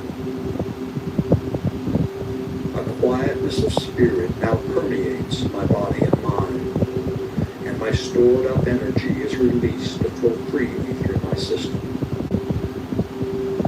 A quietness of spirit now permeates my body and mind, and my stored up energy is released to flow freely through my system. A quietness of spirit now permeates my body and mind, and my stored up energy is released to flow freely through my system. That's right. A quietness of spirit now permeates your body and mind, and all your stored up energy is released to flow freely through your system. And every day, in every way, you become more peaceful and harmonious. Your new, mellow, and confident self-image is a projection of who you are. It is. You are mellow and self-confident. And I'm now going to give you some key trigger words for post-hypnotic conditioned response. Anytime you feel the slightest bit nervous, simply stop what you're doing, close your eyes, breathe deeply, and say these words quietly to yourself. A quietness of spirit. The words quietness of spirit are post-hypnotic conditioned response trigger words to reduce anxiety and intensify your calm and confident demeanor. These key trigger words invoke powerful post-programming mental conditioning that you can draw upon when you need it. When you say the words quietness of spirit, you'll immediately feel a surge of calmness and confidence flow through your body and mind. And every time you hear this suggestion, and every time you use your quietness of spirit programming, it becomes more and more effective. And it's now time to repeat another powerful affirmation along with me. When I say the words quietness of spirit, I relax, regain control, and experience a surge of calmness and confidence. When I say the words quietness of spirit, I relax, regain control, and experience a surge of calmness and confidence. When I say the words quietness of spirit, I relax, regain control, and experience a surge of calmness and confidence. When I say the words quietness of spirit, I relax, regain control, and experience a surge of calmness and confidence. When I say the words quietness of spirit, I relax, regain control, and experience a surge of calmness and confidence. When I say the words I relax, regain control, and experience a surge of calmness and confidence. When I say the words quietness of spirit, I relax, regain control, and experience a surge of calmness and confidence.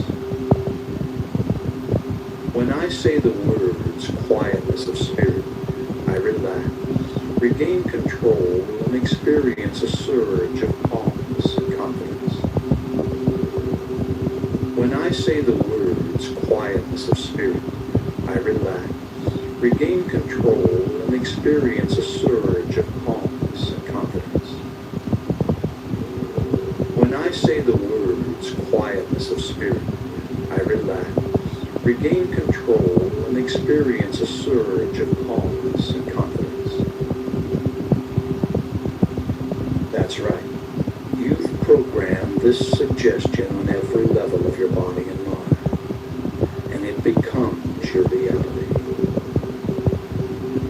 And now, once again, it's time to create another visualization in which you perceive yourself having successfully accomplished your goal. Fantasize the desired result of this programming. Create every detail in your mind, your feelings and reactions, the reactions of others, everything. Make it real. Do this now while I'm quiet for a while.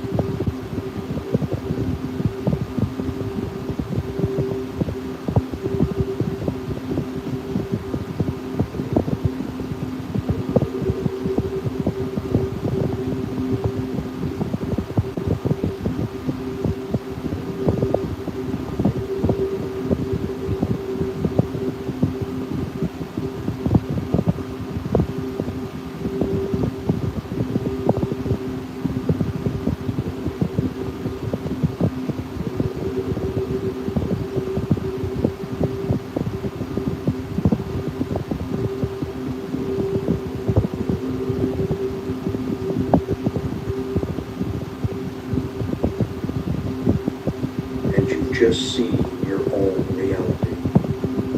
And upon awakening, you'll remember all that has been communicated.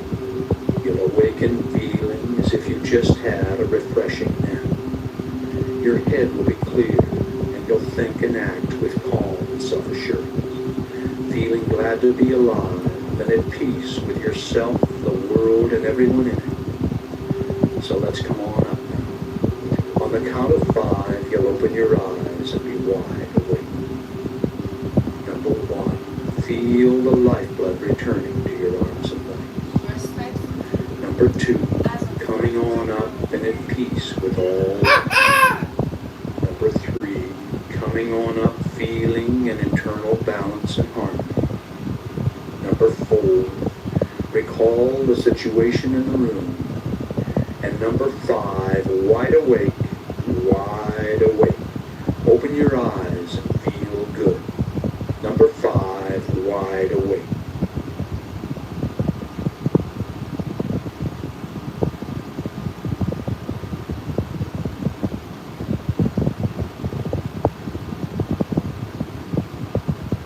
You're wide awake and fully alert. And I'm going to communicate some powerful self-talk phrases.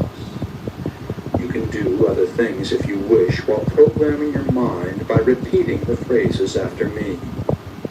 And throughout your day, recall these phrases and say them over and over to yourself, out loud or silently in your mind. All right, Now repeat each phrase after me. A quietness of spirit now permeates my body and mind.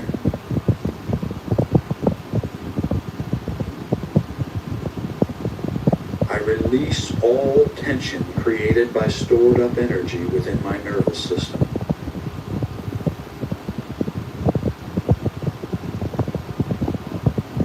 All nervous energy is released to flow freely through my body and mind to be used in constructive ways.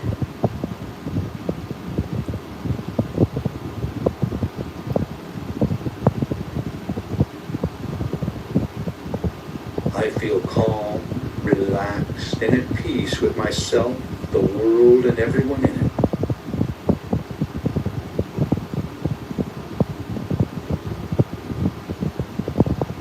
I have the courage and confidence to do what I need to do to resolve my problems.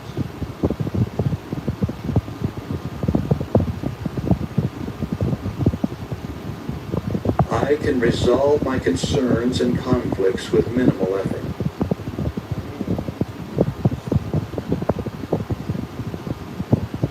I accept the things I cannot change, and I change the things I can.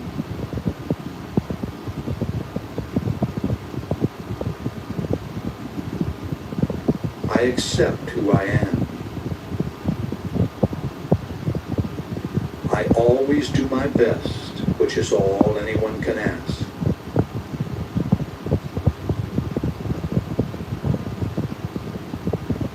Every day, in every way, I become more peaceful and harmonious.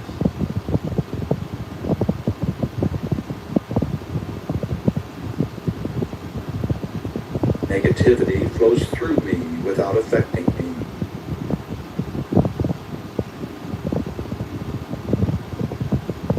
As a result of this programming, I develop a new mellow and confident self-image.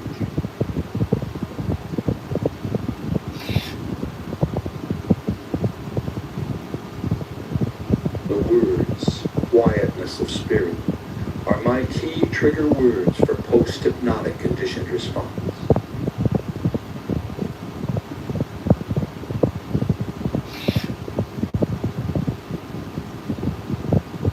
I accept all these self-talk suggestions on every level of my body and mind, and so it is.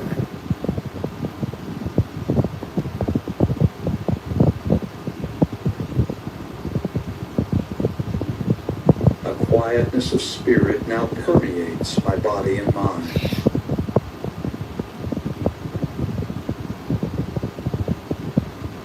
I release all tension created by stored up energy within my nervous system.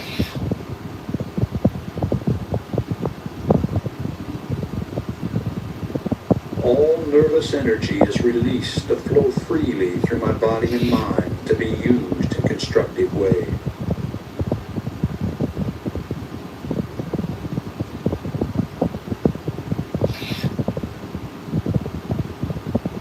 I feel calm, relaxed, and at peace with myself, the world, and everyone in it.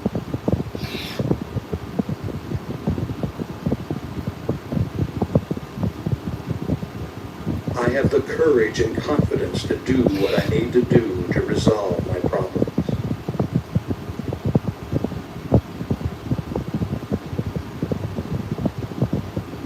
I can resolve my concerns and conflicts with minimal effort.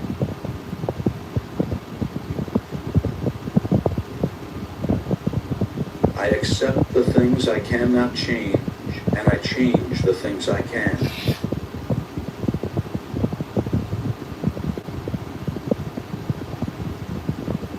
I accept who I am. I always do my best, which is all anyone can ask.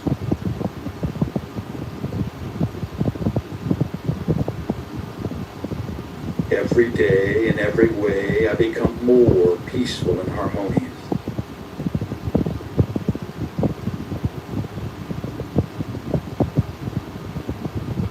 Negativity flows through me without affecting me.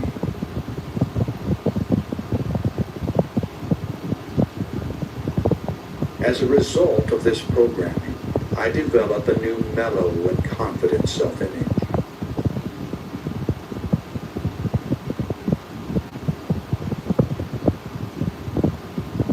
The words, quietness of spirit, are my key trigger words for post-hypnotic conditioned response.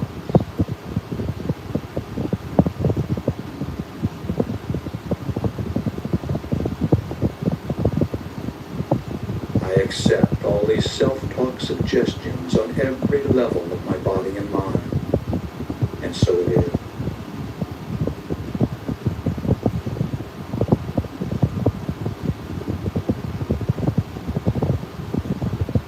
A quietness of spirit now permeates my body and mind.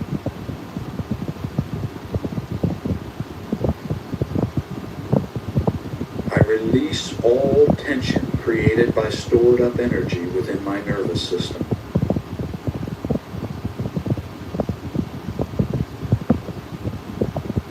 All nervous energy is released to flow freely through my body and mind to be used in constructive ways.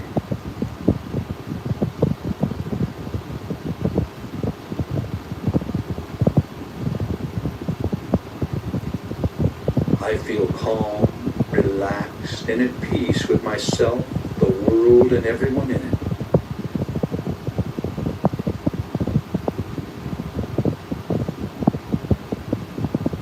I have the courage and confidence to do what I need to do to resolve my problems.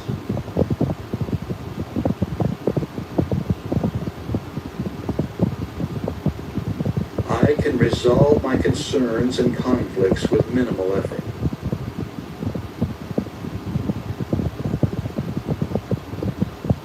I accept the things I cannot change, and I change the things I can.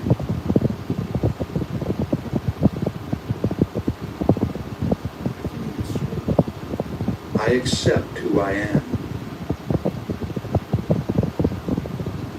I always do my best, which is all anyone can ask.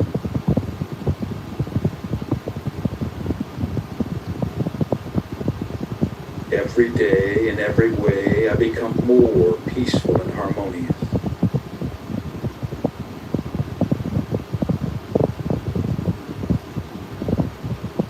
Negativity flows through me without affecting me.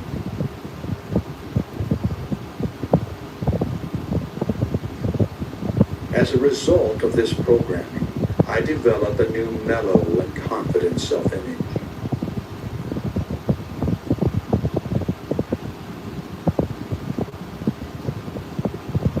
The words, quietness of spirit, are my key trigger words for post-hypnotic conditioned response.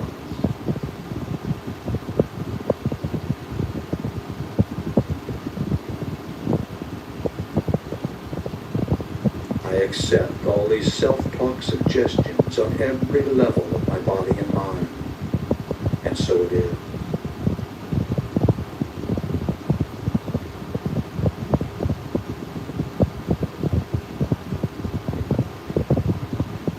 A quietness of spirit now permeates my body and mind.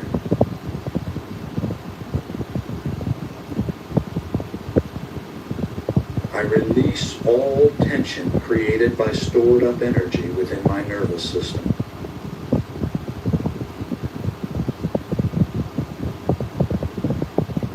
All nervous energy is released to flow freely through my body and mind to be used in constructive ways.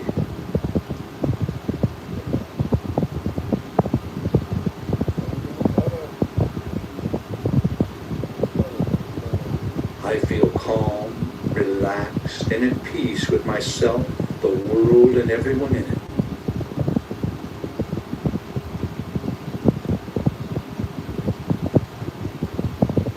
I have the courage and confidence to do what I need to do to resolve my problems.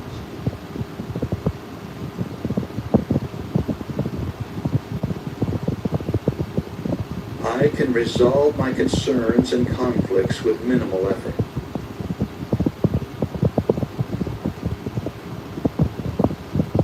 I accept the things I cannot change, and I change the things I can.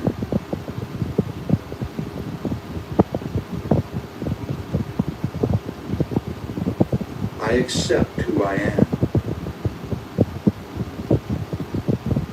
I always do my best, which is all anyone can ask.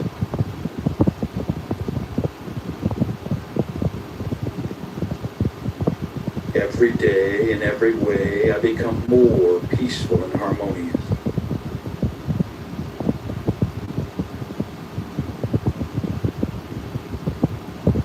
Negativity flows through me without affecting me.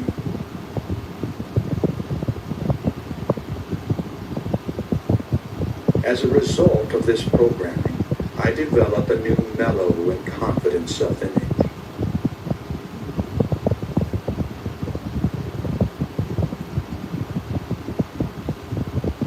The words, quietness of spirit, are my key trigger words for post-hypnotic conditioned response.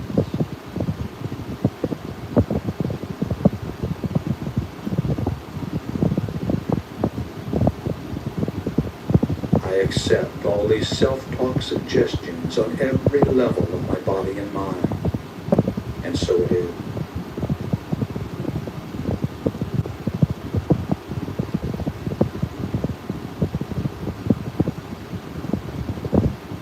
A quietness of spirit now permeates my body and mind.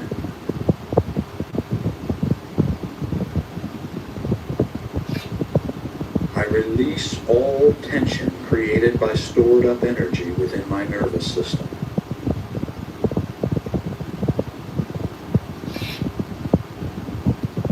All nervous energy is released to flow freely through my body and mind to be used in constructive ways.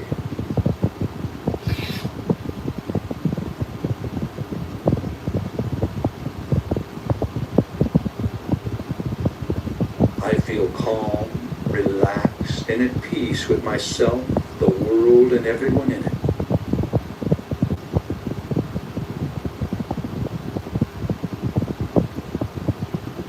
I have the courage and confidence to do what I need to do to resolve my problems.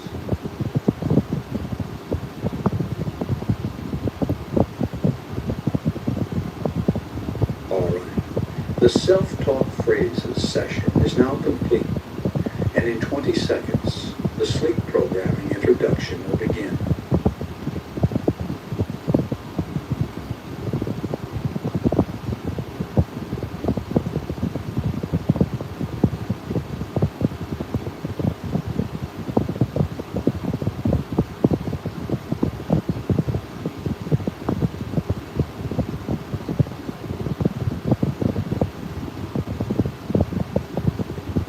Sleep programming is nearly as powerful as hypnosis for programming your mind with life-changing suggestions.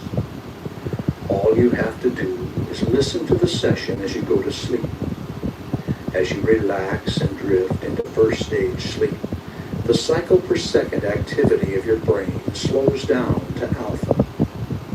The second level of theta precedes deep delta sleep. Alpha and theta are the levels accessed for hypnosis programming. So on the following sleep programming session, I'll use the same induction as on the first session to take you to these levels quickly. Then, as you cross over into natural sleep, you'll continue to hear the suggestion. These affirmations are phrased from maximum acceptance by all levels of your mind. The words fade away at the end of the session, telling you to sleep soundly through the night and to awaken inspired to begin a new day. All right, now make yourself comfortable and prepare to be programmed as you go to sleep.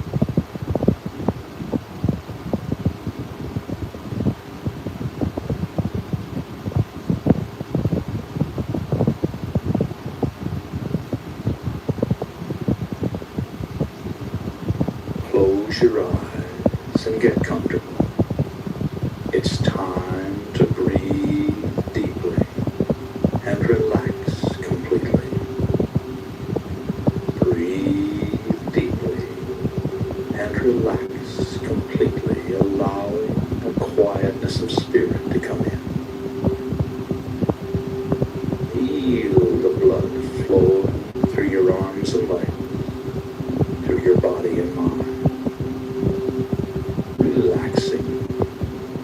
relaxing, relaxing. Take a deep breath. Hold it as long as you comfortably can. And then let it out slowly through slightly parted lips.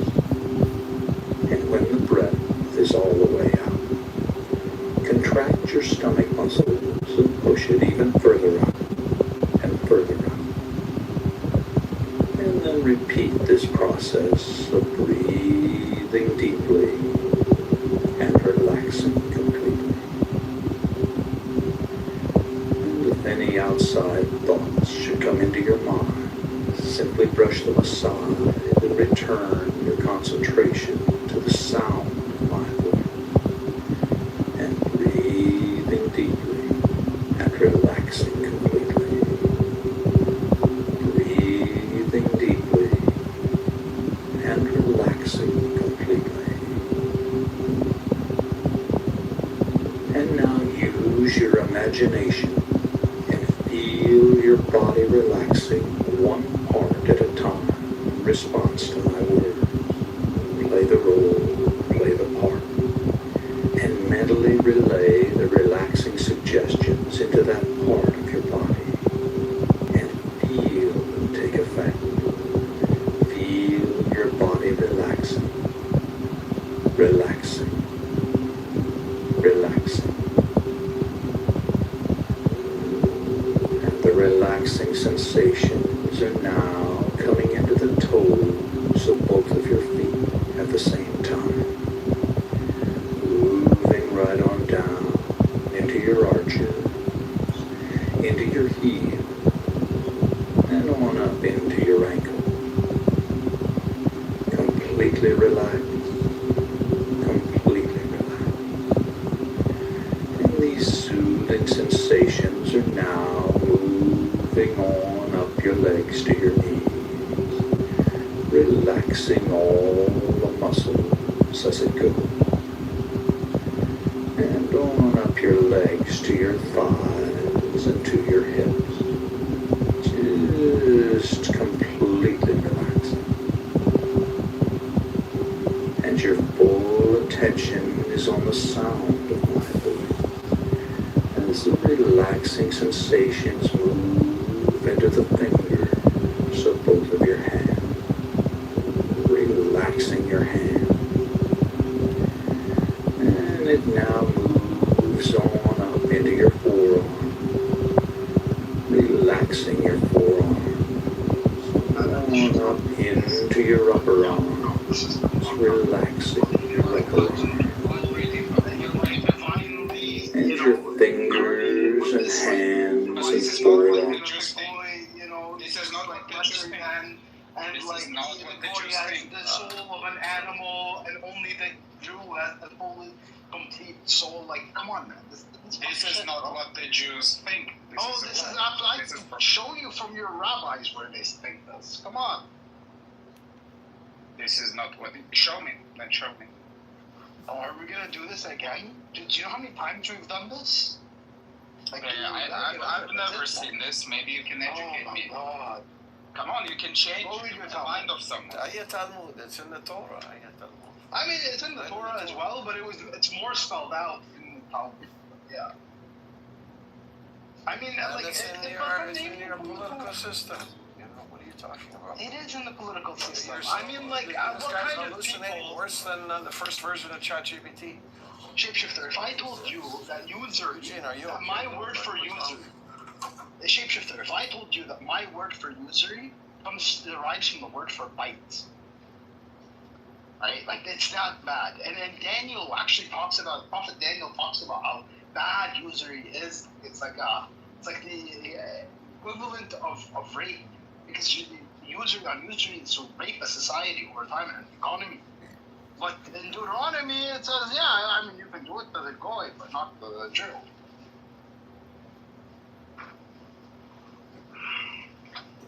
I don't even have to get into the Talmud. Shapeshifter is right.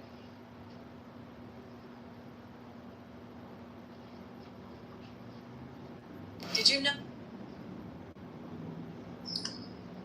So many of them. Is Ahmad Shara willing to do as any other nation state would do to get the sovereignty of Syria back, given the fact that the Golan Heights belongs to Syria, but for some reason the ethno supremacy fascist regime of Israel took over your land? Does he have? Hey, can I have a mod, Rafi? Does he have any plan to get that land back? I don't think so. Because Syria obviously is depleted. Not anytime soon. Done. I'm shutting the room. I never do. I never shut the room or put people down. Have fun. See what we get out of this one today. Okay. Rafi, Buttercup thinks you guys are all her people, so she's reliable. Except Rob, come on. No, Jeez. you're killing me. I've heard you say it. It's fine. There's nothing. Oh, you've moved up so much Yeah, in the community. I'm so proud of you, Buttercup. Yeah, Buttercup. Because what? Would you say I do what in the community? Your people have You've moved up. Yeah, your people have accepted you. I know. I've gained a mod in fucking War Room. What would BB have to say? Oh, May he where rest is in BB? peace. I think he's in trouble with his wife. I heard, so you can't go online anymore. Well, yeah, I mean, I just saw BB a few days ago. Wait, really? He's in trouble with his wife? No. That's the rumor. Oh, That's not good. Sorry, I didn't mean to start a rumor. I don't wish I anyone think to you be did in trouble with start him. a rumor. No. If he needs marriage advice, Rafi, just tell him that I can help. No marriage advice. It's nothing to do with some other shit that's popping off right now. And yeah, he should be back, sure. Like Mossad shit or normal shit? No Mossad shit. We're good boys. Have you met BB? Are you guys friends in real life? Yeah, of course. I know BB for over 15, 16 years. Oh wow, so you know each other off the app. Well, yeah. Okay. Surprisingly, we grew up in the same area. Then we moved, and we found out that we moved to the same area too. We randomly found out. Well, Dad. What a surprise. Jews grew up together and then moved and then wound up in the same neighborhood. No, but we moved a distance from each other, well, from our old area, and yeah, we found out that we're both the same area. It's quite funny. What's he like in real life? No matter how far you go, you create your own community. He's a G. What do you want? What do you mean? How is Is he like bombastic, or is he like actually pretty quiet in real life? Is he introverted? No. He's got balls. Oh, He's got big okay. balls in real life. You've seen them? You're that Oh, yeah, close? his brother even bigger, surprisingly. Damn. Well, That is. back in the day. Back in the day. I don't know about today, but back in the day. I think BB has a bigger one today. Than his brother. He's married though. He is? Yeah, just saying he's married. Who are you saying that to? Me? No, I'm just joking. Apropos of nothing. No one was. I was waiting for you to laugh. He's married twice. It's his second wife, right? We know about his 10 kids and his 2 wives. We know everything. Is it a second? I don't know if it's a second or third. Yeah, interesting. Or sorry, third baby mama. Yeah, that makes sense. Do you have family, Rafi? We do. Nice. Good for you. How do they feel about your being on Clubhouse all day? I don't mind, as long as I bring the paycheck. Yeah, fair enough. So I guess you live in Toronto then. Your neighbors with Benny Adam. No. I'm closer to Drake. Oh, okay. Closer to that area.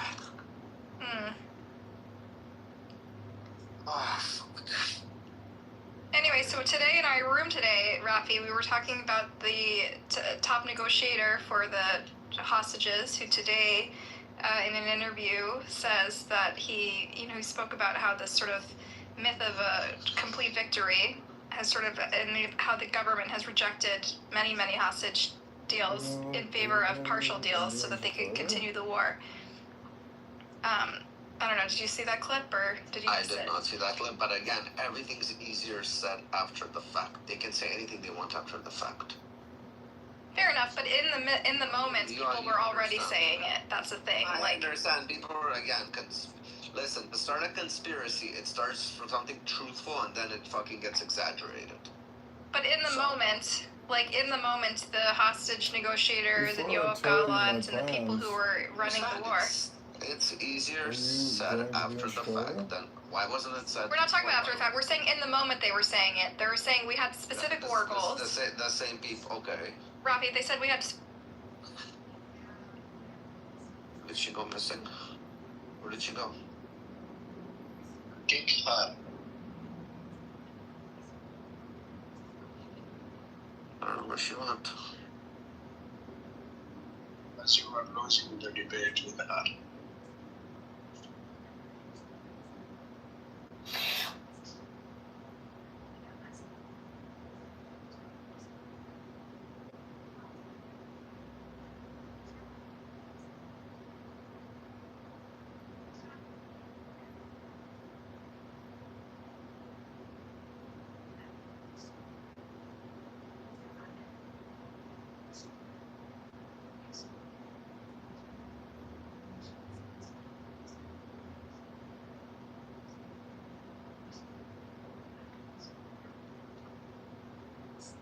What's up, North?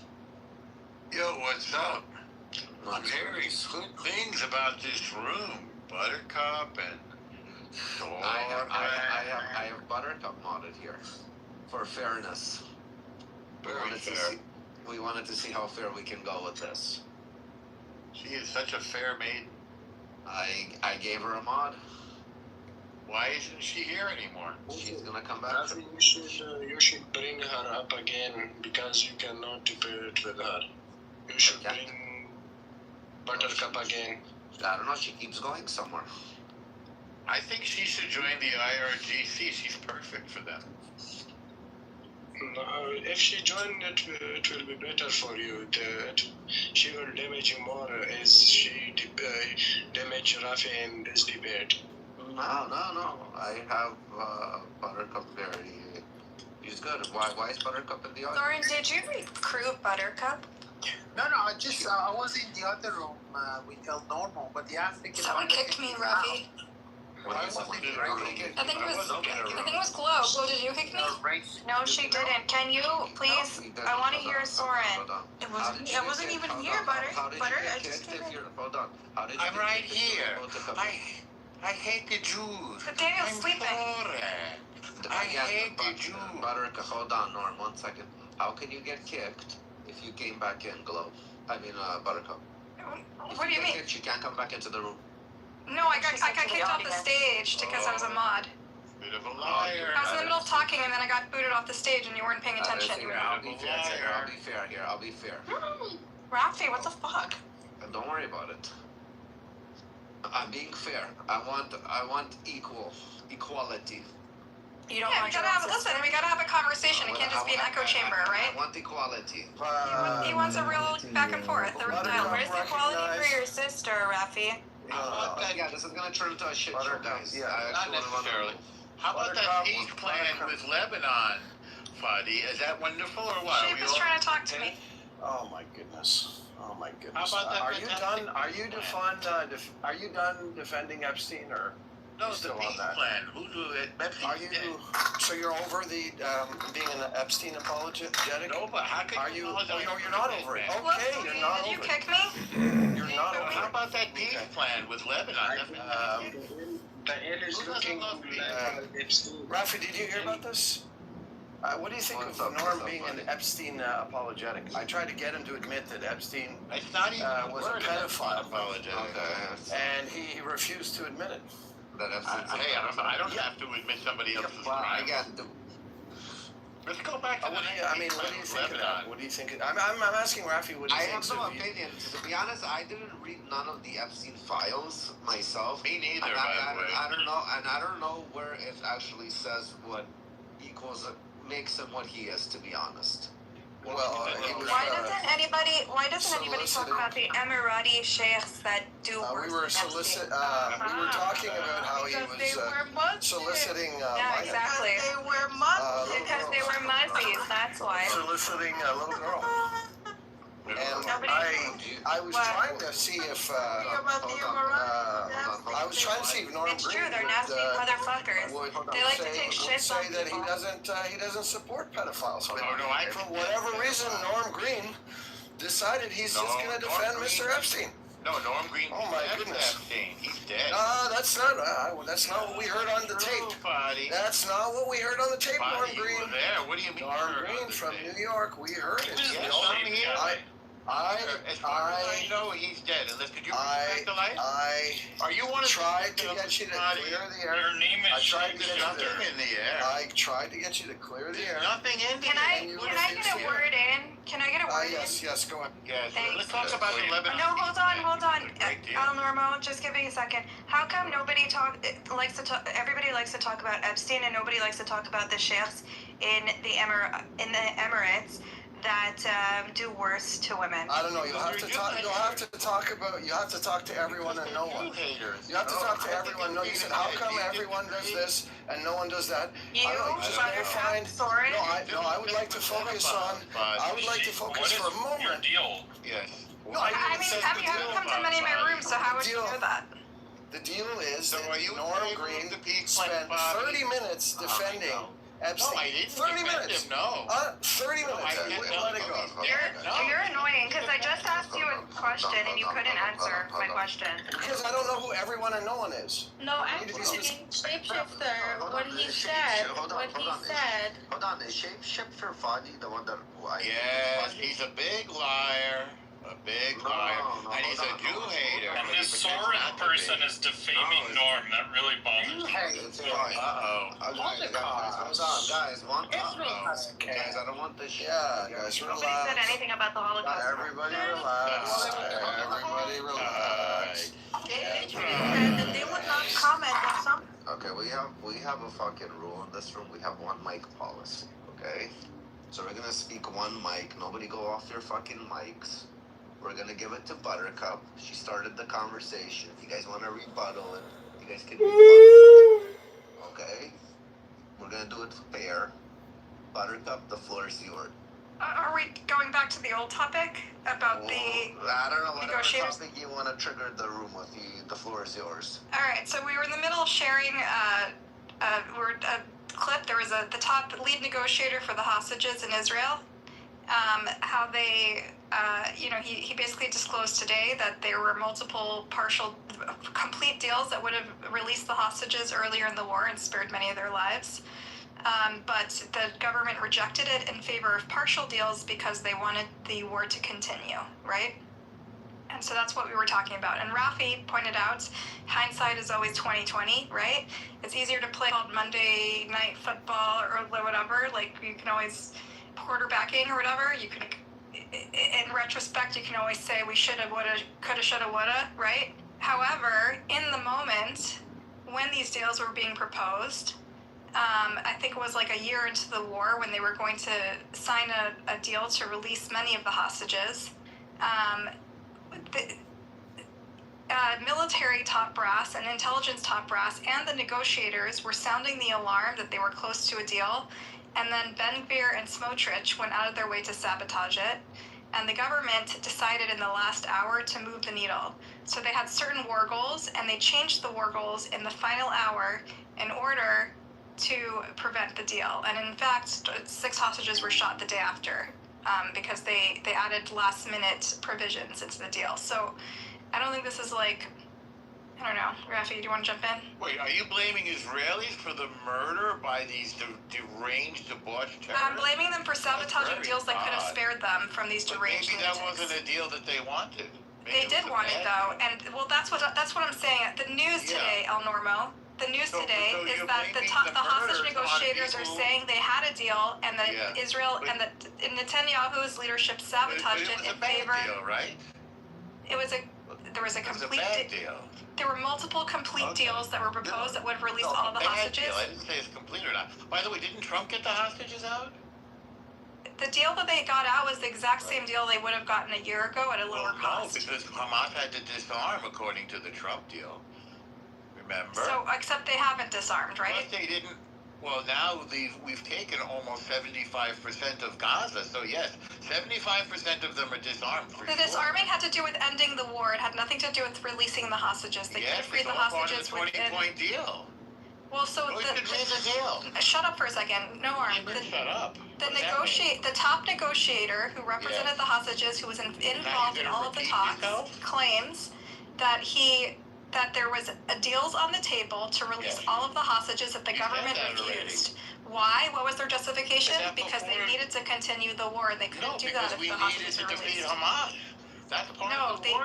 they sacrificed the hostages to continue the war. No, it's because we let Hamas stay in power. So but they did. Hamas is still in power. Hamas so they got not that too, in power. right? Hamas is finished. They're surrounded. By the way, is this before or after we took Rafah, Buttercup? You think that you got... All right, Nora was just going to interrupt, so I don't know what you're doing. If you want a topic where El Normo is a bit more passionate, you might try Epstein. Epstein? You want to talk about Epstein? Very thoroughly. Rafi, am I allowed to discipline El Normo? Rafi, please check your back. Rafi, may I discipline El Normo? Can I put him in timeout? No, we're not going to discipline. Normal knows to behave. Rafi, can you check your back channel, please? Send me text message. I don't see nothing in the back channel. No, but Buttercup is preventing Brett from coming in. Oh yeah, I do block him. I can unblock him if you want. Yeah, we need everybody to be in Buttercup. We need a fair. Yeah, no worries. I'll unblock Brett. We don't punish people here. We just control. No, this is an old block. I forgot about it. Again, I just say we control people. No block list here, please. Buttercup, you don't have to do that. I don't want. As your counsel, you don't have to do anything. Hold on. Thanks. Hold on. I'm just saying, Buttercup. If you want it to be modded, you better not have a big block list. I let everybody in. I have a small blacklist and Brett is on it. That's all. Okay, don't have a big block list. Because you hate Jews, right, Buttercup? Bring in Is that true? A pretty nice guy. How did he earn the Buttercup block? You want to kill them? Buttercup. How did he earn the Buttercup block? Just for being dumb. Because he's a Jew. Okay, I'm blocking. He's not that dumb. He's kind of dumb. Holy crap. Didn't you say you wanted to violently destroy the state of Israel? Call me a okay, big guys. The Matrix. Okay. Come on, let's stop all these non sequiturs. Okay. First of all, that's gonna be none of that shit again. When people get out of line, we will put you. I try not to put anybody in the audience because I think I can control people on the stage. Everybody's a fucking grown-ass man or a grown-ass woman that should have some etiquette and know how to fucking have a discourse. Okay? We're gonna have normal conversation, one mic at a time, no trolling each other.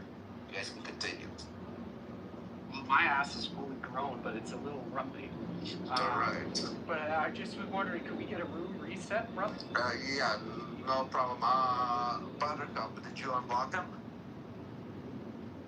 Yeah, I did.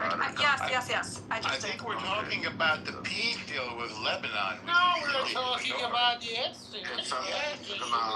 No. What would you like to say about Epstein? First off, hold on. First off, we have a topic on top of the room. Zionism right to defend or ethnic cleansing? It's just not a coherent topic, though. I know. Of course. It's not a sentence. It's not like grammatically correct. Al is a journalist. He should know better. El Normo. Well, I didn't write it, but I understand it. Maybe your English isn't so hot. So Zionism right to defend? Yes. Does Zionism embody Israel's right to defend itself, or does Zionism constitute... Oh, okay. It's kind of cryptic, but I hear what you're saying. Thank you, El Normo. Just said in one simple sentence. Okay. Thank you for filling in the gaps, Normo. There wasn't any gap, but I'm happy to explain. Rafi, I think I remember why I blocked Brett, which is that he yells Judenrat for like hours without letting me speak. So if he does that, can I put him in timeout? Not kick him, just in timeout. If you do that, yes. I will You wanted Ambrose, Buttercup. You wanted Ambrose, and then she went on screaming and going all schizo again. So. Okay, Glow. Let's water under the bridge, okay? going schizo is like Tuesday. I will deal with Brett. Buttercup, I think one of the spokesperson said that Hamas cannot be defeated because it is an ideology, which is Daniel Hagari, who said itself. We just have to take their guns away. By the way, I heard today that Hamas said that there were 50,000 terrorists killed by the IDF in the war, which is a revised number. That would lower the ratio to less than 1 to 1. The most humane army in military history. Thank you, ladies and gentlemen. You are the bad person. You are the stupid. You are the English speaker. Wow. I would like some parata. Racism on a serve. Racism. Okay. He's got a couple of stars on his shoulders. Pedophile supporter and racist. I can't hear anything.